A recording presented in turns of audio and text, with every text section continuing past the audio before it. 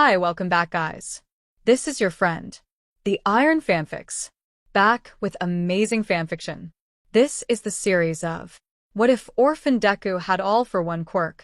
Now, before starting, please give this video a like and subscribe to the channel if you want more videos like this. Now, let's get into the fanfic. They don't know you, they don't know you, they don't know you. Izuku Midoriya repeated those words in his head like a mantra until he found a seat in the written portion of the exam. Outwardly, he knew he looked calm, his shoulders loose and face relaxed into a friendly smile, a facade he had learned at a young age. His naturally expressive face had given him away one too many times on the run, and you learned quickly when your life was at stake. Smiling and being friendly was a good way to deflect suspicion and gain trust. People were much less likely to give information about you to strangers if they liked you, and information was one thing you could never let the enemy have the upper hand on. No one was looking at him, not that he was expecting them to. He was just another face in the hundreds of other test takers. Another pencil scratching in answers as quickly as possible so as to not run out of the limited time for the intense exam. Question 43 # explain the law of conversion of mass through chemical reactions. Knowledge had never been a problem for him. Years on the run made information his only reliable friend and companion, his greedy mind devouring anything that would provide a distraction to the constant loneliness. He had finished middle school work when he was 10 and had quickly moved on from there. Questions like these weren't a challenge, though he kind of wished they were. It had been a while since he'd been challenged academically. He finished answering the questions with half an hour to spare, clearly faring better than most of the surrounding candidates. It still blew his mind how many were trying out, attempting to get into the most prestigious school in the country. Thousands tried to get in, only 160 made it. The large auditorium, where the physical portion of the exam was explained by Present Mike of all people. Was it to get them more hyped up? Considering the resounding silence when the blonde hero had asked for a YAH, it wasn't working well. After being interrupted by a boy with the straightest posture Izuku had ever seen, the examines were led to a large beta testing ground and given 5 minutes preparation. Izuku closed his eyes and breathed deeply. You can do this, you've fought your whole life. You can fight a few robots. Just remember, if you take it, make sure to give it back quickly. If nobody's suspicious, your secret is safe. He opened his eyes and felt a sense of cold calm washed over him. You can't stop me. Present Mike screamed, go, and Izuku took off immediately, leaving the other stunned examinees in the dust. All Might, otherwise known as Tashinori Yagi, watched as the young children began the exam, a feeling of nostalgia overcoming him. It had been many, many years since he'd fought through the same trials, but he still remembered the adrenaline, the feeling of wanting to prove himself. Prove that his MSTR hadn't been wrong in her choice of successor. Prove that her death hadn't been in vain. That blonde kid is going nuts, drawled Snipe. Look at him go, he's practically on a rampage. Hizashi leaned forward. He's being reckless though, look at that falling debris. If it weren't for the black-haired kid, we'd have at least 3 serious injuries. Indeed, another of the examinees was shielding his fellow testers with the help of what appeared to be a hardening quirk. He's certainly racking up those rescue points. He commented. There was a potential holder. He thought. One must be selfless. Only Nizu and Recovery Girl knew the real reason he was here, so it wasn't exactly like he could ask the other teachers on their opinions of a possible successor. Not that he didn't trust the other heroes, it was just that the less people knew, the less likely it was to get out. One for All was a guarded secret that was only shared when strictly necessary. With that amount, he'll most likely get in. Namuri grinned. Same with the blonde. He's going to need some behavioral control though. I can already tell. I don't want him, Vlad said immediately. Aizawa glared at him from across the room. And you think I do?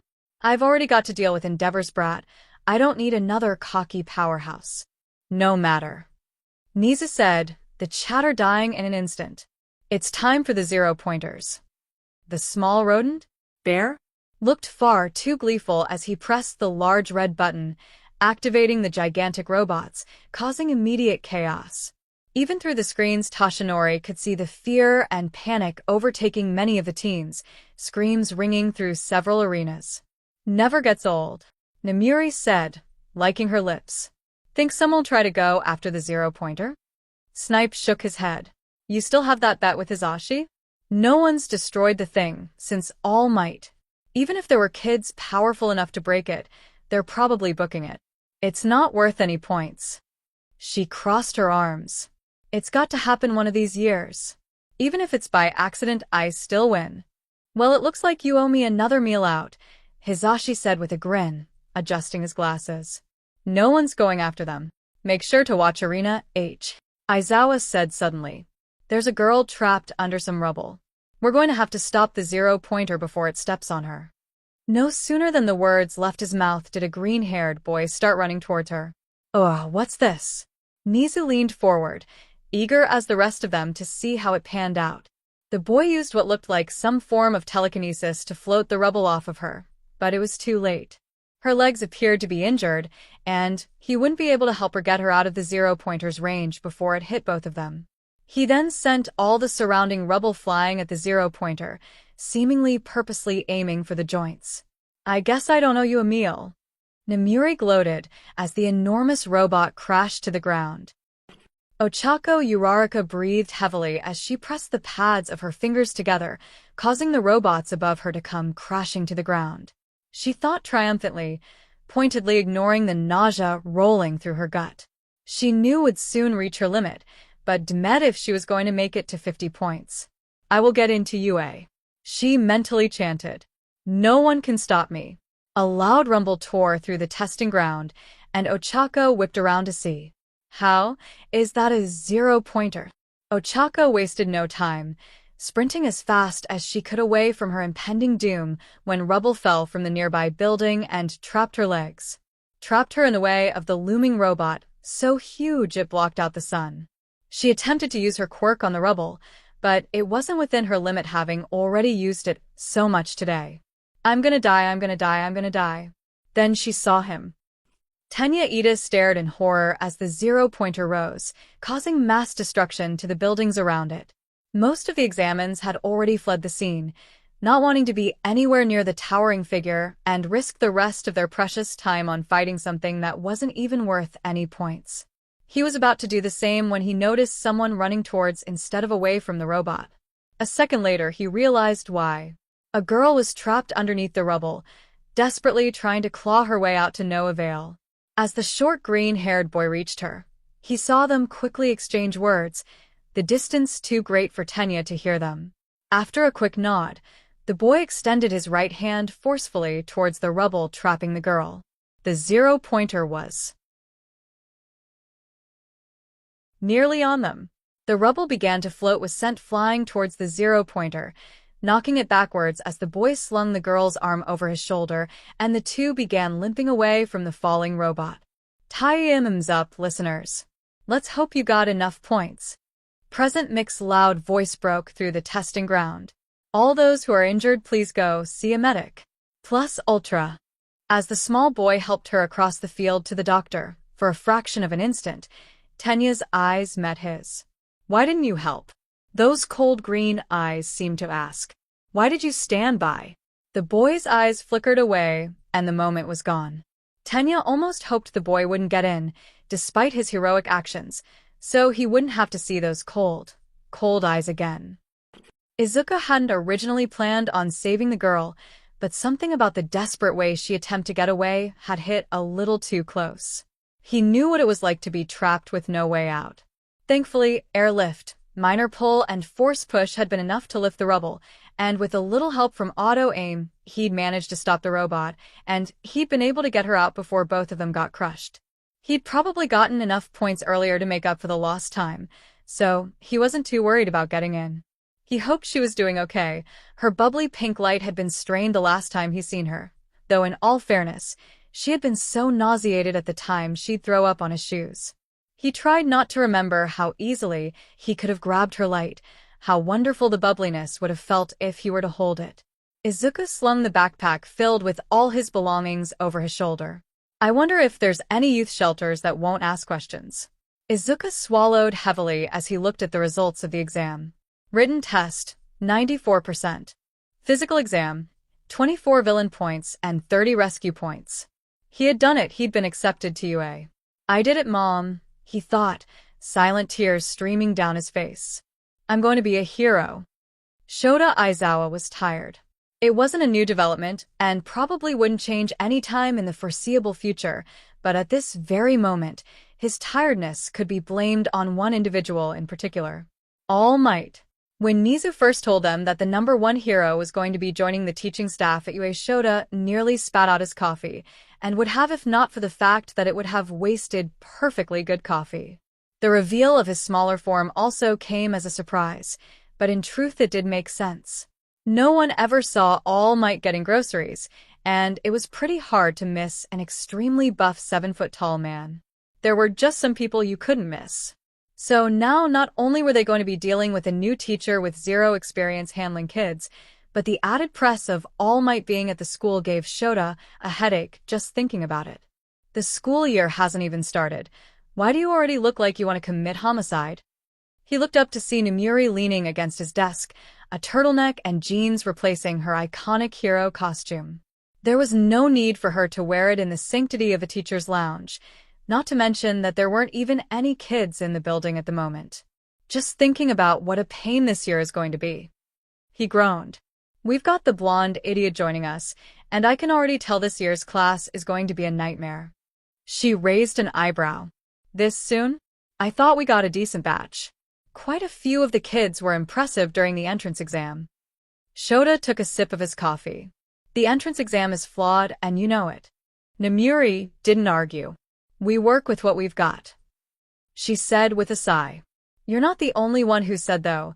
I seriously can't believe that Nizu let Minoru Mineta join UA, much less the hero course. It wasn't completely up to him, Shota reminded her. The board pushed hard for him to get in. His family donated a lot of money.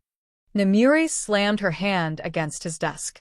That doesn't excuse the fact that he has had several SXL assaults and harassment claims made against him. Even if his school tried to cover them up, they're still there. Shota gave her a look. You know what Nizu's doing, don't you? The brat's in my class, so the second he does something inappropriate, I'll boot him. If he does it on UA grounds in front of a teacher, then the board won't be able to refuse us expelling him. Not unless they want a media shitstorm. This seemed to temper the full-on rant that had been brewing within her. I still wish we didn't have to play this stupid game, she said, wrinkling her nose. And I wish All Might wasn't going to be teaching here, but we can't always have what we want, now can we? I know that. She playfully swatted him. What do you have against All Might anyway? You seem particularly aggravated over his appointment. How can you hate the #1 hero? Shota rolled his eyes. I don't hate him, I just think it's illogical to have him teach with us. He's got no experience, and will only become more of a target. Even if we have All Might joining us, what's the worst that can happen? We've always been a target for villains, we've dealt with it before, and we will again. Nomuri said resolutely. Nothing bad is going to happen. Famous last words. Hitoshi Shinso tried to hold in the tears that threatened to spill down his face, the symbol of UA disfigured as he crumpled the letter. What were you expecting? A voice that sounded suspiciously like his mother hissed. Why would they accept someone like you into the hero course? All you'll ever be is a villain. He clenched his fists. Stupid exam. Stupid quirk bias. He looked at the darkening sky. I'm gonna need some shelter before it starts raining. 15 minutes and one soaking shirt later, Hitoshi managed to get to his usual spot. While the abandoned warehouse wasn't the most ideal place for a teenager to be living, he still preferred it over going back there. As musty and dirty as this place was, at least it didn't smell of booze and bad life choices. It was as close to a home as he got, or at least it usually was when there wasn't someone else on his couch. It had taken him 3 hours to haul that thing from the lawn front he'd found it from, and there was someone just casually lying there. Who are you? He demanded, striding toward. The body jolted out of what he assumed was sleep, and the figure fell off the couch. Good, Hitoshi thought vindicatively. As they quickly scrambled to their feet, Hitoshi got a better look at who was invading his space. Messy dark green hair and a smattering of freckles filled his vision as the boy who looked to be around his age met his eyes. F dashed, the boy said. It was a short and somewhat relatable response, and enough to let Hitoshi take control. Intelligent green eyes went blank as the boy became a virtual doll. Who are you? He asked. Izuku Midoriya. Came the robotic answer. Why are you here? I needed a place to stay. I don't want to have to stay at the youth shelters all the time, and I figured I could just crash here. Could you not tell someone was already living here? I just figured I would scare them off and take it as my own. Hitoshi blinked in disbelief. This small child honestly thought he would have been able to scare of the person living here. It could have been a full-grown man or villain for all the other boy knew. What the F dash? Why do you need a place to stay? Is he like me? Though it shouldn't be been possible, Hitoshi somehow felt a great strain on his connection to the boy, as if something was trying to make his mental bond break. I don't have anywhere else to go. He should just make the other boy leave and forget this ever happened. That would be the smart thing to do, the safe thing to do. There was literally no reason for him. Let the other boy stay.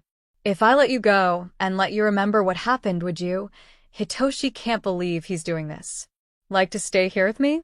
Oh my god, he should be done that. He should not have done that. Why would someone, much less a complete stranger, want to live with someone who had just brainwashed them? He should just order the boy to forget this. Yes, that's what he should do. Hitoshi opened his mouth to fix this FING mess that he'd gotten himself into because he was so goddamn lonely. Sure. What? Hitoshi looked into the brainwashed boy's eyes. Repeat what you just said. His voice didn't crack, damn it. Sure. The boy said obediently. You don't care that I've used my quirk on you? Or what my quirk is? No. The strain on his mind came back, doubling in strength. Hitoshi winced as he struggled to maintain his connection to the other teen. Are you going to hurt me in any way if I let you go? No. That was enough for Hitoshi, who released his hold on the shorter boy's mind with a hiss. He didn't know what that was, but whatever it was, it had hurt. It had felt as though a sledgehammer had been pounding against his head with a vengeance. The blank look faded from what was it? Midoriya's eyes as the teen straightened. That was a weird feeling. Hitoshi tensed as the boy looked directly at him. What's your name, new roommate? Now that he was in control of himself, his words had a slight accent to them. God, this was so strange. Hitoshi Shinso. An odd curved smile came to rest on Midoriya's face. It's nice to meet you, Shinso. He held out his hand, scars running over freckled skin. Hitoshi clasped it, his larger hand practically swallowing the other boy's. Likewise. Somewhere in a poorly lit bar, Tamura Shigaraki sat, scratching his neck as though it had personally offended him. Want to destroy him. The pale man muttered at the news channel, which had just shown the #1 hero himself winning another battle. I'm going to destroy him and this stupid world. Kurojiri merely watched the other cautiously, ready to transport any of his precious glasses in case Shigaraki proved to be particularly unstable tonight. All in good time. Came a soothing voice from the TV. We will make them pay, don't you worry. After all, I've made just the right tool for you to destroy All Might. Shigaraki perked up. Really, sensei? You did that for me. The pure reverence in his voice was rare to hear. The screen chuckled. Of course, Tamura, you are, after all, my successor. An unsettling cackle ripped itself free from Shigaraki, hands pausing around his neck for a moment. Yes, yes, it will be glorious. The villain looked towards the news channel, glee clear to see. Glorious. The first time Izuku had used his quirk had also been the day his father had died. He had been sitting on the counter, his mom making dinner while his father watched the news in the living room. Safe, normal, he'd been so happy. The high had worn off when a man had burst through the door. Faster than his young brain had been able to comprehend, his father had leapt to his feet to confront the man while his mom grabbed him and ducked behind the counter. The sounds of a struggle seemed to last forever before a deafening crack rang out and all was still. His father had not been the one to make it out of that encounter. Izuku didn't remember much about what had happened next, and for that he was grateful. What he did gave him nightmares to this day. A hulking figure, his mom pushing him behind her, telling him to run. Run far, far away from this place. The bright red light that seemed to ripple around the man. Overwhelming fear, and the urge to pull. He'd blacked out for a minute, and had woken up just in time to realize his mom had thrown him over her shoulder and was making her way out of the house, leaving his motionless father behind. Izuku had seen the lights of many people in his life, and even now, 10 years later, he still thought that his father's light had been the most appealing. It had been so many things at once. Izuku had never wanted to stop looking, which is why he remembered the exact moment when it went out. At 5 years old, Izuku Midoriya lost his father. The next day, him and his mom were on a plane to China. 3 years after that, they moved to India and then to America a year later. It had been a life of constant movement, of being ready to bolt at any given moment. His father had died because his mom's phone had been tapped, making it so the villains had been able to track him, so she made sure nothing like that ever happened again. With a quirk that let him take other people's quirks when he touched them, Hisashi Midoriya had been a very sought-after man in the criminal world, despite his best efforts at remaining unknown. Bad early life choices was all his mom would tell him whenever he asked about why the underground world knew about him at all. His father had been sought after because of his quirk, but a child with a similar one? One that was potentially more powerful? The villain groups were practically foaming at the mouth. They'd been hunted, and done their fair share of hunting when necessary. His mom had taught him how to fight, how to keep his head down, when it was okay to take other people's quirks, and how to smile so brightly no one ever suspected that sweet boy and his mother, when two bodies turned up in a river. Inko Midoriya was someone many would describe as soft, or kind, maybe even overly emotional. Izuku had never understood why, because to him, his mother was a woman of steel. They never saw the look in her eye when her family was in danger, or the time she took down half a dozen men when they'd taken her child. She was a kind and loving woman, but not one to be trifled with. It hadn't been easy, but it was what they needed to do to survive, and as long as they had each other they would be fine. That life was lonely though, and 10 years after they'd left his mom had decided it was time to go back to her native land, her real home. They'd made plans, set up fake identities and a backstory so that nothing would be suspect when they arrived. At 15 years old, Izuku Midoriya returned to Japan alone. Walking to school with someone else was a simultaneously bizarre and yet pleasant experience. To the surprise of both Shinso and Izuku, they were actually going to the same school, which, considering what school it was, had been a real shock. Who would have guessed that two students attending the most highly admired and rated school in country were homeless and living together in an abandoned warehouse? Living with Shinso had been strange at first, but after discovering they went to the same school, albeit different departments, the two had gotten along quite nicely, Shinso even christening him with the nickname Green Bean, which he, quite frankly, couldn't argue against. Shinso had seemed shocked when Izuku had agreed to live with him, and in all honesty Izuku wasn't sure why he'd agreed to do so himself. He had no reason to trust the other boy. In fact, the first time he'd interacted with Shinso, he'd immediately used his quirk on him. In all fairness though, he had been crashing in a place he knew someone was already using, so maybe that didn't really count against him. "Are you excited?" Izuku said, thankful that the taller teen had slowed his steps so that he could more easily keep up. Shinso snorted. "Ah yes, I'm so very eager to being treated as secondary compared to all the hero course students with heroic quirks." Ouch! Someone had woken up on the wrong side of the couch? Izuku didn't really know at this point. He was pretty sure Shinso didn't sleep half the time anyway, so did this metaphor even work? Was he spending way too much time thinking about this? Was life just a hallucination he was having? "What about you?" Izuku looked up at Shinso. Excited to be bumping elbows with all the other hirelings? And what was he supposed to say to that? Especially to someone so bitter that he had been denied a chance at his dream over something he couldn't control? How was he supposed to explain that he was terrified that the identification records weren't going to hold up? That someone could figure out what his real quirk was? That he was worried that if someone said or did the wrong thing it would trigger a panic attack? "You should have gotten into the hero course," he says instead. Shinso nearly tripped over nothing. "What?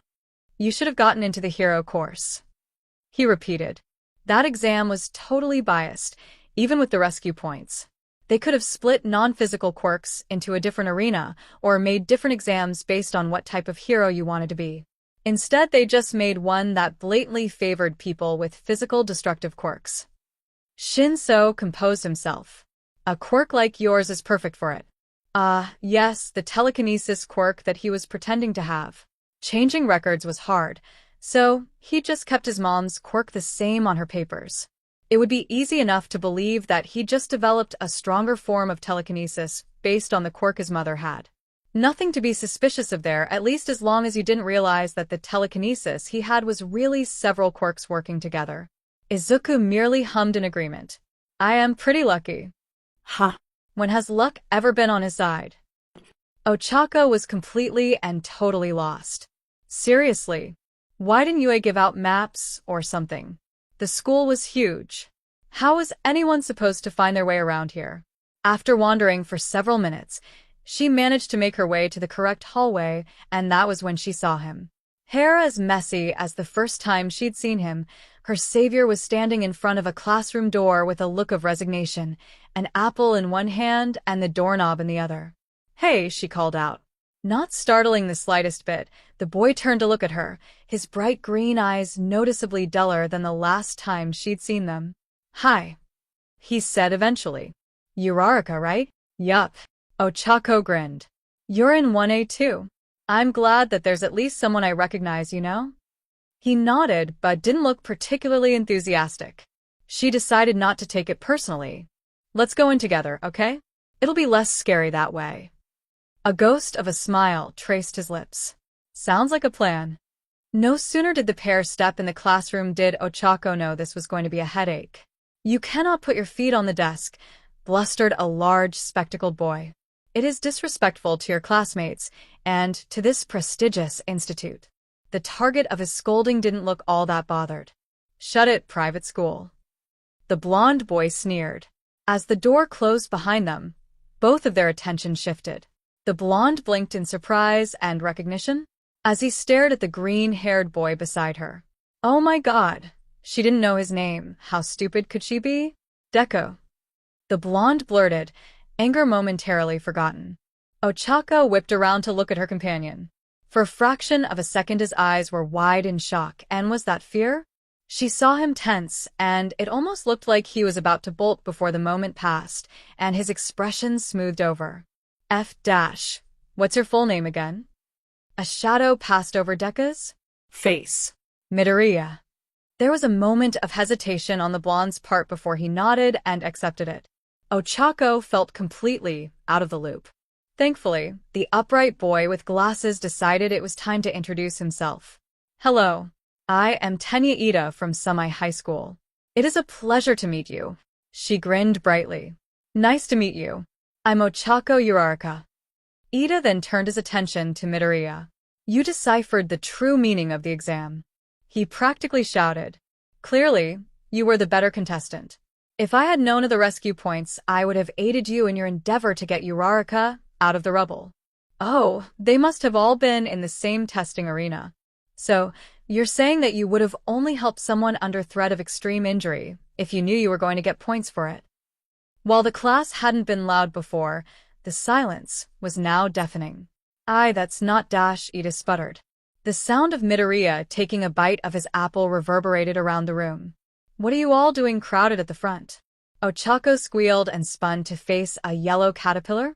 A scruffy-looking man unzipped the sleeping bag and stepped out. It took you all 8 seconds to quiet down. You're wasting time, and it's illogical. Pulling a gym uniform out of seemingly nowhere, he continued. I'm your homeroom teacher, Shota Aizawa. Put these on and meet me outside. Anyone not there within 5 minutes is expelled. With that bombshell, he walked off.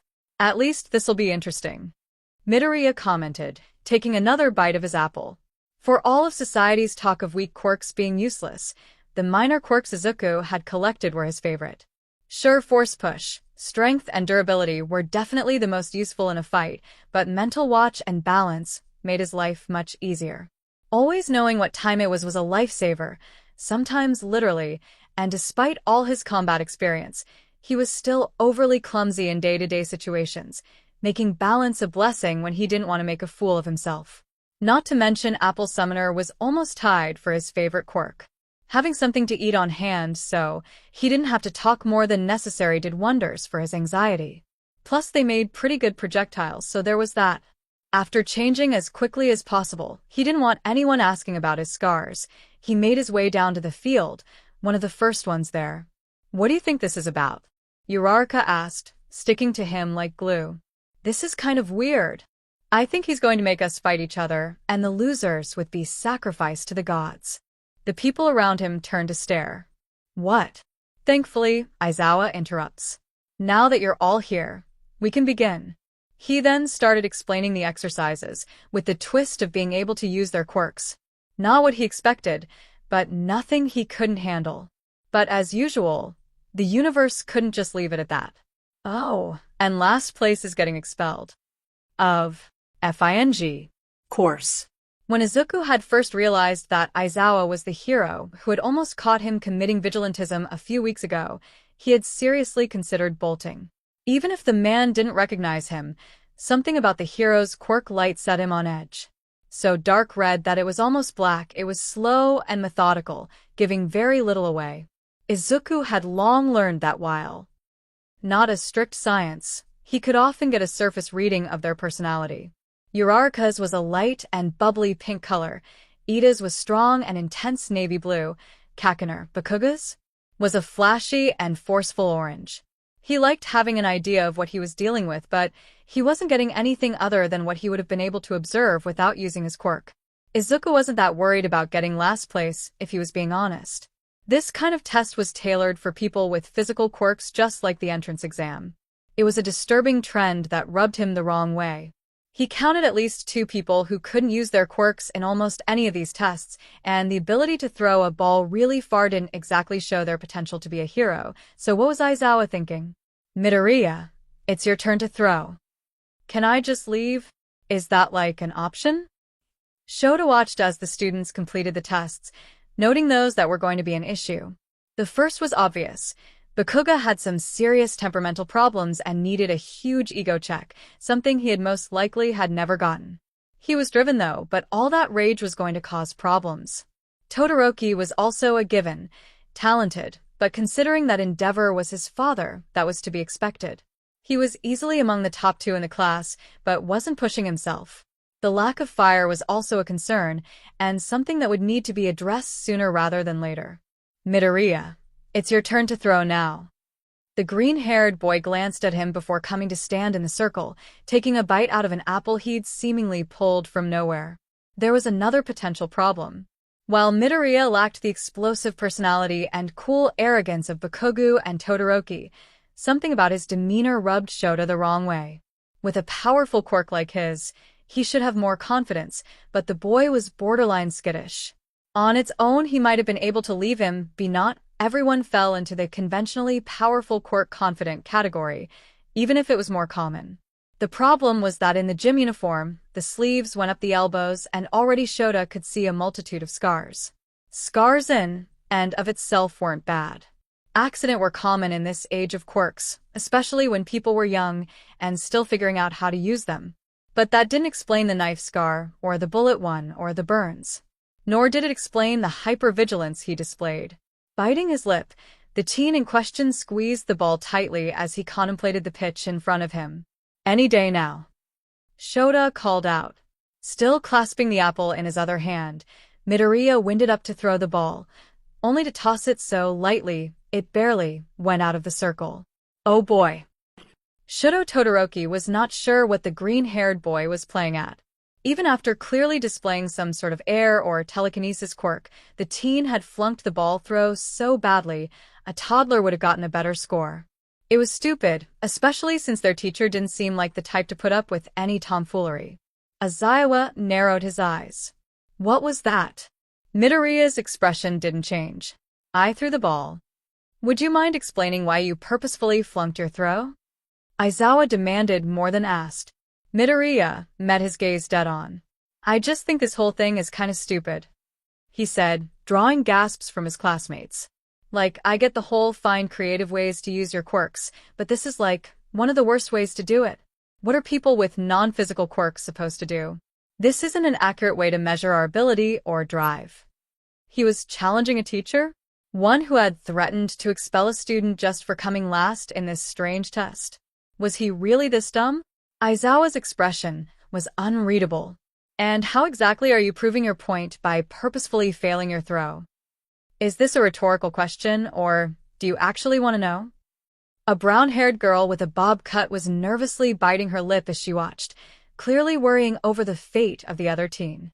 Shudo didn't understand that either. If the short boy was sent home, there was a higher chance that no one else would be, and she would be safe. Are you trying to be difficult? Aizawa asked. Throw the ball already. I don't have a ball. Midoriya pointed out. It's over there. He gestured to the aforementioned object a few feet in front of him. Was he really this stupid? Were all other kids his age this tactless? Maybe it was for the best that his SBRM donor had had him homeschooled if this was the average intellect. Hurry the F up, Deku, screamed the blonde with an explosion quirk. Stop wasting everyone's time. Flinching slightly, the short boy Deku turned to face him. This is actually the last test, and I'm the last person to take it, he said. So nobody's going after me. Don't get smart with me, Dash, the blonde lunged, and for a fraction of an instant Shudo saw something that set alarms blaring in his head. Instead of jerking back, or something similar, Deku's eyes became incredibly cold, his hand shooting forward as if to grab. Before the two could connect, a thin white scarf wrapped around the blonde. Eyes glowing red, Aizawa scowled. You're giving me dry eye, he growled. You attack another student outside of mandated exercises and you'll be expelled, do you understand? The explosive teen mumbled something vaguely affirmative. Good. Also, I was lying about the expulsion. We're done for today. The following outburst was cut short by their teacher's glare, but Shudo wasn't watching them. Midoriya had reverted back to the mostly blank but somewhat nervous state he'd been in before, but Shudo wasn't about to forget the momentary viciousness. In that split second, he knew that the other boy had been about to grab the blonde's throat, and while he hadn't been the aggressor, Shudo didn't doubt he would have finished the fight. I'll need to watch out for him. Shudo looked at the clock. They'd been dismissed early, meaning they could go home now. When had it ever been a home? When had it ever been anything other than a prison? If you had told Hitoshi that he was going to be mugged on the way home from school, he might have believed you. If you had then said he was going to be saved by the same boy who had broken into his house and who was seemingly the embodiment of not giving AF, while simultaneously being the most anxious person he'd ever met, he would have probably told you to F off. Staring down at the unconscious body of his would-be attacker, Hitoshi watched in disbelief as Midoriya relieved the man of his wallet before calling the police. You just took that dude's stuff, he said when he got over his initial shock. I'm pretty sure that's illegal. Midoriya merely shrugged. So, is lying on your school papers, but neither of us had a problem with that. Touché. Besides, it's not like we don't need it. We can't live off of only apples and instant ramen. Hitoshi snorted. You ever going to tell me where you get those? Nope, he said, popping the pea. That's for me to know, and if you ever find out, I'd have to kill you. Midoriya said it jokingly, but Hitoshi wouldn't help but hear the slight undertone to his words. Don't ask about this, or about what just happened. Despite looking like he couldn't harm a fly, the second the man had pulled Hitoshi into the alley, Midoriya had grabbed the mugger by his hair. Quicker than he'd been able to even register, he was under attack. Efficient and brutal, not to mention there hadn't been the slightest bit of hesitation in his movements. They'd been practiced smooth, and even after the event, he didn't look uneasy or remotely shaken. You know, for such a cute guy, you're pretty scary. And just like that, the calm and controlled teen tripped over his own feet and would have fallen flat on his face had Hitoshi not grabbed the back of his shirt. What? Midoriya stuttered, his freckled skin tinted pink. Oh? Hitoshi leaned down, smirking. I said you're cute. His face darkened in color, and Midoriya looked everywhere but at Hitoshi, his hand fidgeting nervously. Oh, he said in a strangled voice. Something the matter, Green Bean? Hitoshi asked, purposefully lowering his voice. "You look a little hot." Another unintelligible noise escaped the smaller teen as he backed away. "Stop it, Shinso," he muttered, trying to cover his face. Letting out a low laugh, Hitoshi continued walking. "Whatever you say, Green Bean." He was definitely filing that away for later use. Thankfully for Izuku's stress levels, the following morning did not include any expulsion threats or long-lost childhood friends popping up from nowhere. Instead, classes like math and English filled the time, the latter being a breath of fresh air. Living in America for several years had made him fluent in the language, so it would be a breeze. After eating lunch with Shinso, "This is the best thing I've ever eaten," he had bemoaned. "Lunch Rush is officially my favorite hero." He begrudgingly made his way back to class for Foundation Heroics. He wasn't sure what to expect, but if he was lucky, it would just be basic hand-to-hand combat. That's reasonable, right? Teaching them the basics before doing anything crazy. The second All Might burst into the room shouting, "I am coming through the door like a normal person," any and all hopes of getting a normal lesson were dashed. The excited chatter continued all the way to the changing rooms, his classmates eager to put on their hero costumes and be taught a lesson from the All Might. It wasn't like Izuku didn't understand the hype. Being the #1 hero in Japan was no easy task, not to mention holding his position for decades and being the symbol of peace. He respected the man and acknowledged that he was a good hero. The man was just a little too flashy for his tastes. Not to mention loud. There was something strange about his light, though. Izuku had expected it to be blinding in its intensity, overwhelming to the senses, and almost irresistible to grab.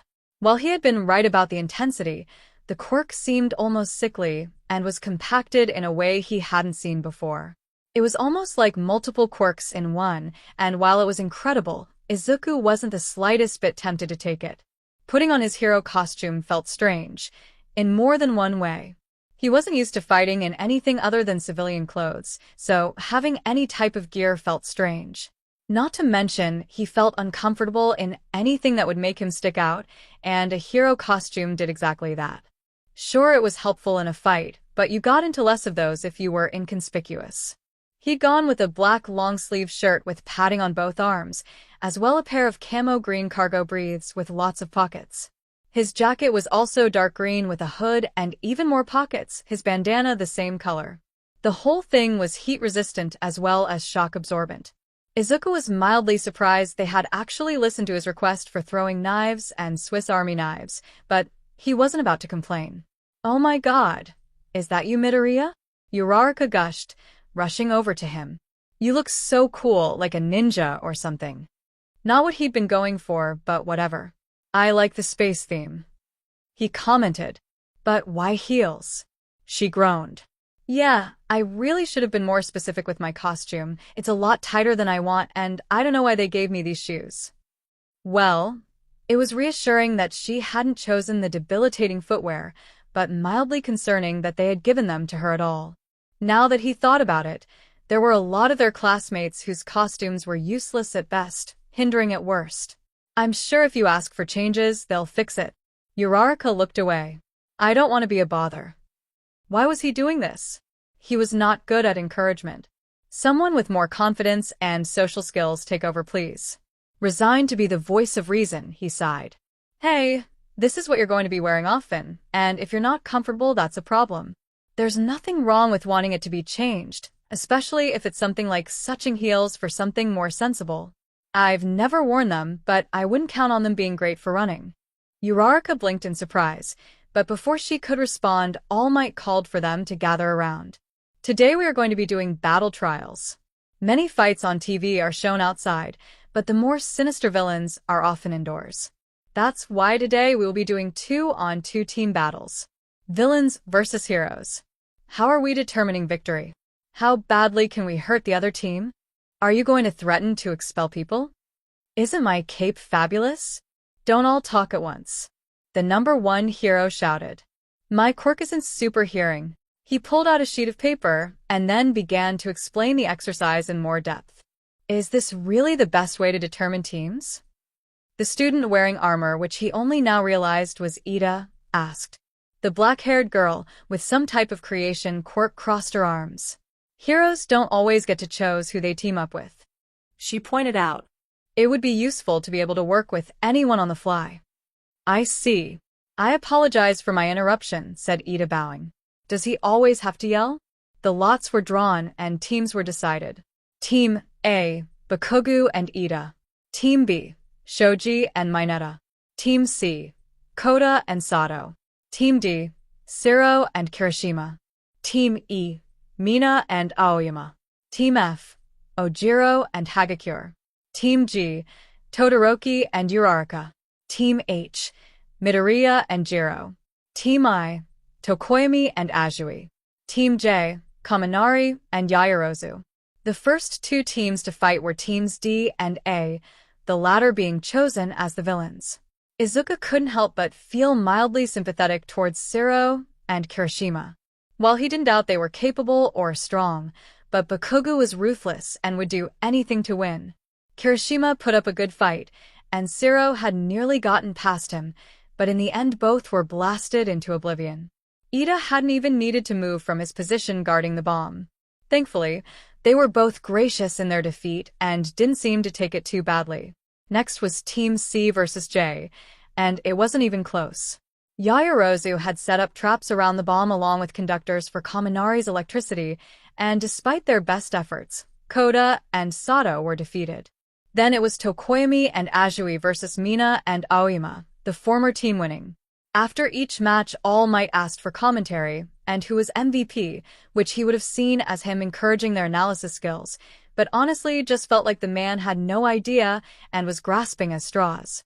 Thankfully, both Yaoyorozu and himself were more than happy to fill in the blanks. It was honestly exciting to see his classmates in action. Their quirks were so interesting and versatile, everyone seemingly having a decent idea of how to apply them in various circumstances. The lack of strategy used was disappointing, Yaoyorozu being the exception, but nonetheless, it was fascinating. Next will be Team B versus Team H. All Might announced. Kyuko wasn't sure what to make of Midoriya. He kept to himself and shied away whenever people got close, but had called out the teacher that had threatened to expel them. He spoke to Uraraka so quietly, the only reason she'd even heard him was because of her quirk, yet had broken down the tactics of the other teams so thoroughly even All Might had looked impressed. He was so contradictory it made her head spin, and now she was supposed to be his partner. "What's your quirk?" he asked, his voice lilting with a subtle accent. As she explained, he listened attentively with a blank look on his face. She felt mildly uncomfortable at his emotionless face, but put it aside. They had an exercise to complete. "My quirk is a simple telekinesis," he said once she was done. "I can make things float, pull them towards me, and send things flying the other way. My current weight limit is higher than we'll need, so that won't be a problem." "Do you have a strategy?" she asked. The slightest hint of a grin spread across his face. Mizo wished he had a different partner. Not only was Mineta unobservant when it came to what their opponent's quirks were, he had heard the small boy salivating over Yaoyorozu during her fight, hopping her costume ripped. Hearing disgusting things was one of the hazards of having enhanced hearing, but having someone he was supposed to work with act like that made him want to launch Mineta out a window. Despite that, he had to admit that his quirk was useful for traps. They'd practically coated the room with a bomb with his sticky purple ball, leaving little likelihood anyone could get through without getting stuck low. "They're coming up," Mizo informed him. "Jiro can probably hear us, so there's not much use in trying to hide." Mineta's face lit up at the mention of a girl, and he hid his disgust. "We should split up," he said. "You go after them, and I'll stay with the bomb." It sounded like a ploy to avoid fighting, but it was an excuse to get away from the purple rat, so Mizo didn't mind. He listened to their movements and managed to track the two down, settling into a stance. "You'll have to get past me." Mizo tried to ignore the shiver that ran down his back as Midoriya smiled, instead focusing on Jiro as she stepped forward, her ear jacks extending to her boots. The following sound wave made him wince, but he held his ground. He didn't trust Mineta to beat the two of them, and if he could finish this now, all the better. He rushed forward, ignoring the pain, and swiped. If he could distract Jiro, then she would hopefully stop using her quirk. The The two separated and Jiro sent out another blast, louder this time. When his head finally cleared, he realized that Midoriya was nowhere to be seen. All Might was impressed at young Midoriya's strategy. If he hadn't read the student's files, he would not have guessed that young shoji would be weak to Jiro's sound blasts, but it did make sense.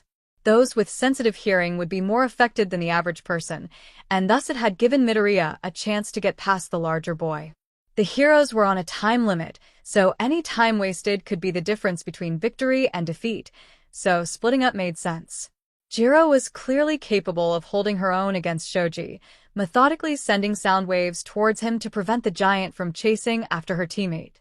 She had told him where the bomb was located at the very beginning of the exercise. Her enhanced hearing able to pinpoint the villain's location, and young Midoriya had clearly listened. He found Mineta and the room with the bomb in it, the two now facing off as the latter threw his purple ball at Midoriya frantically, the boy in question dodging them with apparent ease. There was something strangely familiar about him, his curly hair and freckles nagging at him for a reason he couldn't explain. The way he looked at others reminding him of something he couldn't name. Still, that wasn't any reason to dislike the boy. He would make a good successor. The one for all, Holder mused, remembering how he'd acted during the entrance exam. He has a true heroic spirit. No sooner than the thought had been formed, Midoriya kneed Mineta's face into the wall. Izuku had seen a lot of shit. Living on the run left a lot to be desired, and unfortunately, he was all too familiar with people like Mineta. His mother had explained to him at a very young age to not trust adults he didn't know, and he realized why a lot sooner than he probably should have. He remembered all too well the look in the eyes of the men who had tried to take him, who had managed to touch him before he managed to escape and run far, far away. It was a look of greed, of no regard for the wants of others, and it made his stomach churn uncomfortably. So when Izuku had heard the smaller boy pray that the girls' costumes would rip, a familiar rage had bubbled within him, the feeling only amplifying when Mineta loudly complained that it wasn't Jiro he got to fight. Izuku didn't like hurting people, and mainly saw fighting as an unavoidable necessity for survival, but he might make an exception for this little pervert. Mineta let out a battle cry as he began launching his quirk ball at him, not pausing even when it was clear that he wasn't getting anywhere. Force push was making easy work of the projectiles, sending them into the walls instead of his face, and even if he missed one, he was using speed just in case. Izuku knew better than to let his temper get the better of him, but the little rat wasn't making it easy. As tempting as it was to just beat him, he knew if he showed the full extent to his fighting prowess, it would raise red flags and he would be beholden to questions he didn't have any good way of answering. Ah, man, this is so unfair. Mineta griped. Come on, man, I didn't even get to see Jiro's stash. A loud crack rung through the hallway as Izuku's knee connected with his opponent's face. Katsuki Bakugo was well aware he was an a-hole. People may think he was unaware of how dickish he was, but in truth, he just didn't care. They were all useless extras who were going to be his stepping stones to greatness, so who cared what they thought? No one dared challenge him, and no one could beat him, so their opinions didn't matter. It hadn't always been that way, though. In the beginning of his childhood, he could remember that stupid FING Deku standing up to him and refusing to submit, even when his quirk had come in and declared him superior to the rest. The shitty nerd's quirk had been late, and he never actually found out what it was, because shortly after they turned 5, both he and his mother disappeared off the face of the planet, leaving behind the body of Auntie Inko's husband. After they'd left, there had been no one to challenge Katsuki, and Deku had been forgotten. He just hadn't expected the shitty nerd to show up in UA of all places, with a powerful quirk and a blank look on his face. It wasn't even close to how he used to be, a stuttering, crying wimp with barely any backbone, and it set Katsuki off. How dare he just vanish and show up again? This was where he was supposed to shine, not get outshined by a wimp who was always forgot his place, and was constantly looking down on him. The FING exercise didn't last much longer after Deku basically caved the grape rat's head in with his knee. The little beach hadn't bothered getting up after that hit, leaving Deku to leisurely make his way over to the bomb and place his hand on it, All Might declaring their victory.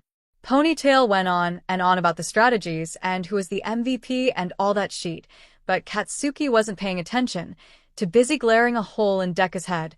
Not that the shitty nerd reacted. And the final teams to fight will be Team G as the heroes and Team F as the villains. What happened next couldn't be called a fight. It was a FING massacre. The half-N, half-BSDRD froze the entire goddamn building, and Invisibitch and Tailfucker weren't able to get out of it at all. Roundface hadn't even had to do anything. Of course, the FING extras around him were impressed. Even Ponytail looked hesitant to critic him. FING typical. Well, that was completely unnecessary. As much as Ochako had been in awe of Todoroki's display of power and control, she'd been a little miffed that she hadn't been able to actually do something. It was a teamwork exercise after all, and she'd done absolutely nothing. It was disheartening, especially after seeing Midoriya's match where he'd come up with a plan and disabled the bomb. There wasn't much she could do though, she'd just have to try harder next time. Well, that was completely unnecessary.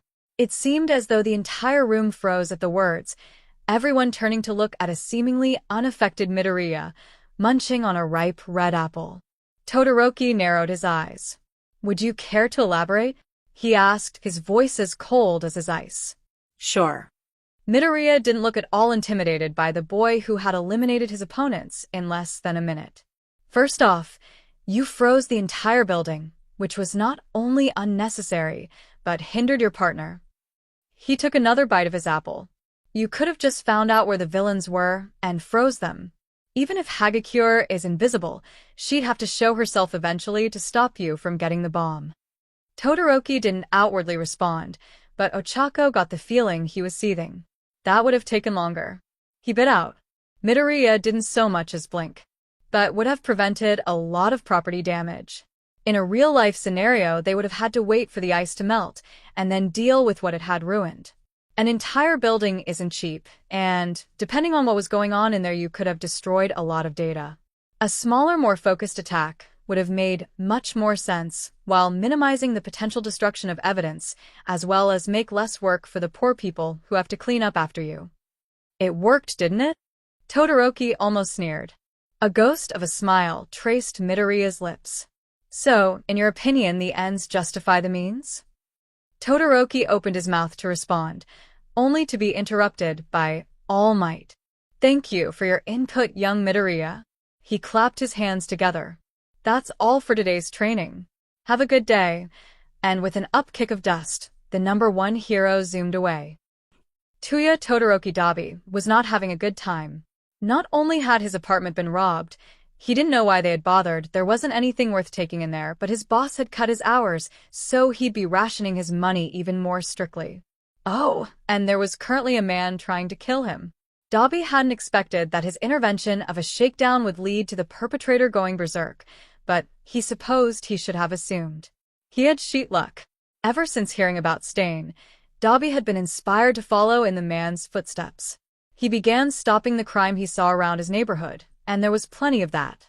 He didn't exactly live in the safest area of Hosu, so there was no shortage of muggings, rapes, and other actions from the deplorables of the world. He usually just threatened to set them on fire, and they ran off, but today seemed like the world was saying F you, so of course that didn't happen. His back hit the wall behind him and barely managed to dodge the fist that punched a hole in the concrete where he'd just been. Lower temperatures of fire were ineffective against the man, his quirk some type of hardening and hand-to-hand combat against someone like that was not going to end well for him. Dabi staggered back, grimacing as he prepared to summon more fire than he had in years. It would probably do more damage to him than the man would, but if he was going to die, then he was taking this BSTRD with him. Get down. Years of abuse training were the only reason he was able to duck fast enough to avoid the armor-clad figure that shot over him. It was hard not to gawk as the hero stood between Dabi and his attacker. Why would anyone ever care about what happened to him moving swiftly and efficiently as they took the man down? It wasn't much of a fight if he was being honest. No matter how strong the guy's quirk was, he was no match for a pro. His gut churned when he saw how easily the hero took the man down. Failure, weak, worthless. Are you alright? Ingenium asked, turning to face him. You hit that wall pretty hard. Dabi took another step back. I'm fine, he said roughly. Shouldn't you be saving people closer to cameras? Stupid heroes. Pretending to be all that when the only heroes that even occasionally hung around these parts were the underground ones. Strangely, Ingenium didn't object. Don't remind me, He groaned. those media vultures keep asking our agency for an interview, and they keep intervening with our work. So, you're only here to avoid getting harassed? He sneered. Even though he had a helmet on, Dobby got the sense that he was smiling. I come here whenever I manage to convince my PR department that patrolling high-density areas is almost useless with all the hero presence. They keep telling me that it's not good for my popularity, and I have to keep reminding them that my job is to help people. Dobby blinked. You're awfully relaxed about smack-talking your own agency. Ingenium let out a booming laugh. I guess I am. Don't go spreading this around, yeah? That last thing I need is the media catching wind and trying to make it into a scandal. He looked Dobby in the eye, something very few people did. Are you sure you're okay? This might sound rude, but I noticed that a few of your staples came off. Tension flooded his frame again. Not exactly like I have much choice in wearing them. He bit out. True. Ingenium didn't seem at all put off. Do you want me to escort you to a hospital? I'm sure they can put it back in. Why was he being so nice? He shouldn't even be in this area to begin with, and he gained nothing by helping Dobby. He shook his head. I have stuff at home. Don't let me keep you from your job, hero. Ingenium studied him for a long moment. If you say so, he said eventually. Have a nice day. As the scarred young man watched him pick up the unconscious body and speed away, he couldn't help but think of Stain. Maybe there are true heroes out there. Midoriya. Wait up. Hitoshi tensed as he heard his roommate's name being called as a brown-haired girl and a tall boy jogged after them. Do you know them? He asked. Midoriya nodded. They're my class. I don't know why they're looking for me, though. They waited for the two to catch up, the girl breathing slightly, when she finally stopped. I wanted to see if you wanted to walk to the train station with us. She explained. Uraraka. It is rude to ignore Midoriya's company, the tall boy boomed. I am Tenya Ida of the UA Hero course. It is a pleasure to meet you. Wow, this guy is extra. Hitoshi Shinso. He drawled lazily. General studies. For now. I'm so sorry, the brown-haired girl who he assumed was Uraraka squeaked. I didn't mean to be rude. I'm Ochako Uraraka. Hitoshi shrugged. Anyway, she clapped her hands together. We were wondering if you wanted to join us on our way to the train station. You're welcome to, of course. She added, glancing at Hitoshi. He exchanged a look with Midoriya. We don't take the train, Midoriya said, speaking for the first time. We walk home together. More like we can't afford the train. Uraraka looked unperturbed. That's fine. We need to go this way anyway, and I figured it would be a good way to get to know people better. Oh God, she's one of those. While Hitoshi didn't dislike bubbly people on principle, their constant energy could get exhausting very quickly. Thankfully, she seemed content to just chat with Ida as all four of them walked. He was surprised to find out that she was living alone as well and felt a pang of sympathy. Even if she was staying in an apartment with heating and water, he knew what it was like to have no one waiting at home for you. I can't believe you got All Might teaching you. He couldn't help but interrupt when they began talking about their foundational heroics class.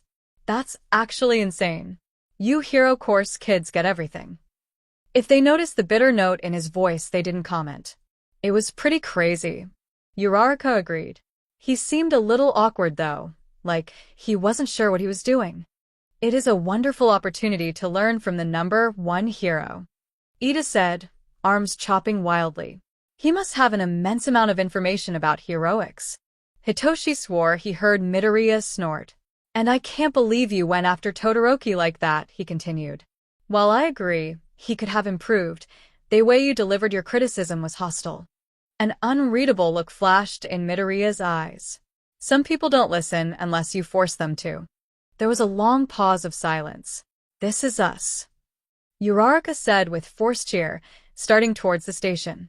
See you tomorrow, Midoriya. It was nice to meet you, Shinso. Hitoshi watched them go, a small smirk on his face. You roasted the son of Endeavor to his face.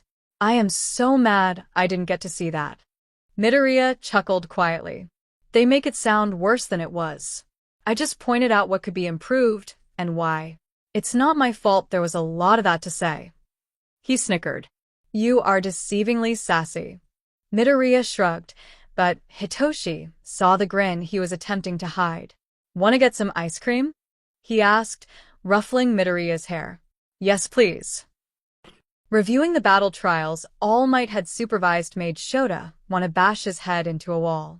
Most of the issues were things that would be fixed over time and were typical of a first-year hero class: lack of strategy and teamwork, not to mention over-reliance on quirks. Those were things that would be fixed over time with the right training and guidance, and was not why he felt like downing a bottle of whiskey. Bakuga's temper needed to be curbed, and his ego squashed down to a manageable size. He seemed to be under the impression that he didn't need others, and that they were below him, and that was not something Shota would tolerate in any way, shape, or form. It didn't help that the boy was clearly a hard worker and knew exactly how strong he was. This would need to be addressed carefully. The possibility of this blowing up in their faces was too high to ignore, and Shota was not looking forward to that conversation. Mineta was quickly becoming an issue as well, but at least it was one he had expected. There had been no official reports regarding his behavior just yet, but Shota had overheard Yaoyorozu commenting that he made her uncomfortable and how he kept staring at her in her hero costume. It was frustrating not being able to do anything, but he didn't have a valid enough reason according to the school board to expel him just yet, so he'd have to bide his time. Watcha got there? Namuri leaned over his desk. You usually don't look this annoyed until the second week of school. Snipe snorted. That's because he expels half the class and then realizes the ones he kept aren't any better. Shota glared at them both. Could you save this for when I finish watching? He asked. I still need to play the rest of the fight with Mineta, Midoriya, Jiro, and Shoji. Oh. Let me see. Hizashi rushed over from his desk. There aren't usually any sound-based quirks that make it through the entrance exam. And I want to see the kid that destroyed the zero-pointer. Namuri liked her lips. That steak dinner was so good. I'm surrounded by children. Shota complained, clicking the play button anyway. He had watched enough videos to know how it would start. The villain team would get time to prepare before the heroes would be sent in. The planning on Midoriya's part was impressive, especially for a first year. He seemed to take into account everyone's quirks, not to mention being able to identify and analyze them to begin with. The villains separated and Shoji and the heroes clashed. Jiro did an admirable job keeping the larger boy back and providing a distraction for Midoriya to slip away without badly hurting her opponent. Shoji did the best he could given the circumstances, that matchup being one of the worst he could have gotten. Shota wasn't surprised when the teen in question was able to avoid Mineta's quirk, but he hadn't been expecting what followed. Holy shit! Hizashi exclaimed. That was ruthless. Shota eyed the whimpering form of Mineta and couldn't help but agree. The move itself wasn't a problem, but the lack of hesitation and regret Midoriya exhibited was concerning. I'll keep an eye on him, he said eventually. Hizashi kissed his forehead. I'm sure it's nothing to worry about. He probably just accidentally put too much power into the blow. I hope so. He replayed the clip. I really hope so. Everything hurts. Hitoshi groaned. Goddamn green bean, I didn't expect you to be such a SLV driver. He had had no idea that asking his roommate for physical training would end up with Wei. He was aware that Midoriya had to have had some type of physical training, that much was obvious, but he hadn't expected him to be so damn vicious. Hitoshi was no stranger to pain. It had been a constant companion ever since he was young. If it wasn't from those deadbeats he called parents, then the kids at school made sure he knew exactly what they thought of him. He was unfamiliar, however, with the overwhelming ache in his arms and legs from Midoriya drilling him over and over again. He was pretty sure he had more bruises now than he'd had when he'd broken his dad's nose, and that was saying something. That was nothing, however, compared to how much his head was spinning. Midoriya had asked him so many questions about his quirk that he'd had no idea how to answer. It wasn't like he got a lot of volunteers to be brainwashed, so he had no idea if he could make people fall asleep, if laughter counted as a response, how long he could control someone, how many people he could, how complicated the tasks he could make them complete could be, or if he could make them do things outside of their regular capabilities. It made him incredibly frustrated. The only reason he didn't want to go scream into the void was because he'd managed to answer a lot of those questions. Turns out he could make someone fall asleep, laughter did count as a response, and he could make people complete complicated tasks as long as they were normally capable of doing so. Your quirk is so useful. Midoriya had gushed. The possibilities are almost endless. You can stop villains without using violence, talk down suicidal people, and resolve hostage situations. Oh, and don't get me started on interrogations. Hitoshi had been overwhelmed. While the other teen had expressed that he had thought he should have been placed in the hero course, it was another thing entirely to have someone think of ways to improve his quirk and actually volunteer to test those ideas. "I'm taking your phone if you die," Midoriya said, without mercy. He took a deep breath and immediately regretted it. "You're heartless," he wheezed. Midoriya gave him one of his rare sincere smiles. "You did really well. For someone who's a literal stick, you have good reflexes." Hitoshi clutched his heart dramatically. "You wound me." He studied Midoriya. "And you have no legs to stand on. You're not much better." Midoriya rolled his eyes. "Get off the ground. We still need to stretch, or it'll feel even worse in the morning." He began explaining the stretches, going through each of them slowly so that Hitoshi could feel the burn in his muscles. He couldn't help but notice that Midoriya was able to go a lot deeper in his stretches than he could. It wasn't that surprising after today, but he really hadn't expected him to be able to do the splits. He let out a low whistle. "Damon Greenbean, you really are flexible." The movement was causing his shirt to ride up and display the pale, freckled flesh of his abdomen, and Hitoshi had to force himself to look away. Thankfully, Midoriya didn't seem to notice. "Flexibility is useful in a fight," he explained. "My mom always made sure I stretched properly and kept up with it. I was really rubbery as a kid, and I just went from there." Midoriya smoothly got to his feet. "That should be good for now." Hitoshi stumbled upright gracelessly, his legs feeling about as stable as a newborn fawn. "I'm pretty sure this shirt is ruined." It was covered in dirt, and sweat was making it stick to his chest. It had never been a great shirt to begin with, and was now a definite contender for the trash bag. Midoriya tossed a wet rag along with a replacement t-shirt at him, already taking his own off. "I'm just glad we had rain a few days ago." Hitoshi had to agree. Their washing water had grown pretty low as of late, and he didn't really want to be caught taking water from school. That would lead to a lot of unpleasant questions. Prying the disgusting garment from his body, he began wiping down his chest, shivering as the cold water dripped down his torso. It wasn't so distracting, however, that it prevented him from noticing Midoriya watching him. "Like what you see?" he teased. A bright red flush overtook his features, spreading all the way to his collarbones as the Midoriya let out an embarrassed whine. There was still water on him, and a warm feeling spread in Hitoshi's gut. He sauntered closer to the blushing boy, gently prying Midoriya's hand away from his face. "Don't hide from me," Hitoshi murmured. "I want to see you." His skin darkened, and Hitoshi could hear his breathing become uneven. Midoriya was looking everywhere but at him, and he nervously licked his lips, staying perfectly still. Hitoshi leaned down towards him so that his mouth was level with the Midoriya's ear. Gently tapping a spot on his chest, he whispered, "You missed a spot." The warehouse was silent enough that he could hear Midoriya gulp. Shinso was going to be the death of him. It had been several days since he'd asked him to train him, and he still could barely look Shinso in the eye. Izuka knew he was just joking around and probably practicing ways to get people to talk for his quirk, but his poor by heart didn't realize that, and if he continued, he feared he was going to implode one of these days. Even worse, the press had been crowding the front of the school. He'd taken one look at that and decided to go for another entrance. He was nearly late for class, but it would have been worth the detention. Aizawa walked in with his usual lack of ceremony, the class silencing at his glare.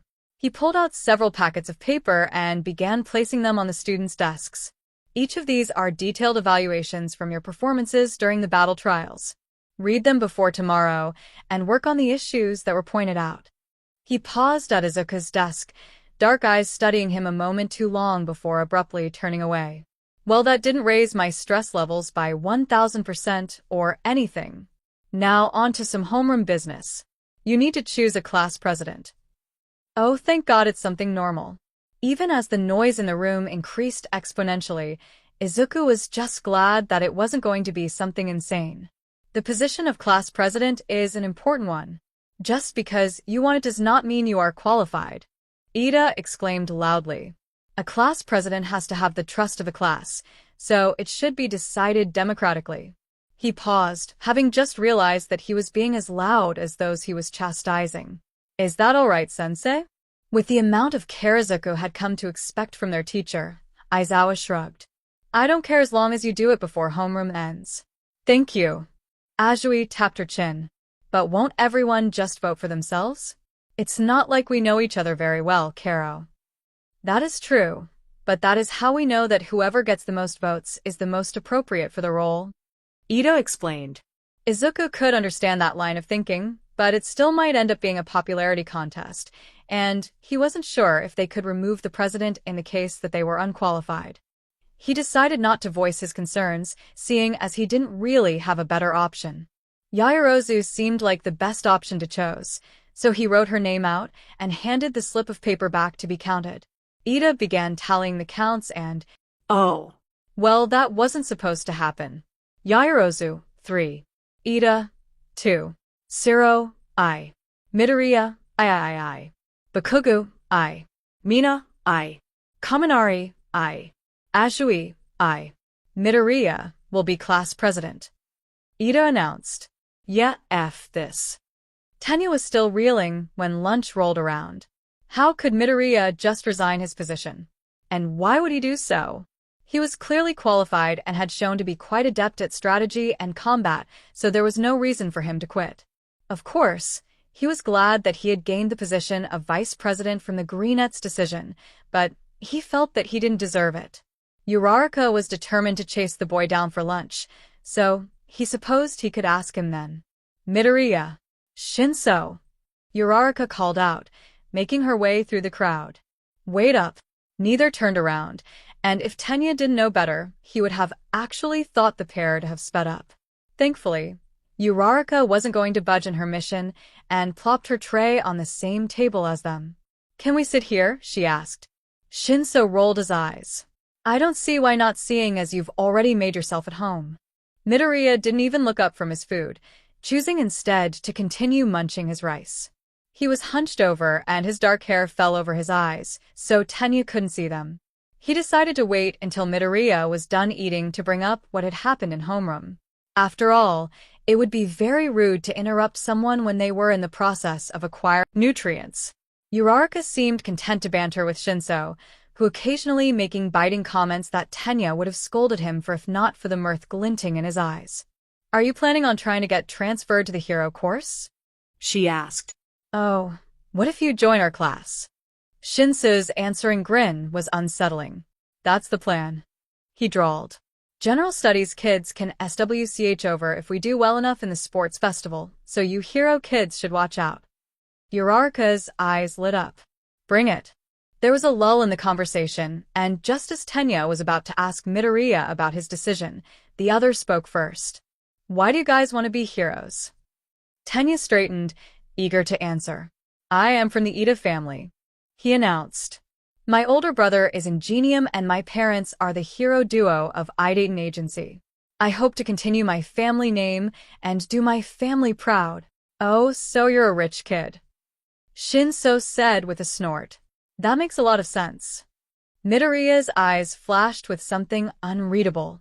My reason's nothing so noble. Uraraka confessed. My family is really poor, and if I become a hero, I'll have a lot of money, and they'll be able to live comfortably. That is a perfectly acceptable reason. Tenya exclaimed. Wanting to help your family is very admirable. I'm doing it out of spite. Shinso volunteered. Both Uraraka and Midoriya snorted, and Tenya was about to chastise them all when a blaring alarm went off. Midoriya was on his feet in an instant, dragging Shinso in front of the ensuing crowd as a speaker blared.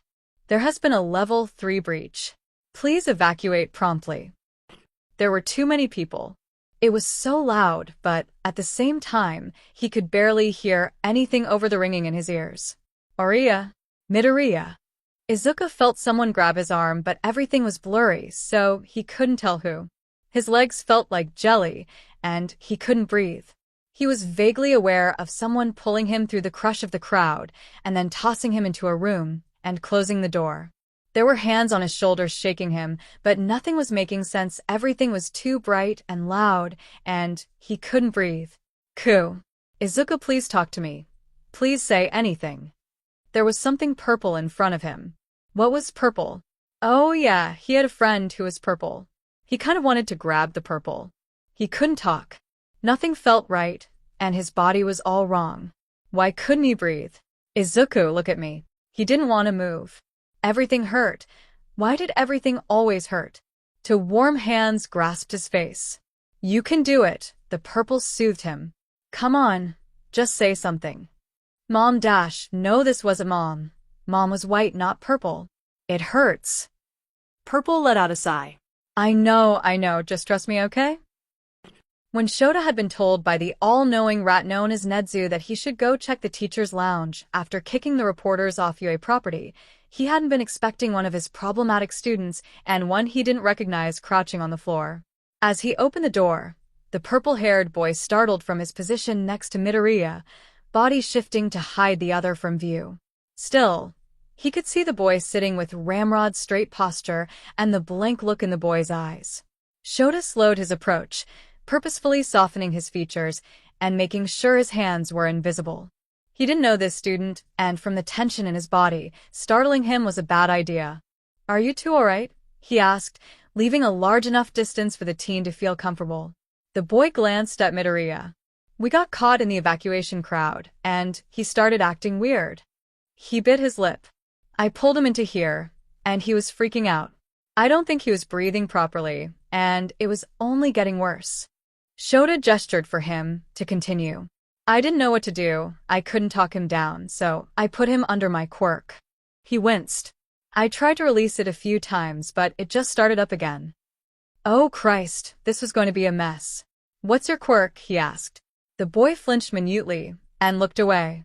Brainwashing. Ah, that explained things. How does it activate? Hopefully it was something he could reactivate if this went wrong. I just need a verbal response. He explained. He's still aware right now, but everything is much more muted, and I ordered him to breathe. Shota came closer and dropped into a crouch. So, he can hear me? Yes. He was going to have to handle this carefully. Panic attacks were something he'd had to deal with more than once, but it was never pleasant. Can you release him? After a moment, the boy let out a sharp sigh, and the change was immediate. Midoriya began hyperventilating, and his hands came up to tug on his hair. The blankness in his eyes was replaced by panic as he began shaking violently. This was worse than he expected. Midoriya. He attempted. The boy didn't indicate he'd heard him in the slightest. Shota grasped his wrists and gently pulled them away from his head. Midoriya.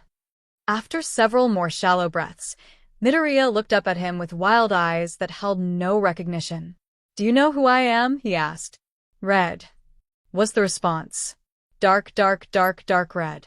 Slow red. Scary red. He let out a whine. White.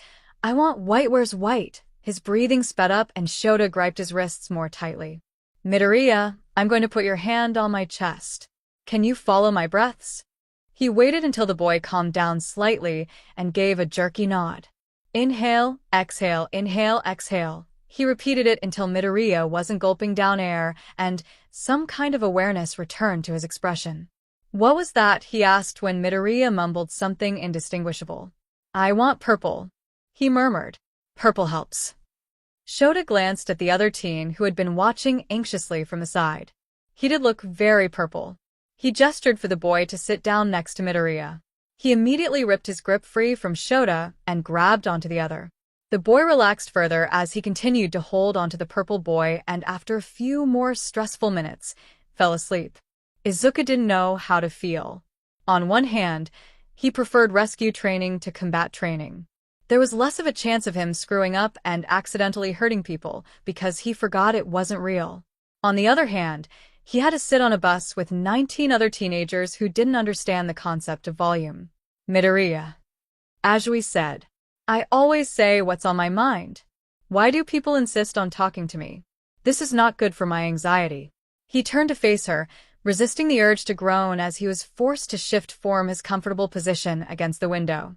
Yes, you're pretty brutal for such an unassuming guy, Karo, she said bluntly. Izuku blinked. What do you mean? When had he been brutal? She couldn't have seen him walking home with Shinso when they'd been attacked by that mugger, so what was she talking about? She gave him an odd look. You need my Neto in the face. Oh, that. He shrugged. It was a training exercise. If he'd gotten up, I would have done worse. I didn't want to use my quirk any more than necessary, so I just used my hand-to-hand combat. Why wouldn't you want to use your quirk? Kirishima exclaimed. It's so cool, not to mention pretty flashy. I'm kinda jealous. My hardening is useful, but not really eye-grabbing. Izuku stared at him blankly.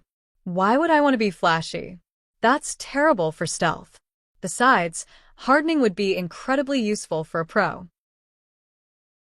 You would have a lot less to worry about when it comes to injuries, and your property damage would likely be lower than a lot of our classmates. My naval laser is the perfect combo of strong and flashy. Aoyama interjected. Yeah, but it SCKS that you can't use it for long without causing your stomach to collapse. Mina countered. That sounds painful. But if we want to talk really strong flashy quirks, it's gotta be Todoroki or Bakugo. Mina continued. Did she forget Tokoyami? And like half their classmates? There are some incredibly powerful quirks if used correctly. Ajui considered. But Bakugo is always so angry, so he'll never be popular, ribbit. Izuku sat back, content to watch the shit show that would no doubt ensue once Bakugo had been provoked. The blonde did not disappoint, and despite the screams that followed, he couldn't help but be thankful that the attention was now off of him. Great job, dipshit. It hasn't even been a month, and people are getting suspicious. Would you like a medal with the words, very conspicuous person? How about a sign that says, I'm using forged documents? He suddenly sensed someone's light focusing on him with unsettling intensity. It was blisteringly hot and yet chillingly cold, and he knew that it was Todoroki. He must be glaring a hole in the back of his head if he was feeling it this much. What had he ever done to him? Oh, yeah, he critiqued him at the battle trials. But that had happened to everyone else. Did he think he didn't deserve it? Izuku nestled back into his place against the window. It wasn't his problem anyway.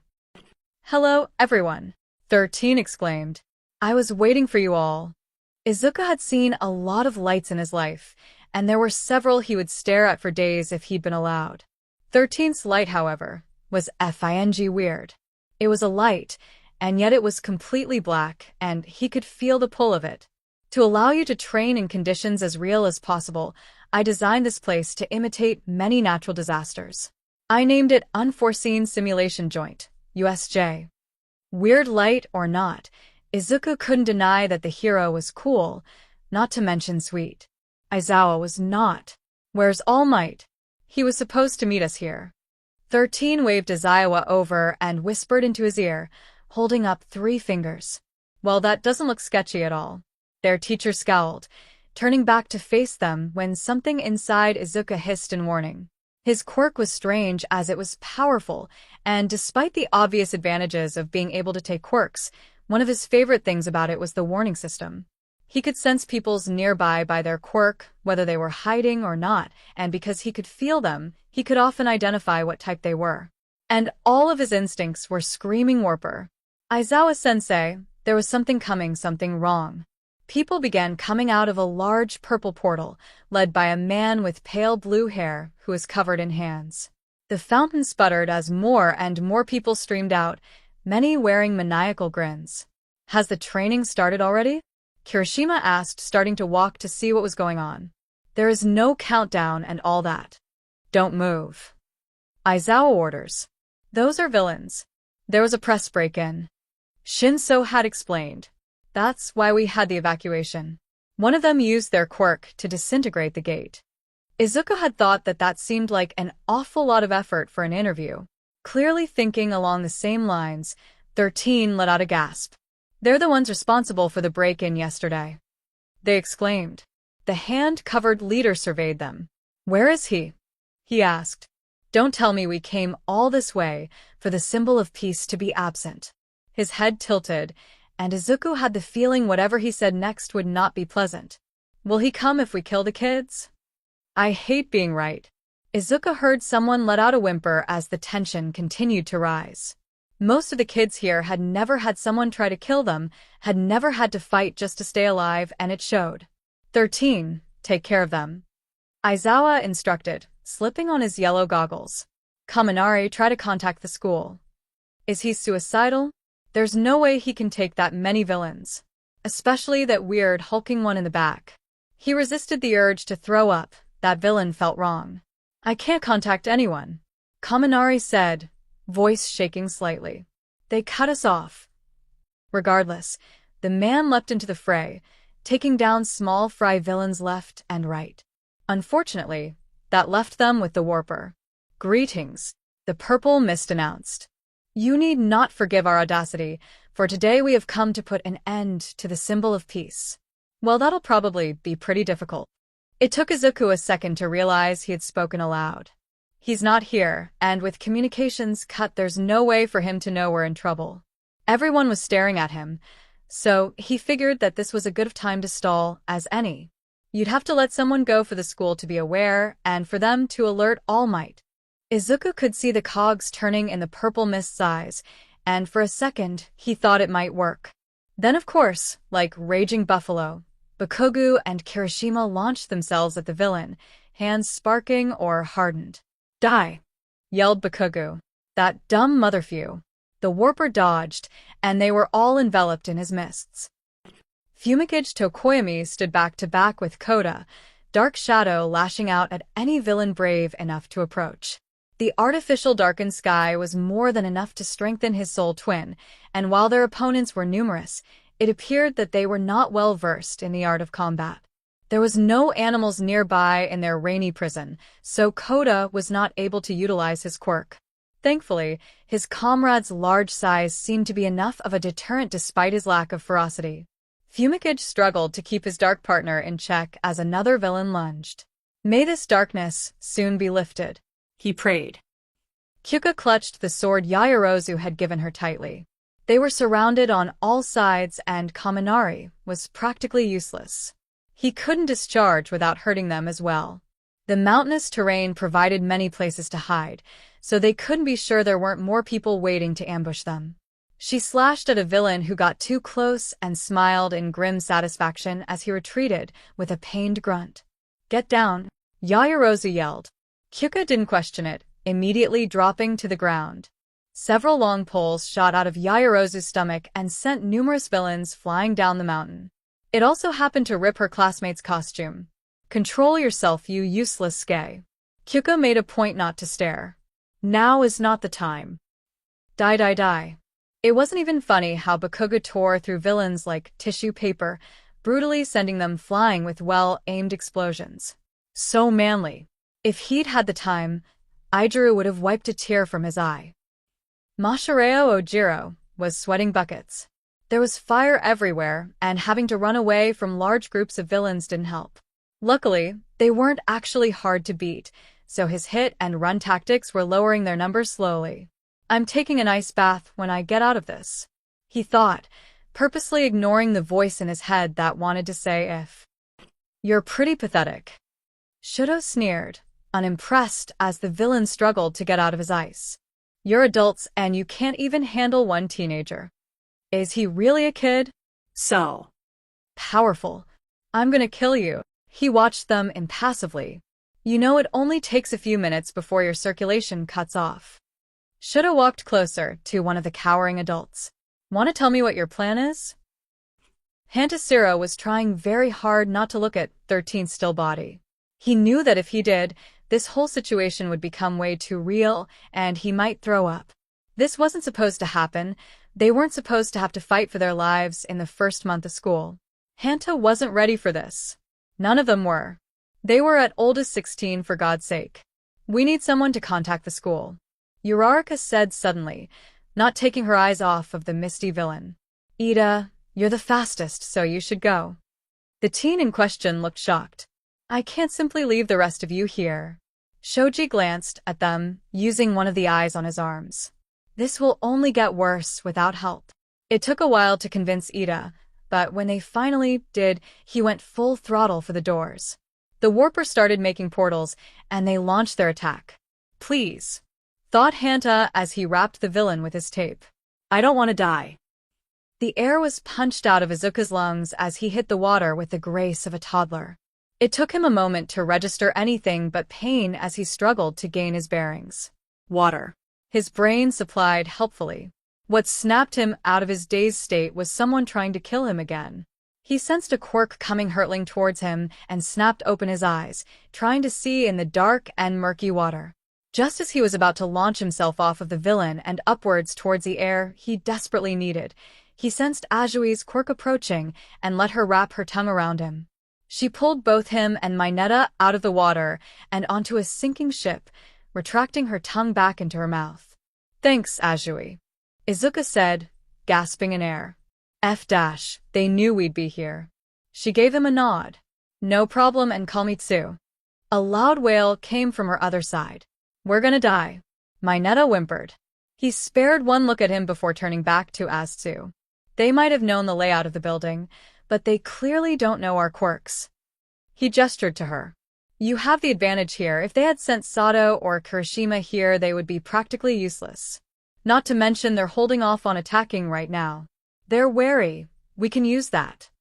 Even if we escape from here, there'll be more villains waiting. We don't even know when or if the pros will arrive. We're doomed. Sue pursed her lips. They're here to kill All Might, so we have to assume they have a plan for that, and that the pros might not be able to help even when they do arrive. Mineta let out another whine, and Izuku resisted the urge to kick him. We don't have much of a choice. He informed them.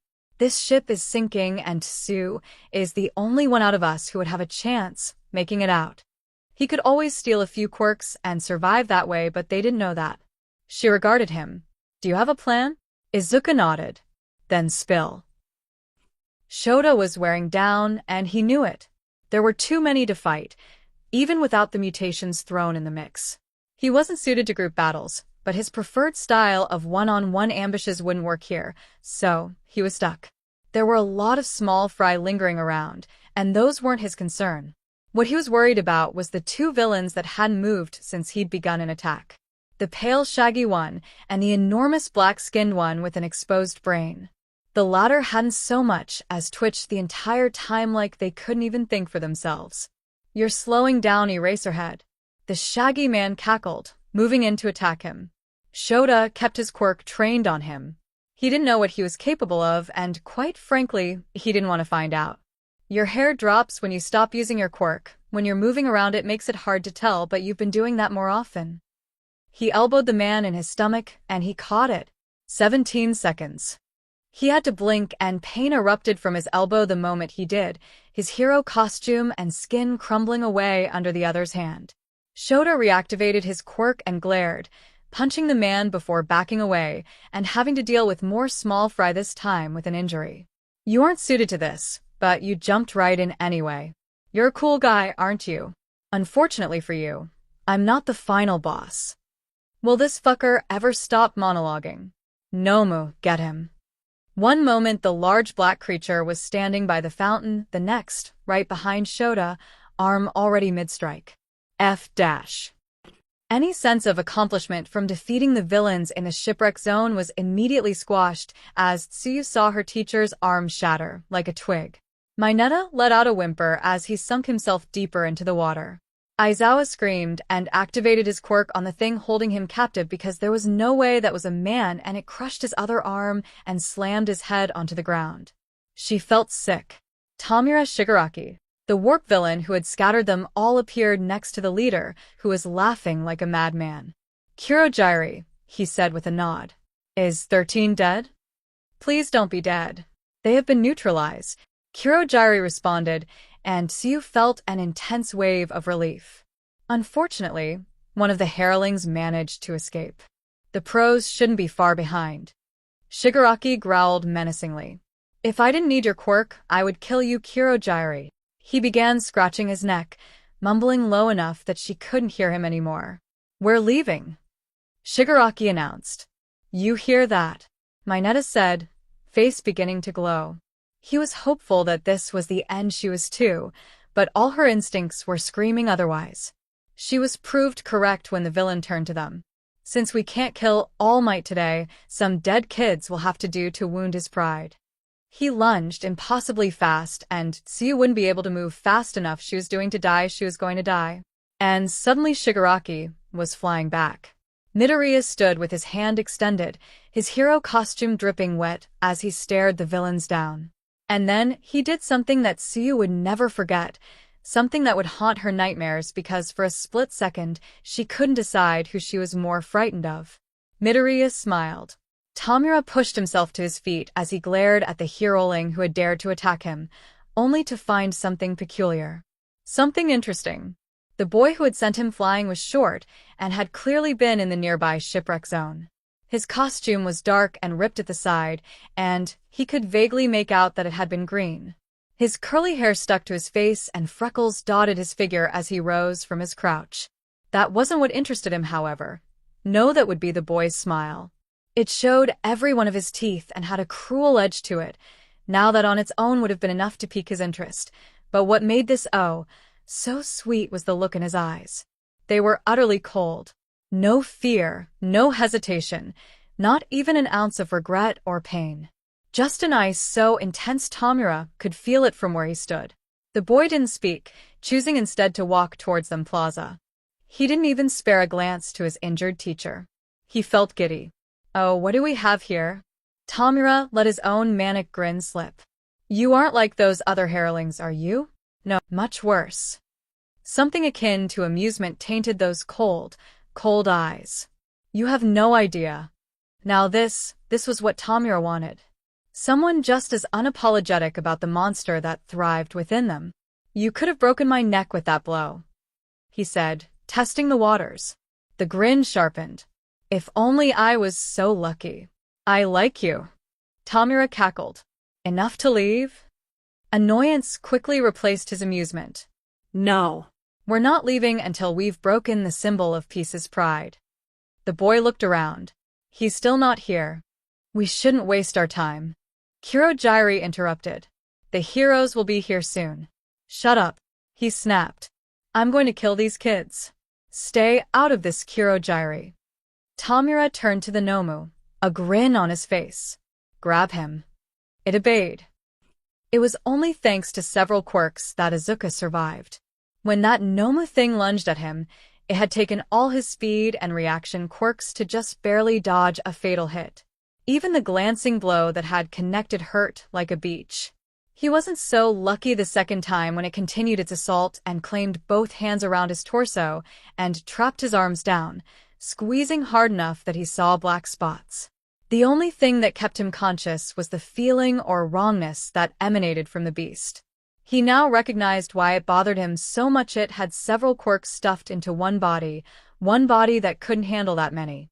Izuku's arms were useless, but unlike his father who had needed physical contact to take quirks, his was a mix of his mother's and father's, making it so that he could take them without touch as long as he was within 10 feet. The Noma definitely qualified.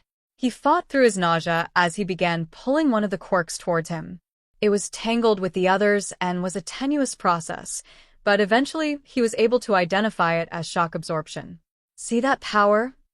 The madman asked. It was made to defeat All Might, so it can definitely handle a brat like you. Izuku began pulling another. It was easier this time, and he could tell much sooner that it was a speed quirk. Another for the collection. He thought grimly. Crush him, Noma. Yeah, time to not be here. Ignoring the pain in his ribs, he raised his legs and kicked the Nomu in the face and propelled himself away. He hit the ground hard but managed to turn it into a roll and get to his feet. "You're a real bestiarty, you know that?" Izuku wiped the blood off his mouth. He glanced at Aizawa's bloody body and resisted the urge to sigh in relief when he saw the man's light still glowing strongly. He was in no danger of dying. A large explosion went off behind him, and Bakugo was launched towards Kurogiri. He was able to get the jump on the villain, on account of Kurogiri's focus on Shigaraki's fight.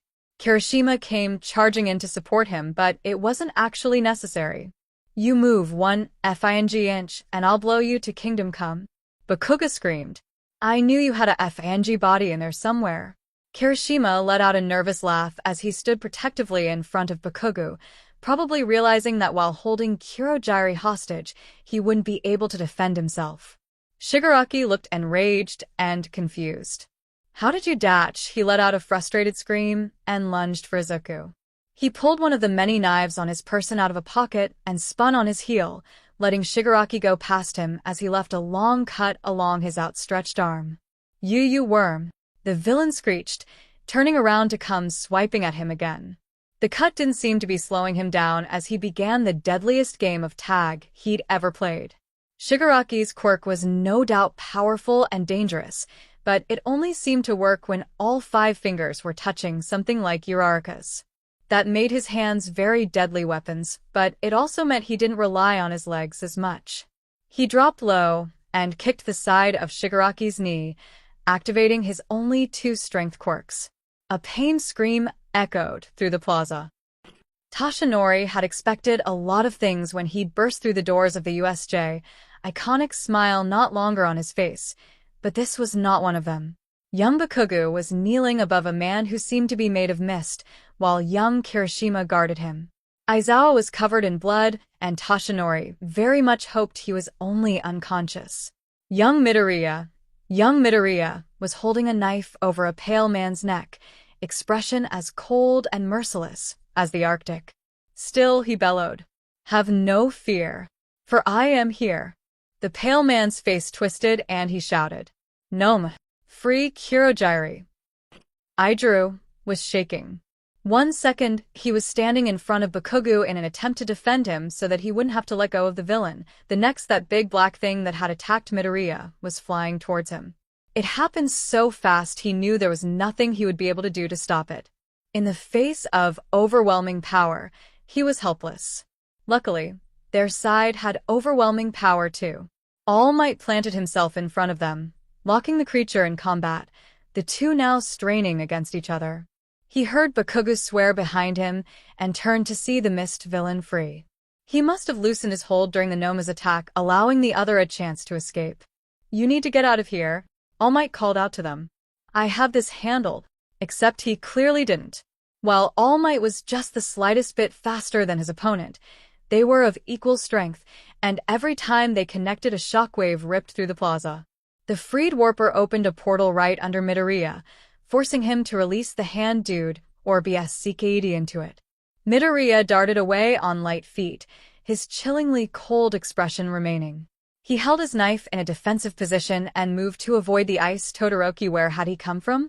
Sent the villain's way, without even looking. Kirishima. Idru jumped at being addressed. "We need to get Aizawa-sensei away from All Might's fight." Midoriya nodded towards the collateral damage the two were taking. "All right." While he carefully made his way over to his hopefully only unconscious teacher, he could hear the hand dude shrieking as All Might and the Nomu clashed again and again. Noma was made specifically to fight you, All Might. It has shock absorption, strength, and regeneration. This will be your downfall. The symbol of peace will die here. Shock absorption? That means there's a limit to how much it can take. All Might boomed. He reeled his arm back for a devastating punch, only for it to be caught by the warper and redirected at Todoroki and Midoriya. The former created an enormous ice wall that was immediately blown apart, but had done its job even if the two had been toppled over. Not content with only one arm, the purple mist dude then completely separated All Might in 3 pieces: head, legs, and torso, preventing the man from moving without risking being cut into pieces. "Destroy him. Rip him in half," crowed the hand dude, still in the same place he'd been when Midoriya had bent his knee the wrong way. Aijiro grabbed under Aizawa's armpits and began dragging him away as gently as he could. The Nomu kicked up a cloud of dust and was suddenly there, already poised to crush All Might's torso. He froze in place, shocked because he hadn't even seen it move, and it was going to kill All Might, and there was nothing he could do. A dark figure appeared above the Nomu. Faster than his brain was able to comprehend, Midoriya wrapped his legs around its neck and drove the pair of knives he'd produced into the Nomu's exposed brain. An inhuman screech rang through the plaza. Midoriya wasn't finished, though, and continued slicing until the two blades met in the center of the creature's back. He jumped off of it. Aijiro's heart was beating 1,000,000 miles an hour, but despite the gruesome scene, he was glad that thing was dealt with. That was until it started healing. "You have got to be kidding me." Izuku watched as the Nomu stitched itself back together. The deep slashes he'd inflicted soon made little more than a paper cut before that too was gone. He'd fought people with regeneration before, and the trick was usually to either knock them out or force them to heal so many times that they became tired. Something told him it wouldn't be that easy.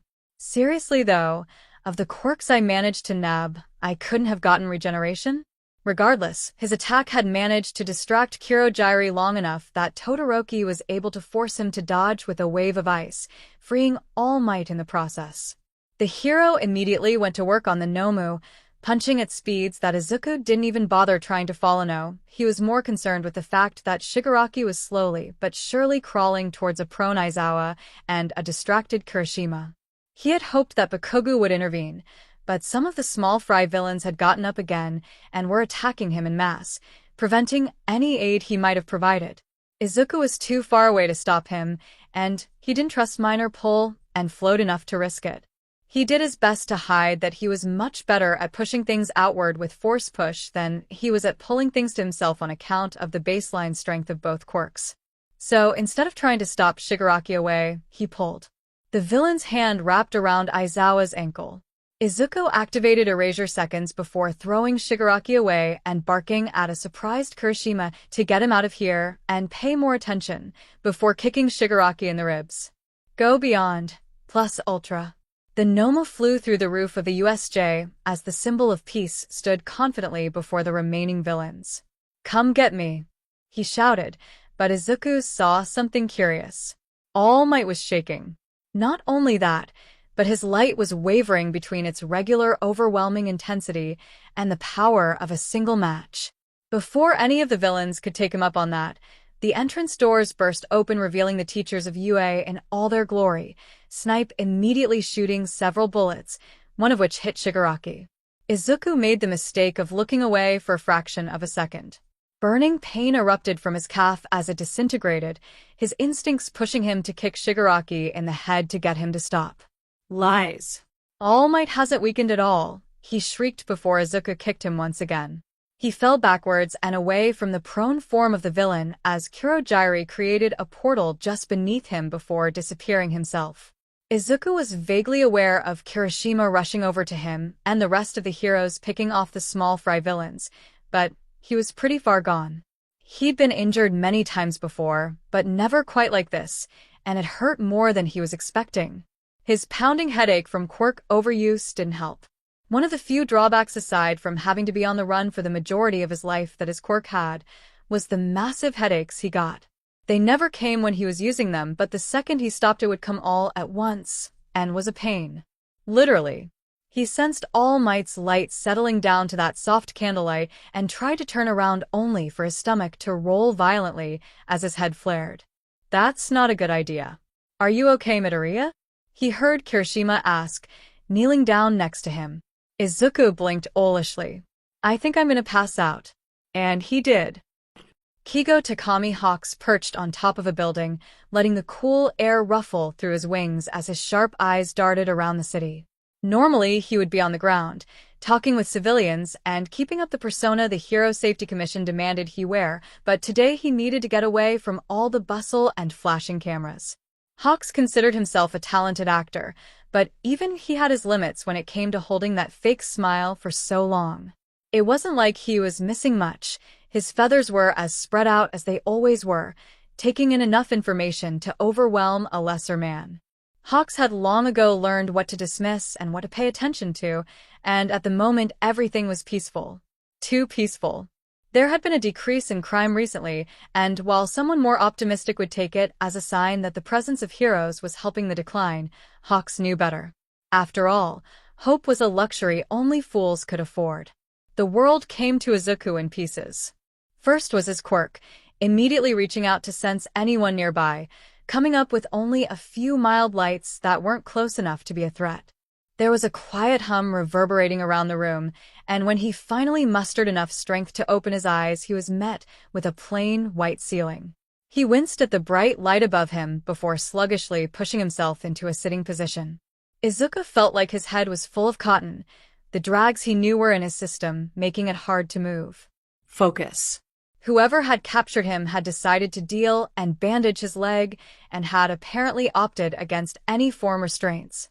Either they were particularly stupid or were trying to be kind so they could coerce him into cooperating. Their mistake. They had replaced his hero costume with sweatpants and a loose t-shirt, so that meant he didn't have any of his gear. It didn't matter, he was used to fighting barehanded. Izuku pulled the covers off of himself and stood, blood rushing to his head as the world tilted. Fuck. He gripped the bed frame and staggered over to a small sink with a mirror above it. He wasn't interested in how he looked, he was well aware it was probably like sheet. What he wanted was the shards. Well, the soon-to-be shards. Forcing himself to activate his strength quirk along with his newly acquired durability to avoid further injury, he rapped the mirror forcefully, causing it to shatter. He cringed at the noise but relaxed slightly when no one came running. If they had cameras monitoring him, someone would have likely already come to check on him. As he was picking up a few of the larger pieces, he sensed someone getting closer and silently hid behind the door. It opened and a short woman with bright blue hair stepped inside. Her light wasn't alert or aggressive, and she was probably some form of medic by the look of her uniform. Not a fighter. That was why it was easy, even in his drugged stupor, to slip behind her and put her in a choke hold long enough for her to pass out. Less easy was dragging her into the closet and cutting the bedsheets into bindings, but you work with what you've got. Weapon in hand, he pushed open the door and began staggering his way down the hallway. He had to pause every few steps or he would pass out, so it was slow going. 15 feet to the window. Several lights were rapidly approaching from the stairwell. There weren't any doors close enough to duck into. 12 feet. 2 lights coming from behind him. 10 feet. They were in sight now, 2 men and a woman coming from his right, and 2 men from behind. 5 feet. He tried to activate any of his quirks, but the drags in his system only allowed his to faintly grasp them, and his nausea increased with his efforts. 2 feet. The woman was saying something, her brow furrowed as the dark-haired man stepped forward. The yellow man's light and the woman's felt familiar for some reason, but it didn't matter. He needed to get out. One of the 2 men from behind grasped his shoulder, and instinct took over from there. Izuku rammed his elbow into the man's nose before quickly throwing him over his shoulder and onto the ground. He threw the glass shard at the dark-haired man who'd stepped forward before turning to the window. 0 feet. His palm struck the window, and he forced himself to activate Fracture and both of his strength quirks. The glass cracked heavily, but didn't break. He wound up for another hit but ultimately was forced away. The woman was emitting some sort of purple gas, and he did not want to find out what it did. The world was becoming blurrier with every passing moment, but he couldn't stop now. Couldn't die here, couldn't be captured again, and he would bring this building down before he was.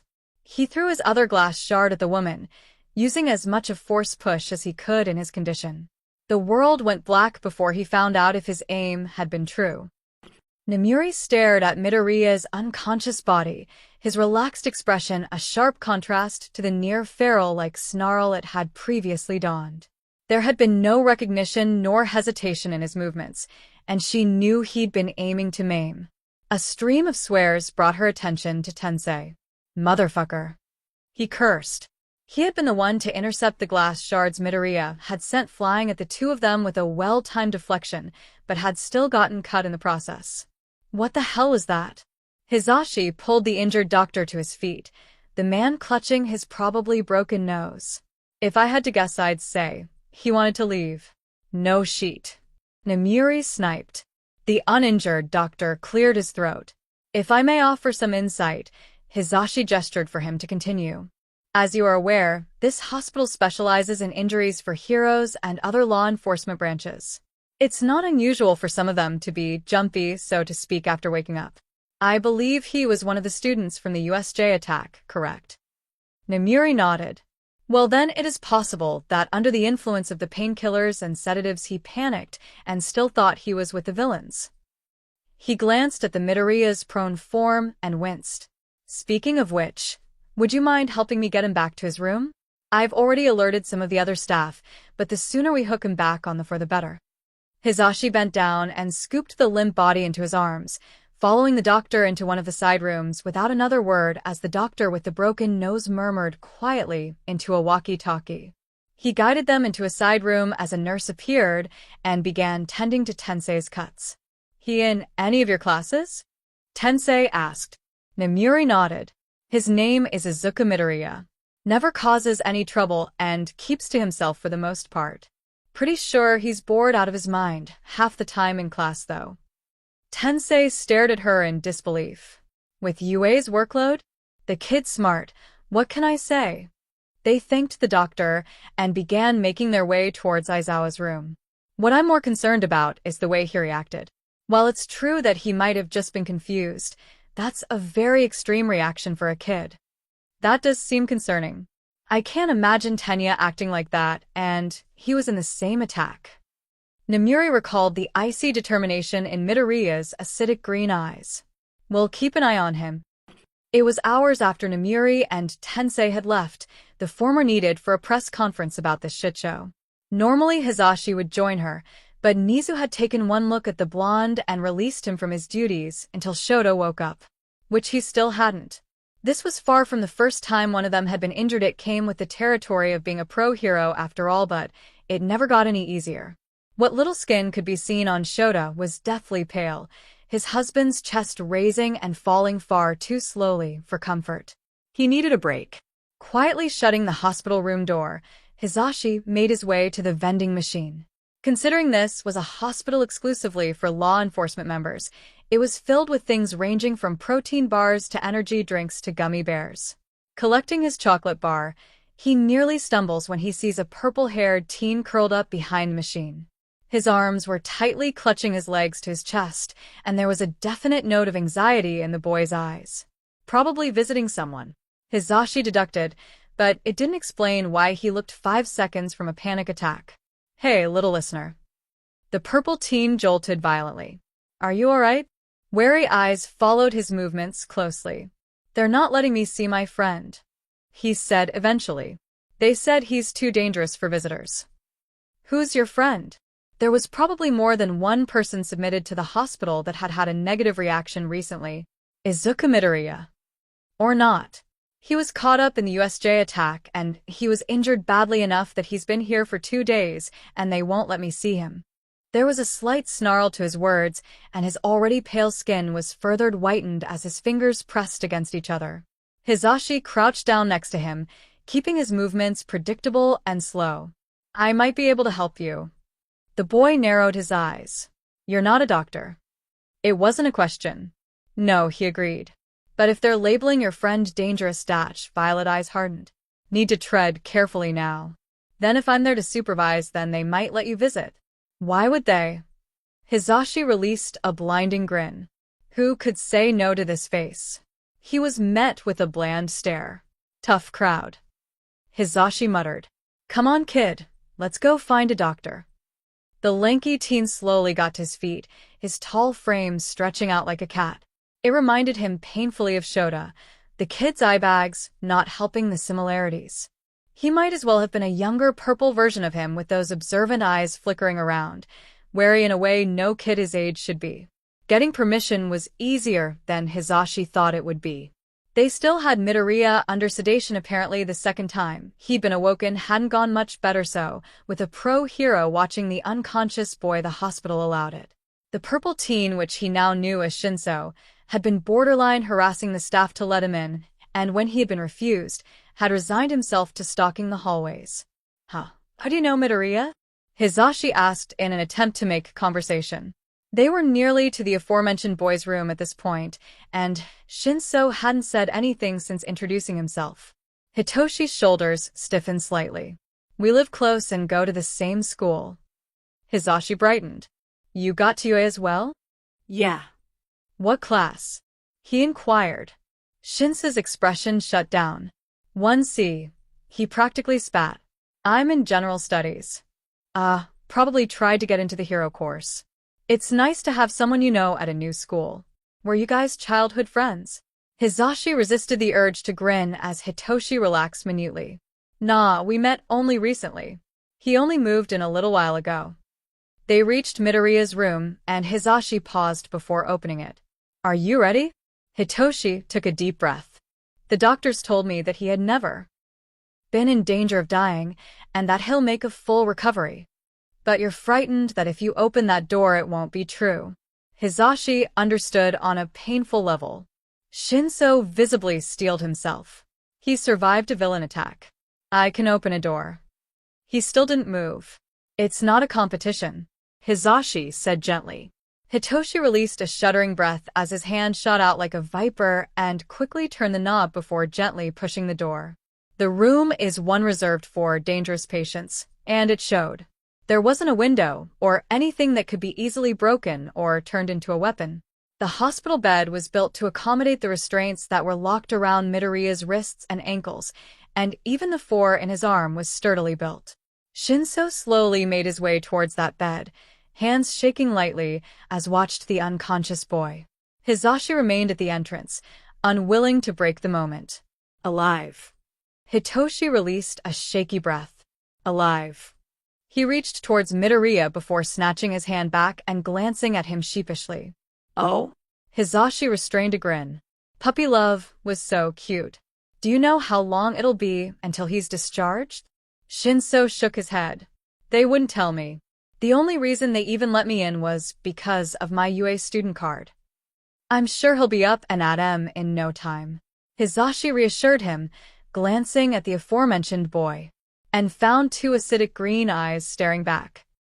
There were people in his cell. They had clearly learned from his first escape attempt and had moved him to a much more fortified room. The drags were still messing with his head and his arms and legs were restrained, leaving him options for escape. Oh, thank God. The purple-haired boy practically deflated with relief. He was lean and his stance showed a lack of preparedness and training. Hopefully, it wasn't an act. Why do their lights seem familiar? The blonde man felt much more dangerous. Though he smiled brightly, asking, How you feeling, little listener? Every instinct in Izuku's body screamed that he was a threat. His light was a bright yellow that ebbed and flowed like a wave, inconspicuous one moment, but overwhelming the next. His posture was casual, but the type of casual those with enough power gained after enough battles won, enough bloodshed, and enough pain endured. He'd be the one to watch. Something was nagging him in the back of his mind. Why didn't he feel under threat? Why was he so relaxed? Why did he feel like he knew them? I can't believe you, the boy said with a tone somewhere between worried and exasperated. You just had to get caught up in a villain attack. When had he been in a villain attack? Weren't they villains? Were they attempting some sort of reverse psychology on him? Remember. Are you okay? I haven't been okay for years. The blonde came closer. Izuku met his gaze and began to pull. Remember. The man's light was heavy in the way powerful quirks were. His muddled brain could make out that it had to do with sound, but not much else. He was so focused on the blonde that he didn't realize the purple teen had bent over to hug him. I'm so glad you're alive. Remember. Shinso. Naomasa Tsukauchi needed a coffee. His sister would disagree because it would be his 5th one, but after interviewing several dozen villains and traumatized teenagers, he figured he deserved it. He even talked to Aizawa, and that man had only just woken up from a medically induced coma. Thankfully for his sanity, or what was left of it, he only had one person left, and he was both dreading and looking forward to it. He'd been subjected to many interesting stories about the boy, from villains and hero students alike, but he was a detective, and it was his job to be impartial. So Naomasa ignored the memories of frightful criminals and weary teenagers and stepped into the hospital room. Izuku Midoriya was not what he expected. Lean, with a smattering of freckles and a face young enough to pass as much younger than he was, the teen was plain enough that most people wouldn't give him a second look. Naomasa knew he was throwing stones in a glass house on that front, but it didn't make it any less true. "Are you Izuku Midoriya?" he asked, more of a formality than anything. The teen quirked a tired smile. "That's me." Lie. Only years on the police force and hours upon hours or interrogations prevented Naomasa from reacting. So close to peace. He lamented. Naomasa gave a practiced smile. "I'm Detective Naomasa Tsukauchi, and I'm here to talk to you about the USJ attack." "I figured." Naomasa took out his pen and notepad. "Let's start at the beginning, shall we?" For someone who was apparently lying about his name, Midoriya was a very honest witness. Everything he said lined up with the other witnesses, to the point where Naomasa was beginning to wonder if he'd imagined his quirk going off. But no, helpful as the Midoriya's speculations about Shigaraki were, it wasn't long after he described his engagement with the Noma did he lie once more. He said it had multiple quirks, Midoriya said, a faintly disturbed look momentarily crossing his expression. That's why it was able to go toe-to-toe with All Might for so long. He was pretty convinced that All Might was supposed to be weakened as well. Naomasa fought off a sigh. His idiotic friend was not doing himself any favors with his reckless behavior. Tashinori could have easily grabbed a few of Yue's teachers instead of rushing off by himself, but no, the oaf had gone alone and shortened his hero time even further. While All Might was fighting it, Shigaraki crawled over to Aizawa-sensei and Kirishima to try to, finish the job? A sharp exhale. Anyway, he didn't manage to disintegrate him any more than he already had. Do you know why? You said he had a 5-point activation quirk, correct? Knowing if it activated on will, or with anything he touched would be essential knowledge if the man was captured. No idea. Lie. Naomasa refused to stutter in his writing. I got distracted by the rest of the teachers arriving and Shigaraki grabbed my calf. A half-hearted gesture to his leg. And then I passed out. According to Cementos, he'd been very close to Tashinori right before he'd reverted to his skinny form. Better safe than sorry. Did you notice anything else before that? Nope. Lie. This was going to be a mess. Naomasa smiled blandly. Just a few more routine questions for those involved in incidents like these. Please don't get offended. They weren't, but with Midoriya lying about who he was and several other things, they were more than justified. Intelligent green eyes watched him closely. Shoot. Were you aware of the attack before it happened? I had a bad feeling right before they showed up, but nothing other than that. Have you ever broken any laws? Yup. Naomasa froze, unsure how to proceed in the face of just blatant honesty when I've definitely jaywalked before. The detective let out a laugh he didn't feel. Were you in any way involved with the villains? Nope. Are any of your family members villains? Not as far as I know. Were you a target of the villains? Midoriya shrugged. They were only after All Might. The rest of us were collateral damage. A slight chill makes its way down Naomasa's back at the callous way he talked about his own life as well as those of his classmates.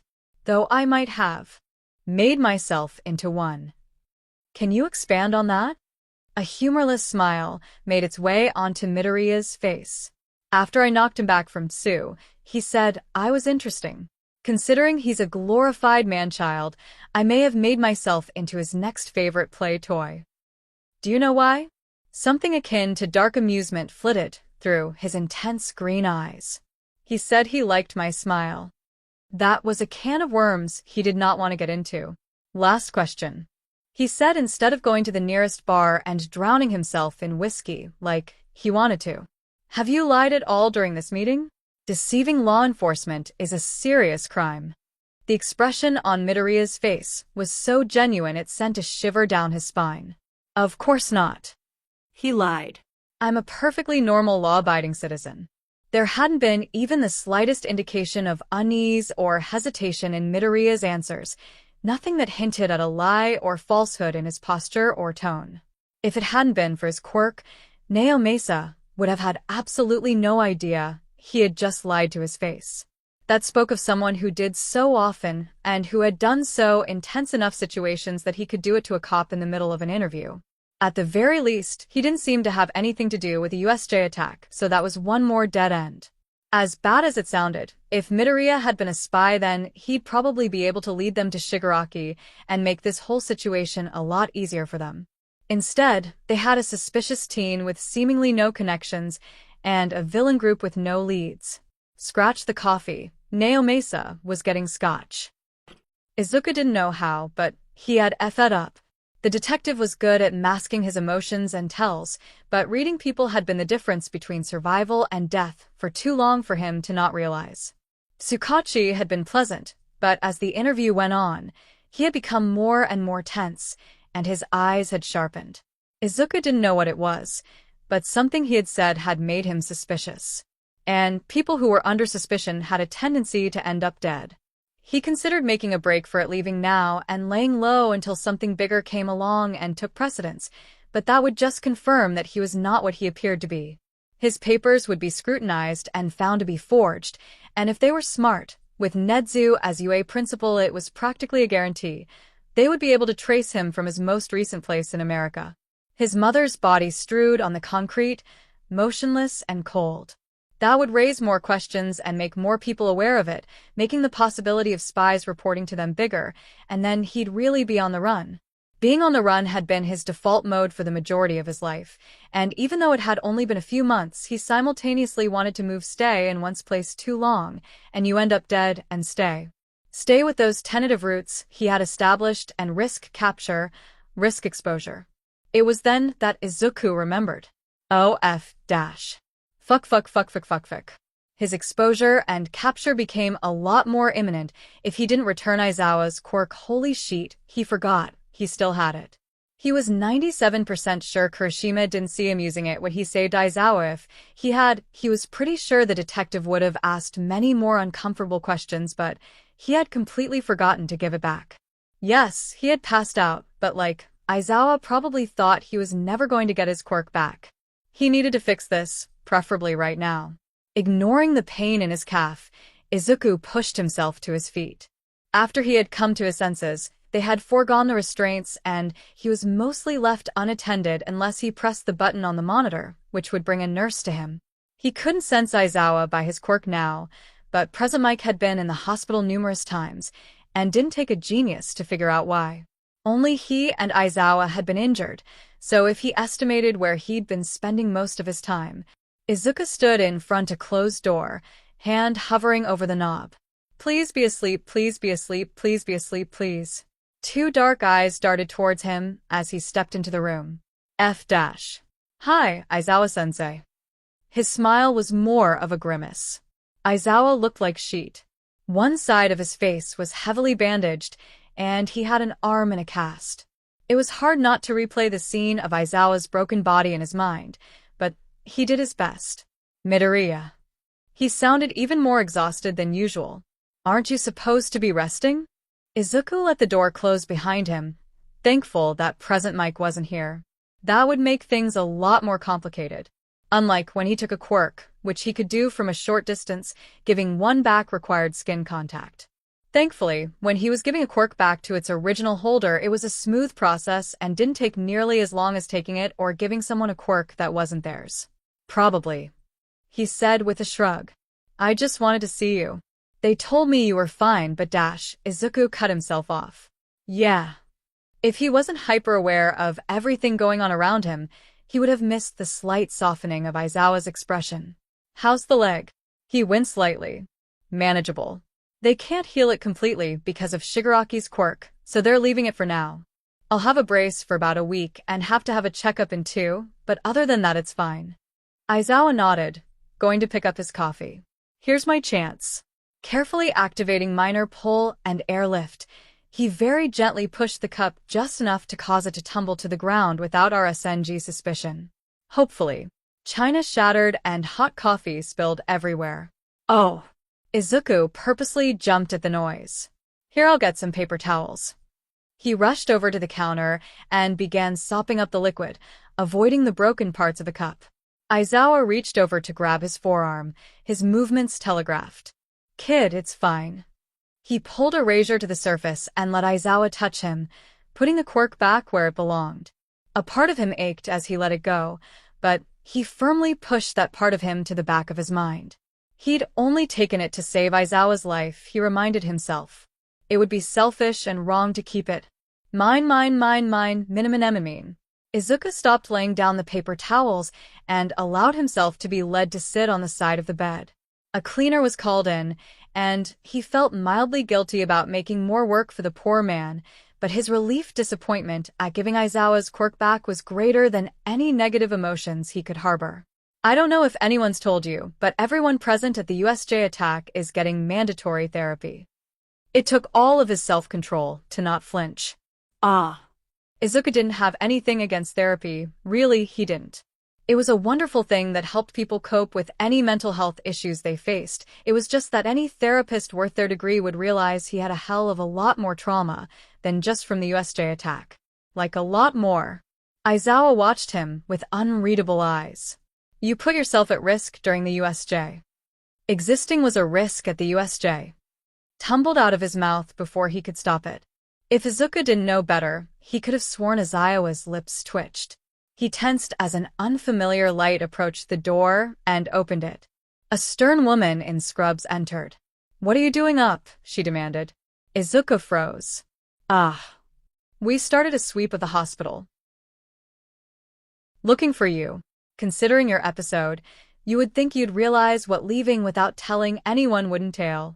Part of him wanted to snarl that his episode was the consequence of being hunted his entire life, but his common sense prevailed. Sorry. She let out an annoyed humph. Don't do it again. You'll be cleared tomorrow, so just be patient. He pushed himself to his feet, sparing a glance at Aizawa. Bye, Aizawa-sensei. The man's dark red light shifts languidly as his dark eyes pin him in place. Take care of yourself. It almost sounds like a threat. Regardless, Izuku nods and allows the nurse to escort him back to his room. He ignored the feeling of emptiness where erasure once rested. It said a lot about his situation that Kurojirai didn't so much as twitch when Shigaraki threw a stool at the bar wall.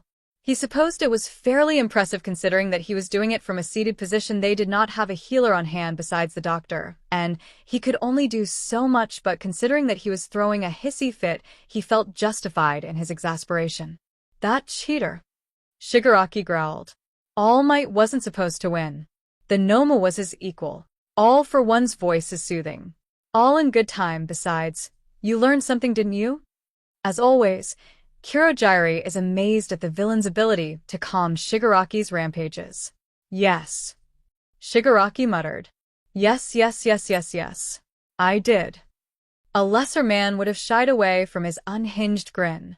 I found someone interesting. What are you going to do about them? All for one asked, voice inquiring and smooth. The glee in Shigaraki's eyes is a terrible, terrible thing. As happy as Shota was to leave the hospital, he'd been aiming for his bed, not a teacher meeting. It had been stressful enough when the nurses had explained to him that his quirk may never come back and having to accept that. Only to accidentally activate it out of instinct when Namuri and Hisashi had gotten too rowdy during a visit. The doctors had been stumped, and the whole thing have Shota a headache. Regardless, here he was, sitting on an uncomfortable chair and wishing his coffee had whiskey in it. Netsu folded his paws. I'm sure I don't need to tell you that USJ was a disaster. The resulting silence was somewhere in between somber contemplation and no sheet, you think? So, what are we going to do about it? Cementos straightened. Have we discovered how they breached our security? Namuri's lip curled into a sneer. A technology-blocking quirk. One of the captured villains fessed up to being the one to do it. It's not like they could have hacked our system. The staff shared a shudder at the possibility. Netsu had designed that bit of UA security personally, and if the villains had someone that could have broken through that, well, the USJ would have gone much differently. I find it interesting that so many would follow a glorified man-child to fight against the #1 hero. Hizashi leaned back in his chair. From what we've seen, Shigaraki had little to no planning skills and promptly lost it when things didn't go as planned. There's no way he's the mastermind behind this. All Might smiled wryly. Not to mention giving away the Noma's weaknesses so easily. I might not have been able to defeat it if I had not known about its shock absorption. Vlad cleared his throat. I know we've already said that they knew where to go because of the class schedules, and I agree that the press break-in was a diversion, but are we sure that it wasn't an inside job? The air became thick with tension. Betraying heroes is a dangerous position to be in. Hizashi narrowed his eyes. Who would have had the opportunity? Cementos folded his hands. Weren't there students in the teacher's lounge? Aizawa, you went and checked on the right? He blinked slowly before answering. Yes. Midoriya Izuku and Shinso Hitoshi were in there. Isn't Midoriya the one who lied multiple times during his interview? Vlad asked, brow furrowed. Namuri nodded with pursed lips. If he was in the teacher's lounge, he would have had the chance to see the class schedules. Cementos pointed out. And since he's a student, he would not have had to sneak in. The idea that Midoriya had been in there made Shota snort. I doubt he was the thief. Snipe raised an eyebrow. How come? He would have had the opportunity. Besides, having another kid in there just means they could be working together. I doubt he was the thief because when I found them in the staff room, Midoriya was in the middle of a severe panic attack, and the only reason he wasn't hyperventilating was because Shinso had placed him under his quirk to stop him from fainting. He deadpanned. There was an uncomfortable silence. Shota continued. And in case any of you are thinking that he could be faking it, he was also likely dissociating because he referred to myself as dark red and Shinso as purple. Is it possible Shinso is manipulating Midoriya? Vlad asked. His quirk is brainwashing, so it is possible that dash. Wow, Vlad, that's some nice quirk bias you're showing there. Hizashi interrupted, his grin sharp. Regardless, I find that unlikely. Shinso visited Midoriya in the hospital, and when the nurses didn't let him in, he camped outside his room. He practically cried when I managed to convince the staff to let him see him. Namuri sneered at Vlad. I didn't realize where we decided who was guilty based solely on their quirks. Must have missed that memo. She knew, probably more than Shota, the damage quirk stereotypes could do to a person. He'd had to deal with people saying he was close to useless and might become a low-level villain. She'd had to deal with accusations of already being one. Detective Tsukauchi was able to discern that while Midoriya did lie, he was not a part of, or helping the League of Villains. Netsu smoothly cut in. We will look into this, but it is highly unlikely that Midoriya is affiliated with them. So, we potentially have 2 organized villain groups. Ectoplasm pursed his lips. That makes me feel much better. All Might cleared his throat. Are we sure they will attack again? They attacked, and children were put in harm's way. Snipe crossed his arms. Once is enough. Shota's arm throbbed painfully. Once was more than enough. At least the press hasn't been able to find the list of injuries the villains had. Namuri sighed. I don't know what kind of finger-pointing would go down if they got a hold of that. That was putting it lightly. Those kids should not be blamed for what they did in defense of their lives. They didn't ask to be attacked within the first month of school with only the bare minimum of training, and it wouldn't be right to judge them from those actions. Shota knew that they would not have let any of the kids take the blame if one of the villains had died. They were supposed to face danger in controlled situations with supervision, but this was throwing them into a boiling river and telling them to swim. Those vultures will be picking at the edges for a while after this. Hizashi said grimly.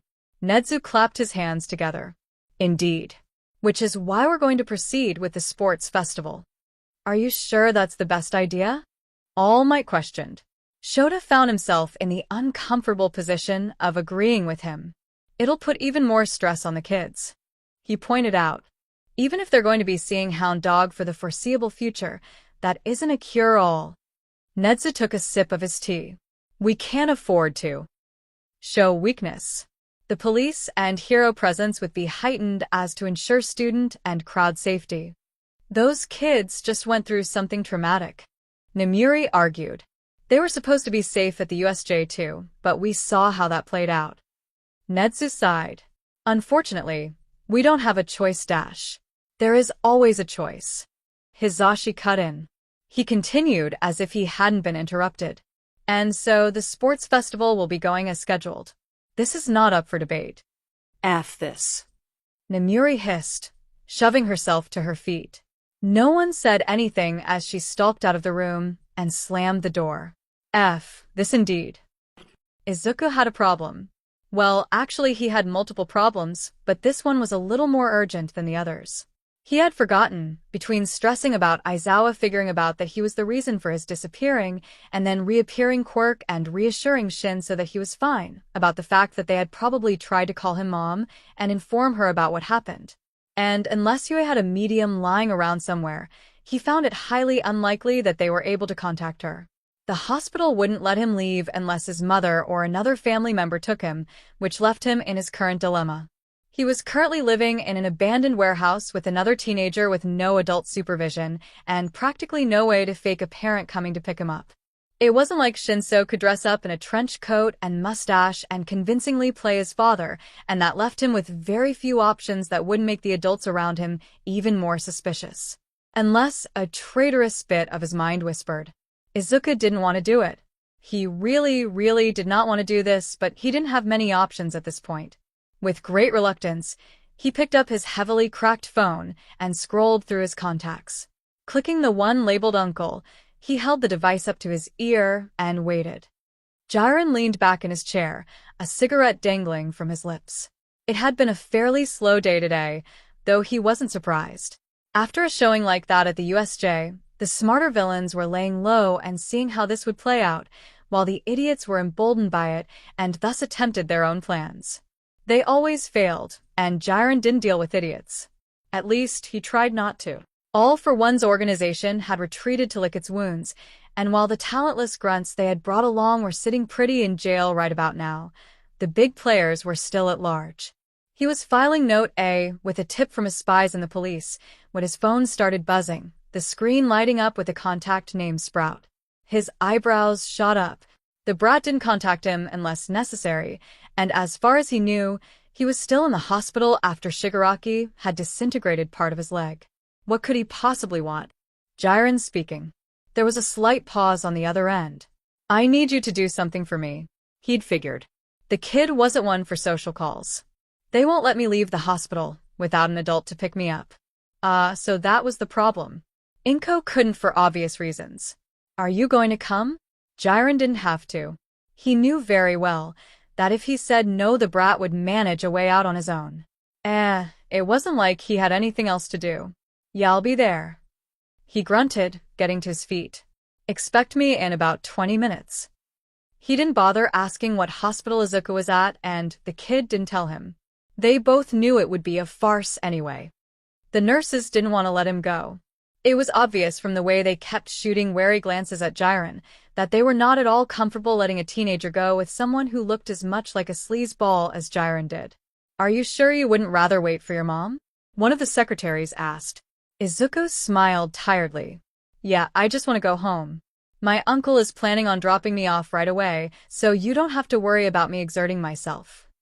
The man pursed his lips but nodded. All right. I hope we won't be seeing you again anytime soon. He laughed. You and me both. Walking out of the building side by side with Jiren made his skin crawl, but he kept his face blank. Izuku doubted it actually helped. Jiren was as shrewd as he was seedy. I'm not showing you where I'm staying. Jiren glanced at him, one brow raised. He could read the subtext Izuku was putting out clear as day.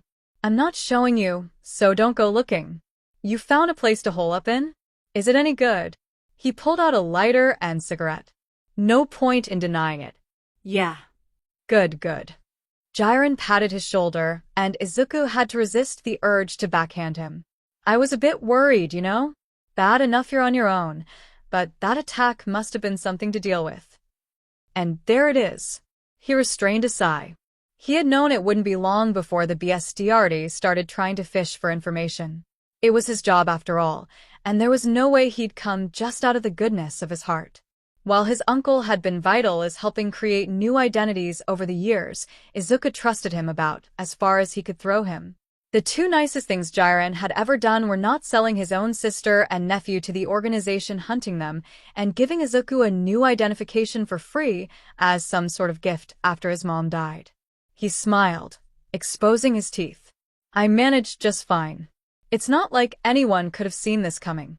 It's not like I have a living relative who has several contacts in the underworld and who probably knew about, in at least some capacity, what was going to happen, right? The brat had bite, if nothing else. Jiren didn't respond to the veiled jab, deciding it would be more trouble than it was worth to argue with a kid. He may be related, but he didn't give information out for free, even to family. Even Inko had paid for her sheet, even if it had been at a reduced price. Jiren could see her influence practically pouring off of the boy, obvious to anyone who had really known her. It was more than just the coloring, though, that certainly didn't hurt. It was the way he smiled sweetly with eyes that promised death, the way he looked so innocent and defenseless until you realized, far too late, that he was not. It was the cunning that lurked under the surface and cut like a knife. He had always thought that their family's intelligence must have come from their mother, since the deadbeat who'd created him had promptly effed off, and God knows Inko's father couldn't tie his shoes without help. Even now, years after her death, Jiren could see her dangerous half-smile when someone came knocking at their door and looking for trouble. Despite being nearly a decade older than Inko and having different fathers, they'd always got along fairly well. She'd been a Spitfire, and even when their careers diverged in completely different directions, they'd kept in contact. He's been fond enough of her that he'd played ignorant to her whereabouts when dangerous people came looking, even if it had made his reputation take a blow. Jiren wasn't nearly as fond of her brat, but Izuku was the only thing remaining of his kid sister, so he allowed himself to be sentimental. Izuku suddenly stopped, turning to face him. This is far enough. Jiren didn't blame the brat in the slightest for wanting to keep his location a secret. One of the things that kept him employed was information, and the more common the information, the less valuable. Flicking his cigar on the ground, he gave a half-grin. You know where to find me. Don't get yourself killed. Inko would never forgive me if you died. A barely noticeable twitch made its way across Izuku's expression before the boy grinned. It was filled with teeth and pain and death, and a bone-deep exhaustion born of a life of running and fighting. His laugh was grating and cold. Don't worry, it'll take far more than that to kill me. Worry about yourself. You never know when someone like yourself will find himself in the crosshairs of a war. Izuku began backing away, his expression mocking as he took a bite out of an apple he'd pulled from Lord knows where. With one last wave, he vanished into the crowd like he'd never been there at all.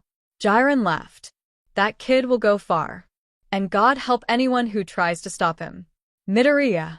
Izuku's hands twitched as Uraraka rushed towards him, getting much too close for comfort. He was still on edge from the USJ and seeing Jiren again, not to mention Shinso had almost gotten fired from his job for not showing up when he was visiting him. He was grateful his friend had cared enough to take the risk, but they needed all the income they could get. Hey, Izuku said tiredly. We didn't see you at all after you got taken away by the ambulance. We have to exchange phone numbers. As if summoned by the noise, Ida also rose from his seat. Uraraka. It is disrespectful to yell in a classroom setting. Izuku blinked. You're even louder than her. While Ida sputtered for a response, Uraraka practically shoved her phone at him. Put your number in. She ordered. There was basically no point in doing so, seeing as his was a burner, and Izuku would never be stupid enough to have something that could be used to track him, but, well, it would be weird if he didn't. It wasn't like he had a good, non-suspicious excuse. Something told him saying sorry I can't. I've got to keep the International Criminal Organization off my back wouldn't go over well. Obediently typing his temporary number in, Izuku made his way to his seat, waving off his classmates' concerns over the brace on his leg. The doctors say I'll heal with no complications. That seemed to assuage the majority of them, And those who were undeterred soon had to sit down anyway as Aizawa entered the room. He still had his arm in a cast, but the bandages on his face had been removed, revealing a new jagged scar across his cheek. He looked tired, but that was nothing new. Quiet down. The room went silent almost instantly. In light of what happened at the USJ, everyone who is present is getting mandatory therapy from Hound Dog. Bakuga scoffed. I ain't some weak-ass beach who needs T-dash. Aizawa's glare cut him off, red eyes flashing. Looks like he knows his quirk is back. There is no weakness in seeing a therapist. There is no weakness in admitting you need help. You all went through something traumatic, and there is no shame in being affected by that. He met each of their gazes, lingering on Izuku just a millisecond longer. You'll get an email telling you your appointment times. If you miss an appointment without a legitimate reason or warning, then you will get a warning. Do it up to 3 times, and you may be removed from the hero course. Whispers erupted after the statement, only to disappear as Aizawa narrowed his eyes. Not to mention, you're not even out of the woods yet. Oh, for FS sake. The sports festival is coming up, and you all need to be ready. Ignoring the excited murmurs, Izuku slumped further into his seat. That whole event was going to be such a pain. He already knew he couldn't get out of participating, and preforming low enough so that he got knocked out immediately would be suspicious to those who already had an inkling of his abilities. The best he could do was just try not to draw too much attention to himself. The last thing he needed was someone recognizing him and being able to track him down. UA's sports festival was public for some stupid reason, so there would be no hiding. Is that safe, though? What if the villains attack again?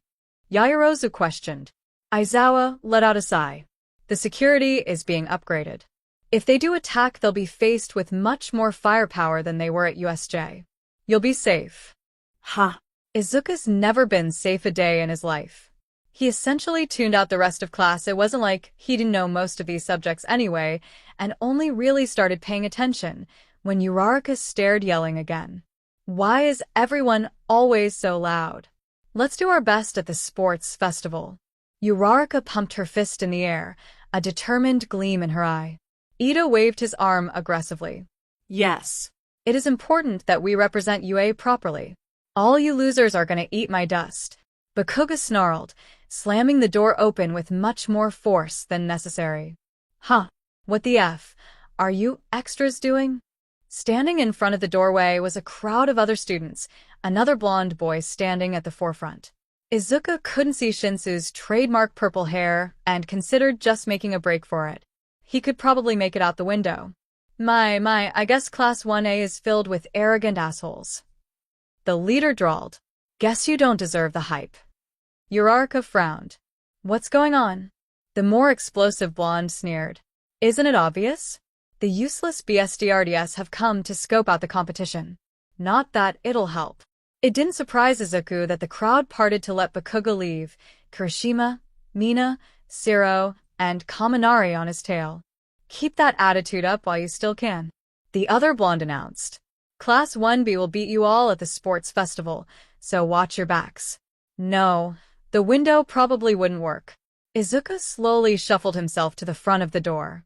Are you done? And nothing will stand in our what? Izuku blinked slowly at him. I need a nap. I want food. Are you done doing dash? He made a vague half-hearted gesture. Whatever this is? That had apparently been the wrong thing to say, because the boy seemingly swelled with rage. I guess I should have expected such rudeness from Class 1A. Don't think that just because you fought actual villains that you're better than us. Izuku stilled. Excuse me? His voice was little more than a whisper. Ignorant of the danger around him, the blonde continued. I bet you wanted the villains to attack. That way you could get free publicity and free exposure. Honestly, how arrogant can you be? A frigid ice spread its way from Izuku's center through the rest of his limbs. Momo Yaoyorozu was smart. She had to use her quirk with any semblance of usefulness. She had textbooks upon textbooks memorized, could tell you the molecular makeup of just about anything, and had gotten an UA from recommendations. Momo was smart, and that was why, when she saw Midoriya go very, very still after a boy from Class 1B had started ranting, she grabbed Jiro and tried to drag her out of the danger zone. The first time she'd seen him fight, something about the way he moved had bothered her. At first, she dismissed it, but the thought wouldn't leave her alone, so she picked apart his battle trial over and over until she could recite the whole thing backwards and she realized now what she hadn't been able to place.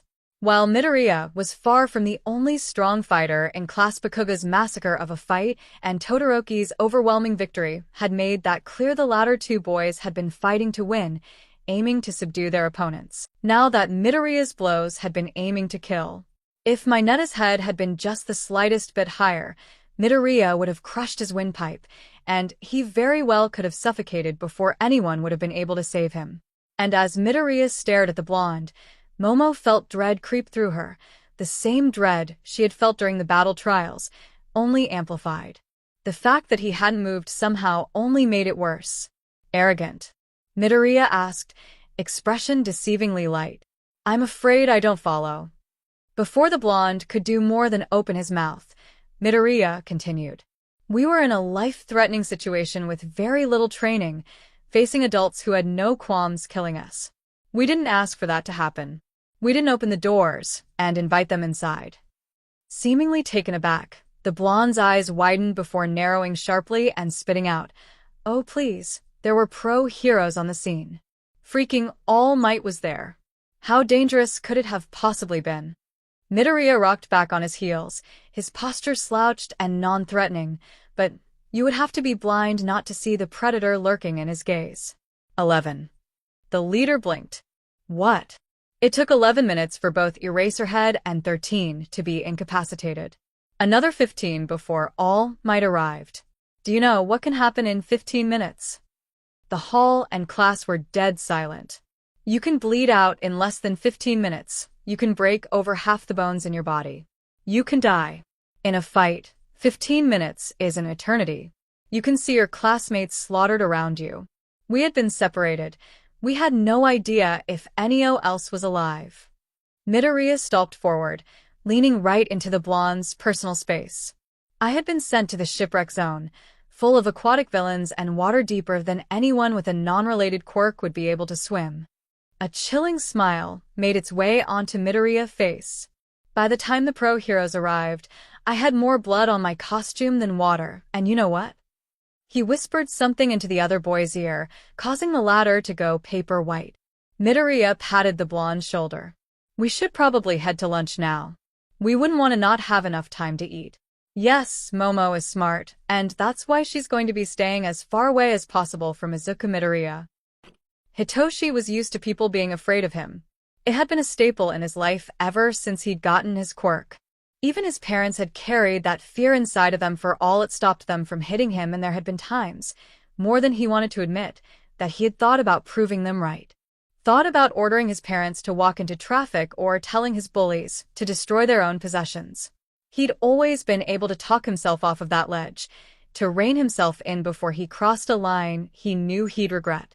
As Midoriya sat in the bathroom, knees curled to his chest and hands fisted in his hair, he knew that for the first time, he'd have to do that for someone else. Use your quirk on me. Hitoshi blinked. What? Midoriya's wild eyes met his.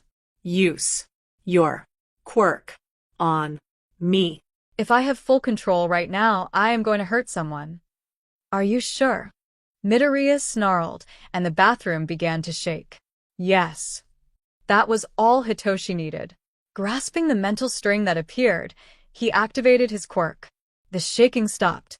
Hitoshi had only caught the latter part of the confrontation, but had gathered enough to know that the blonde boy was way out of line, practically blaming Class 1A for getting attacked. As someone who had seen one of the victims in a hospital, who had witnessed Midoriya wake up screaming the night he'd been discharged, it made his blood boil. He could only imagine what Midoriya must be feeling. Hitoshi had never had a friend before Midoriya, had never had to comfort anyone beyond himself, so he wasn't quite sure what to do, what to say. I think if I hadn't ran away, I would be a villain at this point. That was not what he'd been planning to say, but it was too late to back out now. There was this strange unspoken rule between the two of them. Midoriya never questioned why Hitoshi had run away. though he probably suspected, and Hitoshi never asked why Midoriya had more forged documents than a corrupt politician and no place to stay. Hitoshi hadn't dug around. When Midoriya had explained that his uncle had skirted him out of the hospital, hadn't asked why he wasn't living with him. They didn't owe anyone an explanation, even each other, and they were fine with that. They were still friends. Now, seeing Midoriya on the edge of something, and not fully understand why, Hitoshi knew he needed to speak up. My mom has a quirk that lets her read people's thoughts for 3 seconds after they respond to her, and my dad can implant suggestions in animals. No one was expecting my quirk to be so strong. Midoriya couldn't answer like this, but Hitoshi knew he could hear him. I couldn't control it well as a kid, so my dad told me that if I couldn't control it, I wasn't allowed to talk at all. My mom would read my mind and use my angry thoughts as an excuse to lock me in my room. They said that they were preventing a future villain. An old familiar rage crept through him. School was another hell entirely, but at least most of the kids there were too scared to fight me physically. As time went by, every little thing I did was used as an excuse as punishment. There was a reason Hitoshi had insomnia, and it wasn't a medical condition. More often than not, if he fell asleep in his room, one of his parents would come barreling in to destroy something of his. Weekends had been the worst because their drinking was that much heavier. 2 days after I graduated middle school, my mother started wailing on me worse than usual, so I used my quirk to make her stop. My dad saw what happened and said that if he ever saw me again, he would call the police on me. I didn't try coming back after that. The first few weeks had been horrible, and Hitoshi knew the only reason he hadn't died was because of his quirk. It had been vital in convincing some people to leave him alone. I found the warehouse and just figured things out from there.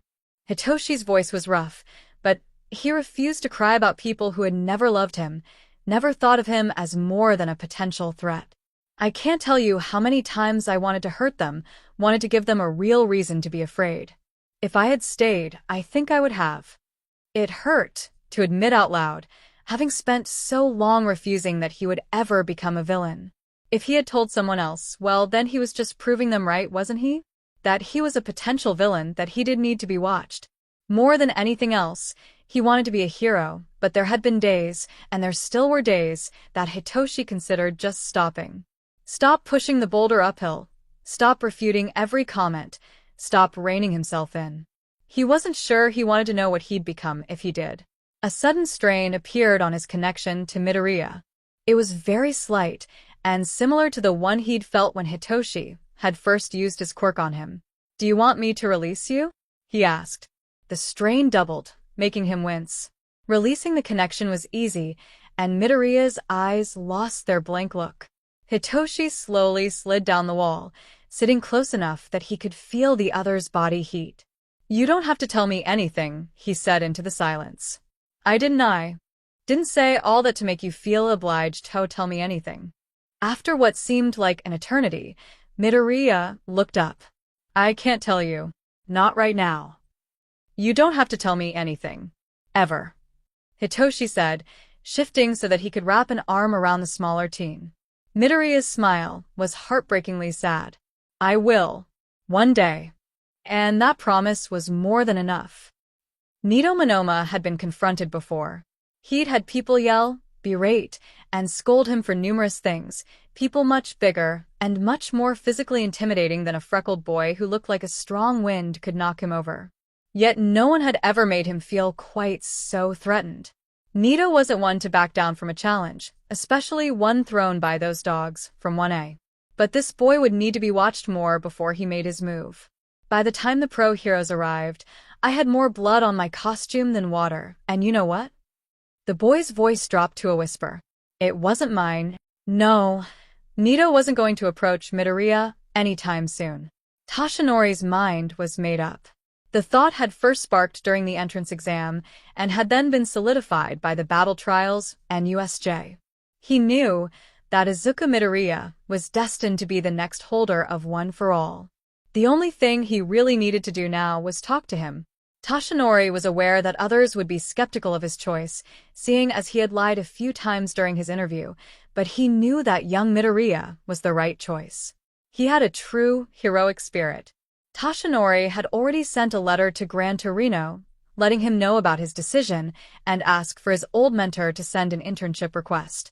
After getting told by the majority of the other teachers that his methods were unhelpful at best to first-year hero students, he figured that Gran would do a better job than him at guiding young Midoriya's usage of One for All. He also ended up informing Nezu, but that was because the principal always seemed to know everything, and it would be rather pointless to hide it. He had asked if he was sure about his choice despite the suspicion surrounding the boy. Of course he was. He wouldn't make such a decision frivolously. In the end, Nezu simply asked to be there when Tashinori explained everything to young Midoriya. Nezu asked for Midoriya to come to his office over the PA, and the hero had full intentions of intercepting him and talking to the boy. After all, a good bond was needed between mentor and mentee. He was in his small form, but it was for the best this way. He needed his time for teaching after all. Midoriya came walking down the hallway, head buried in what looked like a notebook as he sped towards the principal's office. Tashinori moved to intercept him, but Midoriya didn't even stop, just ran straight into him. Midoriya cursed, startling the blonde.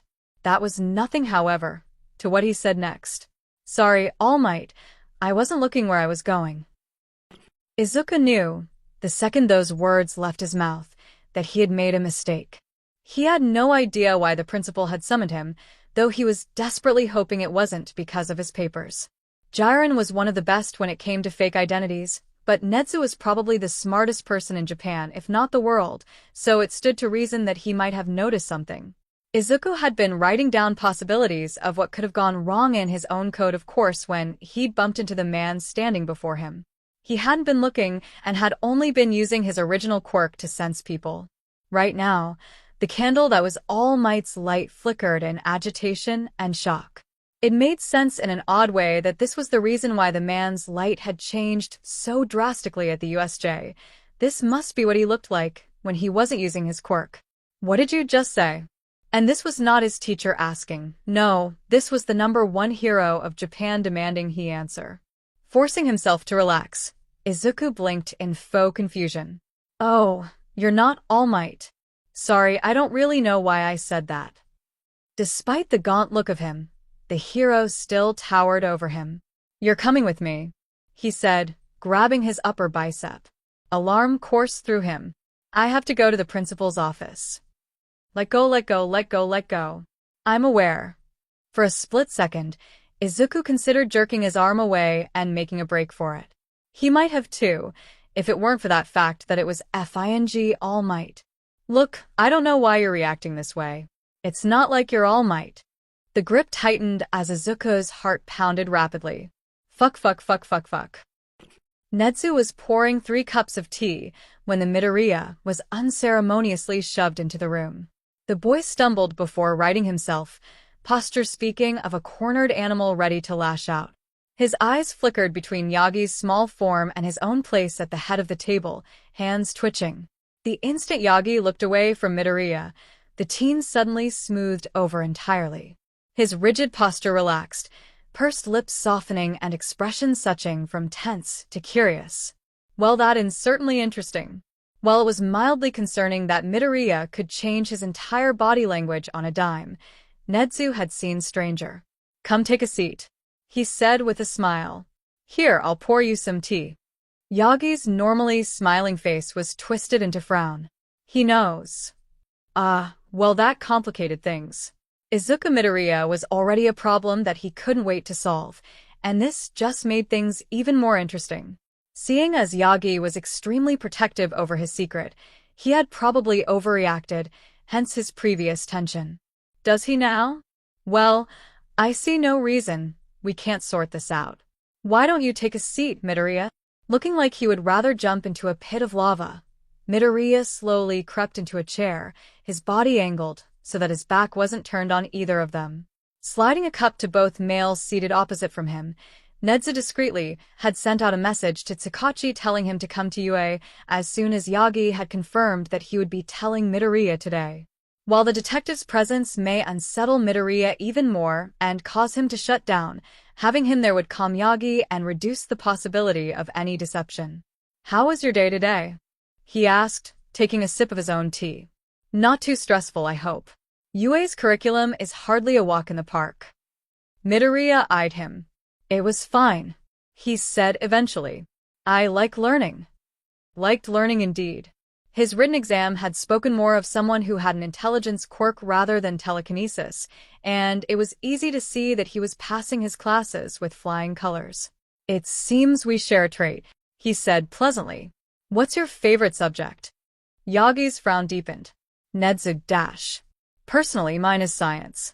It's such a broad subject with endless possibilities, don't you think? Midoriya smiled politely. Science is cool, he said quietly. I like languages the best, though. It did not escape Nezu that he said languages. Seeing the different ways humans communicate is fascinating. He agreed.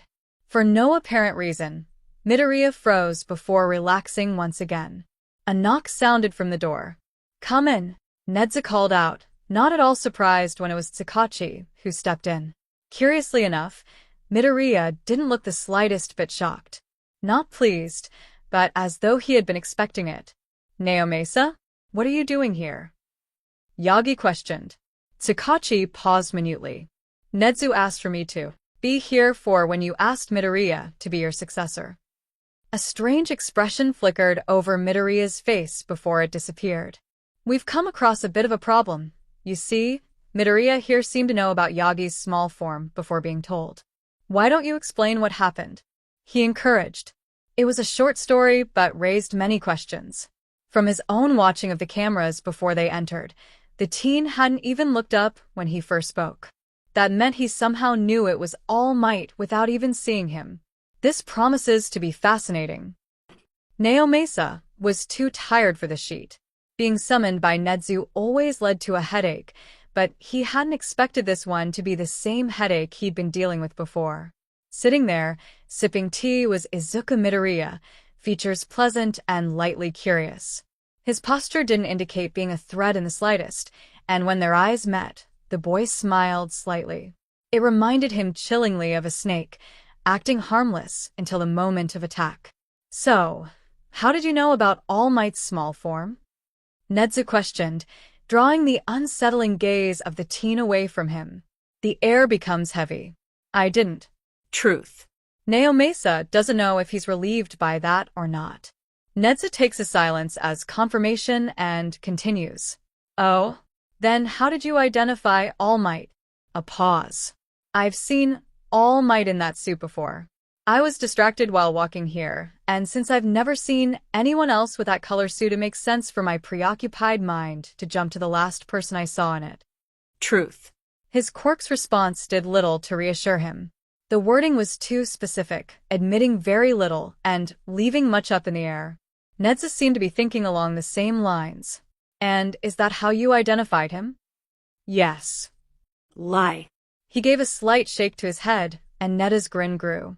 We can't sort this out unless you're honest with us. This is a national secret, you understand. Midoriya's eyes narrowed as they flickered from Naomasa to Nezu. I'll trade you. Tashinori blinked. What? I'll explain how I knew this form was All Might, and you explain why you have that form, and what the detective here meant by making you my successor. Naomasa could not believe he was bargaining.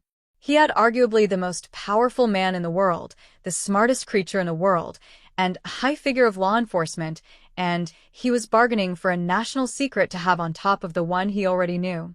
He was about to say as much when Nezu tilted his head in concession. Very well, as long as Yagi agrees, I don't see a problem with that. What was that rat playing at? And Tashinori, the impulsive idiot, agreed as well. Am I the only sane one here? Midoriya leaned back in his chair, taking a sip of his tea. I have a strange, sort of add-on ability in my quirk, he said slowly. I can sense people's quirks within a certain radius of me and use it to identify people. Truth. Well, that was weird and kind of unexpected. Isn't you quirk a powerful telekinesis? Nezu questioned. Having a sensing ability on top of that seems strange. Midoriya shrugged. I don't know why, it's just there. All this fuss and suspicion over a strange mutations quirk. God, he wanted to go home. And your quirk is telekinesis, correct? Tashinori said suddenly. Midoriya gave him an odd look. I have a telekinesis quirk. Why didn't he just say yes? The paranoid part of Naomasa questioned. Well, now that that's out of the way, I believe we should hold our side of the deal up. Netsu said with a clap. Yagi, if you would? With a nod, his friend then began the tale of how he could pass on his quirk, leaving out all for one but giving enough information to give him a solid idea. There was a long silence as Midoriya seemed to digest the information.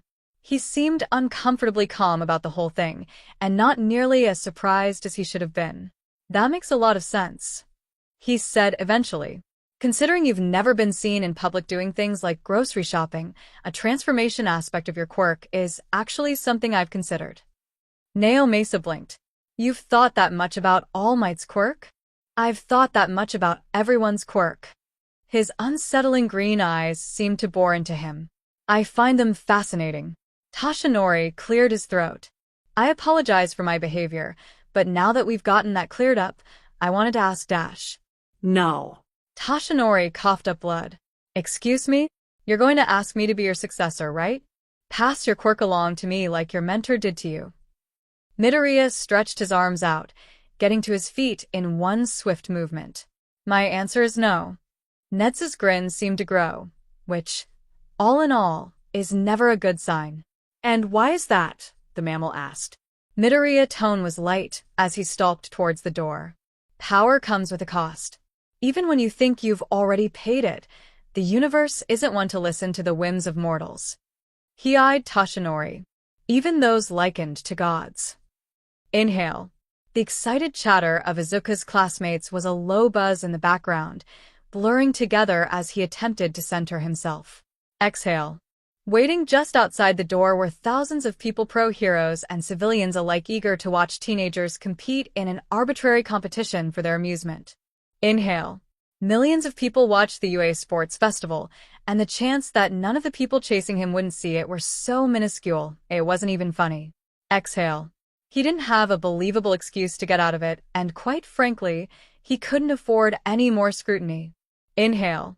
His best option at this point was just to quietly fail the first or second round.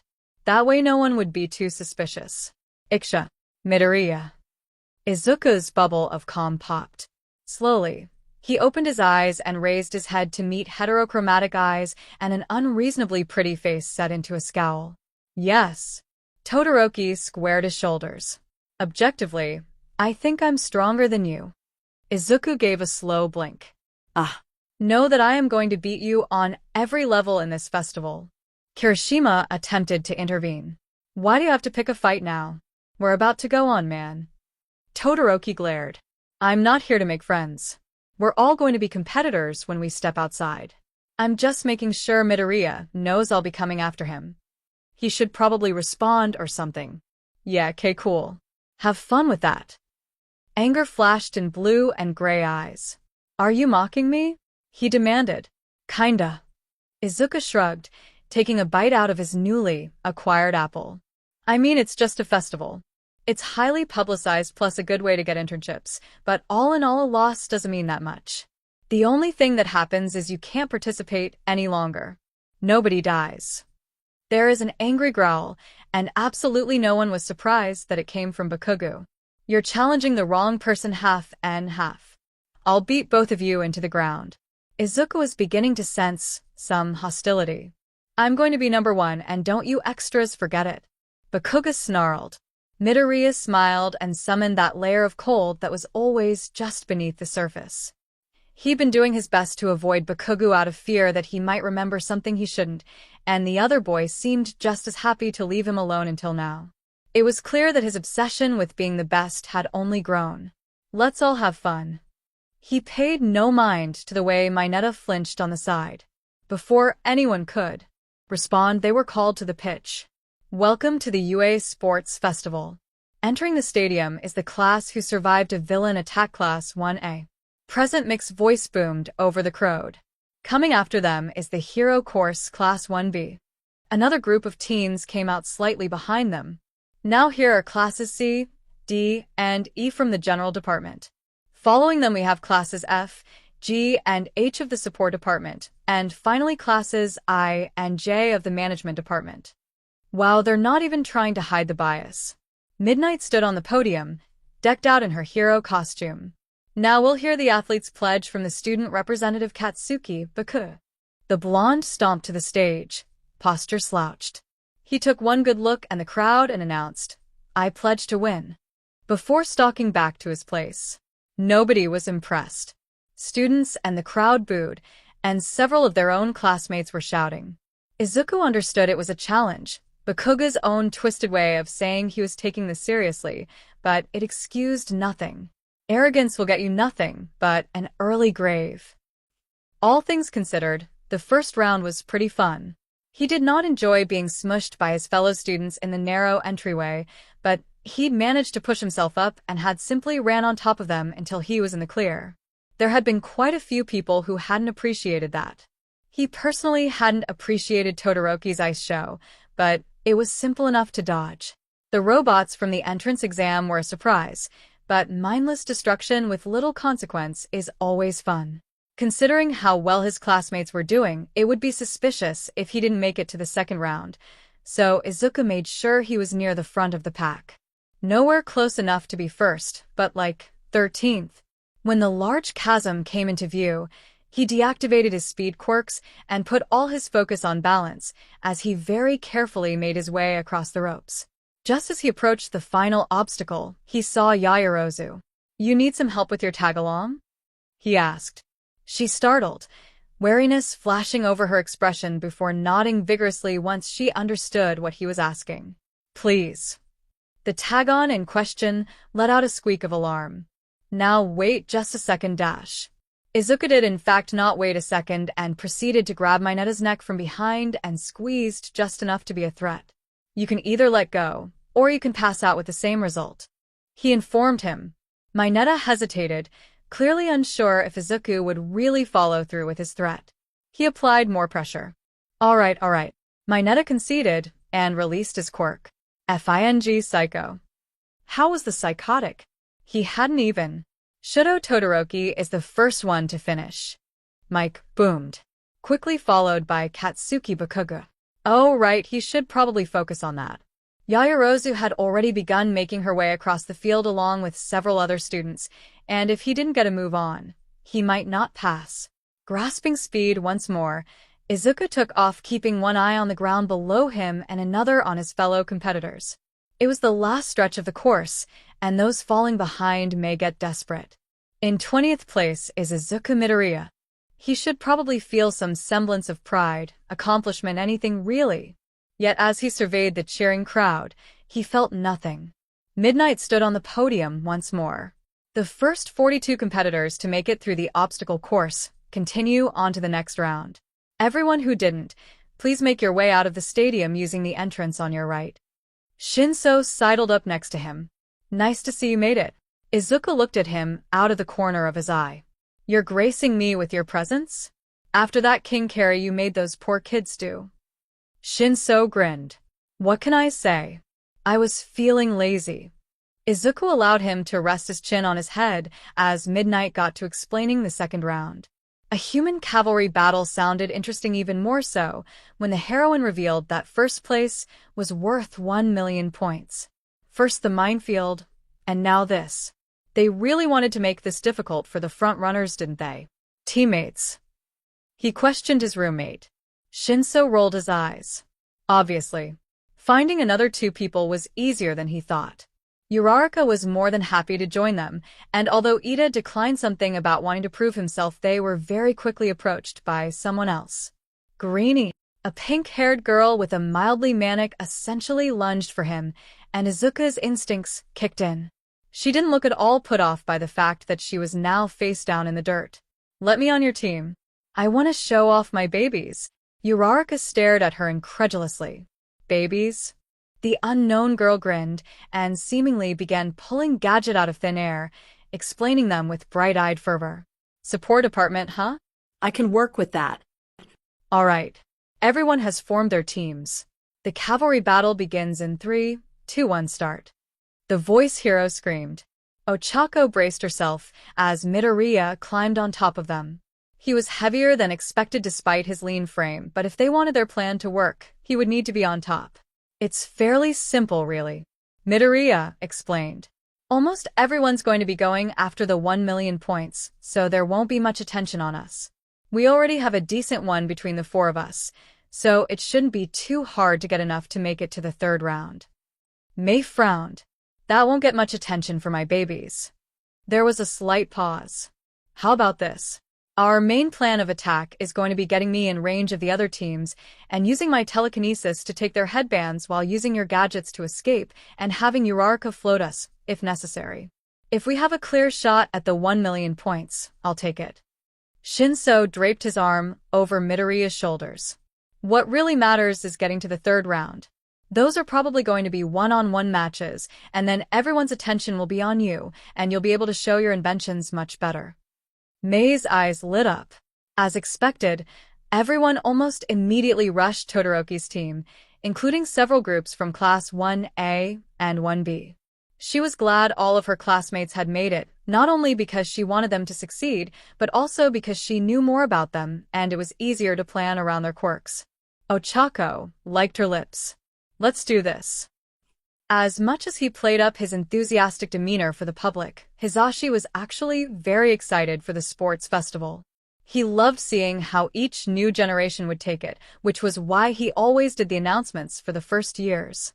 Todoroki is not giving an inch. Ladies and gentlemen, with only 2 minutes left on the clock, it is possible that he may hold on to it for the entire time. Hisashi briefly muted the mic, still watching him. Shota made a vaguely affirmative grunt. You know he might just be holding back, so that people underestimate him in the third round. Hisashi pointed out.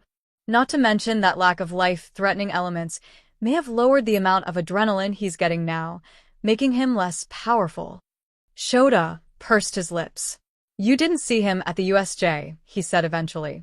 I was half-conscious somewhere in the middle, and the kid fought like the devil. Considering the statements the other students gave and his lies during the interview, the smartest thing to do would be to catalog everything he does and make sure he isn't a threat. There was a sudden explosion of movement.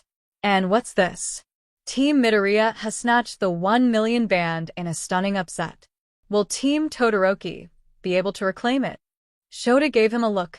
Yeah, you know your kids. They're not my kids. Keep telling yourself that. Ida's light was increasing in intensity. Izuka knew that Todoroki wouldn't take the theft of the 1 million points lying down, so it made sense that he would do anything to get it back. Without it, his team barely qualified for the third round. They're going to come for us, he said softly. Ida is most likely going to be faster than we expect, so make sure you watch for him. Uraraka, I want you to grab anyone you can get a hold of. May a pepper bomb if you please. She handed one over. Shinso, avoid using your quirk unless absolutely necessary. Ida's light was reaching its peak. Now, Todoroki ordered, and the opposing team came at them faster than the eyes could follow. It was fortunate that Izuku had never been all that reliant on his eyes. His left forearm connected with Todoroki's, blocking his attempt at snatching the band off his neck. Their eyes met, and he smiled. Todoroki's left side lit up in a spurt of flames, and Izuku activated heat resistance. It wasn't strong enough to completely negate the heat, but it would make the burn less severe. 3. Uraraka grabbed Kaminari's arm and he began to float, forcing Yaoyorozu to grab him and the rest of the team to retreat. 2. Bakugo lunged from behind, and Izuku activated auto-aim as he tossed the pepper bomb behind him. 1. It connected and sent Bakugo sputtering, but unfortunately didn't make him touch the ground. And that's IT for the second round. The 4 teams that will move on to the third are Team Midoriya, Team Bakugo, Team Inoma, and Team Todoroki. There will be a lunch break for our competitors, and then the one-on-one matches will begin. Will you ever stop yelling? Aizawa's exasperated voice chimed in. It's filled with my passion. I'm gonna take a nap. Tensei clutched his bleeding arm as the dark figure loomed above him, one of his many weapons drawn. You're going to die here, you fake. The hero killer smiled. You're not a true hero. Tensei slowly drifted his uninjured hand towards his SOS button. Just a few more inches. Stain liked Tensei's blood of his blade. Every muscle in his body locked. There was no way out, nothing he could do to stop this. He was going to die here, alone in an alleyway, away from his family and friends. Gutted by a man with ridiculous delusions of grandeur. Stain raised his weapon above Tensei's head. "Tenya, Mom, Dad, I love you." He didn't look away, choosing to meet the hero killer's eyes as the blade swung down. "Remember to smile, okay?" A wall of blue flames erupted between them. Izuku had a headache. It was to be expected. He'd been using his quirks fairly often throughout the day, but the stabbing pain in his skull was never something he enjoyed. The throbbing was making him more irritable, and all he really wanted to do was eat and find a quiet place to stay until he had to compete. It had been stupid of him to let himself get this far in the tournament, and he would just fake losing to whoever was his first opponent. If anyone got suspicious, he'd blame exhaustion, and at this point, it wasn't that far off. Shinso plopped in front of him, 2 bowls of Katsuden on his tray. "Hey, Green Bean," he said, placing one of the bowls in front of him. Uraraka slid down next to him. "We were awesome." She grinned. "I was worried for a minute near the end, but we totally kicked butt." Ida placed his own tray next to Shinso. "Please refrain from using such language, Uraraka." He pushed his glasses up his nose. "It is improper for a UA student." Mei slammed a gadget on the table and began tinkering with it. "We are now friends," she announced. "And all of you are going to help me advertise my babies." Izuku huffed a laugh. Maybe things weren't that bad after all. Of course, because Izuku had the worst luck ever, Todoroki approached the table, eyes focused intently on him. "I need to speak to you. Why is this my life?" Shinso's eyes went hard, and an unsettling grin settled over his lips. "Why don't you say that a little nicer, pretty boy?" Todoroki didn't even glance at him. "This has nothing to do with you. If it has to do with Midoriya, it has to do with me." Shinso's expression was flinty. "And you'll have to forgive me if I don't believe you'll be a good sport about losing." There was a tense silence. If he were being honest, he'd rather allow Shinso to snark Todoroki into annoyance and hopefully make the other boy leave. Unfortunately, Izuku knew he wouldn't be lucky, not with the determined way Todoroki was staring at him. Releasing a heavy sigh, he pulled himself to his feet. "You don't have to go," Uraraka said, glancing at Todoroki. "We're all in the 3rd round, and we need to rest." Izuku smiled tiredly. "I'll be fine," he reassured. "We won't be long." At least, he hoped not. He was liable to just walk out of his conversation with Todoroki if it lasted too long. Shinso met his eyes briefly before giving a minuscule nod. It was clear he wasn't happy about it, but he trusted Izuku to take care of himself. Todoroki's expression was unreadable. "Lead the way." Shudo did not know what to make of Izuku Midoriya. He was quiet, not usually prone to drawing attention to himself even if he were in the spotlight. He didn't seem concerned with winning, even when he was one of the biggest contenders in the whole festival. He was frightening. He had eyes that were colder than any eye Shudo could produce, and a grin that made him more terrified than anything his bestiality of a father had ever done. "Did you drag me away from my lunch for a reason? Or did you just want to waste both of our time?" A green eyebrow rose. Shudo mentally slapped himself. None of that mattered. He just needed to make the other boy understand. "You made me break my vow." Midoriya paused. "What vow?" This Shudo could do. "Do you know what quirk marriages are?" He ignored the way his heart clenched, the way his hands wanted to tremble, and spoke. Midoriya was silent for a very long time. His expression was unreadable, and Shudo wanted to demand he speak, demand he say something after he practically poured his heart out to the other teen. "That's why I will win without his fire." He continued. "I'll be number 1 without it. Your father should be in jail." That was not what he was expecting. "What?" he blurted. Midoriya's eyes had gone frigid.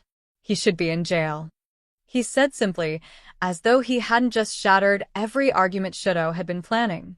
Endeavor should be arrested, put to trial, found guilty, and locked up. He forced himself to shake off his surprise. "That's not why I wanted to talk to you," he snapped. If you think that way, then you understand why I won't use my fire dash. No, I actually don't get that. Midoriya tilted his head. Seems to me like he just wants you to be number one, and doesn't really care how that happens. The only thing refusing to use your fire is actually doing is hurting yourself. Shudo's temper flared. You don't understand. This is my disavowal of him. I refuse dash. To use your quirk in a healthy way? To give your all, even if there were lives on the line? Are you saying that if someone was about to die, and the only way to save them was to use your fire, you wouldn't? He gritted his teeth. That won't happen. Midoriya's laugh was a cold thing. Arrogance like that is what gets people killed. Dabi didn't know what he was doing. He believed Stain's ideals to be true, believed that he was removing the fake heroes from the world, but why was he going after Ingenium, who had been kind and had a stellar reputation? Maybe he looked the hero up after he'd been saved by him but would die before admitting it rather than endeavor. I think you're making a mistake here, he said, not lowering his flaming hands. I can't imagine what this goody two-shoes could have done to get on your bad side. Ingenium may not have been perfect, but Dabi didn't think he deserved to die. Stain narrowed his eyes. He is not a true hero. He is a fake masquerading as one, and it is my duty to dash. And who, by your standards, is a true hero? Dabi interrupted. The hero killer regarded him disdainfully. All Might is the one true hero. And that was all Dabi really needed to hear. Stain would kill anyone who didn't reach the unattainable height of All Might, would kill his baby brother if he was old enough to be a hero. Ingenium was watching the exchange, his helmet having been torn off at one point in his fight with Stain, revealing black hair and strong features. Will you stand in the way of justice? The hero killer asked him. Dabi lit his hands in response. Midoriya had not bothered to look at who he was facing. It didn't matter to him because he was planning to lose to them in a hopefully convincing way and move on with his life. Then he walked into the arena and saw the blonde BSDRD, who had accused his class of being attention-seeking fame whores. Ladies and gentlemen, I can't believe it. Midoriya Izuku threw Nito Monoma out of the ring only seconds after this round started. He sure will be a strong contender in the upcoming rounds. Midoriya really didn't hold back, did he? Uraraka mused. Hitoshi was too busy laughing to respond. Sero's fight with Todoroki was a complete joke. Ishido knew he'd done his best, but there wasn't a whole lot tape could do to an entire FING glacier. She glanced at the upcoming fight and winced. Uraraka was no pushover. You'd have to be blind, deaf, and stupid to think that, but Bakugo was a force of nature, and one that she'd never seen denied. His athlete's pledge had been a declaration of war, one he clearly meant to win. Ochako took a deep breath, steeling herself. No matter the outcome of this fight, it was going to be rough. Uraraka. She looked up to see Midoriya watching her with his unnervingly observant eyes. Give him hell. And Ochako smiled, because she may not win this fight, may not even put a scratch on the powerhouse that was Bakugo, but she would not make this easy. No, she would make him work for it. Ochako has never had the easy route in life, so she didn't see why it shouldn't make Bakugo's just as difficult. Tenya watched as Uraraka fell to the ground, exhausted after her last hurrah. You ready for the greatest promotional fight ever seen? Mei asked, eyes glittering menacingly. He had been appalled with the idea to begin with, but he also understood that Mei would do this one way or the other, and at least this way he would have some modicum of control. I am. Denki could not stop laughing. He had never imagined that Ida, the stuck-up class president, would willingly become a promotional ad in something as well broadcasted as the sports festival. Then again, he did win his fight. Denki suspected that the Mei girl would have hooped his, but if it had really been a fight. Her gadgets were scary, so there may have been a trade. He could totally see Ida taking it way too seriously, if his booming promotional voice was anything to go by. Denki cracked his knuckles. It was his turn now, and he'd be facing Ida next. After all, there was no way he was going to lose to some random plant chick. Hitoshi couldn't help but roll his eyes. Was the electric dude serious? Going easy on the Vine girl just because she was a girl? He deserved every bit of that humiliating loss. It was lucky that Midoriya was in the same class as his opponent, so he'd been able to ask questions about the pink-skinned girl. Call it cheating, but when you were born with every disadvantage, you took what you could get. Mina grinned fiercely from across the field. You ready? He questioned. Hell yeah dash. Kirishima was confused as to why Mina began walking out of the ring, but decided not to question it too much. He was so pumped for his match. It wasn't every day you got to fight someone with a similar quirk. That meant he didn't have to pull any punches. This was going to be so manly. Itsuka not encouraged by her chances. Yaoyorozu was a recommendation student, and anyone with half a brain could figure out that she was good in a fight. Because of her quirk, Itsuka was reduced to almost exclusively close combat, but the other girl had no such limitations. Her only boon was that it seemed to take Yaoyorozu longer to make bigger objects, so she'd have to be fast. And as Monoma would say, and no, she didn't make it a habit of listening to him. That boy had an inferiority complex, so large it made her want to boot him out the window at times. She needed to represent One-B with pride. Let's do this. If asked point-blank, Shota would deny it to his grave, but he was very proud of his students. He knew Vlad would be too, even if he only had one kid who'd made it past the first part of the final round. He'd need to drill in Kaminari the fact that you couldn't underestimate anyone, especially for something as inconsequential as gender. Who do you think is gonna win? Hizashi asked. He leaned back in his chair. Bakugo or Todoroki are strong contenders. He said eventually. But Hizashi had a sly grin on his face. Shota rolled his eyes. But I have a feeling we're going to be surprised. They're not the only powerhouses here, just the most obvious. You want to teach that Shinso kid, don't you? It wasn't a question. Times like these made him wish Hizashi couldn't read him too well. He has potential. Hizashi gave him a knowing look. And he seems a hell of a lot like you when you were Yue. Spiteful and getting far too little sleep. Shota shrugged. Coincidence. Aha. Everything was burning. Dabi wasn't used to using his flames for this long, and it was beginning to take a toll. Stain was fast, faster than him, and had no qualms about sacrificing a few knives if he thought it might nick him. The only reason Dabi wasn't paralyzed like Ingenium was because he melted everything that came within 5 feet of him. But he wasn't getting any colder, and Stain wasn't slowing. If he was going to burn, he was going to take everything with him. Izuku was about to do something stupid.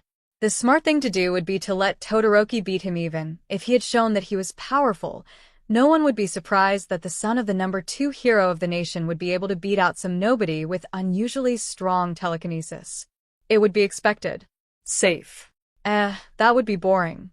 Down in the arena, Yaoyorozu summoned an anchor to keep herself safe from Ida's recipro burst, her normally spotless attire rumpled and dirty. If Izuku were placing bets, he'd put one on her. She may take longer to activate her quirk, but there was more versatile and a strategist to boot. As much as he was rooting for Ida, he was aware other boys' chances were slim. Go, Ida! Uraraka cheered, having been cleared by Recovery Girl as long as she promised. Take it easy. Shinso didn't join her, but Izuku could tell he was paying attention to the match. Yaoyorozu just barely managed to sidestep Ida, at least that's what she wanted him to believe. In reality, Izuku could see that she was priming him for another run. He would expect something similar to happen the next time, which would give her an opportunity to. And what's this? Yaoyorozu lassos Ida's legs as he passes by. What a stunning display to coordination and timing. The weighted ball at the end of the rope was particularly impressive in Izuku's opinion. She would have had to create it at the same time as the rope and have it be attached. Not for the first time, he wondered the specifics of her quirk. Could she make things that were different temperatures? Did it take physical effort to create things? Could she make water if she were dehydrated? Ida is unable to move. Our winner is Yaoyorozu. You're damaging my eardrums. Oh, come on, Eraser. Have a little fun. No. It was a miracle and a half that Mike had been able to wrangle Aizawa into that booth at all, much less get semi-regular commentary out of him. After a few more minutes, Bakugo and Kirishima entered the ring. Begin. Idru was so ready for this. His fight with Tetsu had been awesome. It wasn't every day you got to fight someone with a similar quirk and fighting style, and man, did it feel so good to beat him in an arm wrestling match. Now he got to fight Bakugo, who was probably the manliest man he's ever met. He obviously wanted to win, but honestly, he was just hyped about doing this at all. Sparring in class didn't compare to this. Bakugo stared at him from across the ring, red eyes boring into him as he started Ijuru down. It was nice to know the other boy was taking this seriously, even if he'd been able to gather it from the athlete's pledge. It was so manly to declare war on everyone like that. Start. Ijuru wasted no time, meeting Bakugo in the middle as the blonde propelled himself forward with blasts, only to be forced to duck as he sent his hardened fists towards him. He knew what most people assumed about him, that because of his tank-like quirk, he would be slow. It worked out in his favor a lot of the time. People didn't expect it, so he was able to catch them off guard. Rocks can be speedy too. It doesn't take long for the blonde to counter, however, and Ijuru hardened his stomach to take the blast that was sent at him. He grinned, displaying his shark-like teeth. That won't work on me. Bakugo's expression twisted into a snarl, and Ijuru forced him to back up with another punch, not giving him any room to breathe. If he was lucky, he'd be able to force the Bakugo out of the ring like this. Unfortunately, Bakugo's peripheral vision wasn't hindered, and he always managed to angle himself away from the edge, making the two of the turn in circles. Bakugo occasionally sent blasts towards him, which he was able to harden against. It was getting difficult to keep this up, and from the other's grin, he knew it too. Ijuru was forced to duck the next explosion rather than block it, and Bakugo's grin sharpened. The one after that connected with his torso, causing him to hiss in pain and nearly fall over. Those blasts weren't just for show. You were saying? Bakugo sneered. Any response Ijuru could have made was snatched away by the next large explosion that sent him flying over the ring limits. And, with that final blow, Bakugo is our winner. The boy in question smirked, but Ijuru caught him wincing minutely as he touched his wrists. Those explosions must have a lot of recoil. He watched Bakugo's retreating back as he struggled to his feet. So manly. Hitoshi faced the vine-haired girl across from him, rolling his shoulders in an attempt to work some of the tension out of them. He could do this. Even if she had managed to figure out his quirk, he had always been good at provoking responses out of people. Considering her match with Kaminari, flirting would just get him his butt handed to him. Barbed insults would just make her indignant and silent, and she was unlikely to laugh at a joke. Start. Before she could send her vines towards him, Hitoshi held up his hands and said as fast as he could, "Would you mind waiting a minute for me to say a word of prayer?" Her determined expression such to surprise, before smiling. "Oh, course. I would be happy to dash." Gotcha. He felt a little bad for using her religiousness against her, but you gotta do what you gotta do, and Hitoshi was gunning for first place in this. That was his surest chance of getting into the hero course. "Walk out of the ring," he ordered. Shiozaki did, face blank. Shiozaki walks out of the ring, making Shinsu the winner.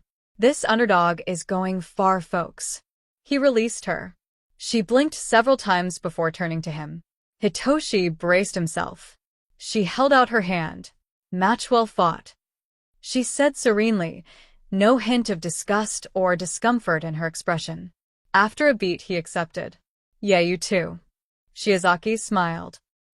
Enji was not a patient man.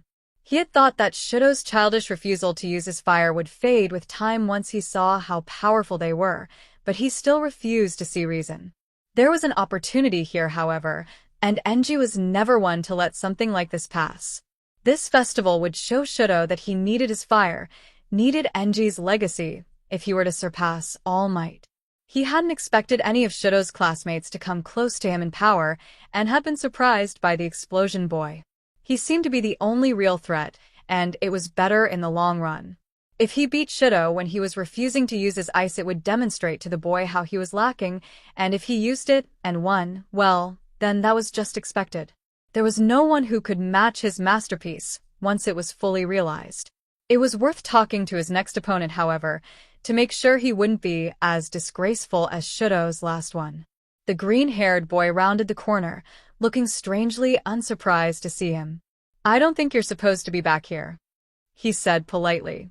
This area is for competitors only.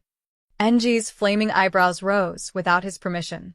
I am the number 2 hero. I can go wherever I please. I'm pretty sure trespassing laws say otherwise. He took a bite of an apple Enji hadn't realized he was holding. Though I'm sure you aren't here to discuss that. Pushing aside the teen's impertinence, he got to the point. It is Shudo's duty to surpass All Might. He informed him. His match against you will be a useful test. Midoriya didn't respond. Put up a good fight against him. It will be a valuable experience. That was all Enji needed to say, and just as he was about to begin walking away, the boy spoke. It'll bite you in the butt one day. Excuse me? He growled. Midoriya's eyes bored into him, frigid and hard.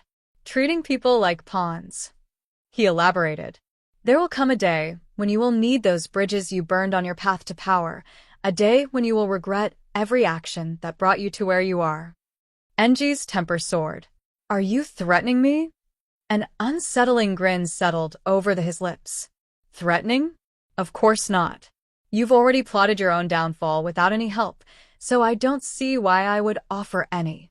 And what exactly do you mean by that? He snarled. He was not unnerved by a pint-sized teenager. He was not. A low chuckle reverberated through the metal hallway. You say that you want Shudo to beat All Might, that you want him to surpass the current #1 hero. Say he does. Acidic green eyes froze him to his core. What exactly will that make you? Enji froze. That eerie smile once more. Just some food for thought. The boy tossed something over his shoulder, and he was still shocked enough that it hit his face. It was the apple. Shudo wanted to get this over with. He watched impassively as Midoriya approached the ring, in one of his hands an apple with only one bite out of it. Midoriya was strong, but he wouldn't be able to beat him. Shudo would win without his left side, and show everyone that he didn't need it. Arrogance like that is what gets people killed. He shook the words out of his head, ignoring the part of him that whispered that it was true. Midnight cleared her throat. You're gonna have to put the apple down, she informed Midoriya. There was a pause. Then, he raised his gaze to meet Shudo's, one hand enclosing around the apple. His scarred hand crushed the fruit to its core. Okay, Midoriya said, tossing the now reduced apple to the side. Is there anything else? He questioned. Midnight looked mildly amused. You're clear. She raised her WHB. Start. Shudo summoned his ice. Izuku watched as an entire iceberg erupted towards him. It seemed that Todoroki was going to use the same strategy he used with Zero and at the battle trials. Overwhelming force. He let the ice engulf him, the noise from the stands abruptly cutting off. It would seem that he'd have to do this in a way Todoroki would understand. He pulled several quirks to the surface, the ice restricting every movement. That didn't matter, he didn't need to move for this anyway. Fracture. Sorahiko's eyebrows rose as the iceberg endeavors Brat had sent exploded into chunks, his opponent walking out of the wreckage calmly. It didn't even look like the Brat had used one for all. The cameras weren't able to get that close, but there was something uncomfortably familiar about the green one. Something had his instincts screaming. Who exactly did you give your power to, Toshinori? Everything burned. You would think that Dabi would become numb to the heat after so long. It wasn't like he had much skin left anyway, but it never got easier. Stain was practically inhuman, and no matter how many times he burned him, the man just kept coming. Ingenium was still down, and at this rate there were going to be 2 corpses in the alley instead of 1. He would probably die from the backlash of his quirk once this was over, so might as well take the BSTRD with him. Dabi dimmed his flames enough so that it looked like he was running out of gas and took a staggering step backwards. Stain, never one to miss an opportunity, lunged for him with his blades stretched outward. In one smooth motion, he sidestepped the blade and grabbed the hero killer's wrist, setting it ablaze. Stain screamed and attempted to retreat, but Dabi refused to release him. He raised his other hand, fully intending to burn the man alive along with him. Don't! The shout made him loose his grip, allowing Stain to break it and dart away, out of sight before he could even comprehend what was going on. It was unlikely he would return, not after the nasty wounds Dobby had given him. He turned to face Ingenium, surprised to see the other man on his feet. "Why did you stop me?" It probably wasn't the best idea to antagonize the hero who had just seen him commit vigilantism, even if it had been to save him. "You were going to kill him." It wasn't a question. Dobby responded anyway. "Yes. It would have killed you too." Ingenium seemed very sure of this. "I saw how you were using your fire. You don't have the heat resistance for it, right? Except on your hands." That was not what he'd been expecting. "I mean, obviously I don't condone killing, but this was in self-defense, and he was trying to kill you too." He scooped up his fallen helmet. "I've alerted the other heroes in the area with an SOS, so someone should be arriving pretty soon." Not good. Not good. F dash. How was he going to get anywhere? It wasn't like he could show up at a hospital without getting asked a shit ton of questions. His burns weren't exactly inconspicuous. "Are you alright?" It was only after Ingenium asked him did he realize he was swaying on his feet. Quirk overuse. He breathed, the heat coming in waves. "Do you have any water?" Ingenium unclipped one from somewhere on his armor and handed it to him. "Does this happen often?" "Try every bloody time I use my quirk." He internally grouched. Outwardly, he shrugged. "Often enough." The water was mercifully cold, and he took a long gulp before pouring some on his neck. That was usually the easiest way to get his temperature back to normal. Well, as normal as it ever was. He let himself slide down against the alley wall, legs not able to support him much longer. His fingers clutched the water bottle like a lifeline, and he tried to breathe evenly.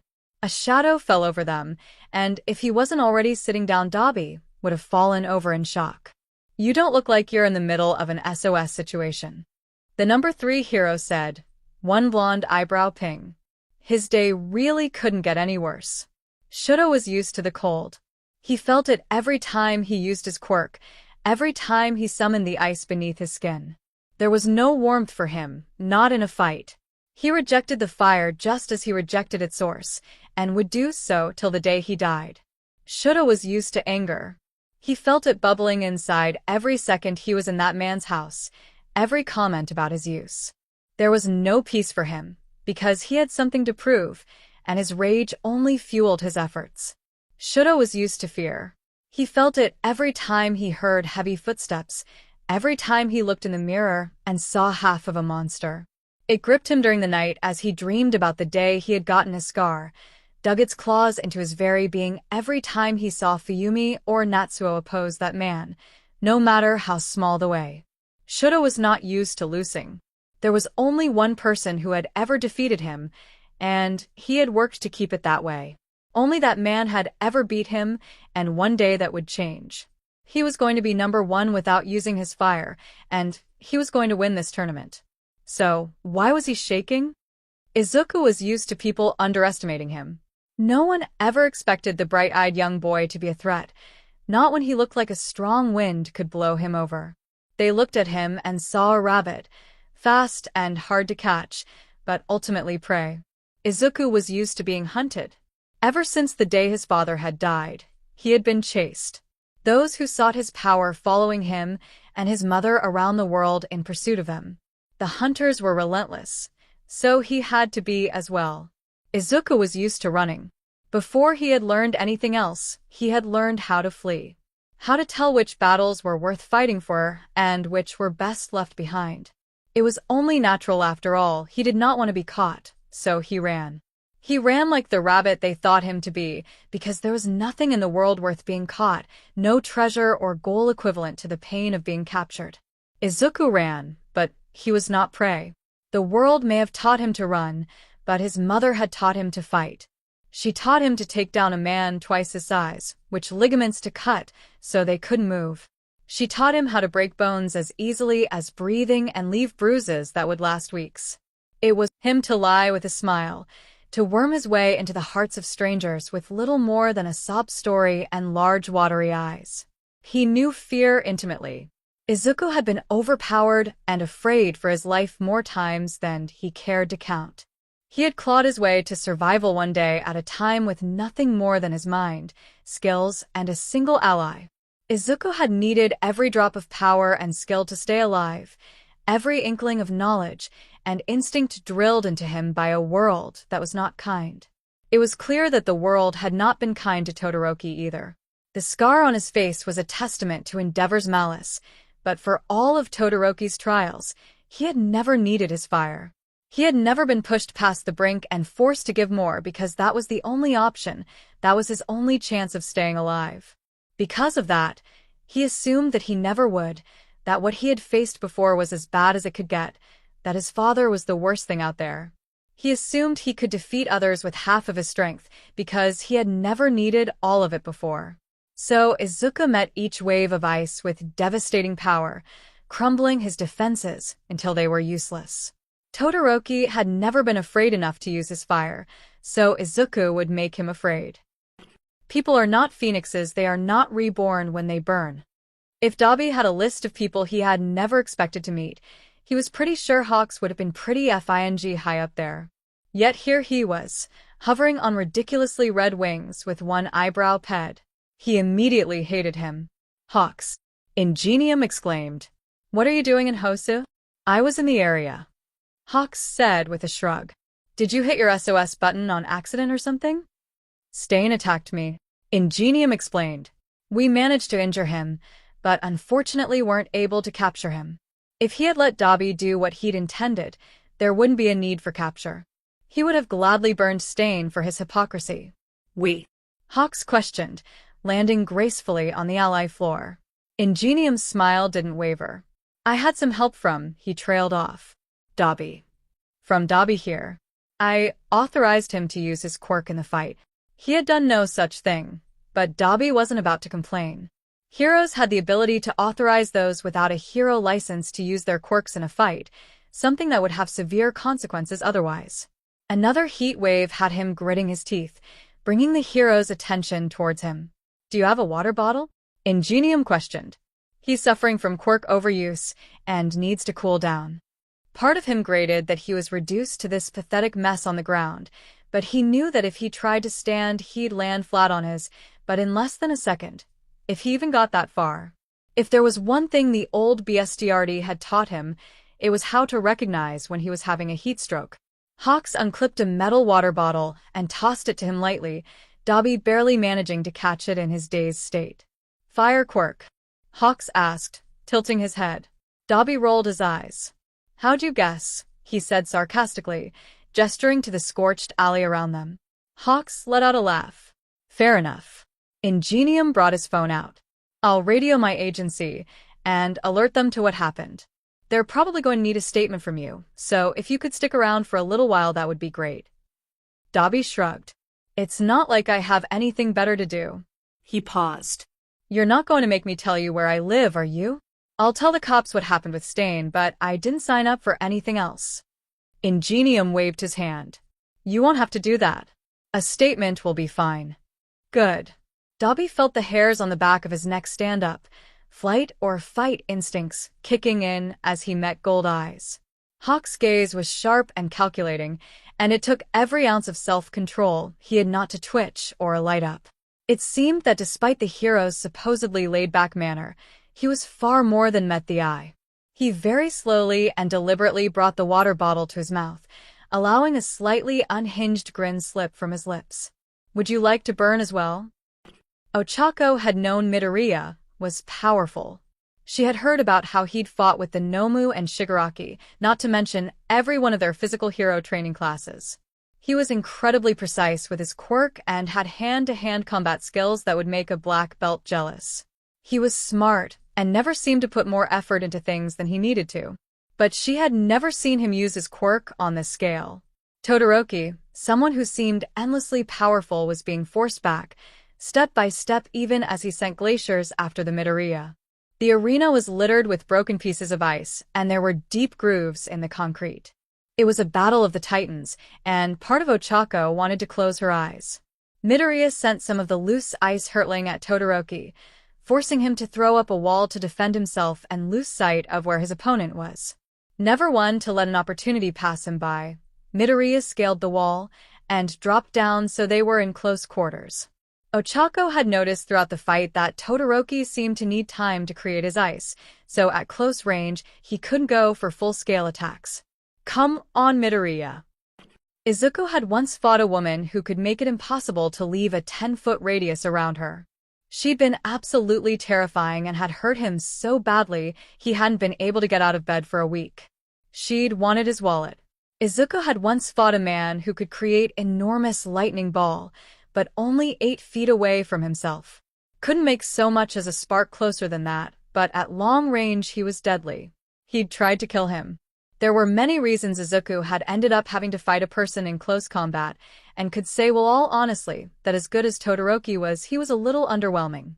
Not to say that Todoroki was bad, no, he was surprisingly good for someone who seemed to rely heavily on his quirk. It was clear he'd had some very good close combat training that would work against any untrained opponent. Unfortunately for Todoroki, Izuku was not untrained. It was easy to stay on his left side and slip under his guard. Todoroki was bigger and probably stronger than him, but he was faster and used to being outsized. Izuku rammed his fist into Todoroki's floating ribs before sweeping with the same side's foot. He went down but managed to roll away and onto his feet before he could take advantage of his tumble. Todoroki was shaking from the cold, his expression twisted into an angry snarl. He was slower than Begor, the lack of usage from his balancing fireside taking its toll. It was easy to break the small chunks of ice he kept trying to freeze him with, fracture and force push making easy work of the attempts. Izuku was cold too, but had inner fire activated constantly to make up for it. The quirk wasn't very powerful, but it managed to stave off the cold enough that it was unlikely for him to get hypothermia. His fingers and toes were numb, and he was glad he didn't need to do anything complicated with them. Punching and kicking didn't count. It would be a pain to grab anything right now, and there was a good chance he had frostbite. Todoroki attempted to create a cage around him, attempting to make more distance between them and bring them back to a range he was comfortable with. Izuku shattered the ice outwards, using the broken pieces to make a whirlwind around the other boy, forcing him to remain close or get cut up. Time to finish this. Shudo didn't understand. This shouldn't be happening. He shouldn't be pushed this far by someone who wasn't that bestiarty. Shouldn't be struggling to move his numb limbs and force enough frigid air into his lungs. Across their battlefield, Midoriya met his eyes. They were frightening in a way Shudo didn't know how to name, acidic in their color, yet so very dark. When fighting his SBRM donor, he knew he wouldn't die, knew that his old man needed him alive, and that no matter how much he set him off, he wouldn't kill him. If that bestiarity were capable of doing it, he would have years ago when Shudo had first started refusing to use his fire. Death was not supposed to be a possibility in this tournament either. Shudo was too skilled, not to mention the plethora of pro heroes everywhere. He wouldn't die. So why did he feel as though his life were in danger? Why did he get the impression that Midoriya would bury him 6 feet under, without hesitation? It was eerie how silent Midoriya was, his posture and stance screaming a message, but his mouth remaining firmly shut.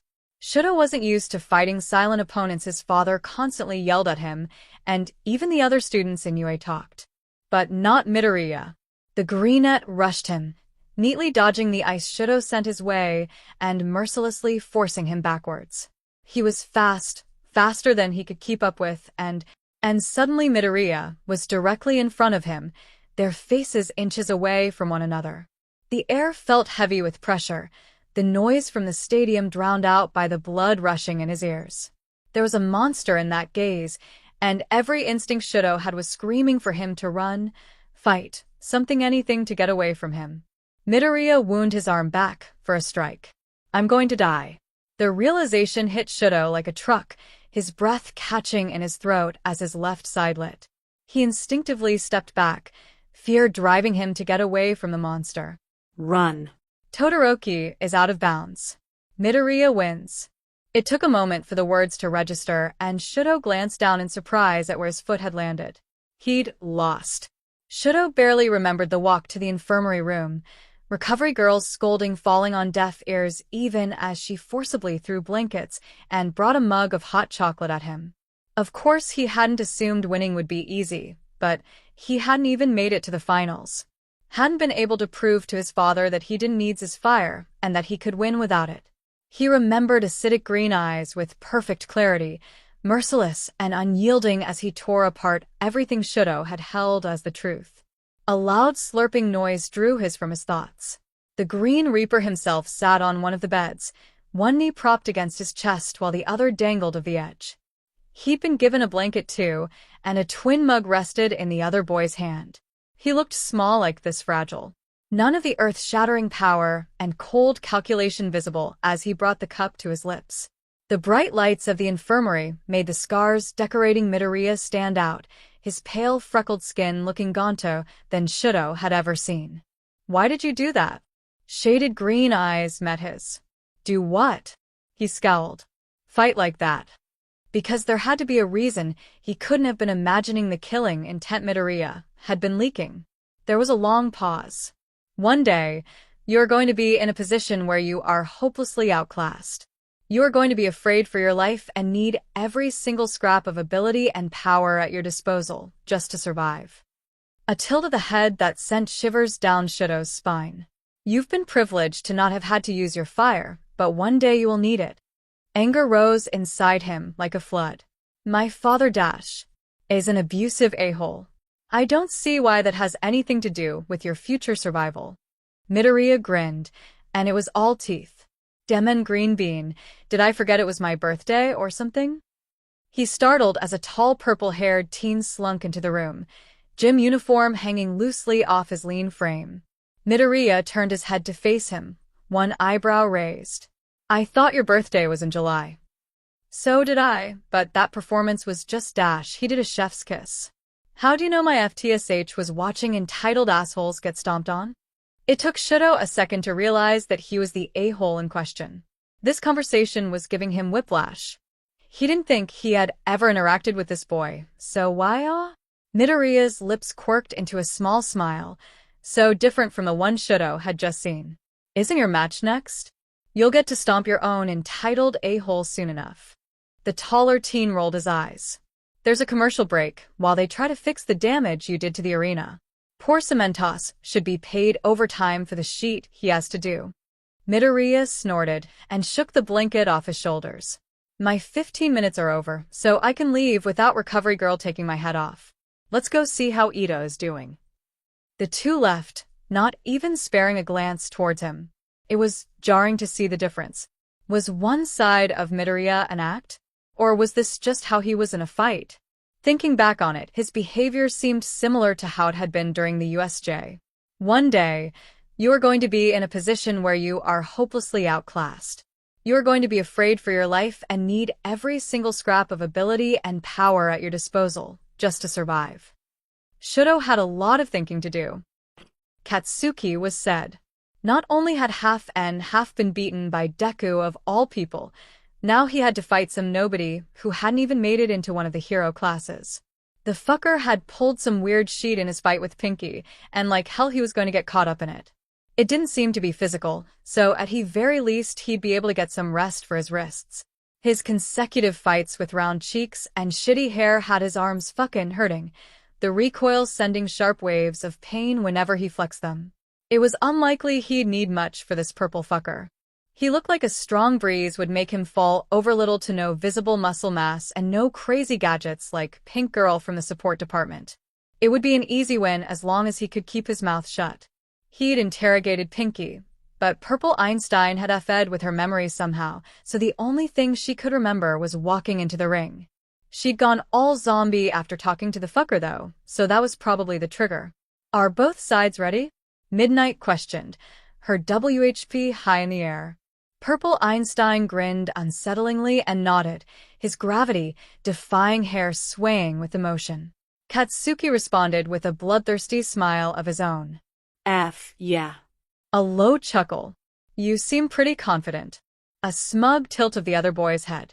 "Start. Why is that, Kakin?" "The F, did you just dash?" Katsuki froze mid-lunge, his limbs refusing to obey his commands no matter how much he strained. He wasn't in control anymore, and from Purple Einstein's smirk, it was pretty clear who was. "Walk out of the ring," he ordered, and Katsuki hated him. He hated that he could do nothing but obey, hated the triumphant look in his eyes, hated the noise of the crowd as they cheered for his defeat. Katsuki Bakugo didn't lose. It had always been a fact of life. He'd always been able to crush any resistance, destroy those who thought they could stand on his level. This tournament was supposed to be one of his steps to becoming the #1 hero, and yet, Bakugo is out of bounds. Shinsu is the winner. His limbs became his own again, and he scowled at the purple-haired teen across from him. Something to say? He questioned. Katsuki jerked his head the other way and stalked back towards the arena entrance. Talking to the police was about as pleasant as it always was, but at least they weren't trying to arrest him this time. Make sure to call us if you remember anything else. Dabi shifted where he stood. Can I go now? The policewoman interviewing him looked thoroughly unimpressed. Yes. Are you sure you don't want to be taken to the dash? I'm sure. He interrupted, ignoring the scowl she sent his way. I'll get a checkup soon. It was a lie, and she looked like she knew it, but there was nothing the officer could do. Don't worry. I'll make sure he gets home safe, came a cheerful, entirely unwelcome voice. His expression twisted into a snarl. I can make it home on my own. He refuted, glaring at the hero. Hawks let out a laugh. Of course you can. I was just planning on getting a bite to eat, and wanted some company. The hero expertly maneuvered his wings, so they blocked everyone from Dabi's line of sight. I'll even pay for you. Considering his salary was more money that he would make in a year, that wasn't exactly a large boon. I don't want your charity. Hawks continued to herd him towards the street and away from the police officers. It's not charity, just think of it as a friend treating you. You've got to be pretty hungry after that fight. Dabi's traitorous stomach chose that moment to growl. Ignoring the heat that rushed to his face, it wasn't like he could get much warmer at this point, he sighed. Fine. Where are we going? At it, why, as UA students, it is our responsibility to dash. Ida paused mid-speech, an insistent ringing coming from his pocket. I apologize, he said, a strange expression crossing his face. I need to take this. She shared a look with Hitoshi. That was weird. Momo stared at Midoriya across the arena. This was the boy who had scared Todoroki enough that he'd backed out of the ring. Midnight started the match. Neither of them moved. His expression was icy, cold in a way that chilled her very bones, and she knew, even if later in her life she met men and women much more powerful than this boy, he would frighten her still. She could fight him. She could bring out tasers and flash bombs and knives and cannons, but even if he hadn't been capable to ripping anything she created away, she doubted it would work. Momo was smart, and unlike many of her classmates, she knew which battles were lost causes. There were some things worth fighting for, worth blood and tears and broken bones. But this festival, it wasn't one of them. So the Yaoyorozu heiress raised her hand and spoke clearly and calmly. I forfeit. In hindsight, Dabi really should have known better than to follow the #3 hero anywhere, but he was especially regretting it now. Fried chicken? Seriously? Isn't that like cannibalism for you, bird brain? The man in question gave an offended squawk, even as his feathers carried the bags of food. Of course not. I'm not actually a bird, you know, and fried chicken is my favorite food, thank you very much. He rose an eyebrow. Well, I could have guessed your lack of taste from your outfit, but this just confirms it. The walk had been surprisingly pleasant so far, the hero somehow steering them away from crowded places. Hawks clutched his chest dramatically. You've killed me. I shall never recover. Good. Hawks let out a sigh. You're so mean. Hero is hoping that we could be friends, and you attack me like this. Dabi lit his hands lightly, ignoring the wave of heat that threatened to rise once again. If you want me to attack you, birdie, all you have to do is ask. The winged hero's grin revealed inhumanly sharp canines. I'm not that fond of playing with fire, but if I ever feel like it, I'll let you know. His tone was casual, but in the corner of Dabi's vision he saw red feathers that were already detached, floating in the air and ready to move. So Dabi sneered. You want to test what's faster? My fire or your feathers? Predatorial gold eyes met his own.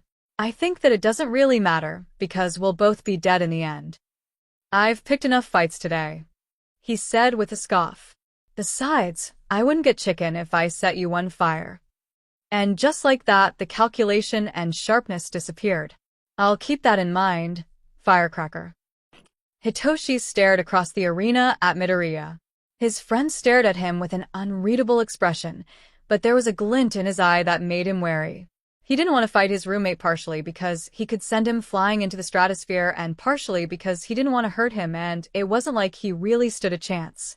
Second place was bound to be high enough to get him into the hero course. Why would they ever want a villain like you? Start.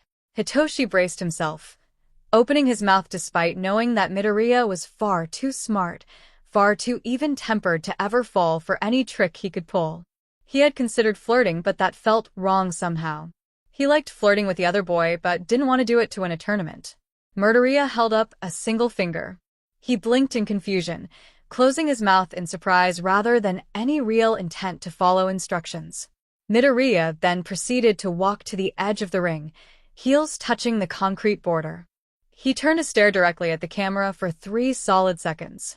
The crowd began to murmur, confusion and bemusement spreading as they contemplated what he could possibly be up to.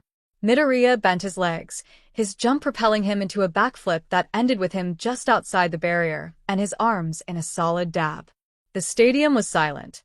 Midoriya lifted his head and took a bite out of an apple Hitoshi hadn't realized he'd had. Quiet down. The shout was accompanied by the usual flash of red eyes and floating hair, causing 20 teenagers to immediately quiet. As I'm sure you've noticed, Mineta is not here today. A slight pause. He has been expelled for inappropriate behavior.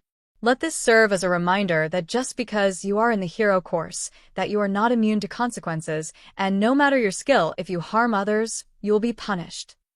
The room was dead silent. Am I understood? Everyone nodded. In other news, the following week will be your internships.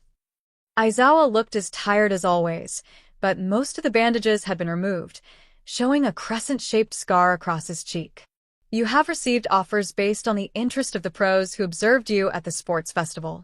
Those who do not receive any will have a list of agencies to choose from. Aizawa lazily turned on the projector. Izuku's eyebrows shot up. The numbers are usually a little closer, but this year was an exception. Sitting in first place was Todoroki with 3002 offers, followed behind by Bakugu with 2. The place after that was Yaoyorozu with less than 1,000. Wait, Midoriya got second place. Why didn't he get more offers? Mina questioned. He beat Todoroki. How did he get fewer than Ida no offense Ida? Their bespectacled classmate waved dramatically. You have no need to worry, I take no offense. I, too, am curious. How idiotic are you extras? It's because he threw the FING festival. Aeon, there it is. He'd been wondering how long it would take for Bakugu to blow up. Ever since his loss at the sports festival, which he seemed to blame on Izuku, his temper had been on an even shorter fuse.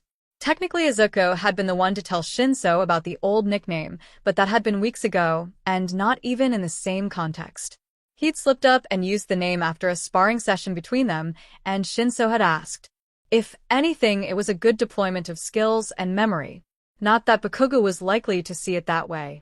In all fairness, he did it in the best possible way. Kaminari grinned despite the other Bakuga's glare being sent towards him. I hope you know you're a meme now. That was something. Considering his main objective for the past decade has been to lay low, that wasn't exactly a point of comfort. Let them come. At least that way the enemy will be in front of you. At least that way you can finally, regardless of the amount of offers you got, there is something you all need to do.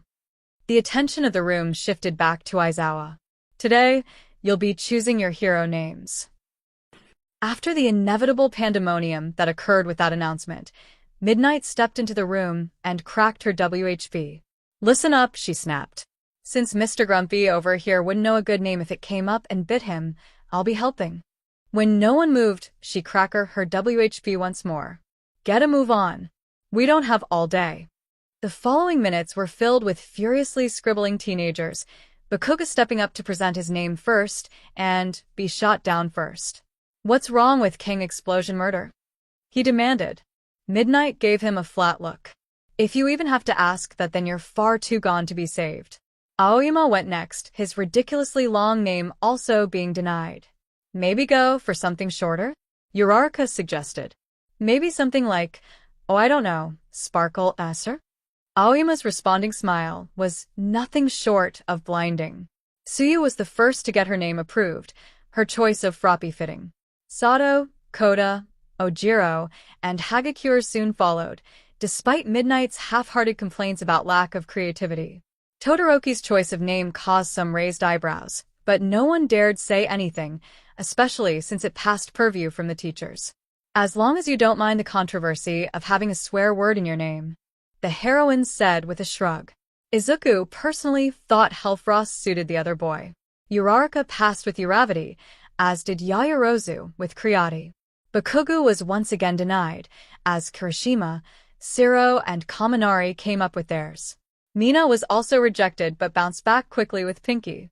Time ticked by as one by one his classmates had their names approved.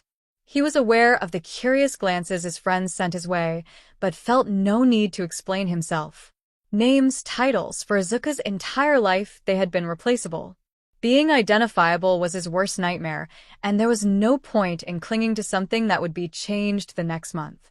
He had been everything from hate to Adam, transitioning seamlessly because that was his only option. Jiro, Shoji, and Tokoimi's were next, and Bakugu finally figured out nothing with the word murder and it was going to be approved. Dynamite, he growled, as if daring anyone to comment. Midnight dared. Finally, something decent. And then it was only him and Ida. I wish to maintain my family's legacy, Ida announced. Thus, I have chosen the name Speedster, the running hero. Izuku cracked a sardonic smile. You've never really had to run. But you will. One day. There's only one of you left, Midnight said, narrowing her eyes at him. We're on a time limit here. If you don't choose something now, I'll do it for you. Izuku met her gaze and wrote the first thing that came to mind on the whiteboard. Nomad, the wandering hero. Lunch was a little different than usual, and Ochako couldn't say she minded. May had apparently decided to stick with the group, tinkering with things on the cafeteria table despite Ida's protests and chatting vigorously with anyone and everyone. So, where are you guys planning on going for your internships? The May questioned, cranking her wrench aggressively. Gunhead's agency. Ochako said firmly, ignoring the surprised everyone but Midoriya sent her way. I want to get better at combat. Even if I do become a rescue hero, I should know how to fight. Look what happened to 13 at USJ. There was an awkward pause. The subject of the attack, normally taboo between them all. Ida saved them. I am, of course, planning on interning at my family's agency. It will be an honor to work with them, and I am excited to learn as much as possible in our limited time. Shinso snorted. Limited time. He mocked. They're your family. You can learn from them whenever you want. Ochako was pretty sure she wasn't imagining the bitter undertone in his voice. Thankfully, Shinso turned his attention towards Midoriya. What about you? Any particular offers catch your eye? Midoriya took his time responding, thin fingers tapping against the table in an uneven rhythm. Gran Torino, he said eventually. Ida furrowed his brow. I am unaware of any hero with that name. Why did you choose him? Another long pause. My mom knew him. There was a loud thud as Shinso knocked over his bag, its contents spilling onto the floor and drawing everyone's attention. Ah shit, he grumbled, bending over to scoop up his books. I need a new bag, I swear. This one keeps falling open. May snorted. Considering that bag is held together by less seams than my sanity, I'm not surprised. A wicked gleam entered her eye. Say, how about I dash? Let me stop you there. Shinso finished putting his school supplies away. As terrible as my bag is, there is no way I am letting you anywhere near it. It'll take over the world. May grinned. Come on, it's only a backpack. The worst it can do it run for mayor. Shinso rolled his eyes. You say that now.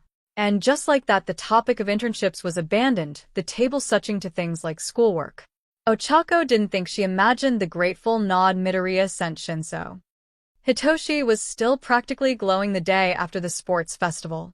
Not only had he shown up those snobs from the hero course Midoriya, Uraraka and Ida excluded, but the rest of his class had surprised him with cookies. While they hadn't been hostile towards him like his previous classmates, Hitoshi wasn't exactly the friendliest, and his quirk tended to make people wary of him. This was a nice change. The day had gone by in a blur, and before he knew it, last PRD was over and it was time to go home.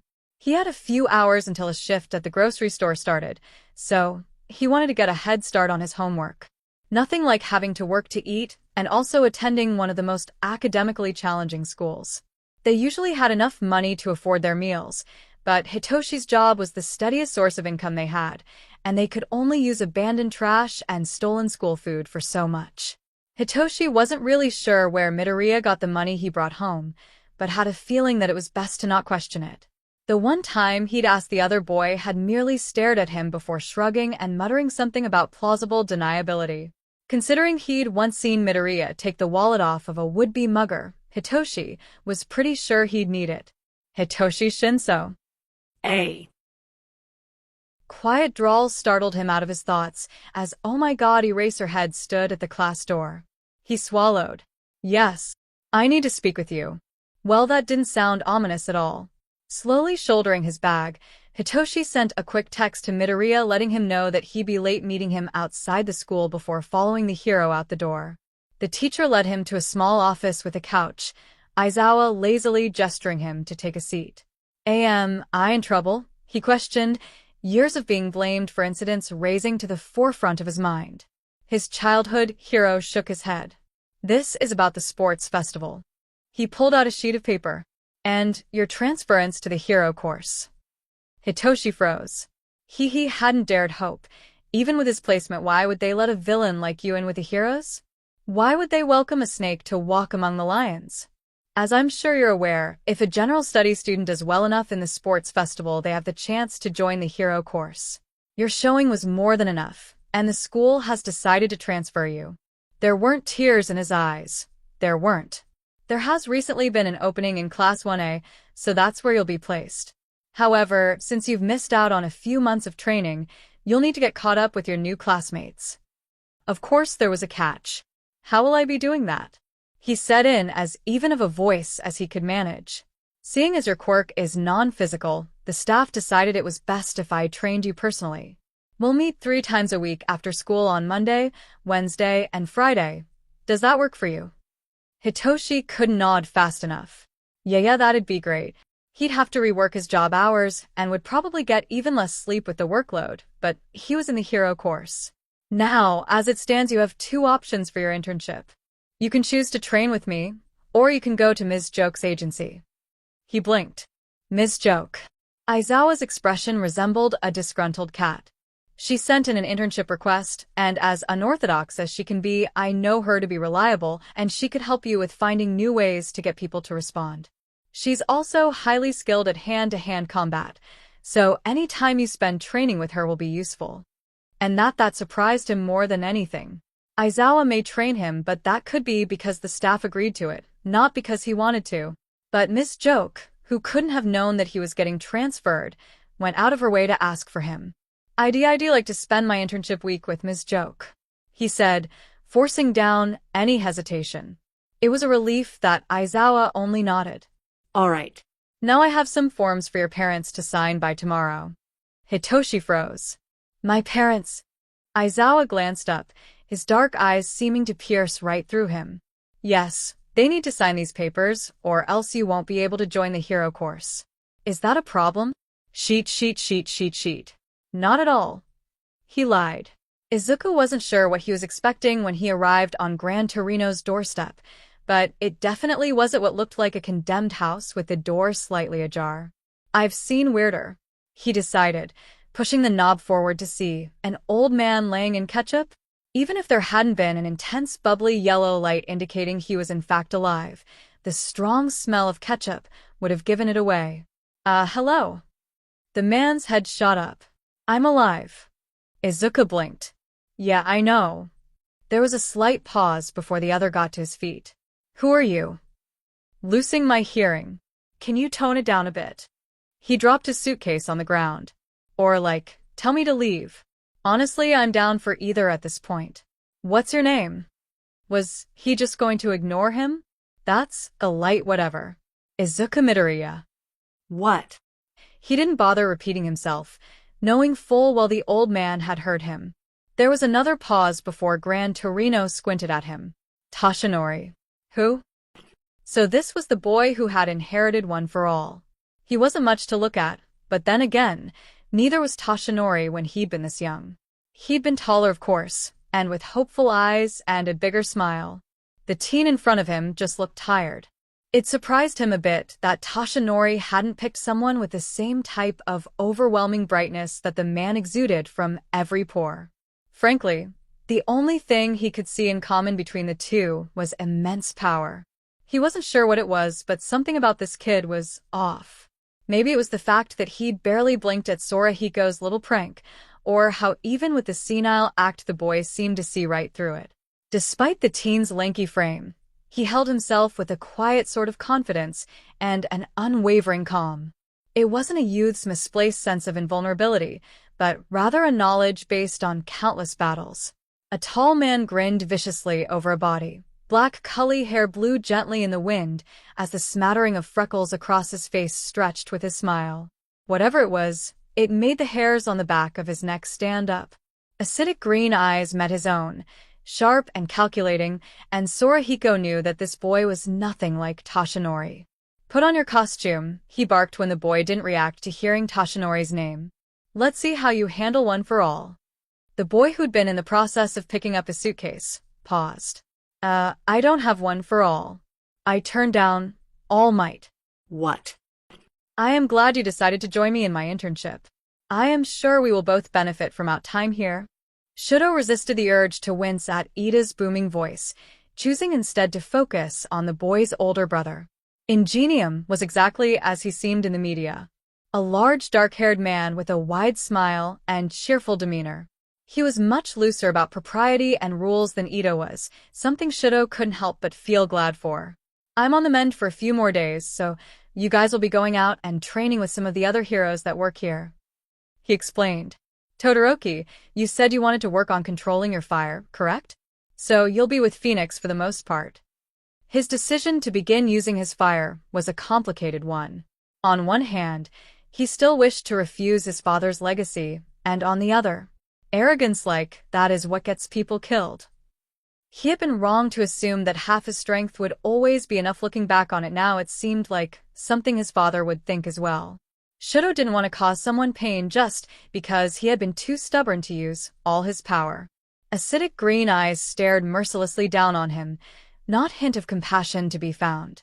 Ingenium clapped his hands together, startling Shudo out of his thoughts. Let's get to work. Ochako balanced on the ball of her feet, watching Gunhead carefully for any movement. They were in the middle of a no-quirk spar and he was thoroughly kicking her butt. It frustrated her, but that was why she was here in the first place. She didn't want to have to rely on others to protect her, or have too much confidence in her quirk, leaving her wide open if she wasn't able to use it.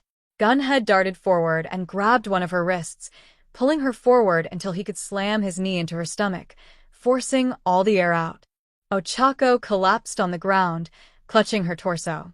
That FING hurt.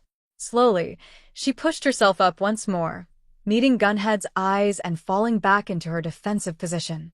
Again. Water bottle was tossed in Hitoshi's face, and he just barely managed to catch it. Stay hydrated, kid, Ms. Joke said with a grin. And I wanted to ask who taught you before now. You're a little rough around the edges, but you're better than someone with no training would be. He took a sip of water to buy himself time. Would Midoriya mind? A friend taught me. He settled on. We live pretty close, and he knew I was aiming for the hero course, so he took it upon himself to make sure I wasn't entirely pathetic without my quirk. She let out a booming laugh. He did a good job then. Of course you still have a long way to go, but you have a solid base. You even managed to flip me. Ms. Joke's hand went up, descending quickly towards him. And he knew it was a high five, he knew that. But that didn't stop old instincts from flaring up, his face turning to the side as his arm came up to block a blow that never came. It took Hitoshi a second to realize what happened, but by the time he'd dropped his defensive position, it was too late. He gave a weak smile, grasping at the strings of his composure and trying to force it back together. "Thought you were going for a sneak attack," he joked. For once Ms. Joke didn't laugh, didn't even smile. Her dark green eyes pierced into him, and he felt as though he were laid bare before her. She abruptly turned around. "Nah, that's not my style," she said calmly. "Why don't you head down to the cafeteria and get a bite to eat? We'll resume when you're done." Hitoshi forced his panic away. "Sure, I was getting hungry anyway." He doubted he'd be able to keep anything down. "I'm glad you decided to accept my internship." Midnight sprawled lazily across a leather couch. "I know I teach at the school, but I haven't had you for any hero course classes." Momo smiled. "I figured you would be the best option considering my quirk," she admitted. "I also contemplated fat gum, but I wanted to focus on the exposure necessity of my quirk rather than its stamina for the moment." The heroine's blue eyes were sharp as she surveyed her. "Well, you've come to the right person." She got to her feet. "Shall we begin?" Gran Torino seemed genuinely caught off guard by his words, and Izuku took that time to slip into his costume. When he returned, the old man had a different gleam in his eye. "So, you rejected the brat, huh?" He leaned on a cane Izuku knew he didn't need. "That impulsive idiot must have sent the letter before actually asking you." Izuku resisted the urge to roll his eyes. "I'm not surprised." Gran Torino eyed him. "Why'd you accept the internship offer then? There's no information on me, and if you don't have one for all, you don't have a reason." Izuku let out a hum. "I'm not here because of All Might." He ducked as the other bounced off the wall and aimed for the back of his head. "I'm here because of All for One." He didn't think he imagined the small pause in movement before Gran Torino launched himself off the wall once more. "Is that so?" A sharp blow forced Izuku to roll to break his momentum. "Survive the spar, and I just might tell you something. And keep yourself under control, I don't want to have to move." The old man was moving far too fast for his eyes to follow, and even Izuku's ability to sense quirks only gave him a minute warning. This should be fun. The kid was good. Too good. Though it was subtle, he seemed to have some sort of sensing ability that allowed him to know where Sorahiko was going to be next, giving him just enough time to either dodge or lessen the blow so that it was easy to recover from. His stance was natural and practiced, scarred hands loosely closed in a way that allowed him to easily close them for a punch or open them for a deflection. He was steady, yet light on his feet, and fast considering his quirk didn't affect how he moved. The boy's control over his quirk was also admirable, the teen limiting himself to small objects despite the enormous display of power he had shown during the festival. Those who had that amount of power usually have terrible motor control. He knocked him around for a while to tire him out. The less inclined he would be to follow Sorahiko when he called his idiotic previous student, the better. He was going to have words with Toshinori. He tossed a microwavable dinner at the teen and shut himself in his bedroom before digging out his cell phone. Grand dash. "When the hell were you planning on telling me you hadn't actually given one for all away?" He could practically see the other man wince. "I forgot dash." "You forgot? You forgot?" "The most powerful quirk in the world, and you forget to tell the man who you asked to train its next used that they were actually the next user?" A pause. He accepted the internship offer? Why? Sorahiko huffed angrily. "Kid wants me to tell him about All for One. Guess you spilled all the beans when you asked, didn't you?" Silence. "Didn't you?" he demanded. Toshinori's voice was alarmed as he felt. "No, I only told him about One for All. I never said anything about All for One even when explaining the quirk's origins." Sorahiko swore and hung up the phone. He found Midoriya sprawled out on the couch, eyes half-lidded as he watched Sorahiko. "Have a nice chat with All Might?" he questioned. "How do you know about All for One?" he demanded, pushing aside the fact that the boy had somehow known who he was talking to. Midoriya grinned unsettlingly. Because somewhere in that BSDRDS long life, He fed a woman who had a kid. Sorahiko went still. And that kid had a kid, and that kid had a kid, until my father was born and he had me. His eyes were cold. And we had the misfortune of inheriting that monster's quirk. You dash. Have all for one? Yes, if a slightly mutated version. Now, I don't usually tell people this, but my mother said I could trust you, so here's hoping she was right. And suddenly Sorahiko knew. This was why the kid looked so damn familiar. This was why every hair on the back of his neck stood on end every time his gaze turned on him. It was because the boy looked like a mixture of the two most dangerous people he had ever known. All for One and Inko. All for One isn't dead. His network is still alive and well, and considering that Shigaraki couldn't plan anything intelligent to save his life, someone is running things from the shadows. The boy straightened. Make sure he dies this time, alright? 'Cause if he catches me, he's gonna have an entire new arsenal, and I've collected some pretty nasty quirks along the way. Sorahiko finally found his words. How do you know all this? He attempted to activate his quirk, only to be met with a chilling lack of power. A wan smile stretched over thin lips. That doesn't really matter, after all. YUWNTREMEMBERATHING. FOLIVRG. ALLFORONEISALIV.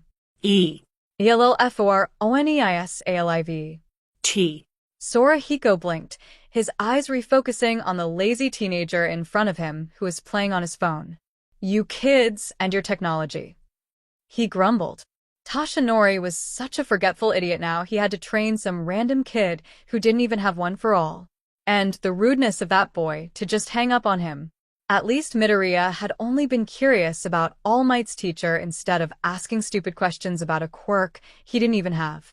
He opened the fridge. You want a takoyaki? THETNGRANNED ACIDICEYSSHARP.IMGOD. Izuku didn't make a habit of messing with people's memories. For one, it was rude, not to mention it was much easier to make it so that there wasn't anything important to remember. It was harder for people to give information away when they couldn't recall anything more than bright eyes and freckles, and those could be covered. The second reason he didn't use Taylor very often was because despite how useful it was, there was a cost that needed to be paid. For every person that he altered the memories, he was forced to live through their worst experience. He would feel every emotion they had, every bit of fear and anger, and pain would be embedded in his own mind, never fading and never forgotten. Izuku had seen the death of a woman who had been able to fly. He'd seen a monster with a familiar face grind her beneath his heel because she'd inherited a gift he had once given. Nana's body had not been pretty. Burned and mutilated in more places than Izuku cared to count, blood seeped out of her as Gran Torino had been forced to watch. The man younger in the memory but with eyes just as sharp had made the choice to live to see another day, chose to train All Might instead of giving his life to a dead woman. The old man didn't look at him suspiciously anymore, and Izuku couldn't tell if he was relieved or horrified. He had considered trusting him, trusting his mother's judgment and potentially gaining an ally, but there had been more than fear in Gran Torino's gaze, and Izuku knew all too well how far grief could make a person go. The hero had decided to take him to Hosu, so he could practice fighting different people, so he wouldn't become complacent. If Izuku hadn't already fought more people than he'd ever given his real name to, it would have been a good idea. The train ride had been smooth and quiet, which really should have been his first indication that everything was about to go to shit. He sensed the Nomu an instant before it crashed into the train, jumping to his feet even as Gran Torino zipped past him and ordered that he stay put. It was a shame that Izuku had never been good at following orders. The wind whistled through his hair as he fell, ducking into a tight roll to absorb the impact and coming up with a knife in hand. Hosu was in chaos. Several Nomu were tearing through the streets, the heroes struggling to keep them in check and away from civilians. Izuku rescued a few from fallen debris or trapped spaces, using his quirks liberally. He doubted many of them would look too closely at the person saving them, especially when his outfit was meant to be forgettable. It was then, at the edge of his sensing range, did he feel it. Ida, Todoroki, and an unknown. the former two's lights flaring and twisting in alarm and fear. Izuka hopped onto a roof and began running. Shudo wasn't sure when things had gone downhill, but he suspected it was the moment the Noma had started attacking. Ingenium had ordered them to help civilians get to shelters, and for a while they had done that. Shudo's ice was particularly useful for holding up collapsing structures, and Ida was good at quick grabs. The Noma made his skin crawl, but it wasn't like the USJ where they had been on their own. Here there were already a dozen heroes on the scene, with more arriving by the minute as backup. They weren't a bunch of teens scrambling to stay alive. And then he had appeared. Neither he nor Ida had sensed the man approaching until it was too late. A heavily armed dark figure fell from above, knocking Ida to the ground and placing a blade to his throat. "I've caught you, you fake." The man growled. "You won't escape me again." Shudo shot his ice towards him, forcing the man back for less than a second before he was lunging for him too. Ida managed to get to his feet, but even with the two of them working together, it felt like fighting a monster. No matter how many times Ida kicked him, or Shudo trapped him in ice, he rose again and again like a creature of myth. He slammed Ida against a wall, knife going deep in the boy's shoulder before Shudo managed to blast him away with another wave of ice. Stain grinned and liked his blade. Ida, who had been slowly backing away from the man with one hand on his shoulder, froze completely. "I can't move." Sheet. Shudo took up position slightly behind the boy, and every time Stain got close to Ida, he blasted him away with ice, trying to create distance between them as he attempted to drag the teen in away. Eventually, Stain stopped being hindered by his ice, busting through it and dodging as though the world was in slow motion compared to him. Shudo had never primarily trained for close combat, his quirk more effective at a distance when he had time to build up his ice. Yet, as Stain reached for him, his blade millimeters away from sinking into the skin of his throat, he wished he had. One day, you are going to be in a position where you are hopelessly outclassed. You are going to be afraid for your life and need every single scrap of ability and power at your disposal just to survive. Shudo burned. There was an alley full of fire. Izuku perched on the top of a nearby roof, waiting for the blaze to die down and reveal what he already suspected. Ida and Todoroki stood side by side as the hero killer loomed over them. The man's light was a hazy red, tightly curling around him as he dropped his now melted sword and drew another one. "Nothing can stop justice." Stain hissed. "Not your fire, nor the Blue Devils. All attempts to prevent punishment will deem you just as guilty." "Yeah, that's enough of that. You know, I've followed the news regarding you." Kaizome paused, attention shifting from his prey to a small figure on the roof whose legs dangled loosely. "At the beginning, I somewhat understood what you were trying to project to the world. Terrible and ineffective way to convince the masses, but you would gain some followers in the more disillusioned population." The boy dropped down into the alley, blocking his path to his prey. "Going after well-loved heroes like Ingenium definitely made your image take a blow." Rage curled in Kaizome's chest at being stalled from his goal, but he would take the time to explain things to this ignorant fool. "They are fakes," he hissed.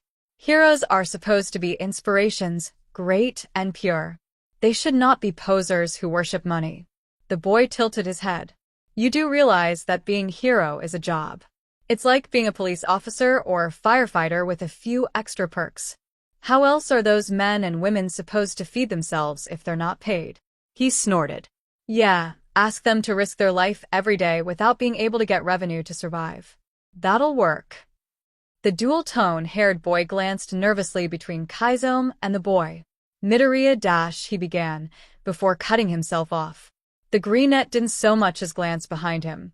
"And you do realize that All Might gets paid as well, don't you? The man who you hold up to be the one true hero. He gets paid more than anyone else." He took a step forward.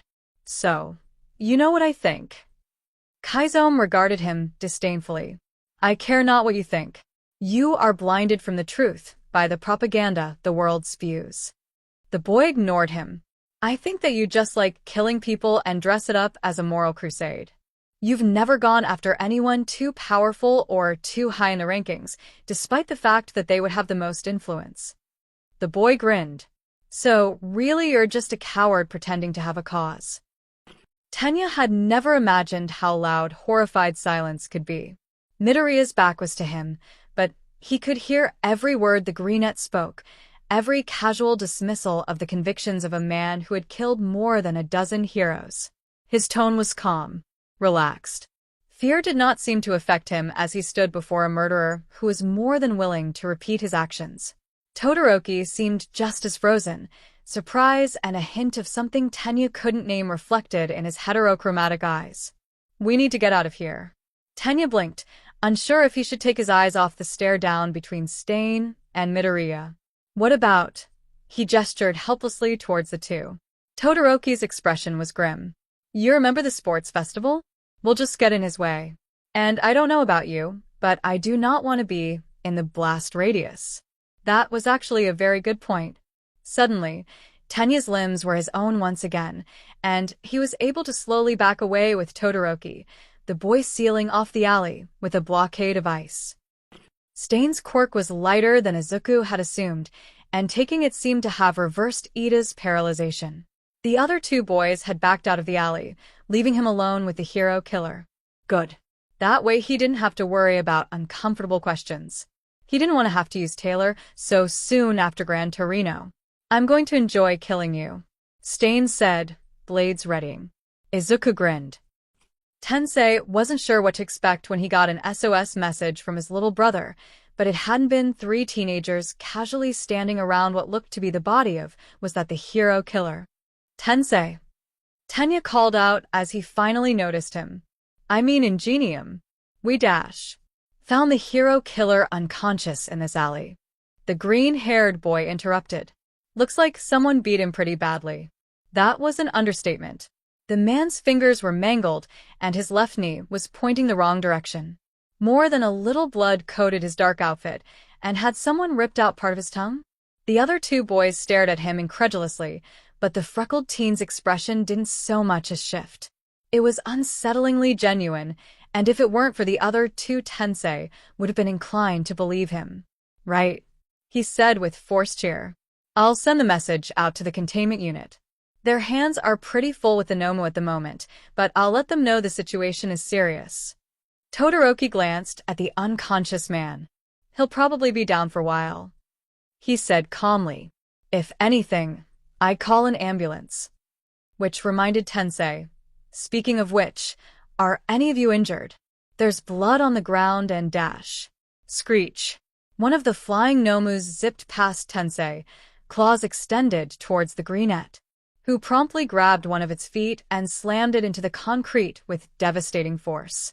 When the creature attempted to rise, the teen stomped the heel of his boot into its head, splattering brains and blood onto the ground. Nasty little bugger, aren't you? The boy mused. Tensei needed a drink. Shota was in the middle of marking essays when he got the phone call. Emmy, he questioned, glad for the distraction from Kaminari's attempt at explaining his reasoning. What are you calling me for? It's about the kid you sent me. Her tone was enough to make him sit straighter. She was rarely this serious.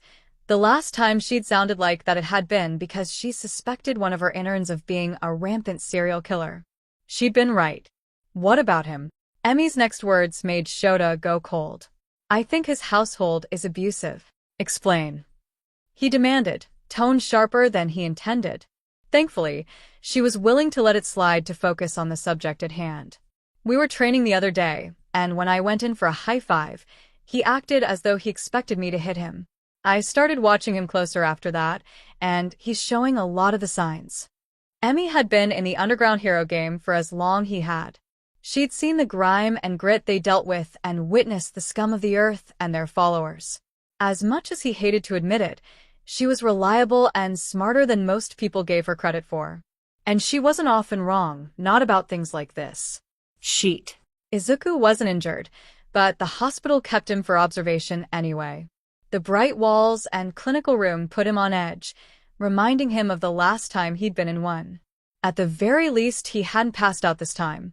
Ida's wound wasn't life-threatening and would heal without any complications, the only restraint being a sling and orders to not use it for 2 weeks. All in all, it could be worse. Todoroki had a mild case of quirk overuse but would recover with some rest and a good meal. Izuku wasn't sure if he was fortunate or not to share a room with the two. On one hand, it made the suffocating walls and smell of bleach more bearable. On the other, both boys hadn't stopped giving him wary looks since his fight with Stain. He supposed he deserved it, but having them stare at him with something akin to fear stung just the slightest bit. A loud knock rang throughout the room just before a large dog-headed man stepped into the room, followed by Gran Torino, Ingenium, and the detective from USJ. This should be interesting, Izuku mused dryly. He allows himself to fall into a relaxed position, posture purposefully slouched to make himself look smaller, and eyes slightly wide to behove innocence. It was a facade, but they wouldn't realize that until too late. I'm Hose's chief of police, Kurogami Kenji. He gestured to the others behind him. I'm sure you recognize the others. Todoroki and Ida likely didn't know who Gran Torino was, but probably weren't about to bring that up. Not when all the adults in the room were grimmer than funeral goers. First things first, how are you boys doing? I can't imagine being in another Nomu attack would make you feel particularly safe. The man sounded sincere, but that meant nothing. Not really. Ida straightened. While I admit it was rather unsettling, it brought me much comfort to see an abundance of heroes on the scene. We were not so fortunate at the USJ. Todoroki nodded in agreement. We didn't really interact with them. We were told to focus on evacuation of citizens, so they were pretty far away most of the time. Everyone's gaze turned to Izuku, and he gave a tired smile. It wasn't fun, I'm not going to lie. But we got through it. That's good. There was a slight pause as he looked at them in turn. I'm here to talk to you about what happened with Stain. There it is. The faint wisps of a smile curled onto his lips as he sat forward. Let the games begin. Naomasa saw the moment Midoriya changed. His body language before had been deliberately non-threatening, projecting an air of victimhood that was only amplified by his freckled skin and large eyes. The kid was small, and he knew how to use that to his advantage. If he hadn't interviewed him before, he probably would have fallen for it, and that unsettled him more than he'd like. The moment after the chief mentioned Stain, however, his whole posture shifted. Green eyes sharpening, hands slowly moving in front of him as his legs went under the bed, the ball of his feet lightly touching the ground, and in a position to easily help him launch anywhere he chose. It was smart, yet casual enough to not raise any alarms unless you knew what to look for. Endeavor's kid spoke first. What about it?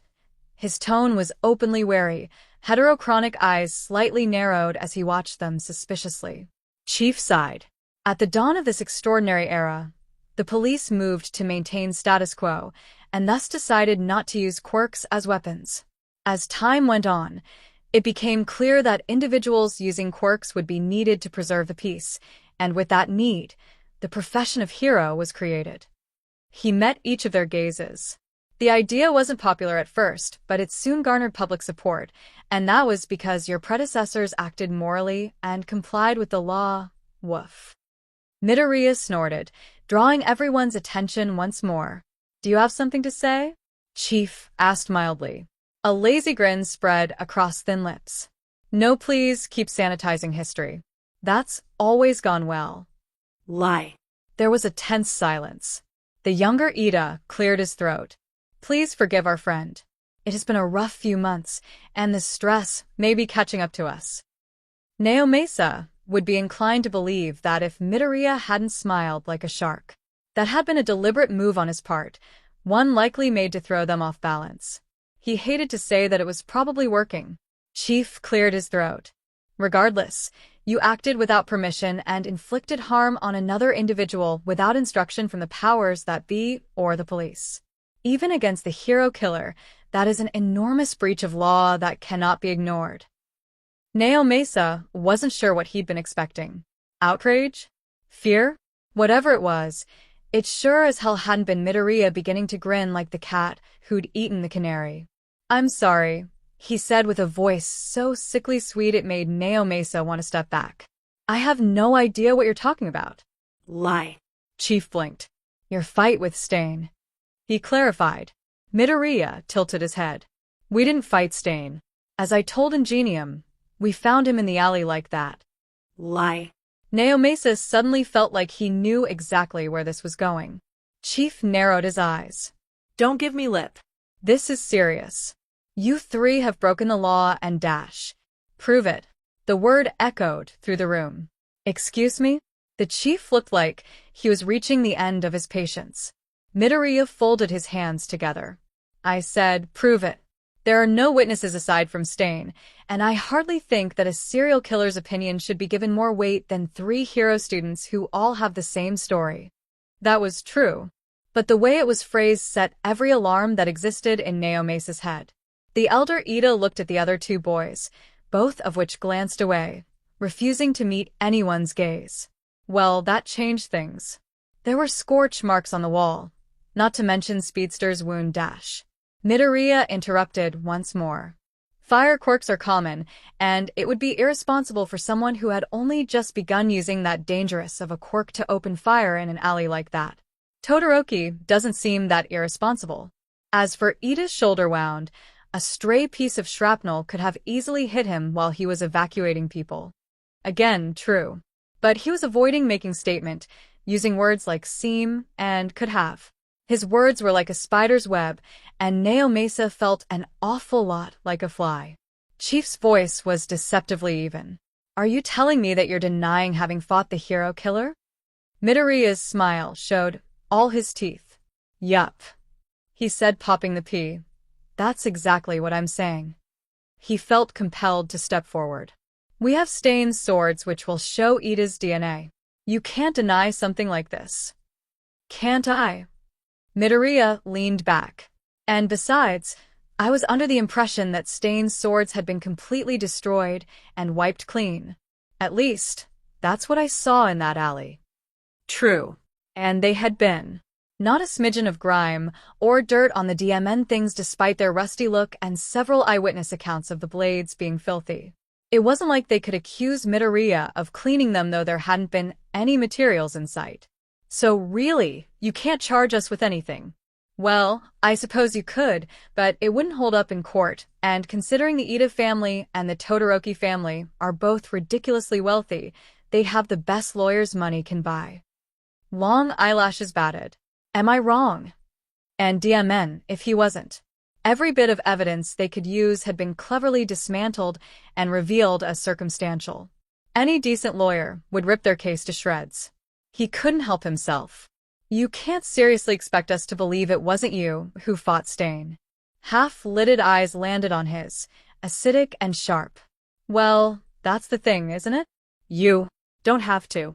You can believe whatever you want, but as long as it's not admissible in court, it doesn't really matter. Midoriya bit into an apple Naomasa hadn't realized he was holding. So, what were you saying? Tenya could barely stand to look at himself. He despised lying and regarded it as a moral fallacy that a hero in training could not fall into, yet he had not only lied to his brother, but he had also lied to the police on an extremely serious matter.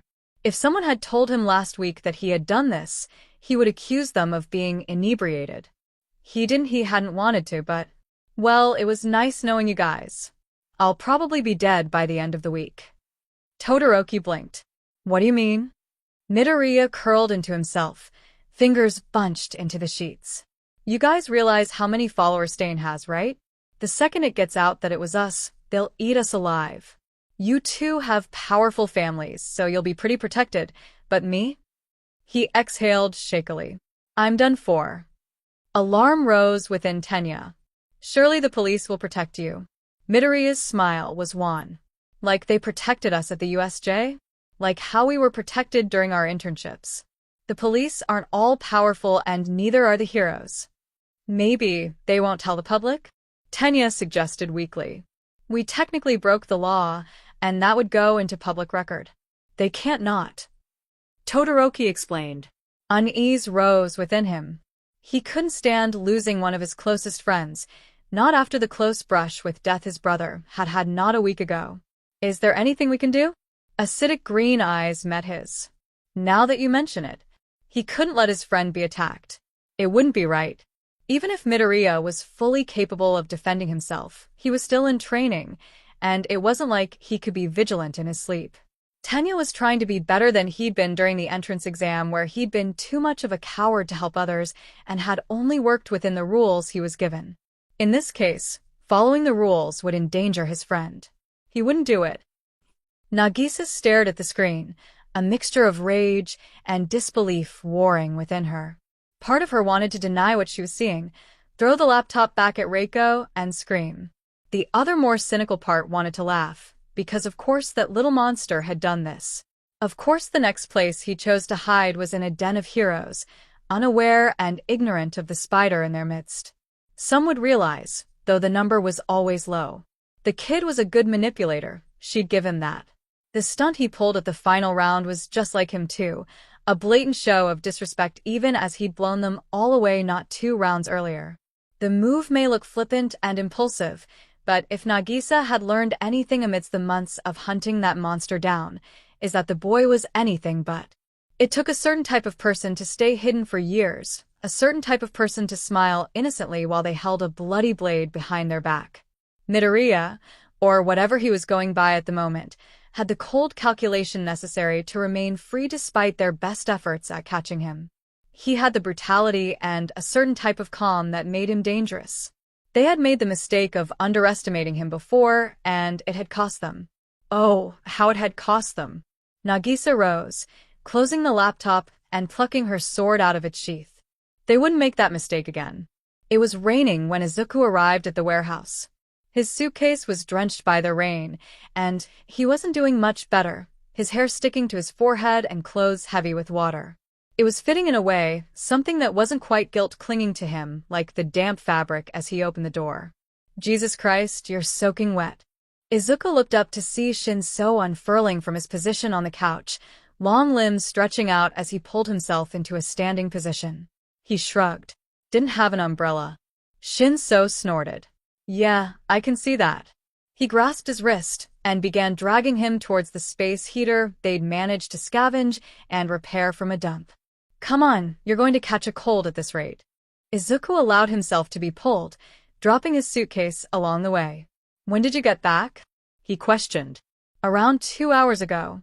It would have been earlier, but my train was delayed by a villain attack, so it got rescheduled. He tossed him a towel. Dry your hair off and strip. Izuku is too startled to catch the towel, and it hit his face. What? Shinso raised an eyebrow, a smirk beginning to form. I said strip, green bean. You can't stay in those clothes without getting sick and making everything else a mess. Right. That was what he meant. Totally logical and innocent. Yes. It didn't stop the heat from raising to his cheeks. Izuku looked away as he pulled his shirt over his head, fabric stubbornly clinging to him as he undressed. Shinso handed him new clothing, smirk still in place. I'm going to get some soup started, he said innocently, and really, that should have warned him. Because the briefs and shirt he had given him weren't his own, rather Shinso's, as was apparent by the ridiculous way they hung off him. The bottoms of the sweatpants pooled on the ground, and the collar of t-shirt was almost low enough to show his collarbones. Shinso looked entirely too smug. Really? Izuku asked flatly, attempting to ignore the blush would be all too obvious on his pale face. Shinso blinked guilelessly. What? All your clothes were dirty. And that may even be true, but that didn't stop the mixture of embarrassment, happiness at wearing Shinso's clothing, and embarrassment that he was happy. Get it together, you disaster bisexual. After half-heartedly cuffing the sweats, he made his way towards their small camping oven. It was honestly a miracle that they'd been able to find it, much less the portable battery they used to fuel it. What could he say? Dagoba Beach was a treasure trove of appliances for homeless teenagers. Did you actually manage to get some canned soup, or are we having ramen again? He questioned. Shinso grinned. Your wonderful roommate managed to snag several canned goods along with some dried fruit. He pointed to a bag, to banana chips. Miss Joke's break room was stocked really well. Izuku paused. Do you think she noticed? Shinso caught the real meaning of his question immediately. I took a few things each day. He reassured. I'm not stupid enough to grab a large haul in one day. Midoriya relaxed minutely, accepting the steaming bowl Shinso offered him. I know you're not stupid, it's just, he shrugged awkwardly. I get it. He blew on his own soup. How was your internship? It took every ounce of Izuku's self-control not to flinch. Something about his expression must have given him away, though, because Shinso's eyes sharpened. He didn't say anything but was watching much more intently. He wouldn't ask, that Izuku knew. No matter how curious he was, Shinso wouldn't push him to talk, wouldn't demand answers unless they were freely given. That was how they worked, neither obligated to anything that wasn't freely offered. The irrational part of him that Izuku had thought he'd crushed years ago wanted to say something, anything, to explain why he'd done what he had. To tell someone why. I fought Stain and lied to the police. Well, he hadn't actually meant to say that. Shinso froze, eyes going wide as his mouth fell slightly open. What? His first instinct was to use Taylor, and he absolutely hated himself for that. Hated that even after the majority of him rejected the idea, a part of him was still tempted. It would be easy to wipe this conversation clean, to erase any suspicion from the other boy's mind. Izuku was going to be sick. He very carefully put his soup down before sitting on the couch, not trusting his hands to not betray him and spill hot liquid all over him. Izuku knew he should say something, anything, make a joke, pretend it was a trick. Something. But the words refused to come. I mean, the dude was an a-hole, so I can't blame you for that. Shinso cleared his throat, looking awkward as he sat down next to him. Plus, we've both technically broken the law by lying on our school papers, so. Izuku wanted to laugh, wanted to cry. Shinso didn't understand, though he must be beginning to put together some pieces. It had been on the news that he'd been caught and brutally injured, and the likelihood of him not having seen that were practically zero. He shouldn't be here, shouldn't have trusted someone enough to sleep in the same room as them for months, shouldn't have let himself get attached when he knew everything would come crashing to the ground once again. It had happened before, again and again and again and again, until he thought he had learned his lesson. Don't stay with someone you can't afford to leave behind. Because Izuku knew that if he was given the choice to save Shinso or be free, he would choose the former. Weakness, weakness, weakness. They'll kill him just like they killed her. And then what? Will you snap a second time? Bring another empire to its knees for the pain they wrought you? Izuku remembered the first time with crystal clarity, though he wished he didn't. These past few months had made him feel calmer despite the villain attacks, human and normal in a way he hadn't felt in years. Because you are not a boy, you are a monster hiding in a child's skin.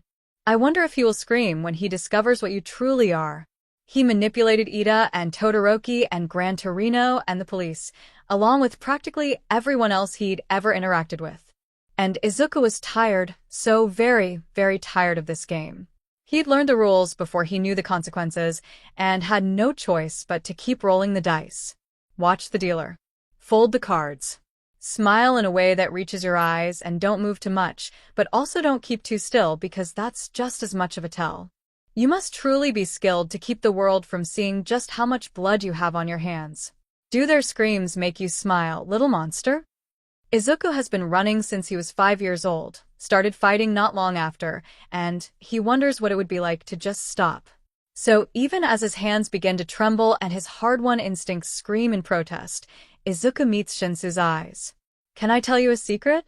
Shinso nodded slowly, accepting his offered hand, so trusting even as Izuku began to pull, and pull, and pull, until Shinso's quirk slipped from his body, heavy and strange in a way that mental abilities tended to be. Izuku inhaled a shuddering breath and spoke. Hitoshi was skeptical by nature. He'd been burned far too many times to believe everything he was told, had had too many pranks pulled, seen too much cruelty disguised as kindness. He was good at spotting liars, and was a halfway decent one himself. Which was why when Midoriya spoke of his mother and his life on the run, he could see just how painfully honest he was being. Midoriya's voice was low, and his words rushed, almost as if he were afraid they wouldn't come out if he didn't say them now. His eyes were fixed on a far-off point as his hands traversed from twitching aggressively, completely still, and flexing. His story was a harrowing one, and considering Hitsuhai's wasn't exactly kind either, that said something. A boy who learned to run before he could walk, to bite before he could smile. When he explained his quirk, the world seemed to still. It seemed impossible. How could such a thing exist? Uneasiness skittered across his skin as he realized it would be impossible to prove Midoriya had used his quirk. He could take anyone's he wanted at any time. It was then that Hitoshi realized that he was having the exact same thoughts about Midoriya that everyone who discovered his quirk likely had about him. "You took my quirk, didn't you?" It wasn't a question as much as a statement, but Midoriya responded anyway. "I needed to make sure you wouldn't run away."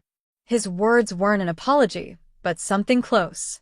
"Most people would be hesitant to leave if they didn't have their quirk, and I would need you to stay long enough to make sure you wouldn't be able to tell anyone else." Hitoshi paused. "You don't mean by killing me, right?"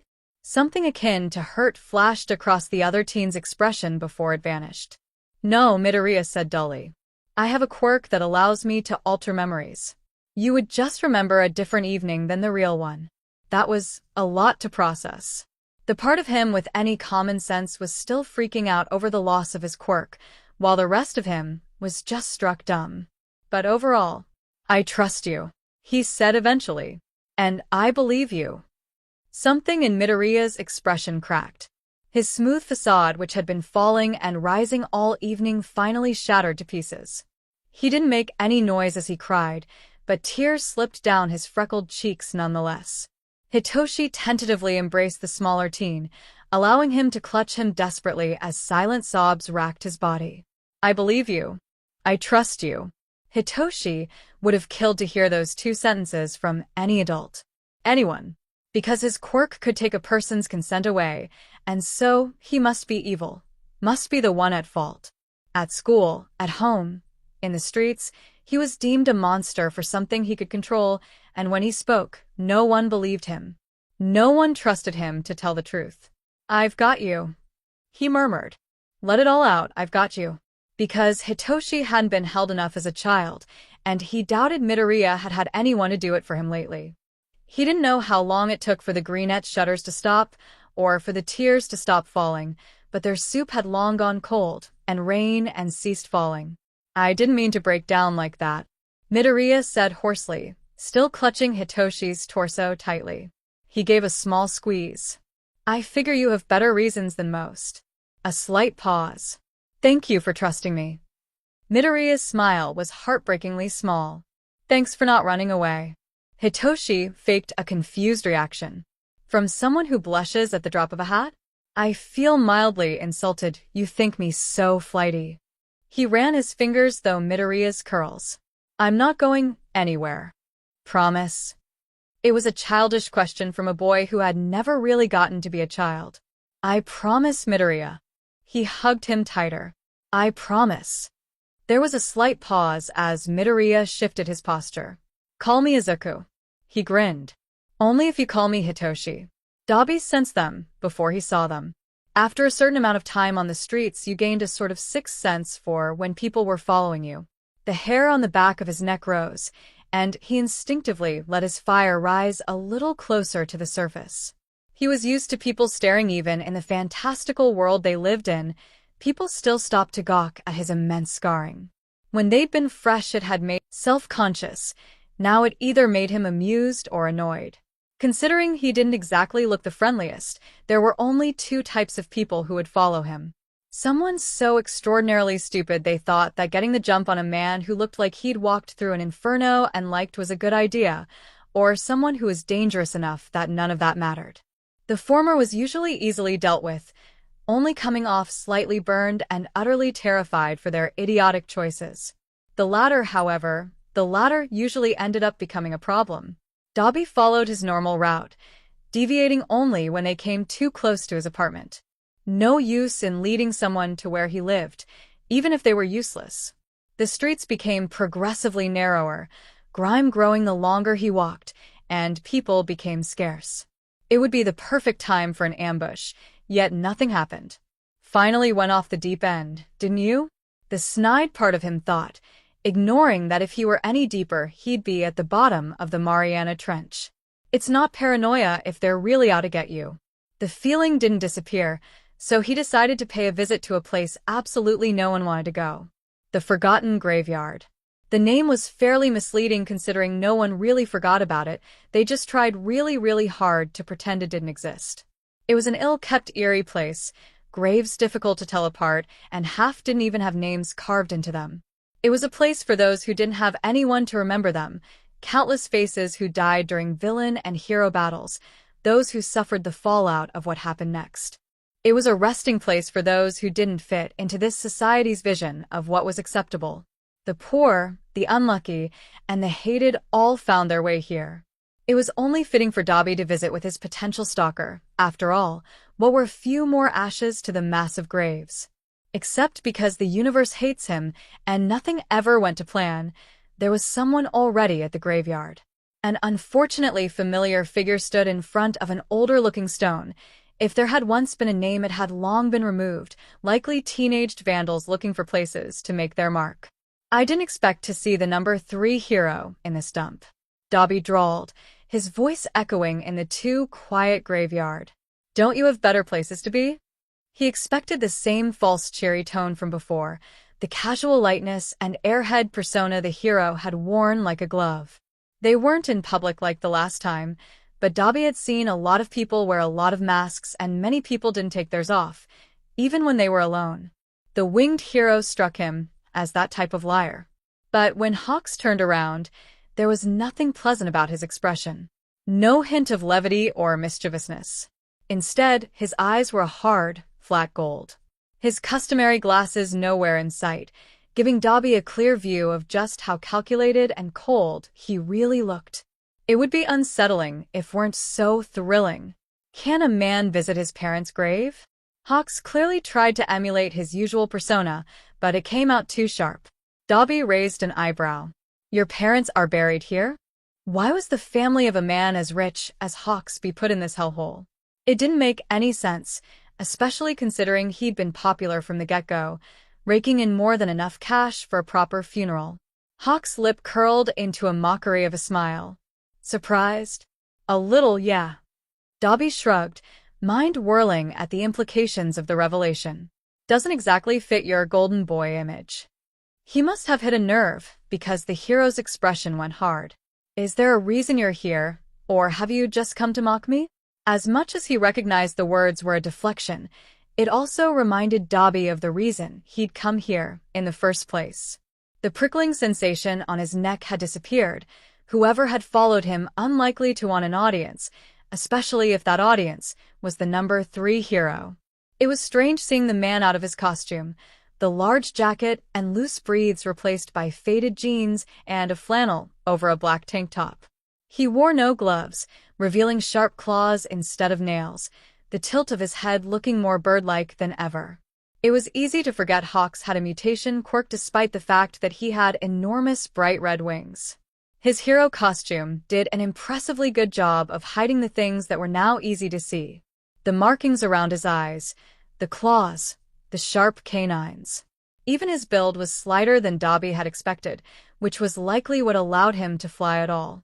Considering how calculated the man in front of him was, he was sure that it was on purpose. Can it be both? He answered eventually. Maybe I just wanted to say hello to my favorite flying chicken. Dobby could see the flash of irritation cross over Hawk's features before they smoothed out to indifference. He must be in a rotten mood already if he was allowing him emotions show to this degree after one little barb. The hero seemed on edge, and Dobby would bet what little money he had that it had to do with the graves at his feet. Were they good parents? He questioned, switching gears. There was nothing stopping him from leaving now that his stalker had effed off, but now he was curious. Hawks blinked in surprise. They weren't great, he said eventually. But they were the only ones I had. Well, wasn't that interesting? Not such a picture-perfect life after all, huh? Dobby wondered if he was the first one the hero had told. He certainly didn't seem like the type of person who would let anyone see what was behind that charming grin. How'd they croak? The words were insensitive, But Dobby got the feeling that being gentle with Hawks was much more likely to get him a sharpened feather to the knee. It wasn't like he had any room to judge, considering he was liable to set anyone who pitted him on fire. He was given a long, measured look. "Overdose for mother," Hawks said callously. "And dear old dad shot himself in the head." Not an idyllic childhood at all. You know, for someone who's in the public eye so much, the public seems to know very little about you. Dobby said casually. "It would be a shame if someone were to destroy that perfectly crafted image you've built yourself." It was an empty threat. For all that Dobby hated heroes, this particular one had done nothing more than be irritating. That wasn't nearly enough to set him up for a premature roasting. This was more of a test of the other man's reaction.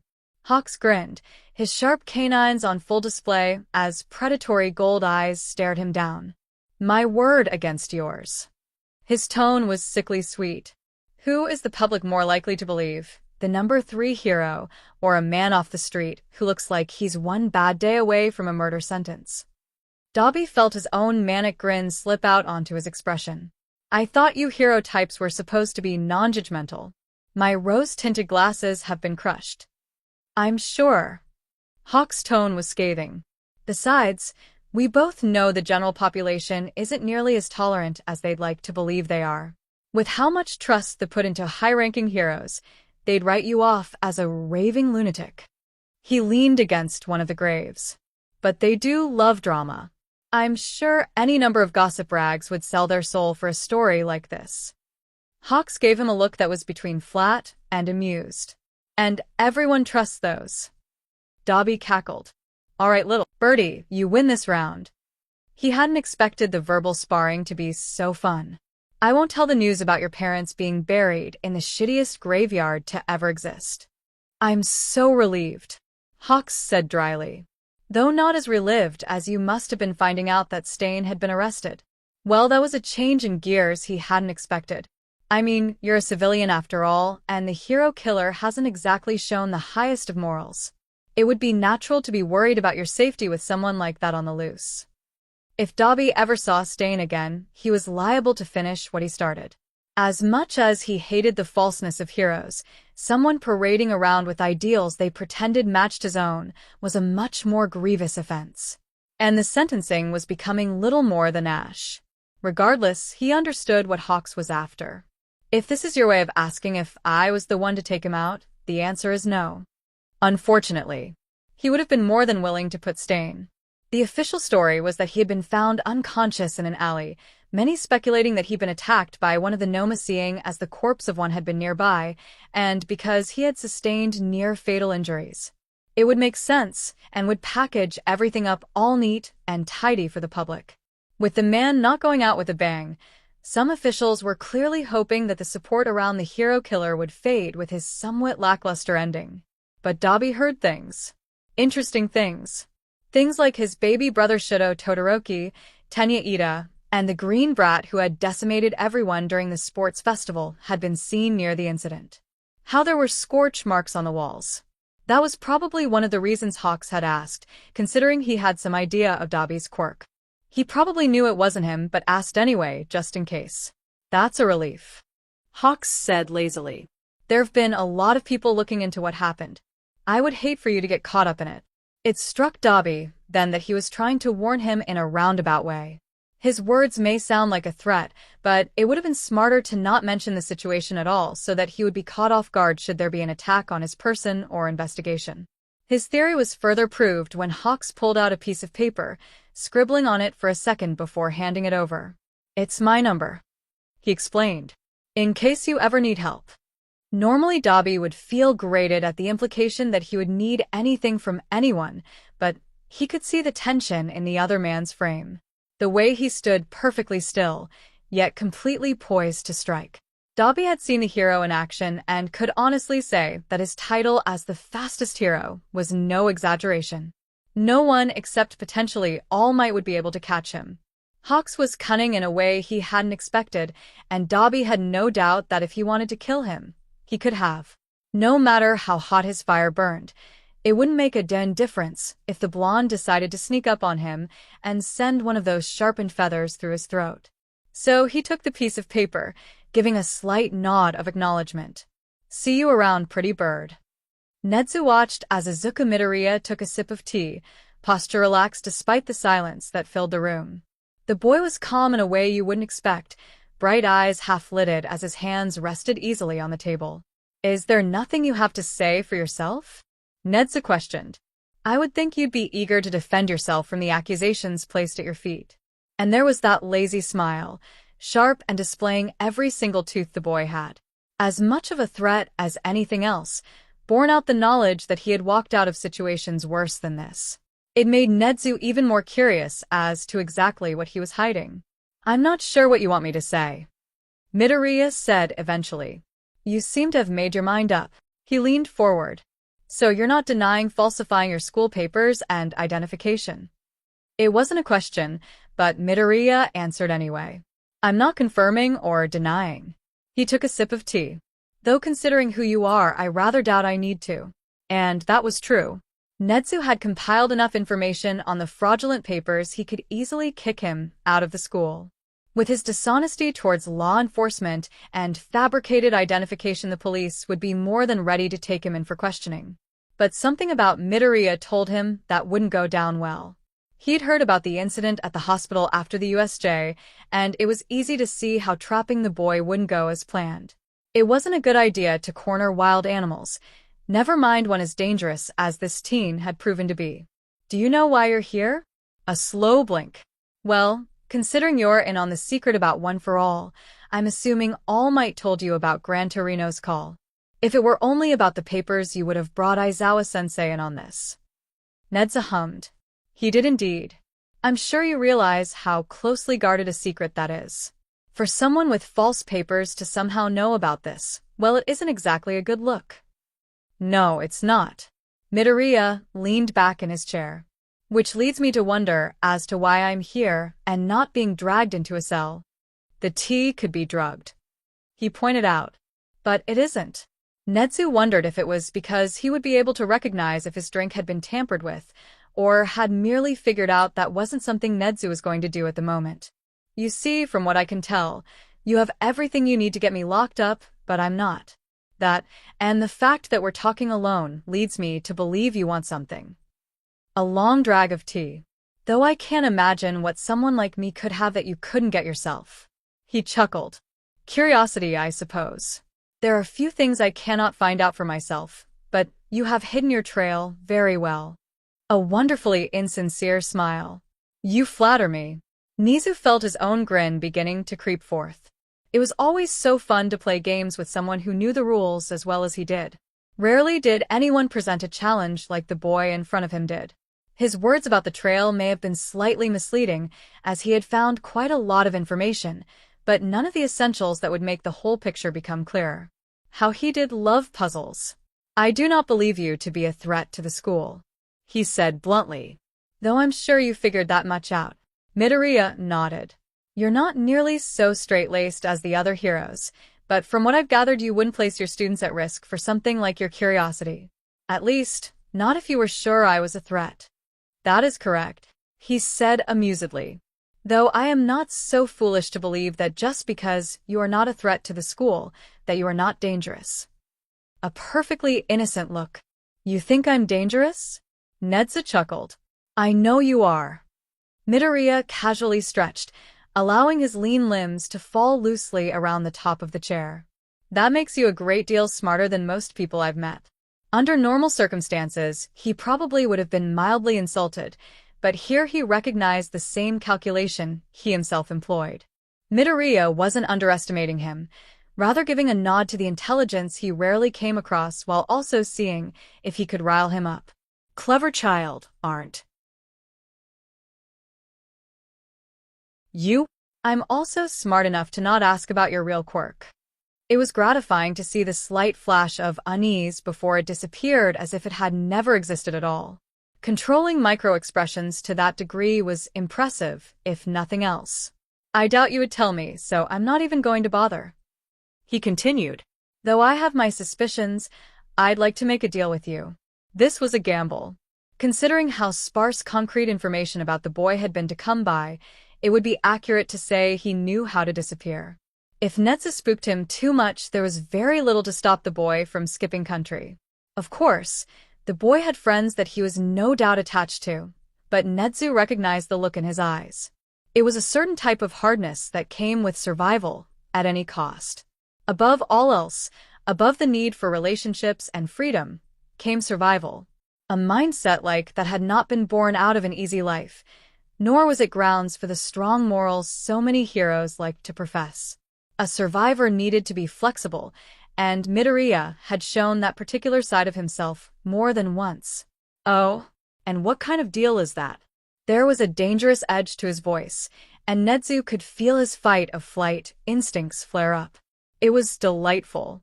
If you tell me something I don't know, I'll tell All Might that I was the one who told you about All for One and get him off your back.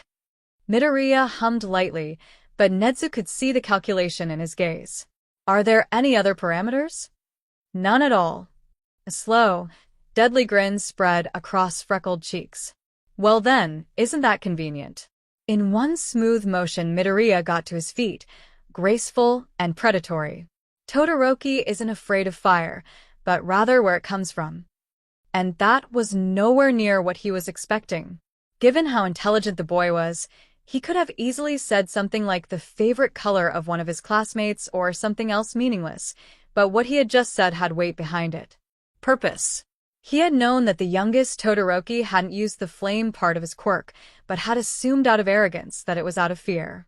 It was common for quirks of that ilk to have accidents that could turn their users off of using it. Midoriya continued to surprise him. It was a wonderful feeling. I'll be heading back to class now, he said amusedly, the door shutting behind him. Netsu allowed a grin to spread across his expression. What a fascinating conversation. Hitoshi breathed heavily, hands curled into fists, as he dodged another blow from Aizawa. His week with Ms. Joke had improved his physical combat, not to mention she'd helped loads with giving him more ways to get people to respond. It was weird to have adults pay attention to him in a positive way, his teachers usually opting to ignore him entirely, and he was more than happy to play along. Speaking out had only ever gotten him uneasy looks or bruises, depending on the adult. And while Aizawa wasn't exactly being gentle, it was obvious he was going easy on him. He was Eraserhead for God's sake. If he really wanted to, he could have Hitoshi flat on his back or pinned faster than he'd be able to block. It did happen eventually. Hitoshi overbalanced when dodging. Aizawa latched onto that weakness with unerring swiftness and brutality. He found himself on the ground with both arms wrenched behind his back and a knee pressed firmly into the center of his spine. Knowing there was nothing he could do to escape the hold, he sighed. Tap. Aizawa immediately released him, stepping back and giving him enough room to get up. He hadn't been sure what to expect when it came to training, his inner fanboy warring with cynicism as he entered the training grounds. Thankfully, Aizawa didn't seem much interested in small talk, which Hitoshi was relieved by. God knows he embarrassed himself enough without awkward conversations. You fight like Midoriya. On second thought, he'd rather make small talk and seem like a moron than have this conversation. The universe really did like to F him over, even when it gave him nice things. Hitoshi slowly pushed himself to his feet, attempting to give himself more time to formulate a response. What do you mean? Eventually fell out of his mouth. Aizawa's eyes were unreadable. You have the same style, he explained. Not identical because yours is tailored to make use of your height, but it's recognizable. Ah, Was Hitoshi's intelligent response. What exactly was supposed to do now? It wasn't like he could bullshit an underground hero who clearly knew what he was talking about and was more than capable of calling him out. Would Miyazuka mind him telling Aizawa? Would it give any of the many secrets he'd been entrusted away? Was there any way he could get out of this? Did he train you? No, there clearly wasn't. Hitoshi tried to shrug nonchalantly. He knew I wanted to get into the hero course, and offered since my quirk isn't physical. He's only been training me for a few months, so I'm really not that good yet. You're probably better than half of my class at quirkless fighting, Aizawa said bluntly. Do you parents know about your training with him? He tried to turn his slight flinch into a shrug. I've mentioned it to them, and they don't have a problem with it. They're glad I've made a friend. Hitoshi was lying to his childhood hero. What even was his life? If his parents knew he was interacting with someone who didn't want to sprint in the other direction, they'd do everything in their power to prevent Hitoshi from seeing them and ward them off. It had happened a few times when he was younger, and after a certain point, he'd just stopped trying to connect with anyone. After all, it was better to be cold by the lack of heat than burned by fire. How do they feel about you entering the hero course? They'd never let me apply to this school, much less the hero course. Hitoshi pushed the bitterness down and attempted a smile. They're proud of me, but also worried. Villain activity's been up this year, you know? They don't like thinking of sending me into the blast zone. That was something parents worried about, right? Safety? And he just realized he may have implied his parents thought the school was incapable of protecting its students. To a man who worked at said school. Great job, Hitoshi. That's a logical concern. Was all Aizawa said. How are you feeling about it? Terrified? Ecstatic? A million things he couldn't or wouldn't name. Part of me is worried that I'm going to wake up, and everything will have been a dream. He confessed that none of this is real. He might have been imagining it, but the thought he saw Aizawa's expression soften. You deserve your spot, he said firmly. You have more than earned your place beside the rest of my students. Izuku and Ida and Uraraka and Mei and Ms. Joke had said similar things, but it felt more real coming from the hero in front of him. Aizawa wasn't the type of person to lie to make someone feel better. Thanks, he said hoarsely, trying to pretend there wasn't water in his eyes. Aizawa paused before slowly reaching out and putting a hand on his shoulder. I'll see you in class tomorrow. And that was better than anything else Satoshi could have hoped for. As you are well aware, summer is approaching. Aizawa stood at the front of the class, his tired drawl piercing through the silent room. However, that doesn't mean your work is over. For those who pass the final exams, there will be a summer camp where you will train your quirks with out-of-school instructors. Those who fail to pass will remain here and be given supplementary classes. He paused in front of the board. Are there any questions? Immediately, shouts came from every direction, some noticeably louder than others. What is the final exam going to be? Mina called out. Does failing include the written portion? Kaminari asked despairingly. Where will the summer camp be? Uraraka questioned. Izuku allowed his forehead to hit his desk, unwilling to move in the surrounding chaos. Why did his peers have to be so loud? Why couldn't they whisper all the time or something? Ida got to his feet, turning to face the class. This conduct is unbecoming of UA students. Cease shouting at once and make your inquiries in an orderly fashion. The room went silent. Aizawa's voice was drier than the Sahara Desert. Thank you, Ida. As for your questions, the final exam will be next week, and I have permission slips on my desk that your parents will need to fill out by next Monday. More forgery. He'd see if he needed to do Hitoshi's as well. Then again, considering Nedzu already knew, it was more to keep up appearances than anything else. Unless Aizawa was the best actor Izuku had ever met, Nedzu hadn't informed him of what he knew, which meant he still had to be cautious around him. Failure in the exams does include the written portion, so I implore you to study. Aizawa looked intensely at a few individuals in particular. And the location of the summer camp will not be disclosed at this time on account of safety issues. The mood of the class plummeted. Everyone knew what on account of safety issues really meant, and no one wanted to say it. Even if nothing had happened since the USJ, the attack in Hosu made it all too clear that Shigaraki was still out there. As for the physical portion of the exam, you will not know until the day of. As heroes, you will often encounter situations and need to adapt to them on the fly, so take this as an opportunity to improve. Aizawa pulled his sleeping bag up around him. You have the rest of the class to do whatever. There was another brief moment of silence as he slipped beneath his desk before hell broke loose once more. Wonder what it's going to be dash. I'm so going to fail the written portion dash. Guess I know what I'll be doing after school dash. Really think the villains are going to attack again dash. Mom's going to hate this dash. Izuku leaned back, allowing his head to hit Hitoshi's desk. He looked down at him in amusement. Do you need something? Izuku nodded, stretching his limbs out before letting them go limp. I want sleep. Hitoshi caught onto his meaning immediately. You want me to dash? He nodded again. I've got a headache and dash. He gestured vaguely to the ongoing chaos that was their class, wrinkling his nose. That's not exactly something I can do while this is going on. Part of him hissed to take it back, to deny any chance of being in a weakened or unaware state. He'd learned not to let his guard down the hard way too many times. Yet. Are you sure? Yet there was an undeniable part of him that wanted to trust, no matter how many times he'd been burned. I'm in the middle of a school for heroics. He reasoned. Even if there are spies, it's not like all of them are, or else I'd already be dead or captured.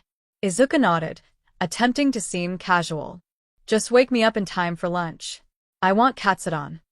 Hitoshi hesitated, and Izuku knew he was still wary of using his powers on others, even when given express permission. He poked Hitoshi in the cheek.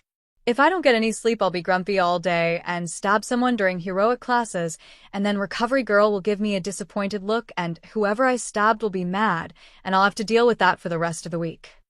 Hitoshi gave him an amused look, some of the tension melting from his posture.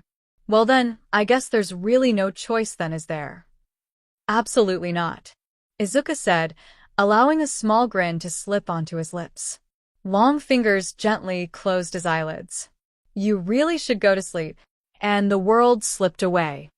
Hitoshi watched Izuku's sleeping form with a slight smile, his green curls fanned out on the desk as he curled into himself. He gently placed a hand on Izuku's back, shaking lightly. He'd learned quickly that you did not wake Izuku with a loud noise or something violent unless you wanted to get thrown across the room. Come on, Green Bean. It's lunchtime. Hitoshi could tell the second Izuku awoke. His posture didn't change the slightest, and his breathing remained even, but there was this sudden awareness that something dangerous had just awoken. A predator rising from his slumber. Don't want to get up, Izuku said, his voice muffled by his arm. Hitoshi poked him in the side. You wanted Katsudon, remember? Don't make me drag you all the way there. Finally, Izuku stood, stretching languidly. It'd help you build some muscle, he said impishly. I'm sure Aizawa-sensei would encourage it. Well, I'm encouraging you to go eat. Wouldn't want you to get grumpy this afternoon because you skipped lunch and then decide to go stab Bakugo. Izuku sighed. I suppose. By the time they got to the cafeteria and grabbed their food, the others had already taken a seat. The dull roar of other students around them ebbed and flowed as they made their way to their usual table.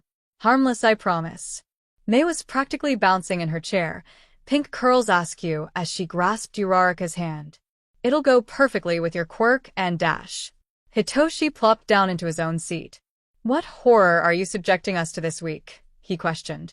The inventor brushed off his sarcasm easily. It'll be amazing, I promise.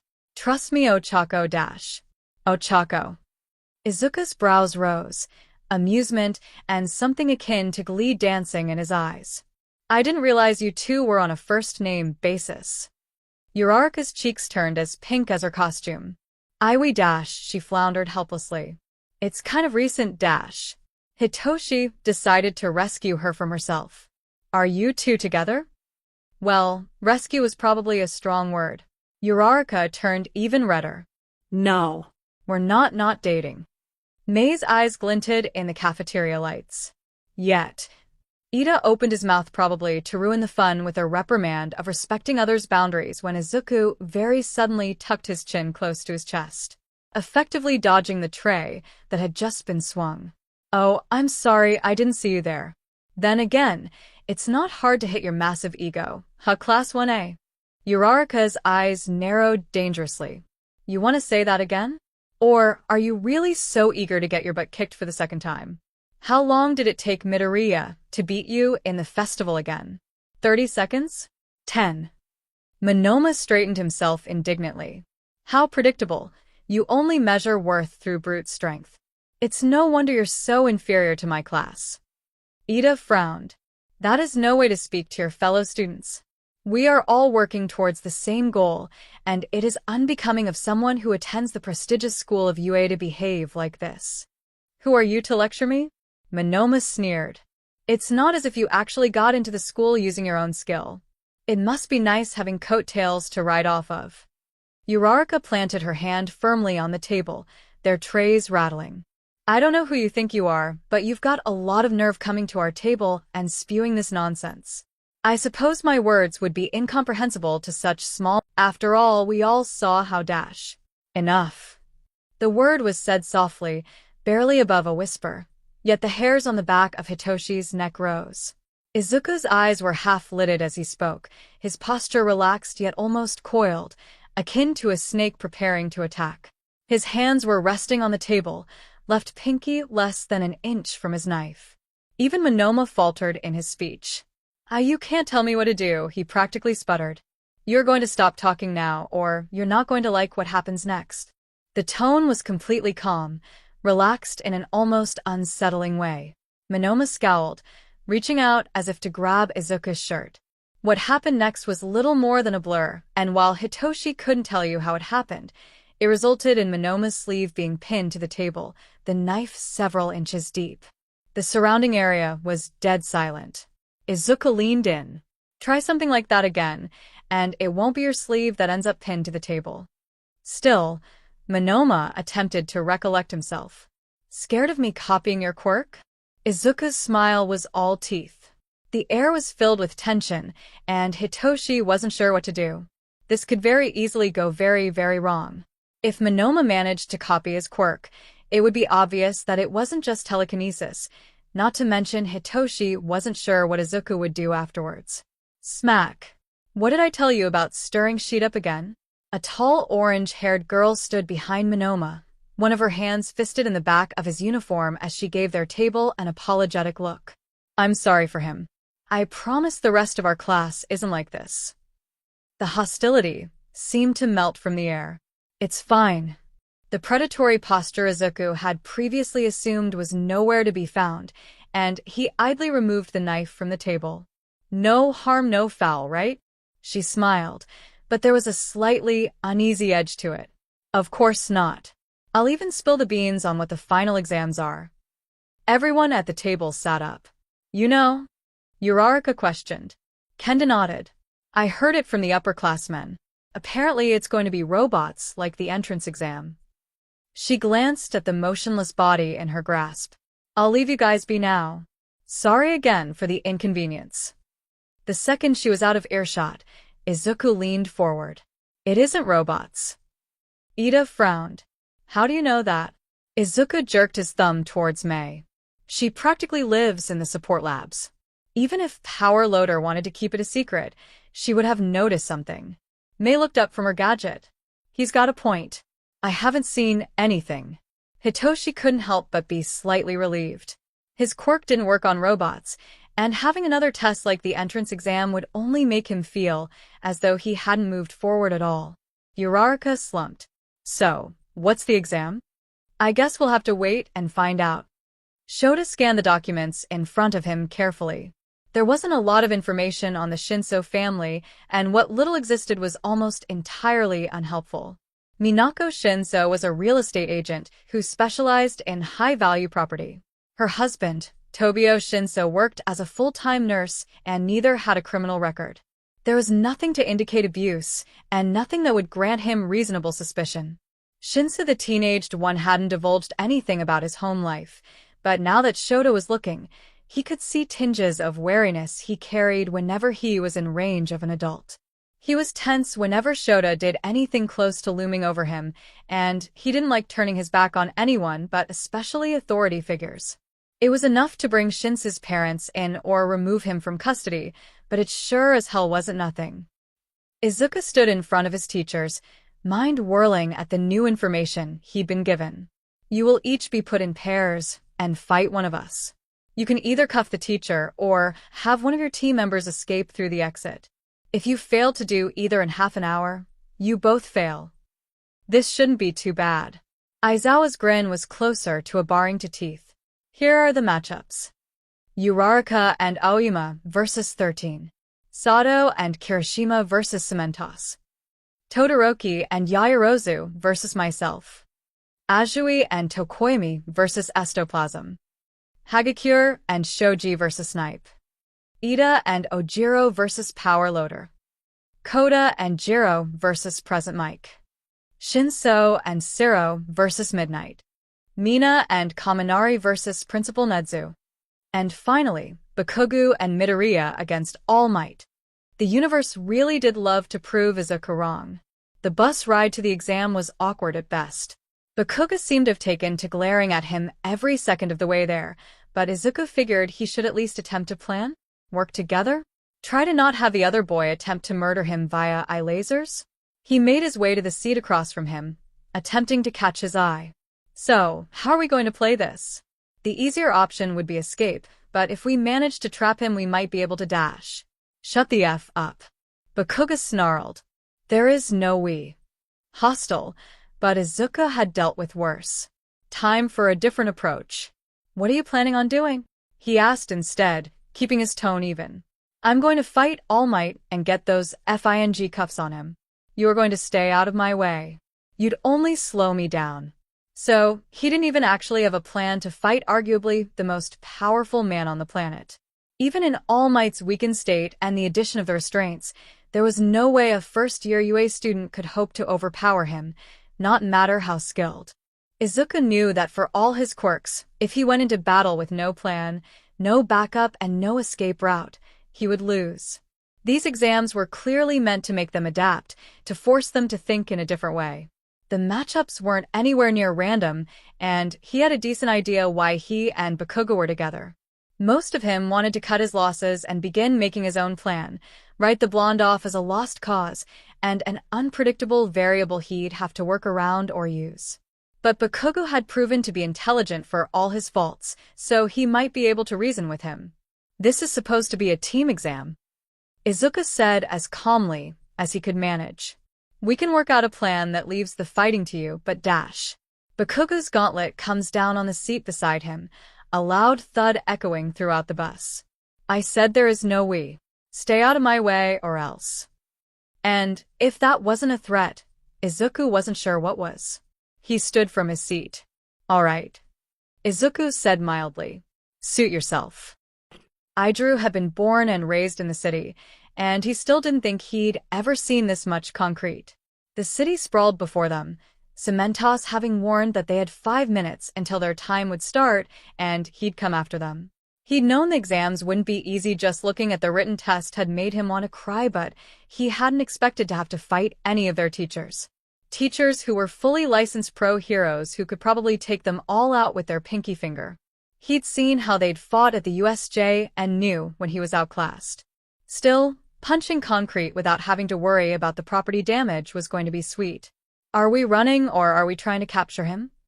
Sato questioned, a sugar cube rolling idly between his fingers. Idru considered for a moment. Let's try to fight, but if we start running out of time, you try to head for the gates while I hold him off. I can take more damage and you're faster. Sato Nodded determinedly. We should stick together too. That way, if we have the chance, we can take him down together. Idru grinned, knocking his fists together. Let's do this. Toru glanced furtively at her partner, ducking the barrage of bullets that were sent their way. She squealed as one of them landed too close, and an eye appeared on Shoji's arm. You all right? He questioned. She nodded before realizing he wouldn't be able to see that. I'm all right. Just a little spooked. Toru paused. You don't think he's using real bullets, right? The tension in Shoji's frame seemed to increase. I doubt it, but let's try to not get hit.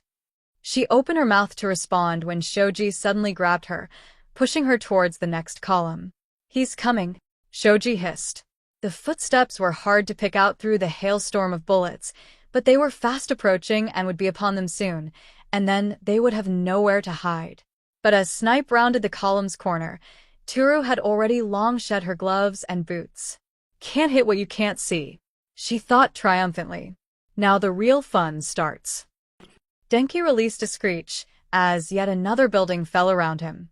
It wasn't as though he'd assumed fighting the smartest creature on the planet was going to be easy, but he hadn't expected the principal to start destroying everything in sight. Mina sent a wave of acid at the thinnest layer of debris, melting it and giving them a much-needed escape route. The two of them made it through with just enough time to avoid another falling wall crashing down on them. What are we going to do? He breathed, struggling to match Mina's pace as they raced from building to building. We can't keep this up forever. She threw her hands up. I don't know. Can't you fry some of his machines? So he stops dropping houses on us. Denki gave her a look. From this distance? Hell no. Air doesn't conduct electricity easily. I'd need a metal rod or something first. Can't you just go closer? Mina questioned. And get crushed? No thank you. She groaned. We are so dead. Denki couldn't help but agree. Dark shadow ripped through another one of Ectoplasm's clones as Fumicage searched for a way out of the corner he'd been backed into. Just as the thought formed, Tsuyu's tongue wrapped around his torso and flung him towards one of the upper hallways, for which he was grateful. The entire building, but especially the main in which the real ectoplasm awaited, had intense lighting that made Dark Shadow want to curl into the safety of his cloak. It was no doubt purposeful, and he was glad that in these trials he had a partner as competent as Tsuyu. Should we take out the lights? Ribbet. She questioned, landing beside with one powerful leap. It'll keep Dark Shadow's stamina up until we can find a way to get to his real body. It was a solid plan, and would keep him from being deadweight.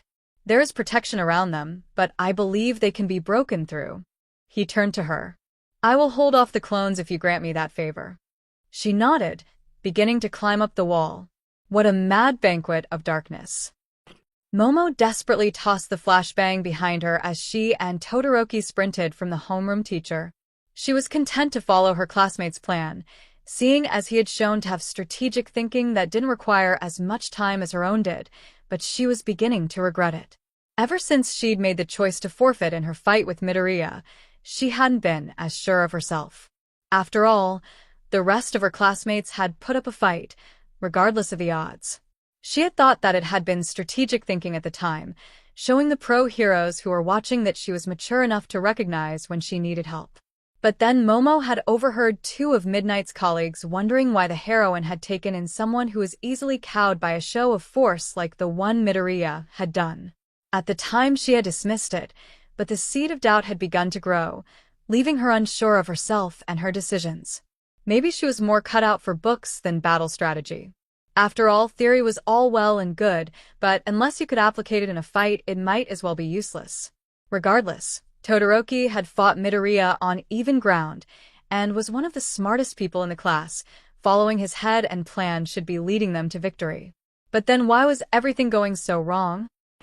Mishiro scrambled away from the crumbling ground, heart lodged in his throat as he sprinted. He knew that if Ida really decided to run, he would have no chance of keeping up, but his bespectacled classmate had insisted on sticking together, and considering they were rapidly running out of solid ground, he was glad he'd listened. We need to do something, and fast. Mishiro darted to the side, dodging a swipe from Power Loader. Can you see a path to the exit? Escaping was their best option. There was no way they'd win a fight with someone who was literally digging up the ground they stood on, especially since both of their fighting styles relied on having something solid beneath their feet. Ida shook his head. I do not. However, we may have another option. Don't keep me hanging. At this rate, we'll be 6 feet deep. Literally. Ida paused. How do you feel about being thrown? Ochako cursed, as the rubble she'd thrown at 13 was as Sikidi into their black hole. She didn't have a lot to work with, though having Aoyama as a cannon certainly helped produce things to use her quirk on. Then again, everything she'd thrown at the hero had been useless so far. She wasn't sure if they were able to SCK in enormous pieces of debris, but being able to create one fast enough to avoid being pulled herself was unlikely. Aoyama squealed as his cape began tugging him backwards, the armor on his body more of a hindrance than anything. Detach it, she called out, launching another piece of rubble. Aoyama did so regretfully, the bright fabric disappearing into the depths of 13's quirk. They couldn't keep this up. Sooner or later one of them would be caught. They needed a new strategy, and fast. Just as the thought formed, she was forced to grab onto the railing along with her teammate as the pull of 13's quirk increased. What now? Aoyama asked, squinting against the wind. Never let your opponents determine the conditions of battle. Gunhead said sternly.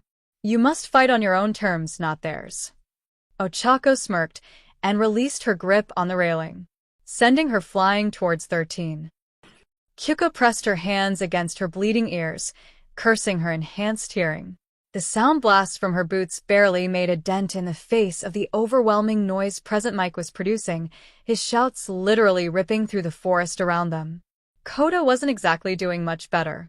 Any of the animals that might have inhabited the woods had been long scared off, leaving him functionally quirkless. His large size may come in hand if they manage to get closer to the hero, but considering the second they came into view Mike blasted them back, that wasn't going to help right now. Then it struck her. "Can you talk to bugs?" she shouted. Koda furrowed his brow, but nodded. Maybe their odds weren't quite so hopeless after all. Hanta would literally rather be anywhere else. Not only was the landscape almost barren, making it so that he had nothing to swing on, but his main gimmick sticking people, bringing them close, and then tying them up would literally make him pass out in this case. The new kid Shinso was clearly trying his best, but considering Midnight knew not to answer anything he said, his efforts were as ineffective as his own. Not to mention, he didn't really have a grasp on the dude's abilities or personality yet. Nothing against the guy, but Hanta had hardly interacted with him before today, and he wasn't sure how he was supposed to talk to him.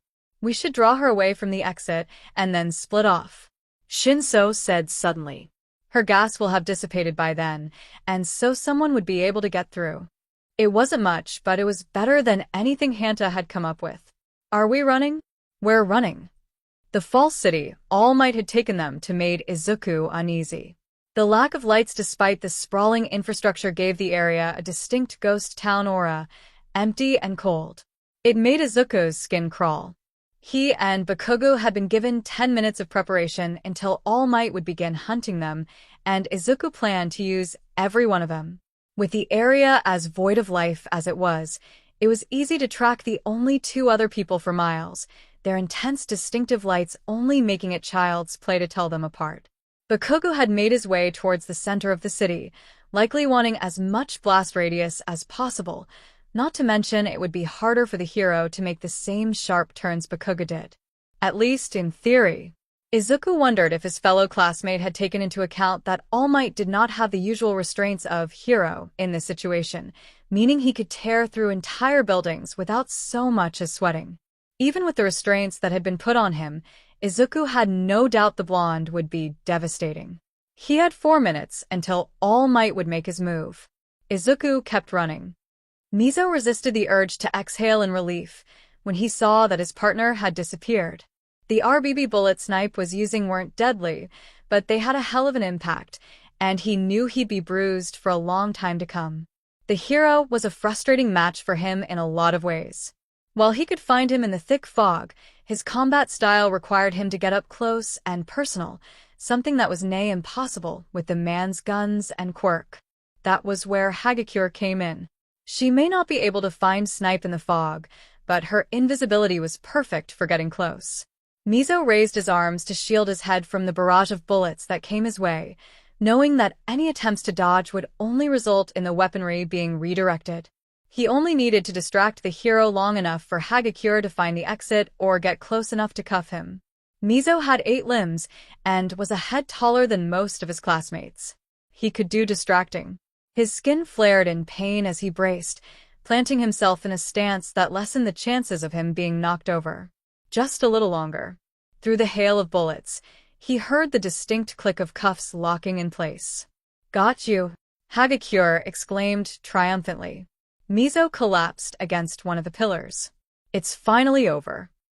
Yuga watched in shock as Uraraka released the handrail, flying towards 13 with her foot extended. The hero released a startled shout as she connected, instinctively stopping their quirk usage as they toppled over. Yuga supposed that unless 13 was in complete control of what their quirk was doing, they would stop using it because of how dangerous it could be. Yuga could relate. Uraraka deftly snapped the cuffs on the hero, attaching it to her own with a triumphant grin. "Haha." She pumped her fist. "Let's go." He couldn't help but laugh, adrenaline slowly draining from his system. "You were magnificent," he informed her. And it was true. Her internship with Gunhead had transformed her into something utterly terrifying. Not that she hadn't been a force to be reckoned with before, but now it was so much more prominent. Yuga felt a surge of pity for the villains who would one day face her. The two of them high-fived as 13 struggled to get to their feet. "Well done," they said cheerfully. "You passed." Yuga wished he'd done more to help, but was mostly just glad everything was over. Exams were the worst part of school, and if he never had to take another one it would be too soon. "Feel free to head to the med bay. Recovery girl will look you over there," 13 informed them. Yuga hoped it would be quick. He needed a shower. Rakido breathed with exhaustion. He was out of sugar cubes, and his strength was rapidly fading. It wouldn't be too long before he passed out, leaving Kirishima to fend for himself. There was just so much concrete. The walls seemed endless, and no matter how many times they broke through them, there was always another layer. Kirishima had resorted to only hardening his fists, time as much of an enemy to him as it was to Rakido. Kirishima might not pass out once his stamina was depleted, but he'd likely get trapped.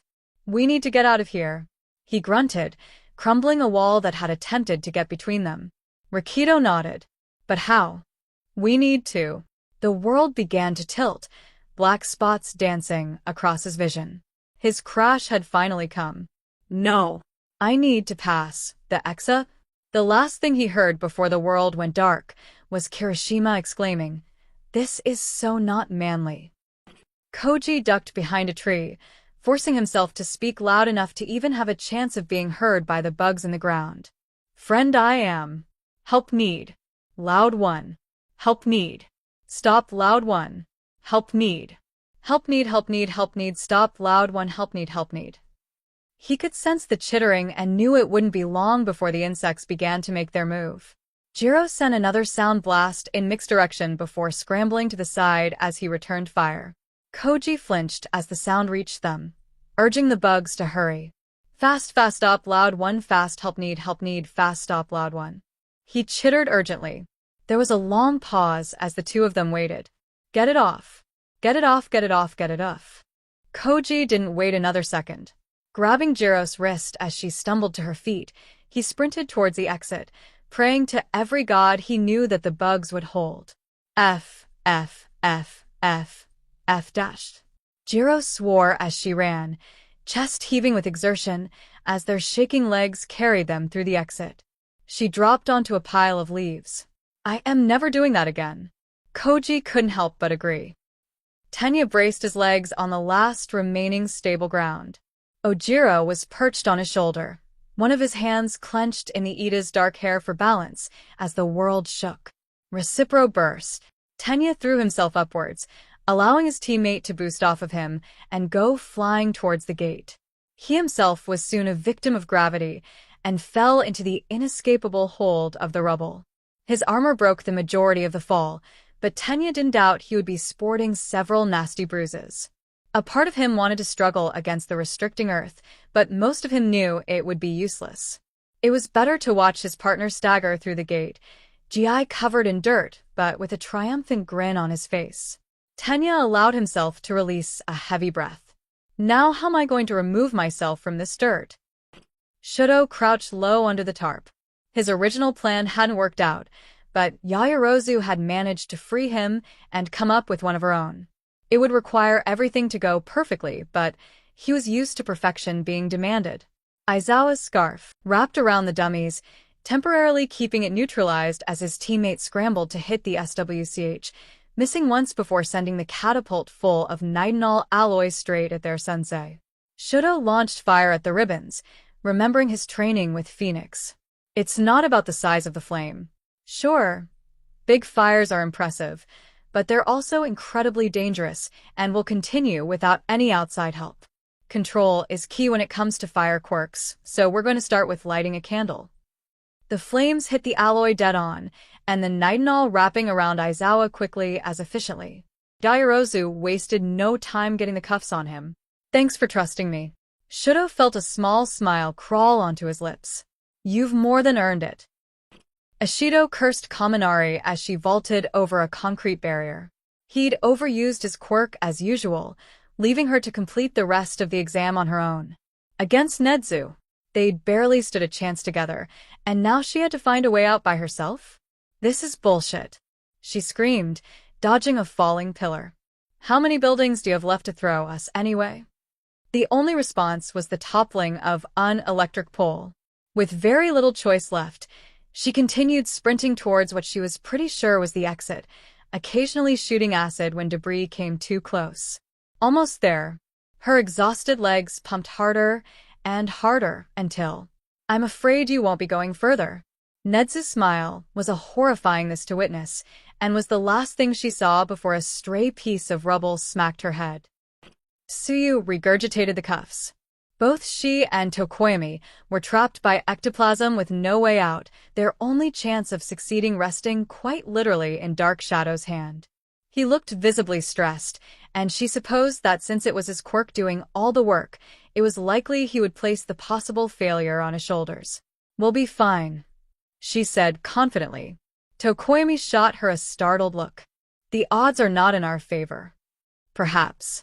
But they're not in his either."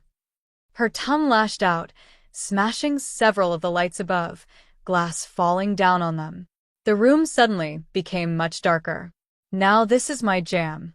Dark Shadow crowed, his larger form lunging at ectoplasm once more. Once, twice.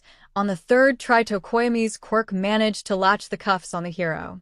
She wrinkled her nose. "The glass is going to be a pain to get out of my tongue." "Ribbit." Hitoshi ducked behind a jagged rock. He'd managed to draw Midnight far enough away from the exit that the gas would have dissipated by the time Zero reached the gate. Splitting up without alerting the heroine hadn't been easy, but they were in the final stretch, and it was time for Hitoshi to do his part. It had been a while since he'd needed to mimic anyone's voice, but years of pretending to be his parents had ingrained the ability within him. It wouldn't be perfect, but it only had to distract her long enough that Zero could make it to the gate. Trusting someone he barely knew made his skin crawl, but they didn't have any other choice. Hitoshi gently cleared his throat, holding the sound he was aiming for in his mind. "I can't believe we snuck in UA." It was the voice of one of his childhood bullies, a boy who couldn't turn his hands to stone. Despite his solid quirk, he had always sounded nasally and unpleasant. "They think their security is so good, and yet with one little tap of my quirk I was able to get us in. Honestly, it's not wonder they were unprepared for the USJ." This voice was higher, feminine, and resembling his cousin. Midnight's steps were getting closer. Hitoshi took a deep breath, lowering his voice into a smooth baritone. "We just have to get out of this training ground, and it'll be smooth sailing." "Is that what you think?" A feminine drawl interrupted, the heroine rounding the corner. Her gas was close enough to affect him, but it was too late, because he'd caught her too. So, as the world began to tilt, Hitoshi hissed out a final command. "Sleep." Katsuki couldn't move. Every part of his body ached like a motherfucker, and he couldn't move. All Might had practically buried him under a megaton of rubble, placed in a way that, even if he could use any of his explosions, they'd just make it worse. His wrists were almost numb from the overuse of his quirk, and he couldn't even shift his legs. This wasn't how this was supposed to go. Katsuki had been ready to prove himself, to defeat the #1 hero without any help from Orphan Deku. It was supposed to be his chance to prove that the results from the sports festival had been a fluke. And yet here he was, alone and covered in debris. Katsuki screamed in rage. Toshinori saw Midoriya only moments before he crossed the threshold of the gate. He was close enough that he would be able to catch him, drag him back, and force both he and young Bakugo to work together. But as he accelerated, the buildings on each side of him cracked. If Toshinori hadn't been nearing the end of his time limit, he would have been able to push onwards, but as he was forced to retreat backwards, the cloud of dust enveloping him even as he got out of range. In his career he'd seen many buildings fall, but he never got used to the sound, the pure carnage it caused. In the distance, Toshinori heard the gate spout out congratulations. "You passed." Shota watched the test feed for what felt like the 1,000th time. Midoriya was racing through back alleys, moving swiftly as he attempted to arrive at his goal before he was caught. On another screen, Bakugo raged against All Might, his tactics almost unchanging as he was slammed down again and again. Not learning, not adapting. Simply trying to force a strategy that did not work. As soon as the time had started, the two had split. He'd heard from Yagi that Midoriya had attempted to talk to Bakugo, only to be shut down, and during the exam there wasn't another attempt. Shota had put the two together in an attempt to force them to work together and rely on someone else. In the end, it had only heightened the issues in their chosen styles of combat. Bakugo was too easily riled up, and his arrogance would kill him faster than any villain. His refusal to work with others stemmed on the belief that he was simply better than them and didn't need their help. This overblown sense of ego likely stemmed from a childhood filled with far too much praise and far too few humbling moments. Midoriya's issues were less easily defined and came with troubling connotations. While it was much easier to make him work with others, he never relied on them, always seeming to have a backup plan if they failed. While that by itself didn't seem bad, there was a clear lack of trust in others to keep him safe. Even if he was in a group, it never seemed like he was a part of it, instead working independently. Shota knew it would be hypocritical of him to criticize Midoriya for preferring to work alone, seeing as he almost did exclusively, especially on patrol. But there was a difference in that when he did, he was a part of the bigger picture, not working outside of the team. There was this constant sense of caution around Midoriya, words always calculated and eyes so very sharp. Even his fighting style was so very telling. A strange concoction of street fighting and random martial arts, emphasis always on remaining free and alive. Not winning, not achieving the objective or remaining unharmed, staying alive and free. Shota was hardly going to complain if his students had self-preservation, but this was different. He was tempted to fail both boys for having completely missed the point of the exam. There had been no growth after all, and they should not be rewarded for falling back on old habits. But something told him this wouldn't be solved by a quick conversation or a forced realization. Bakugo, he would be able to work with. He wouldn't be the first or last arrogant powerhouse who needed a reality that had passed through Shota's doors, but Midoriya. Midoriya would require a more delicate hand. He was far too likely to lie through his teeth should he be called out.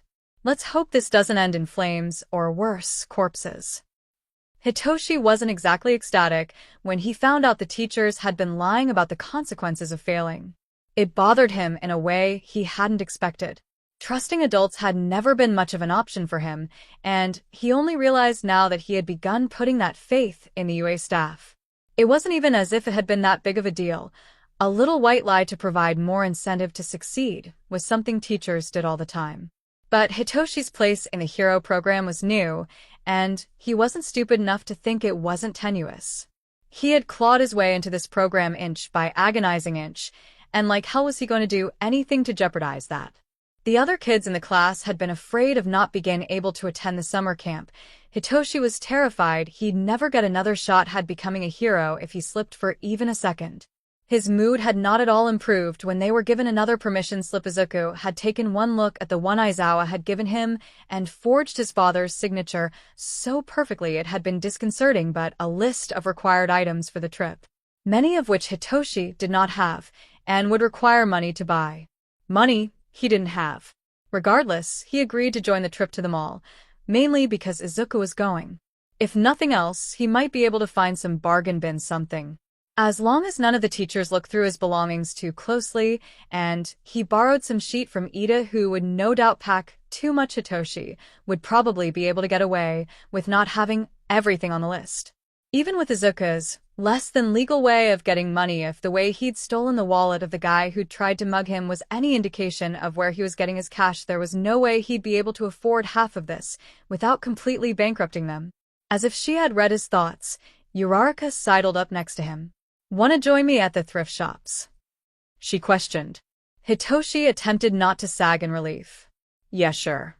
Of all his new classmates, Uraraka would understand being tight on money the most.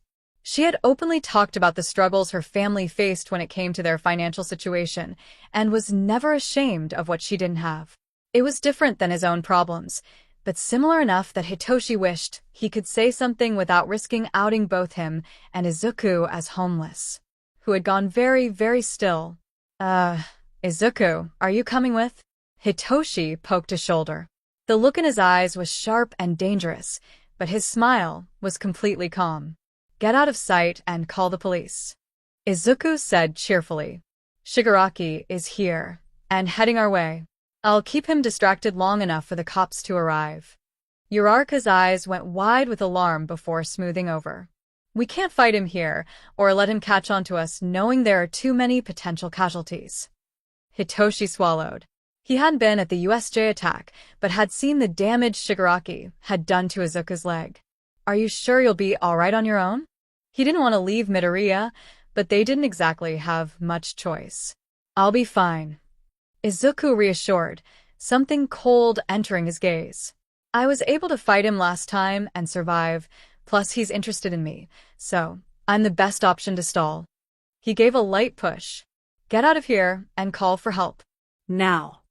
Uraraka grabbed Hitoshi's arm. The sooner the police arrive, the sooner he's out of danger. Hitoshi took a shuddering breath. Please don't die. Izuku waited calmly as Shigaraki approached. He couldn't see him as he approached, but Izuku doubted he'd ever forget that crumbly ash-colored light.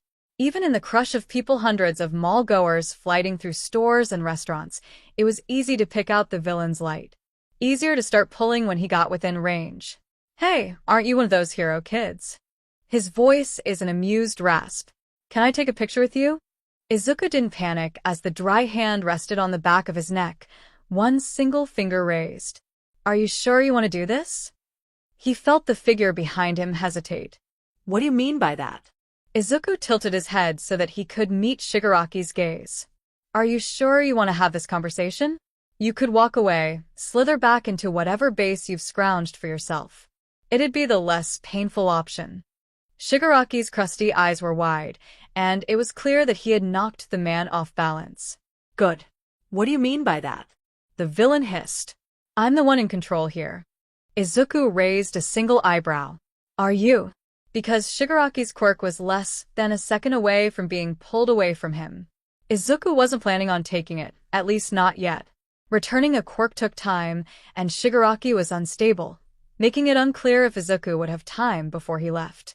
Not to mention, he didn't want to tip his hand to All for One just yet, and the lack of quirk in his student would surely raise some flags. But the villain holding on to him knew none of that. There are enough civilians around that I could kill at least 30 before the heroes arrive. Shigaraki mused. How exactly do you think you're in control? Izuku released a hum. The assumption you're making here is that I care about those casualties. His smile was sharp. You were the one who said I wasn't like the rest of the hirelings. There was a pause. That is true, but you care about your life, don't you? So, the two of us are going to have a talk. Shigaraki half-led half-pushed Izuku towards the fountain bench, gripped tight. It wasn't the most comfortable thing in the world, but the sooner the villain got what he wanted, the sooner he'd leave. I hate pretty much everyone and everything, but what's really pissing me off right now is the hero killer. A scowl. My Nomu attacked the city, and yet he gets all the attention despite being found half dead in a dumpster. Why? Izuku raised an eyebrow. That's what you want to talk about? Seriously? Shigaraki's red eyes narrowed. Answer the question. He hissed. He exhaled through his nose. Well, your attacks don't seem to have a point, while Stain was pretending he was on a moral crusade. If no one knows why you're causing damage, they're less likely to support you, or even care. The villain blinked. I want to destroy everything. Izuku gave him a dry look. And everything includes people who are not too keen on that. He leaned backwards. I'm honestly surprised your puppet MSTR is letting you out like this, though I suppose he's been treating you as disposable. Shigaraki went very, very still. What did you just say? Tamura stared at the green-haired monster, rage and shock twisting inside of him in equal measure. This maggot dared to saw that Sensei thought he was disposable. How dare he even suggest that? I mean, he encouraged you go to the USJ with a bunch of pathetic excuses for villains, and only one way out. If Kurojiri had been taken down, you could have been captured. Did he even help you with coming up with the plan? Or did he just throw you at All Might with a genetic experiment and a sheet ton of lackeys? The world seemed to still. How long has it been since you've interacted with people outside of his influence? How do you even know he's telling you the truth about anything? Tamura tightened his grip, rage increasing as Midoriya didn't even twitch. Sensei wouldn't lie to me. Are you saying that because you know it for a fact, or are you saying that because he's eliminated any other source of information that doesn't agree with him? If your sensei is all-wise and powerful, why aren't you asking him your questions about Stain? And Tamura couldn't answer that if he tried. Sensei couldn't be lying to him. He had saved him when Japan's golden boy hadn't. He had shown him the folly of hero society after Tamura had been victimized by it. There was no way that he was disposable. And yet, he couldn't help but wonder. You should probably get out of here, Midoriya said calmly, as if he hadn't shaken Tamura's entire world. The police will be here soon, and you wouldn't want your sensei to realize you've been gone for too long. A smile that showed far too many teeth. Run along back to your MS like a good little dog. Naomasa stared at what was becoming the bane of his existence. His day had been quiet for once. No large-scale villain attacks, no urgent unsolved cases. The worst thing that had been brought into the station had been a mugger. He should have known. Amused green eyes stared back, the barest hits of a grin curling onto the teen's lips. Detective Tsukauchi, Midoriya said, mirth clear in his voice. We have to stop meeting like this. Reeling in the long sigh that wanted to escape his lips, Naomasa arranged his features into something professional. It appears as long as you have a penchant for getting into trouble, we'll be seeing each other often. It's not like I go looking for it. Midoriya sounded halfway offended. It just finds me. He didn't need his quirk to tell him that that was a lie. Can you tell me what the two of you talked about? Naomasa questioned. Did he mention any safe houses or other hints at where his base may be? Midoriya hummed. No. He just asked why Stain's capture was getting more attention than his attack with the Nomas. Since I interested him during the USJ attack, somewhere in his twisted mind, the conclusion that I would be able to help him understand must have formed. Did you talk about anything else? An unsettling smile that Naomasa knew meant trouble formed on the Midoriya's lips. I may or may not have placed doubt about the worth he held to his MSTR in his mind. If we're lucky, it'll cause enough dissonance for someone to mess up. That was not the worst thing to happen. While it was concerning that Midoriya knew how to sow doubt in the minds of others, his actions could be helpful in the long run. It had been clear from the beginning that Shigaraki was not the one pulling the strings, and while Naomasa would never protest the capture of another psychopath, mindless violence was never nearly as dangerous as intent maliciousness. It was better to reel in the big fish that had shown the little one to the river. And that brought him to another question. Your classmates said you knew Shigaraki was in the mall before he was within sight. How? A long pause. Acidic green eyes seemed to pierce through him, but Naomasa kept his expression even. He dealt with scarier people than a powerful teenager. Remember our meeting at I have an add-on, shall we call it, to my main quirk. It allows me to sense the quirks of others and differentiate them. Every person has a distinct feeling, and so I was able to sense Shigaraki that way. Naomasa very carefully didn't allow his expression to change. While quirks were still being studied and understood, it was rare, if not unheard of, to have a quirk that did entirely different things. It was almost like it wasn't the only quirk he had. And your main quirk is telekinesis, correct? A smile that showed every single one of Midoriya's teeth. I have a telekinesis quirk, yes. Neither of them pretended that was the question Naomasa had been asking. Hawks leaned heavily against the alley wall. Exhaustion permeated every muscle in his body, his eyes begging to close as pain rippled through his back in a demand that he stay awake. He'd been on patrol for the past 10 hours straight, and had had the misfortune of running into a flame villain in the last half hour. The woman hadn't had overwhelming power, but her aim more than made up for it. His feathers had already been running low, and while he'd finally managed to knock her out using some well-timed debris, He was now nearly without wings. There was no way he could fly in this condition, and his left knee had taken one too many hits. His options weren't looking too great. Hawks removed his glasses and zipped up his jacket, cuffing his breathed legs as he went. There were a surprising amount of people that wouldn't so much as glance twice at him if it weren't for the giant red wings, and with luck and a few minor changes, no one would notice him at all. Would you look at that? The little birdies without his wings. The hair on the back of the hawk's neck stood on end. Blocking the only entrance to the alleyway was Dobby, large black jacket flaring around his lean form as his white shirt rippled in the slight wind. Hawks had almost forgotten about the other man, villain activity picking up almost immediately after he'd handed him his number. Dobby had never called either, making it easy to put in the back of his mind. "I saw your little fight earlier," Dobby said casually, footsteps heavy as he slowly stalked closer. "You're usually faster than that." Hawks shrugged. "It's been a long day." He detached his last few feathers and readied them, unsure what Dobby wanted. A smirk. "I can see that."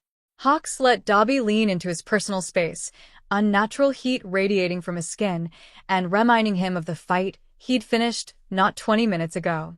A rough hand grabbed the scuff of his jacket. "Come on, Birdie, let's get you home." Hawks managed not to trip over his own feet in surprise, but it was a close thing. "What?" "You're about 5 minutes away from passing out and landing on your pretty face in front of everyone. As entertaining as that would be, I like the press even less than I like you, so I've decided to deprive them of that headline." The hand migrated to his inner ribs, forcing Hawks to lean on him. "Did you forget how to walk, Birdie? I'm not going to drag you all on my own." Hawks looped his arm around Dobby's waist to keep him balanced, boots echoing through the alleyway. "How do I know you're not going to bring me to your evil MSDR's lair?" he asked, only half kidding. Dobby raised an eyebrow. "If I wanted to kill you, I would have just roasted you in the alley. You've got, what, half a dozen tiny feathers left? And from what I saw, they burn real easy." A sense of unease rippled through Hawks, though he was careful to keep his expression upbeat. It wasn't as though he was hiding his weakness of fire, but it wasn't exactly common knowledge either.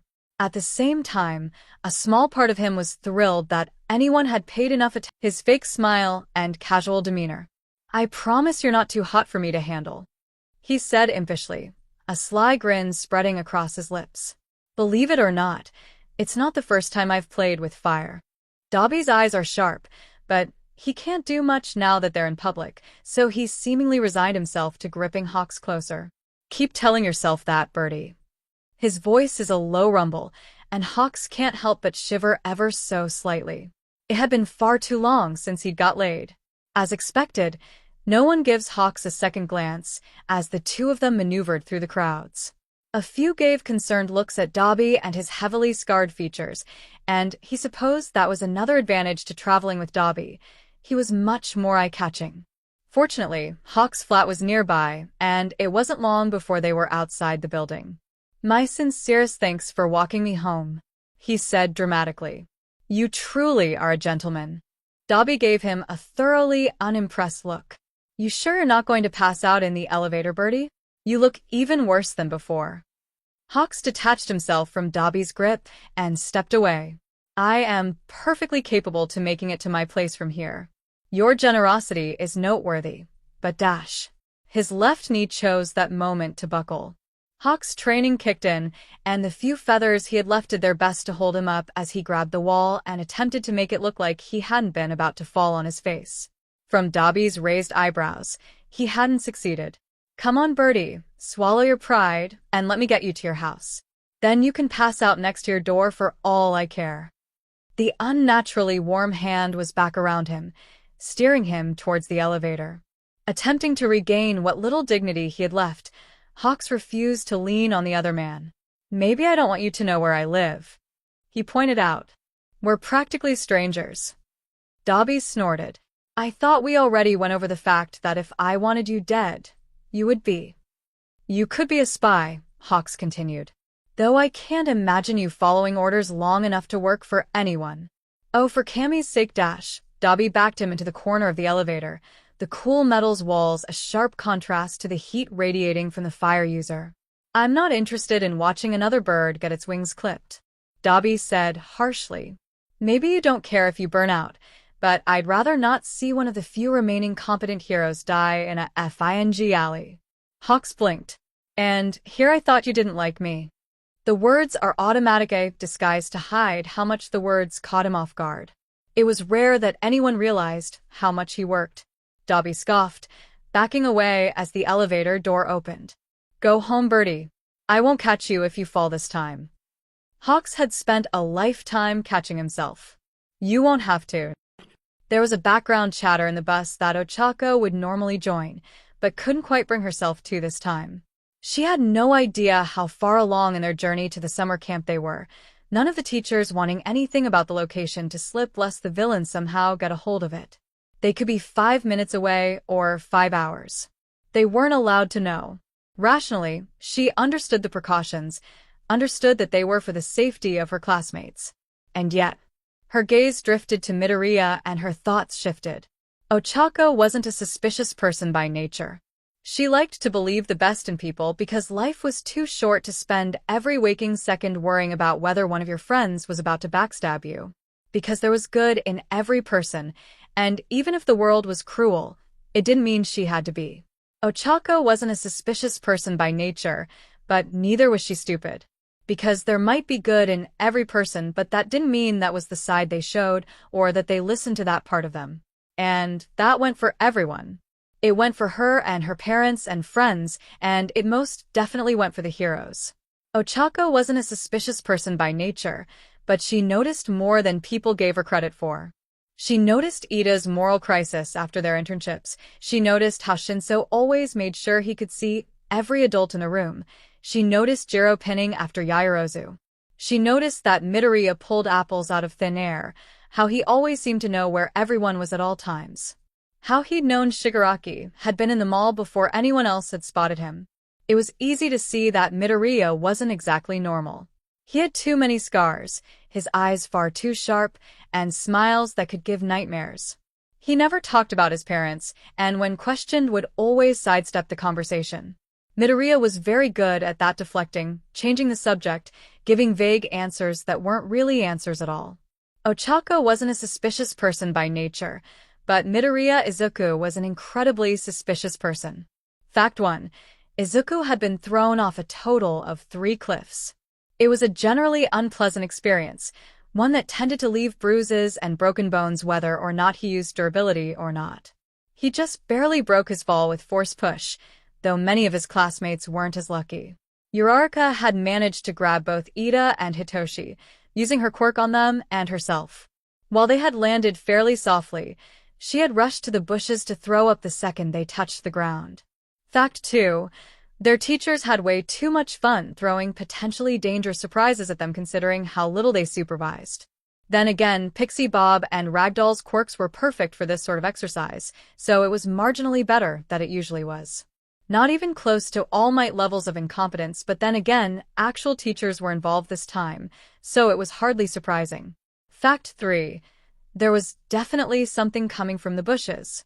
Instinct allowed Izuku to rip through the rock monster charging through the woods with ease, the action startling most of his classmates who hadn't even realized it was coming. There's no way we're making it to base camp in 3 hours. Hitoshi was covered in dirt, sweat, and an unknown substance that he really doesn't want to figure out. He wasn't sure how many hours it had been since the wild pussycats had thrown them off the cliff, but it had definitely been over 3, and his stomach was protesting this treatment with extreme prejudice. The fact that he was almost entirely useless wasn't exactly helping his mood either.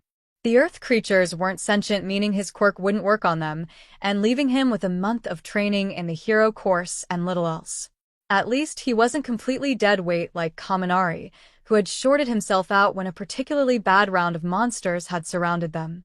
He was being carried on Shoji's back, held in place with Sero's tape as to not unnecessarily exhaust him.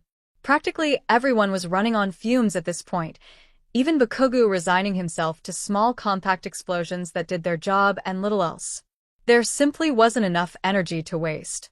I'd say about an hour more until we reach camp. Azui estimated after Uraraka, above the trees using her quirk. Not counting any more attacks, Ribbit.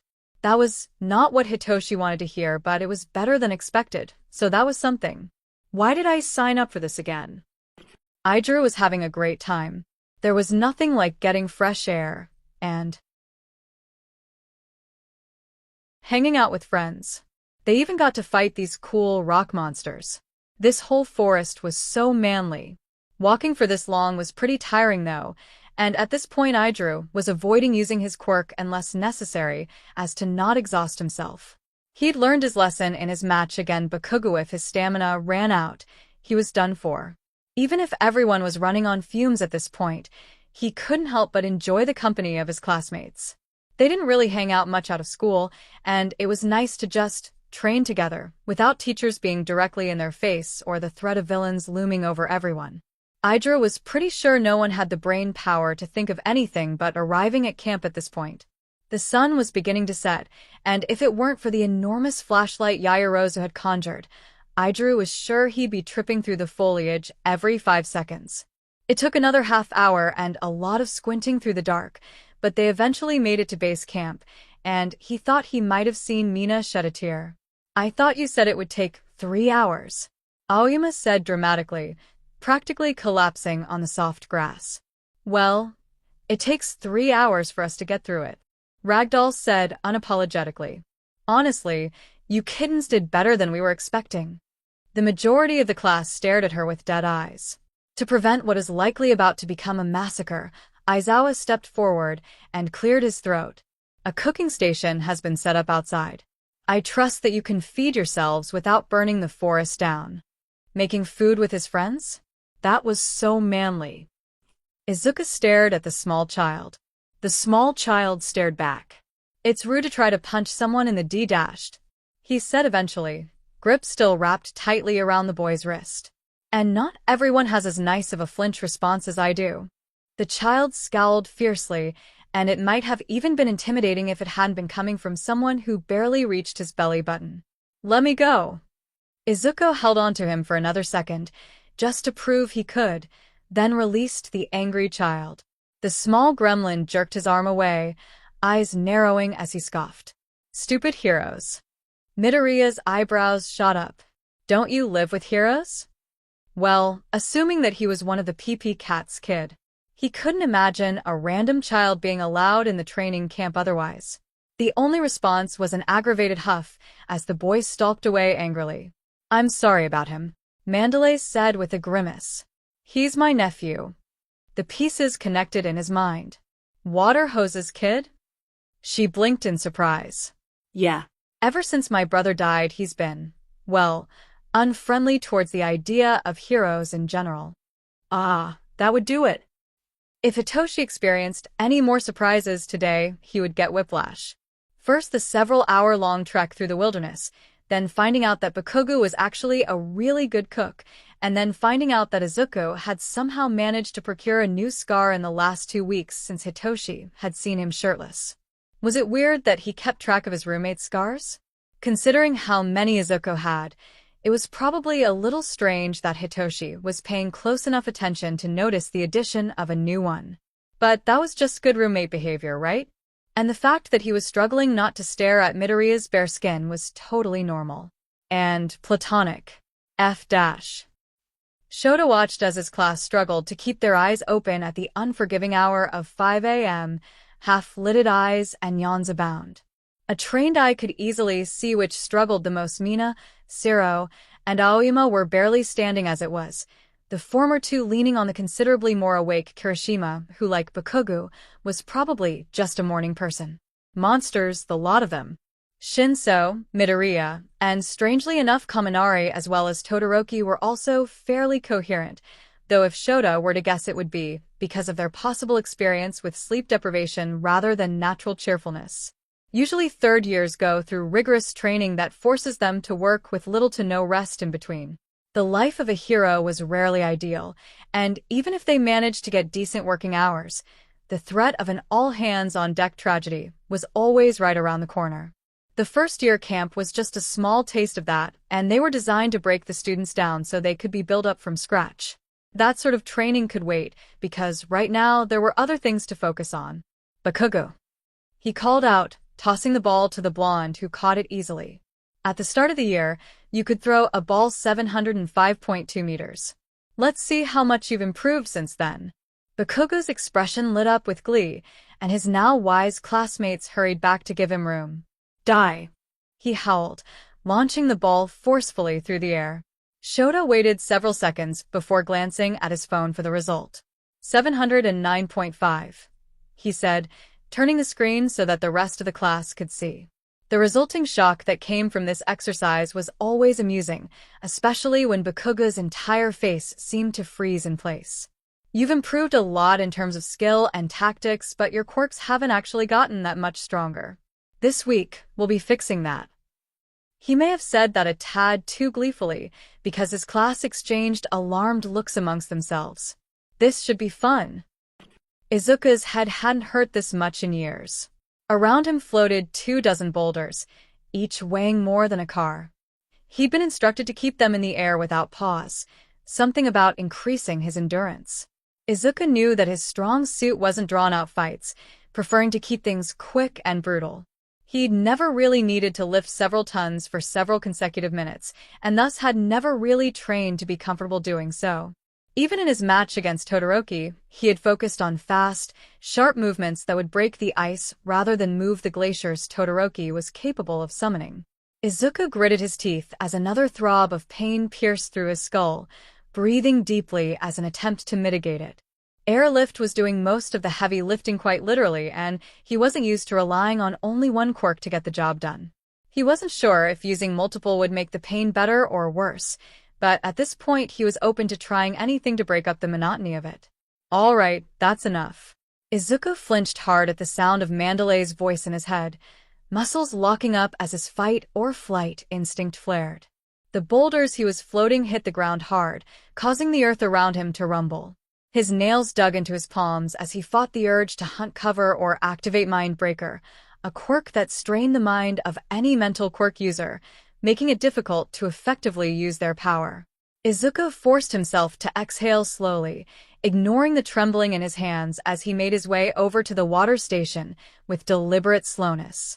It's just Mandalay, he told himself firmly. She can only speak to you. The PP Cat's quirk only allowed her to communicate with others and was a fairly non-invasive mental quirk. She couldn't read minds, or dig through memories, or even read someone's mood. And yet the sparks of panic remained in his system, making him feel jittery and unsafe. Izuku forcibly turned his attention towards his fellow suffering classmates, unsure if he should pity or laugh them. Uraraka was being forced to roll down hills as a way to get used to the nausea her quirk induced.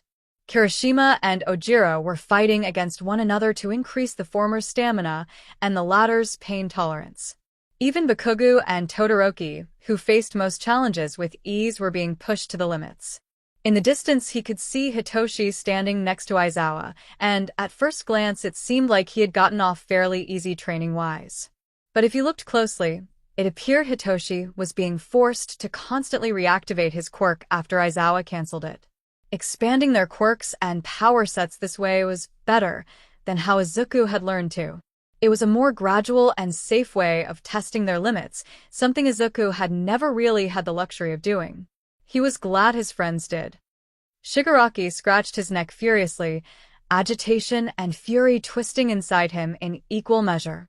That green brat had messed with his head, saying stupid things like "sensei using him," that his savior thought he was disposable. He needed to show that irritation the truth. Bring him to the base and make him pay for his lies. Shigaraki hadn't told Sensei about the conversation he'd had at the mall, but that wasn't because he didn't trust him. It was because he wasn't Sensei's underling. He wasn't. And yet, that small seed of doubt grew just the smallest bit larger. Absolutely no one was thrilled to have to stay up longer, especially considering the surprises the PP Cats had pulled before this. Izuku was willing to bet that no one was going to forget being thrown off a cliff anytime soon, and an activity called Test of Courage inspired trust in no one. Some of their classmates had already been carted off for the remedial lessons, leaving the remainder to grab names out of a hat and prepare for exhaustion. I think Bakugo is about to explode. Hitoshi snickered, tilting his head towards the blonde and his partner, who looked equally displeased with the development. Do you think pretty boy is gonna freeze him to a tree? A smile curled onto his lips. That's barely even a question. The real mystery is if he's going to go deaf from all the shouting first. Bakugo turned to them, fury written all over his posture. Uraraka stepped in his line of sight.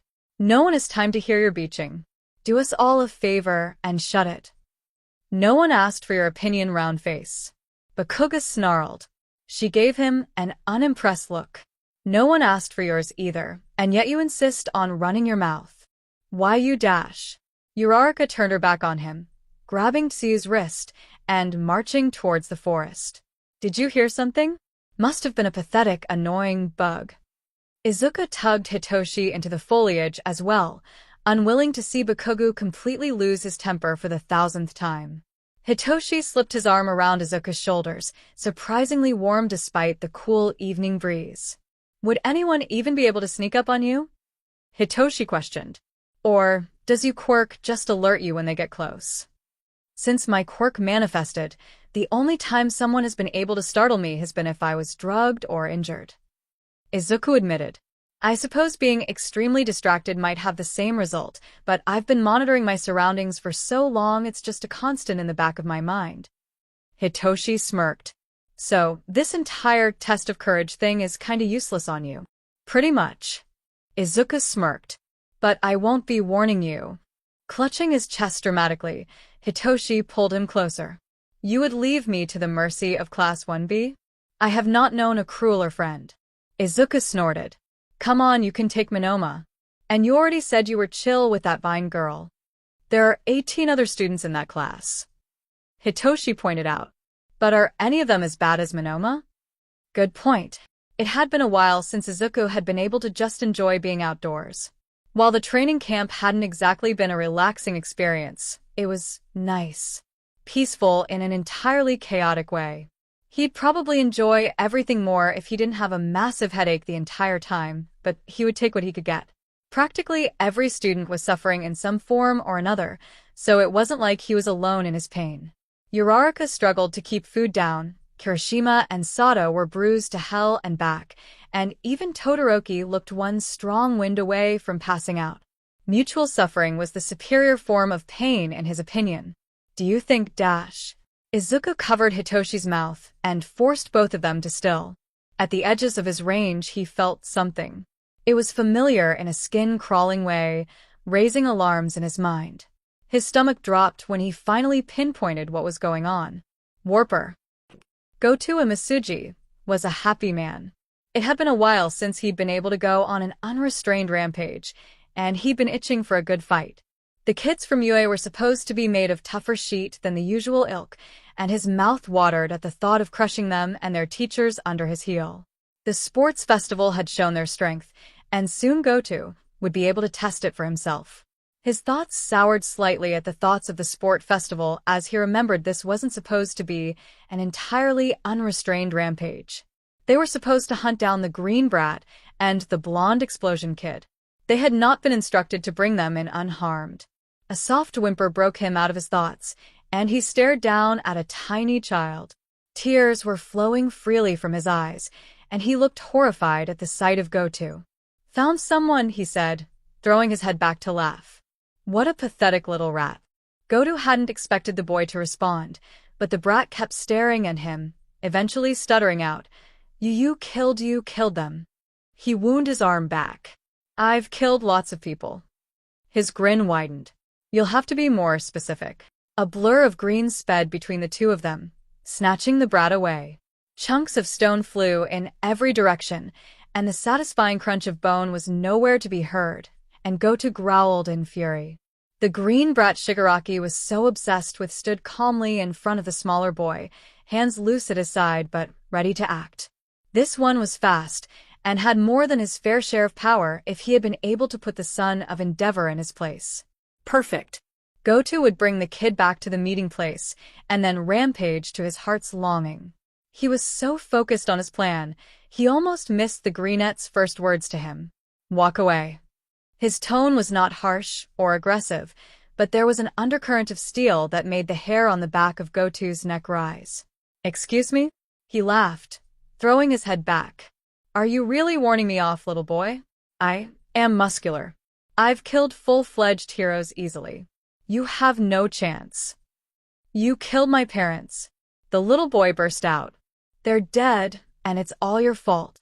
Goto squinted at the kid, recognition filling his mind. "Are you Waterhose's kid? This is just great. What do you say, brat? Eager for a family reunion?" The teen pushed the boy further behind him. "Walk away." Goto snorted, and allowed his quick to bulk him up even further. "Not happening." A scarred hand gently turned the small boy to look the other way. "Go find a bush to hide behind, and no matter what you hear, don't come out, all right? I promise I'll be fine. Be but dash. Go." The greenette snapped, not taking his eyes off Goto. This was ridiculous. Did this brat really think he was going to wait until the kid was out of range before attacking? He had plans for that kid. He wanted to hear the boy's screams and make him wish he had never been related to the duo that had taken his eye. Goto lunged forward, aiming for the retreating child. Not so fast. Only for an unseen force to grab him and send him flying back towards the mountain range.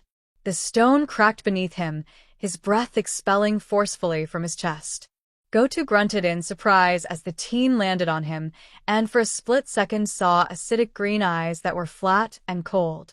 Then a knife drove through his flesh eye.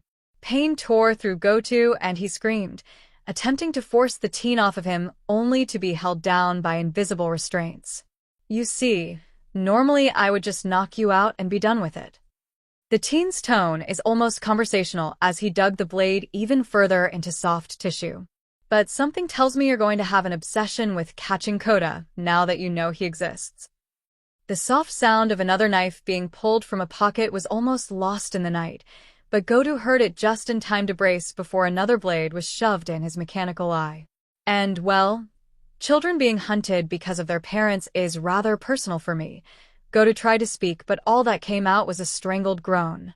"So, I figured it was best to make your situation a tad more permanent." The sound of a third blade being drawn made Goto thrash, but it was no use. "I would say I'm sorry, but that would be a lie."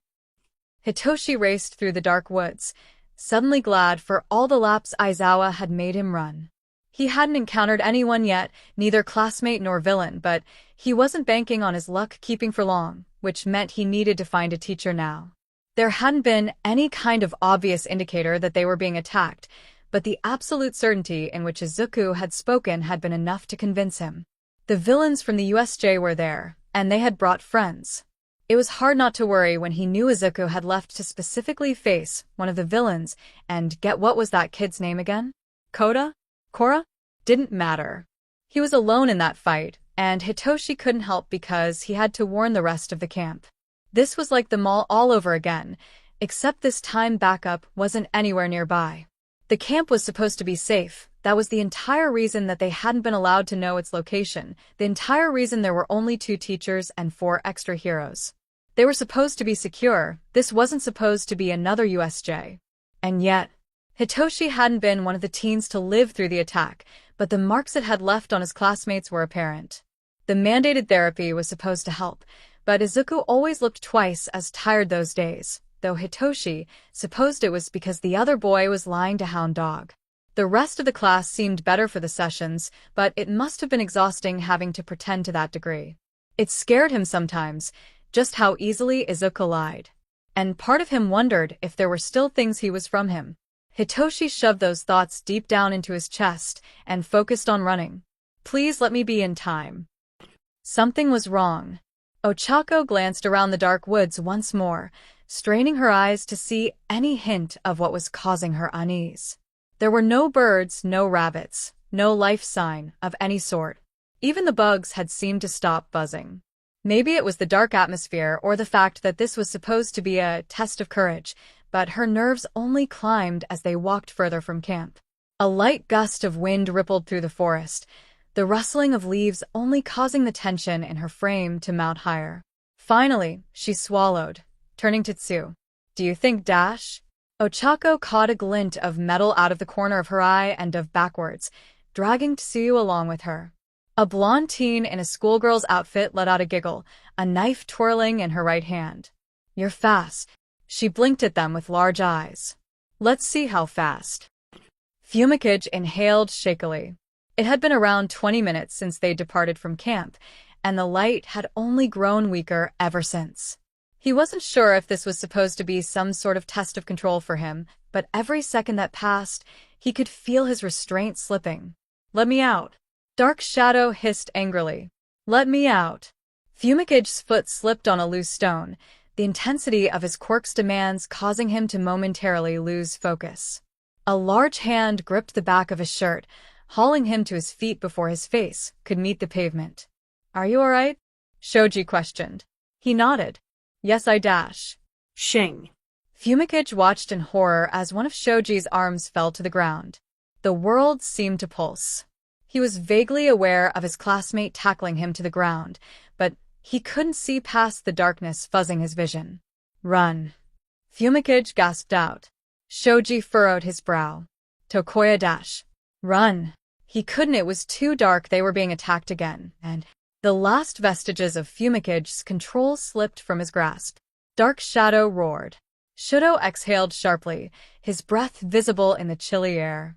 The man he had attempted to freeze in an iceberg sent another barrage of teeth towards him and Bakugo, sending dirt and ice shards everywhere when the two of them dodged. He exchanged a look with Bakugo. They wouldn't be able to keep this up for too long, and they'd barely managed to scratch the villain. If this continued, they were as good as dead. Shudo's body ached with every dodge, numbness and exhaustion pulling at him with every step. Even using his quirk felt like trying to wring water from a dry cloth. Bakugo didn't look to be doing much better. While he would never admit it, Shudo had noticed he stuck to smaller explosions and almost never used his quirk when dodging like he usually did. They were running out of options fast. He sent a wave of fire towards the villain, grimacing when a wall of teeth was formed to block his attack. At least it had warmed his body temperature, if nothing else. "We need backup," Shudo shouted, narrowly escaping impalement. Bakugo let out a growl. "And where the F do you think we're gonna find that?" "I wish I knew." Hitoshi arrived back at the base camp just in time to see Aizawa slam a villain to the ground with enough force to break bones. He was too far away to hear any of the words exchanged, but it was clear the hero was not playing around. The trapped girl only laughed, relaxed despite her predicament. "You'll be too late," her sing-song voice carried across the base. "And I'll get to see all that pretty blood." And with a final parting grin, the blonde girl melted. "What the F dash?" Aizawa looked just as surprised as Hitoshi was, disengaging from the dark goo and rising to his feet in one smooth motion. "Aizawa-sensei." Hitoshi called out hesitantly. Red eyes were on him in an instant. "What did I buy you the second week I started training you?" the hero demanded. Hitoshi blinked. "A water bottle. Mine cracked and spilled everywhere, so you brought me a new one at our next session." Aizawa relaxed his guard ever so slightly, hair obeying the laws of gravity once more. "Get inside. Vlad will be staying with you, and anyone else who makes it back." Relief spread through Hitoshi to an embarrassing degree. "Has anyone else made it back?" Aizawa's expression was tight. "Not enough." Tetsu covered his mouth and nose, squinting through the fog in an attempt to catch any glimpse of the villain. A loud bang caused him to hit the ground, heart pounding furiously in his chest. It was better to stick to dodging the bullets unless absolutely necessary. He had no idea how long he would be able to hold his quirk in his current state, and it was better to err on the side of caution. He had lost track of Kendo almost immediately after the first shots had rang out, both of them needing to dive for cover and ending up in opposite directions. Tetsu had no idea if there were more than one villain, but the entire situation made him think of the USJ incident, and his stomach churned. He hadn't even been present for the attack, but the two blank faces every single kid from 1A got whenever it was so much as mentioned was enough for him to get a hint. The woods were too large and dense for them to rely on reinforcements coming in from teachers or other students, and that meant he had to assume he and Kendo were on their own. Another shot rang out, and Tetsu slowly began crawling towards the source of the noise. His lungs were burning, but he had no idea what the gas would do to him if he inhaled it. Just a little bit longer. He promised himself. Just stay alive a little longer. Kuda curled into himself tightly, ignoring the chilly wind that blew across his skin. He couldn't stop the hiccuping sobs that tore through him any more than he could have stopped Muscular. The man had been enormous, frightening in a way that Kuda had never experienced before. And he'd run away, leaving the green-haired teen to fend for himself against a monster that had killed both of his parents who had been full-fledged heroes. Another shudder ran through him, that the hero student was probably already dead, and then Muscular was going to come after him. And then, what do you say, brat? Eager for a family reunion? Kuda was going to be sick. He had no idea where he even was anymore, each towering tree identical to the next. He'd lost sight of the path ages ago, and the thick forest made what little light the moon produced even weaker. Maybe Muscular wouldn't kill him. Maybe he would be lost forever, all alone in the dark. Maybe. You all right there, kid? Kuda startled hard, a scream slipping from his throat as he scrambled away from the source of the question. A pair of amused green eyes looked down at him, thin lips twisted into a smirk. Or maybe he would be just fine. Kuda latched onto him desperately. I'm so sorry. He had been so mean to Midoriya, and he had saved him anyway, and a hand soothed his hair down. It's all right. I've got you. Midoriya hadn't died to save him. Kuda wouldn't be lost in the woods forever. They were both alive, and they could find his aunties, and everything would be okay. Everyone, this is Mandalay. We have confirmation that the villains are targeting Katsuki Bakugo and Izuku Midoriya. Kuda's insides went cold. All hero students are now permitted to use their quirks in self-defense. Those who can should make their way to the base camp. Stay safe and stay alive, everyone. An exasperated sigh cut through Kuda's panic. Why is it always me? Momo felt her arm snap, and she didn't even have enough breath to scream.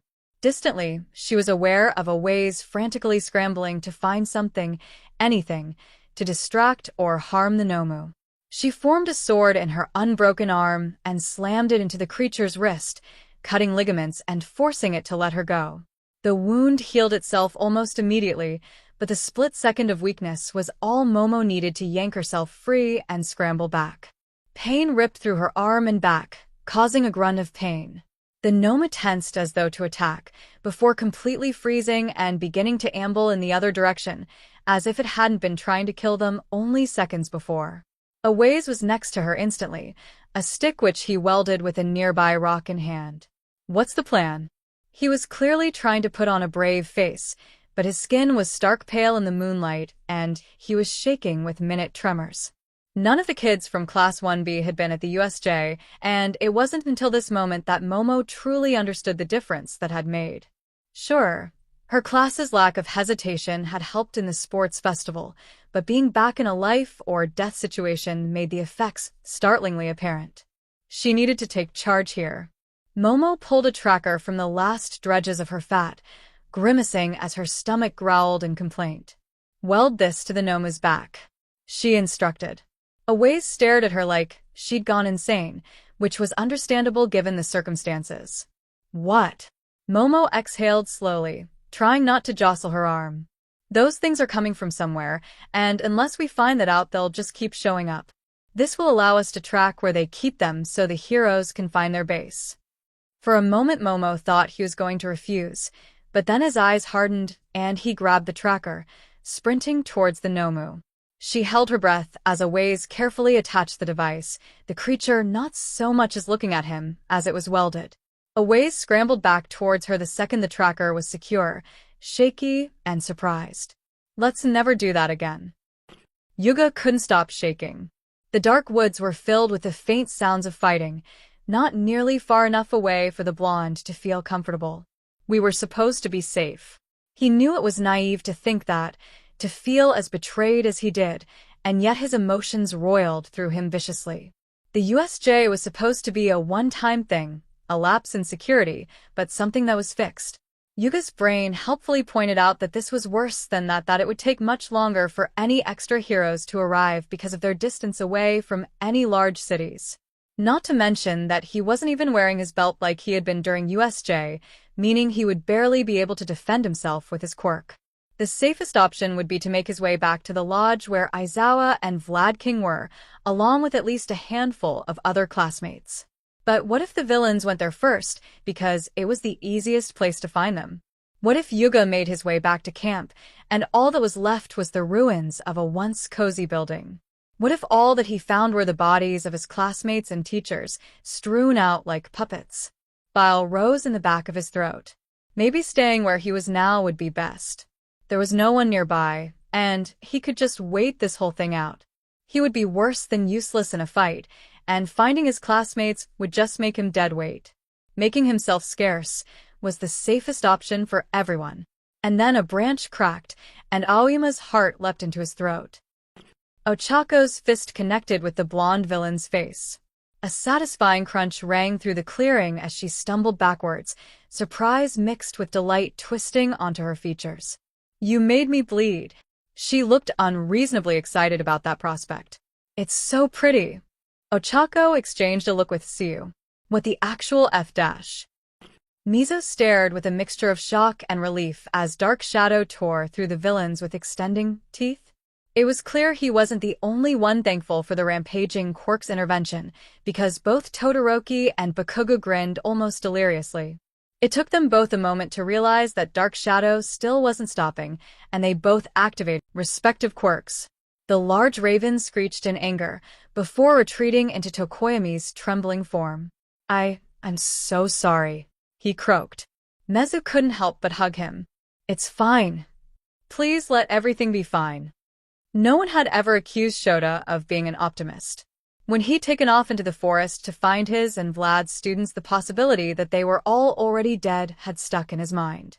He knew his class, knew they were stubborn, resourceful BSTRDS who could more than hold their own. But they were still teenagers, still young and inexperienced, and there were people much more dangerous than thugs with too much ego who were willing to put them into the ground. The knowledge that they were completely exhausted didn't help Shota's nerves either. The training camp was designed to push the students to their limits, mentally and physically working them to the bone. Villains fighting students in an uncontrolled environment was a nightmare to begin with, much less when those teenagers weren't even in their best form. "Then we have a deal." Shota forced himself to go still, dropping low as he scanned the forest for the source of the noise, and watched in horror as he saw Midoriya walk calmly into a warp gate. Out of the 40 students that had attended the training camp, 29 were hospitalized. Almost all of them had suffered the effects of the poisonous gas. One of the villains had spread liberally throughout the forest. 12 experienced severe quirk exhaustion. 2 had some form of blood loss. 3 had broken bones. And out of the 40 students that had attended the training camp, only 39 had walked out. An unknown number of villains attacked the training camp. 3 were captured and arrested. 1 was dead. And the killer and the missing student were the exact same person, because of course they were. And it was Izuku Midoriya, because of course it was. Nao Mesa rubbed his temple, scanning the files below him. "I need a coffee." Hitoshi stared at his hands blankly, too exhausted to even cry. He'd apparently been lightly exposed to the poison gas, so the hospital was keeping him for observation. More than one nurse had come in and out of the room to take his blood or check his pulse, but Hitoshi had barely noticed. He could still see it so clearly, could see Izuku taking off to find Kuda and telling him to warn the others. Could see the moment when his classmates realized that not everyone was accounted for. Could see Aizawa shaking his head when Hitoshi had gathered the courage to ask. A hesitant knock interrupted his thoughts, and it took all of Hitoshi's energy to lift his head. "Come in." He didn't really want to talk to anyone, but maybe company would distract him from the gnawing fear and guilt that dug its claws further into him with every second. "I let him go alone. And now he's gone." A familiar face peeked through the barely open door. Yurarika was looking about as good as Hitoshi felt, which was to say terrible. She had bandages around her arm and collarbone along with deep bags under her eyes. Her normally buoyant hair was limp, and something about the way she held herself made Hitoshi feel that she was on the verge of tears. She wasn't the only one. "Hey." Uraraka's voice was soft and tentative. Hitoshi attempted a smile, but it immediately fell flat. "Hey." Neither of them said anything for several seconds. "Do you dash?" Hitoshi's voice faltered. "Do you want to?" He gestured to the space next to him on the bed. Uraraka nodded wordlessly, scrambling onto the uncomfortable mattress and pressing close. The warmth of another person helped to chase away the despair that clung to him, and Hitoshi awkwardly slung his arm around her, so they could be closer. The two of them clutched each other silently, shaking and afraid. Their trust in the institutions that had sworn to protect them shattered, like a glass vase an errant toddler knocked over. Hitoshi knew that he was going to have to deal with what had happened eventually, would have to face the reality of the attack and its consequences. But he held on to Uraraka just a little bit tighter because he could ignore the cruel world for just a little bit longer. The mug in Dabi's hand turned to ash. He barely noticed the remains of the now destroyed cup drifting to the ground, too focused on the broadcast in front of him to see anything beyond it. For the second time this year, Yue suffered a massive security breach. The female reporter gestured to the hospital behind her. Less than 12 hours ago, the first-year hero students from the prestigious academy were viciously attacked yet again. Classes 1A and 1B were at a school-sanctioned summer training camp when an unknown number of villains attacked. Several students were hospitalized, and we have confirmation that Izuku Midoriya, the second-place winner of the UA Sports Festival, has been kidnapped. Rage and fear swirled in Dabi's gut as he listened, his pulse increasing with every passing second. That could have been Sho, that could have been Sho, that could have been Sho. His little brother had been in that attack, had been put in danger. His little brother might be in the hospital because some second-rate villain thought picking on a bunch of school children made them hot sheet. 3 of the villains have been apprehended, and a 4th is said to have died during the attack. The police and UA have decided not to comment on the current state of affairs, leaving us unaware if any students of villains were critically injured. At least one of the little brats had gotten some good hits in. Or maybe it had been one of the heroes present. Either way, someone had made those assholes regret going after Shudo's class. And if Dabi had anything to say about it, he would be the next. Shota didn't know what to think.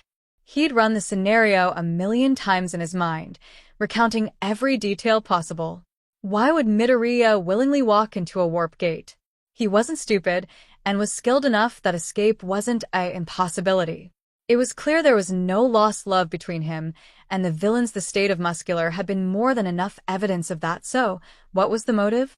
There was always a chance that Midoriya had been the spy, that all the odd behavior really had been adding up to his eventual betrayal. The scars, the brutal fighting style, the lies. Shota knew better than most that not all villains or those who worked with them were heartless, and that could explain why Midoriya had saved Kuta. It was the most logical answer. And yet, Shota couldn't help but feel they were missing something crucial, something that would make all the mismatched pieces of this deadly puzzle fall into place. Maybe it was just wishful thinking. No one in their right mind would hope that one of their students had been betraying them, even if it made the whole situation simpler. But Shota had learned a long time ago that things were rarely as cut and dry as the public liked to believe. When it came to spies, things tended to be messy on both sides. There was going to be a raid on the villain's base soon. The tracker Yaoyorozu had provided ensuring that. Their timetable was short as is, and even if everything went well, they would still have to contend with Midoriya's lies and secrets. Shota needed information. Hizashi considered himself a fairly level-headed person. The average person might be surprised with that assessment, but after over a decade of being a pro hero and working 3 jobs, one of which included interacting with teenagers, calmness was as much a necessity as air. Hizashi considered himself a fairly level-headed person, but he did not feel like being calm when he found Shinso dragged off his hospital bed by a man that was clearly his father. "Go of me. Let go." Shinso's fingers scrambled in an attempt to force the larger male off of him, motions frantic and jerky. Hizashi didn't wait for either of them to notice him, taking 2 long strides and wrenching the purple-haired man away from his student. Shinso dropped heavily to the floor, pushing himself as far away as possible from his attacker. "What the hell do you think you're doing?" the man hissed, trying to break Hizashi's grip, but finding no give. The hero didn't bother answering him, choosing instead to drag him out of the hospital room and pin him against the nearby hallway wall. "I have a right to see my child," the man blustered. "This is assault." Hizashi regarded him coolly. "So, is grabbing a minor?" That seemed to render the other man speechless for a moment, before he was demanding to be released once more. Hizashi knew he didn't look like much out of his hero costume. While Shota ended up looking like a homeless person, Hizashi ended up giving off hipster vibes that practically ensured that no one would take him seriously. But even without his gear, it was easy to restrain one civilian with no combat training. "Here's what's going to happen." Hizashi's tone was even despite his anger. "I'm going to let you go, and you're going to leave the hospital." The man opened his mouth to protest, and Hizashi tightened his grip. "You are going to leave the hospital," he continued calmly, "and you are not going to come back. If I see you here again, I will call the police and dislocate your arm." Hizashi applied more pressure on the hold. "Am I understood?" There was a long pause. "He's lying, you know." The man's tone had shifted, now resembling a shady car dealer rather than an outraged attacker. "Whatever he told you about me and my wife, it was a lie. He hasn't even been living with us for over 6 months. And didn't that bring up its own slew of issues? I'll be sure to talk to Shinso about all of this." Hizashi gave the man a hard shove. "Now go, before I change my mind." Shinso's father stumbled, barely catching himself as he sneered one more time. There was no way Hizashi wasn't going to alert the police, but this was the quickest and cleanest way to get the man to leave. Even if Hizashi was able to easily hand him off to the police, it would create a larger scene, and he didn't want to subject Shinso to that. Speaking of which, Hizashi reined in a sigh. Disposing of the teen's father had been the easy part, but now he had to deal with a much more delicate situation. Hizashi wasn't sure how much Shinso trusted him, but there was an easy way to make him more comfortable. "Get your butt over here, Shota." Hitoshi couldn't breathe. It had been months since he'd seen either of his parents, months since he'd had to think about their anger and disappointment. But seeing his father's enraged face so close, feeling his tight grip sent him back to that house, back to the constant unease and fear and… Hey, Shinso? Can you focus on me? No, he couldn't, and he didn't want to hear that name because it just reminded him that he would never be free from his parents. Not really, not. Warm hands landed lightly on Hitoshi's biceps, not restraining, just holding him. It felt nice. "You need to slow your breathing down, okay, Hitoshi? Count with me, okay? Inhale 1, 2, 3, exhale. You're doing so good, I promise. Now exhale 1, 2, 3. Hitoshi could barely make it through one count before his chest constricted, but the gentle voice kept counting with him until he could reach 2, then 3. Until it no longer felt as though there were an elephant standing on his chest. Until he wasn't drowning on dry land. When Hitoshi's vision cleared, he was suddenly and embarrassingly aware of Present Mike and Aizawa in civilian clothes, crouched in front of him. "Hey," the blonde smiled gently. "Are you feeling better?" Hitoshi knew that there were going to be questions about his family, about where he'd been living, about Izuku. And he had never wanted any of them to find out. Not like this, not in a way that was so out of his control that it hurt. "Sure," Hitoshi croaked. Kurogiri did not trust Izuku Midoriya. That wasn't surprising considering their respective allegiances, but, well, that was the problem. Because Midoriya appeared to be loyal to no one but himself.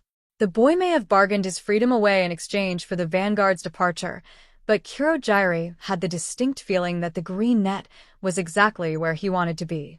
It was unnerving in more than one way, and his calm only furthered Shigaraki's frustration, causing the younger villain to disintegrate numerous glasses and one stool.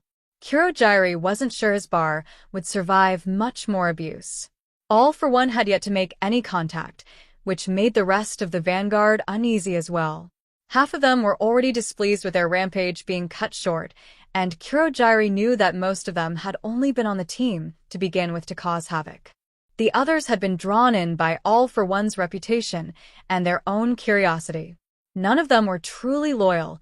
None could be truly counted on if push came to shove, and considering how their guest was acting, Midoriya held himself like he was the most dangerous person in the room, even surrounded by murderers and restrained by suppression cuffs.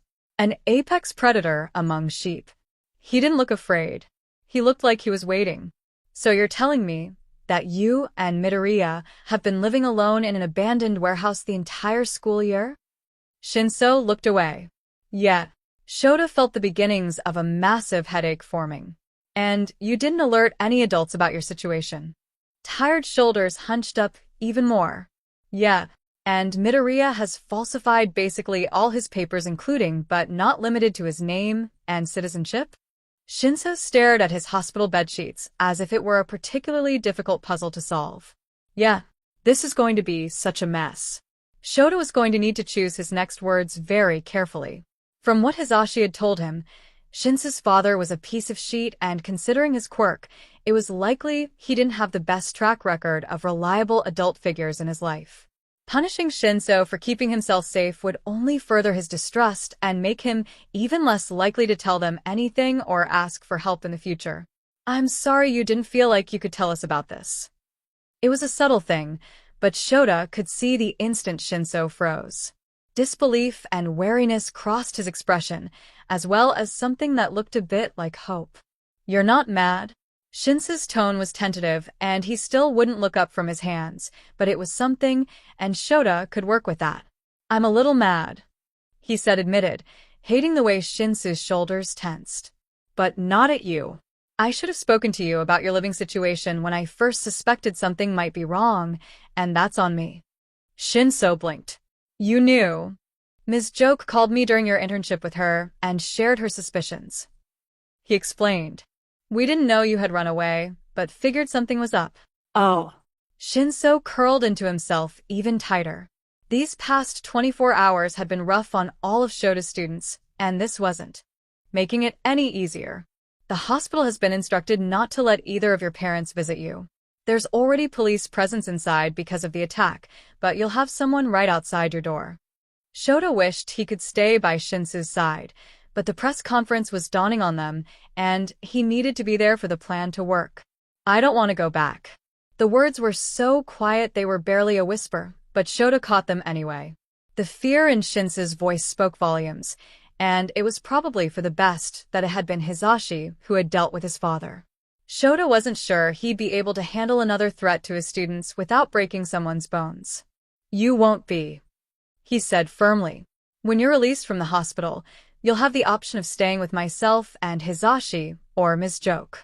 One of us will come with you to retrieve your belongings from the warehouse, as well as anything you want from your old house. Shinso's parents wouldn't come anywhere near him if Shota had anything to say about it. Okay. The fear and wariness hadn't completely dissipated, but Shota knew very well that Shinso trusting him even this small amount was monumental. It was clear that he wanted to, but previous experiences held him back in case he got burned. The detective is going to come back to question me, isn't he? And this Shota couldn't deny.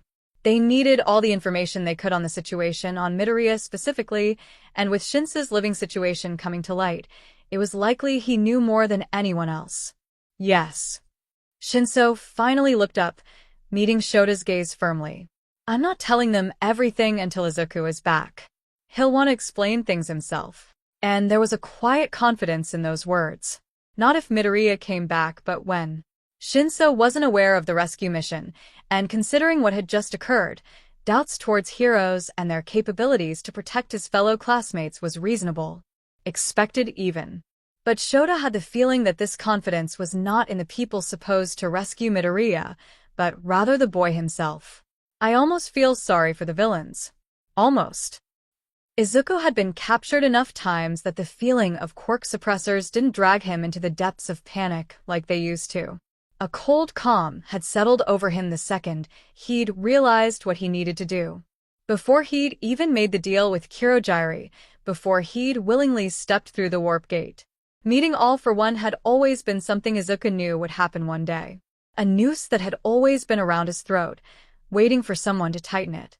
Maybe that was why his legs didn't tremble as he was led into another warp gate, as he sat down across from the monster he'd heard about from childhood. All for One may not have been the one chasing Izuku and his mother, but he had always been a possible looming threat. The monster without a face, but with horror stories in droves. This didn't feel like interacting with them, with the people directly responsible for his mother's death and his tainted childhood. This felt almost impersonal despite their shared blood. It made easy to sink into the cold calm instead of burning rage. "Hello, Izuku." His voice was smooth despite the numerous machines littered around him, a genial smile stretched across his face. "I wonder how many of those he needs to survive." All for One did not strike a particularly imposing figure unless you knew what to look for. He wasn't noticeably tall or broad, the facial scaring where his eyes had once been making him look pitiful rather than intimidating. His light was akin to that of a mosaic, varied and colorful in a way that Izuku had never seen before. And yet, each piece of the picture All for One painted seemed to be straining away from him, trying to escape back to their original owner. An old man who should have died a long time ago, carrying on a feud with the wielder of a quirk as if they were the same person he'd started it with. "Hello, grandfather." All for One wasn't actually that closely related to him, more akin to something like a great-great-granduncle, but that was too much of a mouthful, and Izuku wanted this over with as quickly as possible. "I must admit, I was rather surprised when I'd heard you had returned to Japan. After your father's unfortunate passing, I assumed you'd stay out of the country." Izuku wasn't sure if this was meant to get a rise out of him or not. He'd been 5 years old when his father died, a former friend who'd grown too fearful of his potential power, having come to kill him. His memories of the man were foggy at best, most of his knowledge coming from stories his mother had told him. That was the thing about criminal organizations. If you were terrifying and on their side, they loved you, but if you ever left, you become one of the biggest threats, and thus, need to be eliminated. Izuku's father had made the mistake of leaving, but staying somewhere he could be found. The price for his arrogance, though some might call it wishful thinking, was his life, as well as that of his wife, and the childhood of his son. Izuku wasn't sure what he'd be if none of that had happened. Still wasn't entirely sure what he was now. Monster in human skin. Smiling demon. Killer. Threat. "I miss Japan." Izuku lied. America just wasn't the same. A light chuckle. "I can't disagree with you there. Though I assumed it was because of the unfortunate death of your mother and the collapse of Arachne." It had been a long, long time since he'd heard that name spoken aloud. "Grab him." Annoying little brat dash. "What are you doing? He'll kill us all." "Finally come to collect your due?" Izuku had been terrified to even think it, fear built into his very core from a young age, even when most of the threat they posed had been eliminated. All for One had spies and informants everywhere, and he wanted Izuku to know it. Wanted him to know that he knew everything about his life, about his struggles. He forced himself to shrug. "That was a part of it, sure. I'm flattered you've been paying attention. I wish you weren't. I always take note of my relatives." All for One smiled in a way that was probably meant to be charming. "I have so few left, you'll have to forgive me for keeping tabs." Sure. Izuku probably should have felt more fear, more anger towards a villain who had felt entitled to his entire life and history simply because of their shared blood. Should be terrified of how easily he could kill him and how maybe one day he would become just like him. Izuku was self-aware enough to know that his morality was grayer than most would consider normal. There was blood on his hands, and most of the time, he couldn't even bring himself to regret it. But for all his flaws, he couldn't see himself ever chasing after power as All for One did, couldn't see himself amassing followers and twisting the life of a child. He knew from personal experience that whenever a monster tries to make a child just like them, one of two things can happen.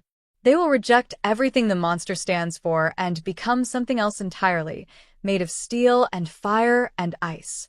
Or they will become even worse. Izuku still wasn't sure which one he was yet.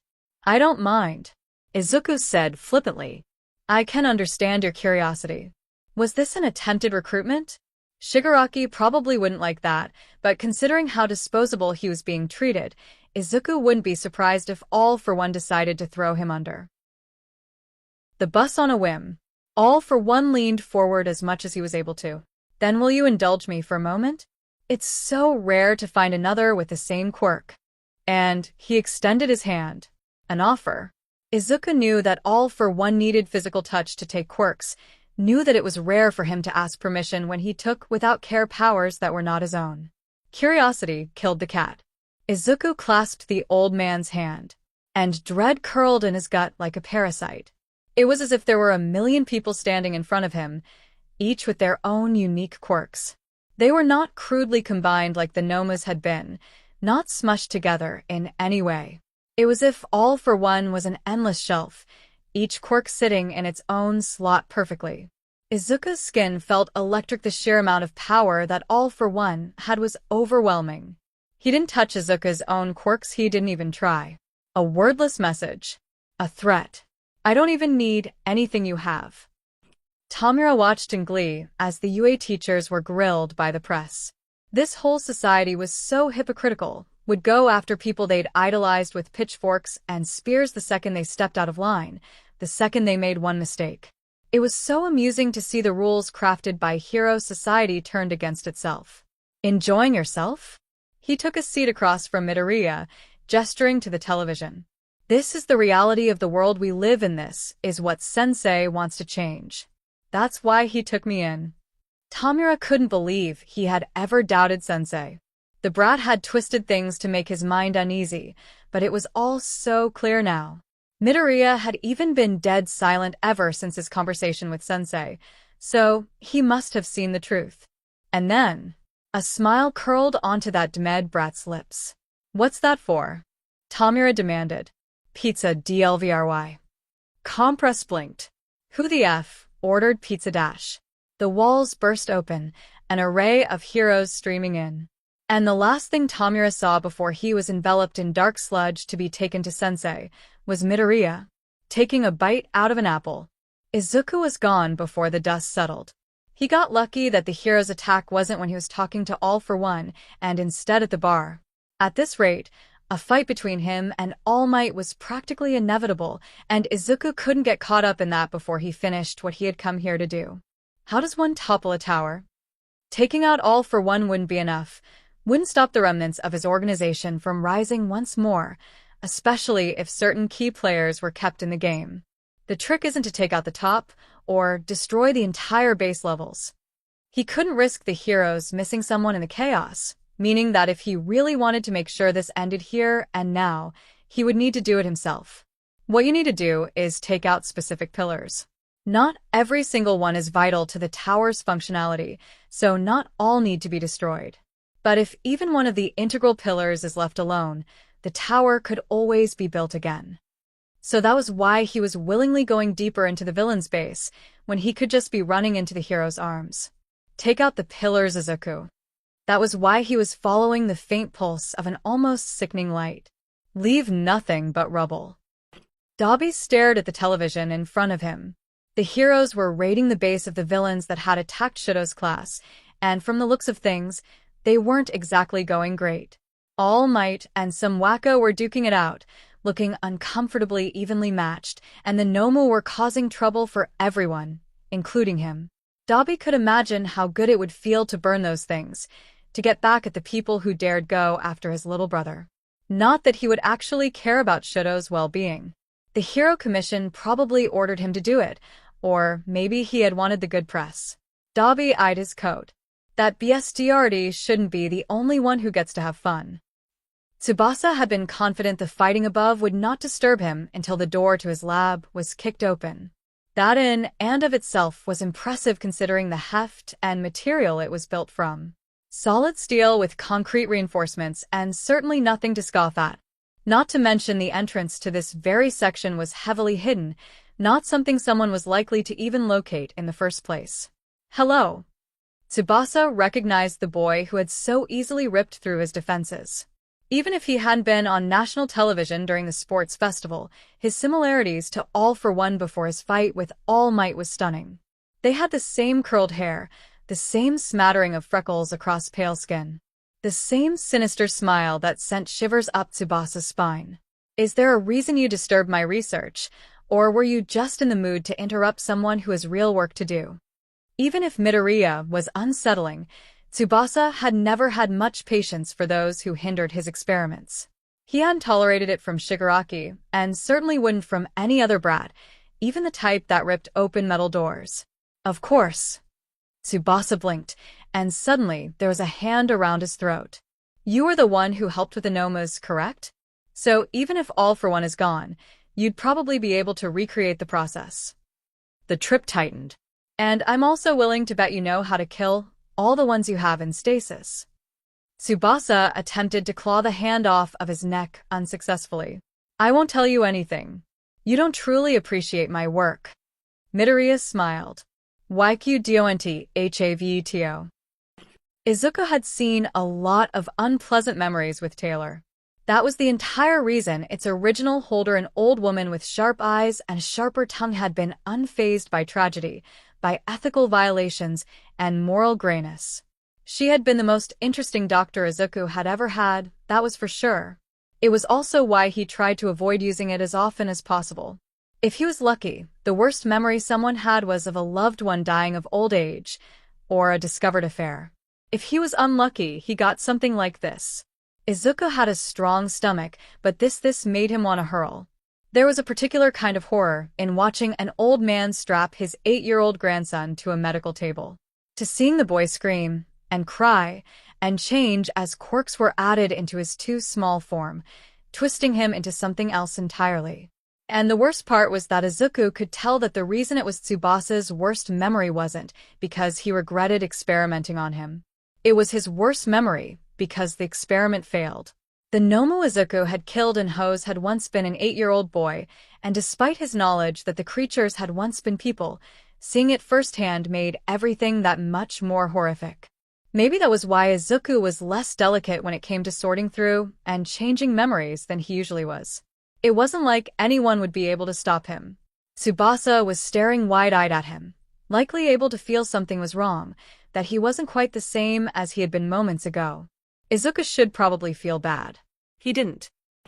There was a man setting the vanguard on fire, and Tamura couldn't understand how everything had gone so wrong. It had all been perfect. He'd finally grabbed that green brat and had almost been able to make him understand that Sensei was right. Then the heroes had shown up and ruined everything.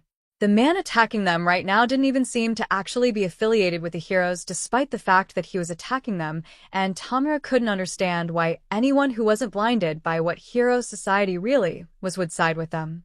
Compress and Magna were nowhere to be seen, likely having decided to run once it was clear the heroes had come in force. Spinner was barely holding his own, the majority of his weapons having melted, and Twice was hardly doing any better. None of them could get close to the flaming BSDRD, and it was starting to grate on Tamura's nerves. This doesn't concern you, he hissed. Either leave or stay still so I can disintegrate you. Another wave of blue flames pushed Tamura back. I think I'll have to pass on that one. An unhinged grin spread across heavily scarred features. You went after my baby brother, so I think I'll burn you instead. Shoto didn't know how long he'd been running, just that he needed to get to Kamino Ward. He knew it was stupid, that the camera footage was shaking, that more than one person in Japan could have blew fire for a quirk, but the man looked like Tuya. And Shoto wanted his brother home. Tashinori could feel his strength waning and knew that this would have to be it. He would have to take down All for One here and now, or he would never get the chance again. Do you know why I took in Tamura? Tashinori paused. All for One's grin spread. Your dear mentor, Nana, gave up her child for its protection, did she not? Placed her own son into the system and never contacted him. Tashinori lunged, his fist glancing off the side of All for One's arm. You have no right to talk about her. The villain laughed. Tamura is her grandson. His original name was Tenko, but he's not hers anymore. Horror filled Tashinori as the implications of what All for One said sank into him. Shigaraki was Nana's family. His MSDR's flesh and blood. You monster! He roared. All for One rammed his enlarged arm into his side, but Toshinori didn't allow himself to falter. You see, I knew he would come in handy one day. You always were sloppier when you were emotional. Even if I die here, he will continue as my successor, the antithesis to everything your MSTR stood for. Tell me, All Might, how does it feel to have failed so horribly? Toshinori pulled every last ounce of his power into his limbs. This ends now. Izuku had always wondered what a clash between titans would look like. Shockwaves rolled through the area, the ground trembling with every blow. Dust and smoke alike rose, choking the few people who were still around. A tall man with heavy burns made his way over to Izuku, his grin stretching the staples on his face. Are you Midoriya? Izuku took in the unconscious villains on the ground and the lack of heroes that weren't All Might, as well as the scorch marks covering the area. Yeah. It wasn't exactly like he could deny it. He had been on national television, after all. The dust fucker over there keeps muttering about you. I was gonna set him on fire, but it's not as fun when they're not fighting back. Izuku tilted his head.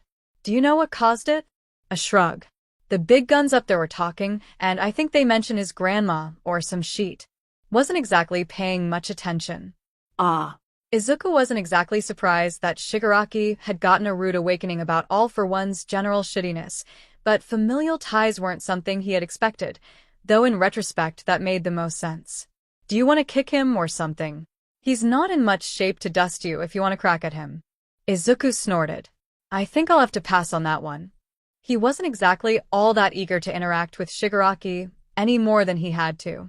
The police and heroes would be able to handle him on his own, especially since he had never really been the mastermind behind any of the real threats All for One's organization posed.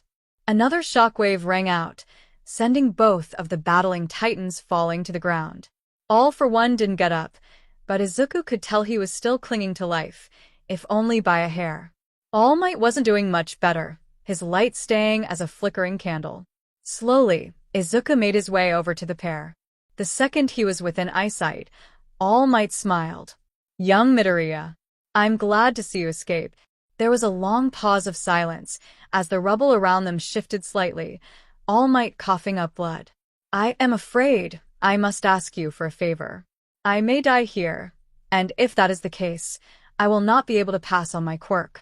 I know you refused it earlier, but it would be my honor to give you one for all.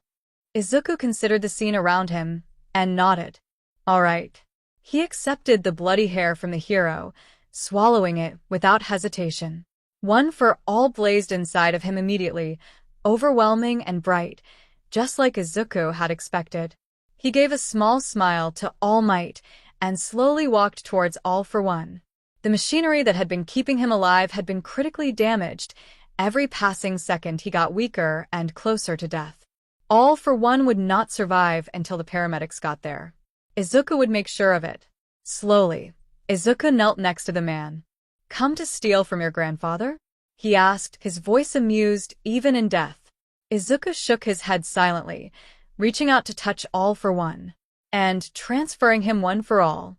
Izuku could see the second the villains realized what he was doing. His mouth went slack, and if he still had eyes, Izuku had no doubt they would have been as wide as dinner plates. You dash, he broke off into a coughing fit. Izuku stared at him dispassionately. Was it worth it? All for One's expression twisted from surprise to confusion. All that destruction, all that death. Was it worth it? The thing about quirks like One for All was that they required a certain amount of durability and strength to wield, or else they would tear the wielder in two. In his current state, All for One had neither. Activating One for All would kill him instantly. After decades of searching and manipulations and killing, All for One finally had the quirk he had sought after. The one he had committed atrocities for. And he couldn't even use it. It looks like you have some of my cruelty in you after all. Izuku smiled. Probably. All for One died, and with him, One for All. The end of both legacies. Dabi raised his hands above his head, diffusing his flames as the police trained their guns on him. Identify yourself. One demanded. Before he could so much as open his mouth, a red and white blur slammed into him. Tuya. Dabi froze, surprise piercing through his exhaustion as he stared down at the shock of dual-colored hair. He gently lowered his arms to accept the embrace. Shudo. Of all the things he had expected from his decision to pick a fight with the BSDRDS that had gone after his brother, running into the family he hadn't seen in years was not one of them. The sound of hammers being ped drew him out of his dazed state, and rage flooded his veins. He angled himself to that he was in the line of fire rather than Shudo, and lit his hands. You so much as touch my little brother, and I'll turn you to ash. Dabi was overheated and exhausted, but he would follow through on that threat 1,000,000 times over than let anyone hurt Shudo. Hold your fire. A plain-looking man approached the scene, smile neutral despite his sharp eyes. We don't want anyone getting hurt. Dabi allowed an unhinged grin to slip onto his lips. Oh, we wouldn't want that. He was mildly impressed when the man didn't so much as flinch, meeting his gaze evenly. I am Detective Tsukauchi, lead investigator of this case. It is not our intention to harm you or your brother. Dabi tensed, suddenly aware that identifying himself as Shudo's brother probably hadn't been the best move. If all else failed, he could just say he had mistaken him for someone else. Because if the police got involved, eventually so would he. A tentative hand touched his shoulder. Tuya? Dabi felt the fight drain out of him. He defused his hands. You try to separate us or get Endeavor involved, and I'll burn you alive. He promised. Tsukauchi tilted his head in acknowledgement. Understood. The metal interrogation room Izuku sat in didn't have a clock. The quirk suppressant cuffs on his hands were heavy, locking him to the table that was in turn bolted to the ground. His ankles were trapped as well, fastened to the ungiving metal chair, giving him almost no unrestrained movement. The temperature was just slightly too chilled for his loose t-shirt and shorts, not a single outside sound slipping in. Every part of the room was designed to make him uncomfortable so that he would feel some sort of relief when the unchanging environment changed in the form of two people entering. Detective Tsukauchi's bland smile was firmly in place, Aizawa's scowl a sharp contrast in comparison. Izuku didn't allow himself to so much as twitch, eyes closely following their movements as they took a seat across from him. No one said anything for several minutes, and Izuku was more than happy to play the waiting game. One of the most effective interrogation methods often used was silence, the uncomfortable atmosphere often causing people to begin talking to fill the quiet. Unfortunately for them, Izuku was more than willing to let the tense atmosphere permeate. Eventually, Aizawa breaks. Your name is not Izuku Midoriya. And so it begins. The boy who was not Izuku Midoriya stared at them with dead eyes. There was none of his usual fake cheer, no sharp smile or bright expression. It was as though every mask he'd ever put in place had been destroyed, leaving something not quite sane in its place. What is your real name? Naomasa asked, choosing to tackle the most concerning aspect first. Because they barely knew who he was or where the hell he came from. The false files that had fooled them for months had been expertly created, and what little traces they'd been able to track ended a few months before school had started. The only thing they had managed to definitively find out was that before coming to Japan, Midoriya had been in America. It was likely that he had been born in Japan, and had at least one adult figure in his life who was Japanese considering his fluency in the language and culture. That didn't tell them nearly as much as Naomasa would like, but it was something. Midoriya hummed. Izuku is my real name. Truth. Naomasa tried for another smile. And your family name? There was a longer pause, Midoriya almost looking as though he were trying to recall an old memory. Akatani, I think. Truth. It was somewhat concerning that his own last name wasn't something not Midoriya knew immediately. Would you prefer we use Midoriya or Akatani when addressing you? They needed as much rapport with him as possible. He had already been shown to be a skilled liar and had no qualms about manipulating the situation to his needs. If they weren't careful, he could lead them around in circles and nothing would actually get solved. Midoriya is fine. Aizawa opened his mouth to ask a question, when a knock suddenly interrupted them. A timid-looking officer peered in. Sorry to disrupt you, but the chief wants you in his office. Naomasa frowned. Right now. She nodded. I was told it was urgent. He exchanged a look with Aizawa, who looked just as confused as he did. Interrupting an interrogation was rarely a good idea, because it broke the atmosphere and could often set the conversation back to square zero. "We'll go see him right away." Midoriya had gone rigid in his seat, alarm and something akin to fear flashing across his expression.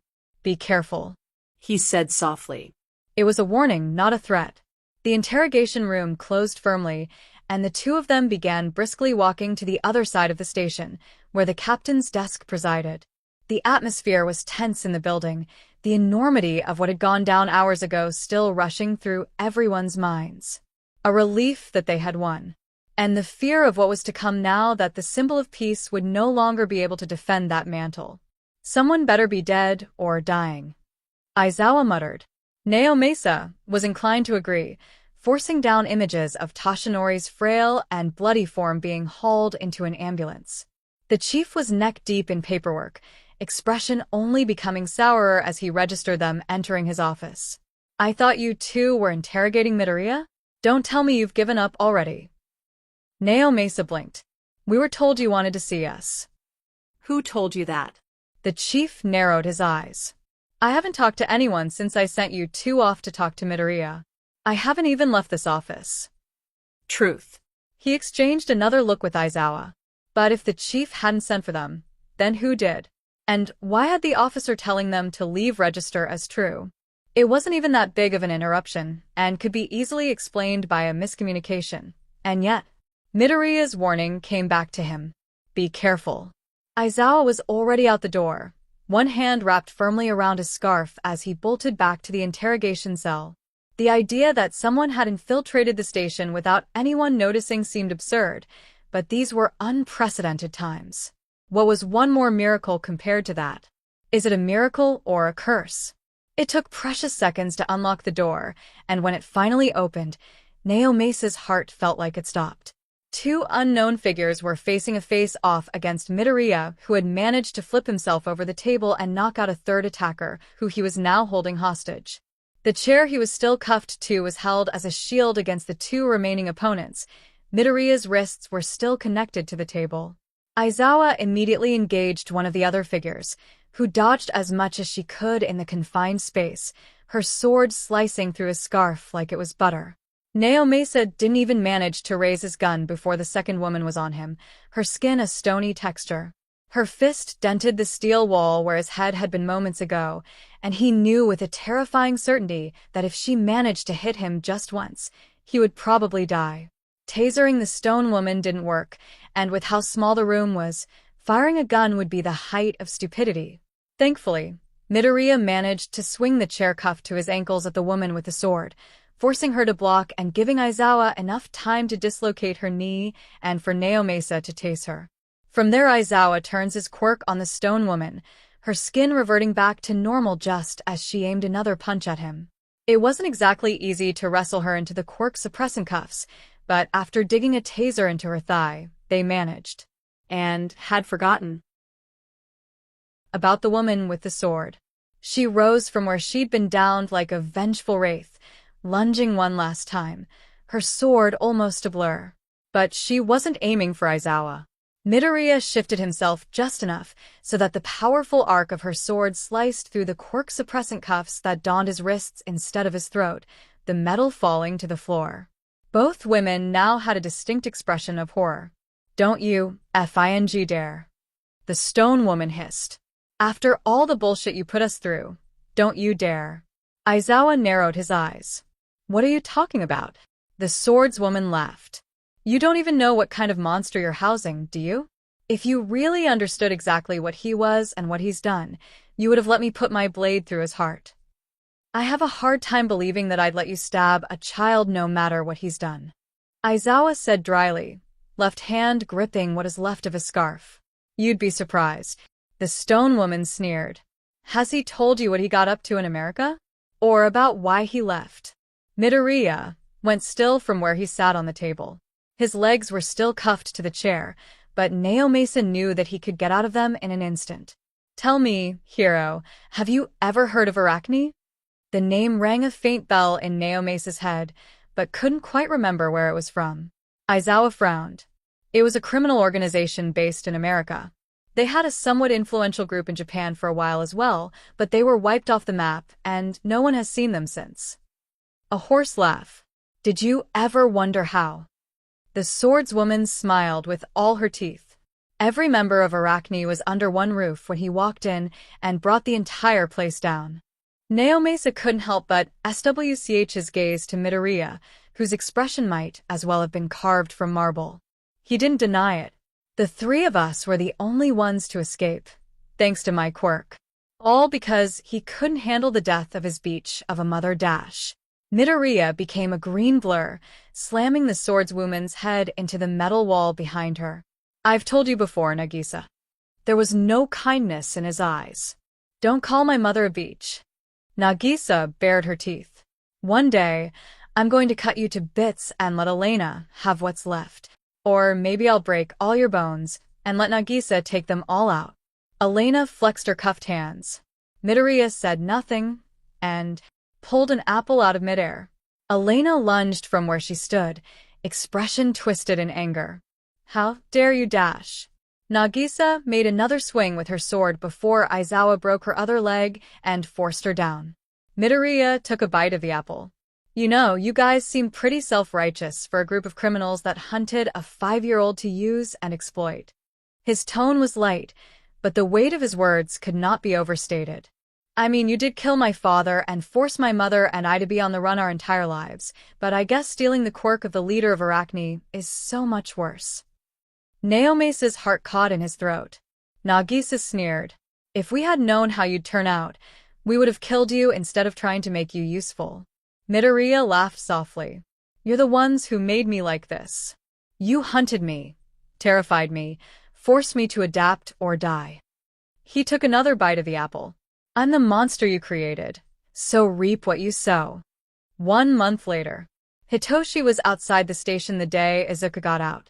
It had taken over a month, several hour-long interrogations as well as mountains of paperwork, but it was finally over. Izuku was free. There were dozens of conditions to that freedom, of course. The Hero Commission and police hadn't exactly been keen on letting him out at all, so they had put so much fine print in the legal papers it would put a corporate lawyer to shame. He wasn't allowed anywhere off of UA property, without supervision, and he had to register every single one of his quirks, as well who he had taken them from. He had to have a tracker on him, and was only allowed to use his quirk in life or death situations, or with the permission of a supervisor. Essentially, he needed to keep his mouth shut and not step out of line for the next few years. It certainly wasn't ideal, but it was the best outcome Izuku could have expected, and that would have to be enough. Izuku stopped in front of Hitoshi, heart beating loudly in his chest. Hey. Hitoshi stared at him, voice breathless. Hey.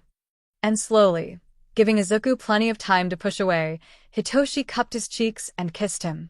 Izuku was vaguely aware of Aizawa just around the corner, his designated supervisor for his trip to the new UA dorms, but he can't bring himself to care that they technically had an audience. Hitoshi was holding him like he was something precious, and Izuku can't remember the last time someone did that. Ready to go home? Izuku smiled. Yeah. Naomasa sighed, unsure if he should be relieved or not that Midoriya was no longer his responsibility. It freed up a lot of his time and gave him more opportunities to hunt down the remains of All for One's organization, even if it felt like the underworld had been tearing what was left of it apart with almost bizarre speed. From what they'd been able to discern, a high-level information broker had turned on All for One and was now helping the vultures tear up its carcass. Not to mention the fallout that All Might's retirement had caused on top of Endeavor's recent arrest. The two top heroes in the country suddenly unable to fight left a lot of villains hungry for power, and the next few months, hell, years would be rough. Naomasa would have thought that Endeavor being arrested would be nigh impossible considering his sway, but apparently, Netsu had been building a case against him for over a month, and the testimony of one recently found Tuya Todoroki had been enough to tip the scales. He would lose custody of the youngest Todoroki, as well as have his hero license revoked. Where exactly he would spend his jail time had not yet been decided, but despite the Hero Commission's best efforts to keep the punishment minor, the judge residing over the case had had no sympathy. Naomasa couldn't say he did either. In the end, Midoriya was a dangerous kid, but he was exactly that, a kid. One who had been handed the short end of the stick one too many times in his too short life. They didn't have as many guarantees that Midoriya would stick around as he would like, but... So, why UA? Midoriya's brow furrowed. What do you mean? You were running from what was left of Arachne, so why did you go to UA? There was a long pause. My father used to be a criminal who worked for Arachne and had a record, Midoriya admitted. And my mother, she was known as the Iron Maiden. Naomasa felt a reflexive chill go down his spine. The Iron Maiden was a mercenary so deadly and effective almost everyone in law enforcement knew her name. Her quirk wasn't powerful, but she was scarily efficient and always completed her jobs. She had disappeared around 10 years ago, and everyone had been suspicious, but grateful.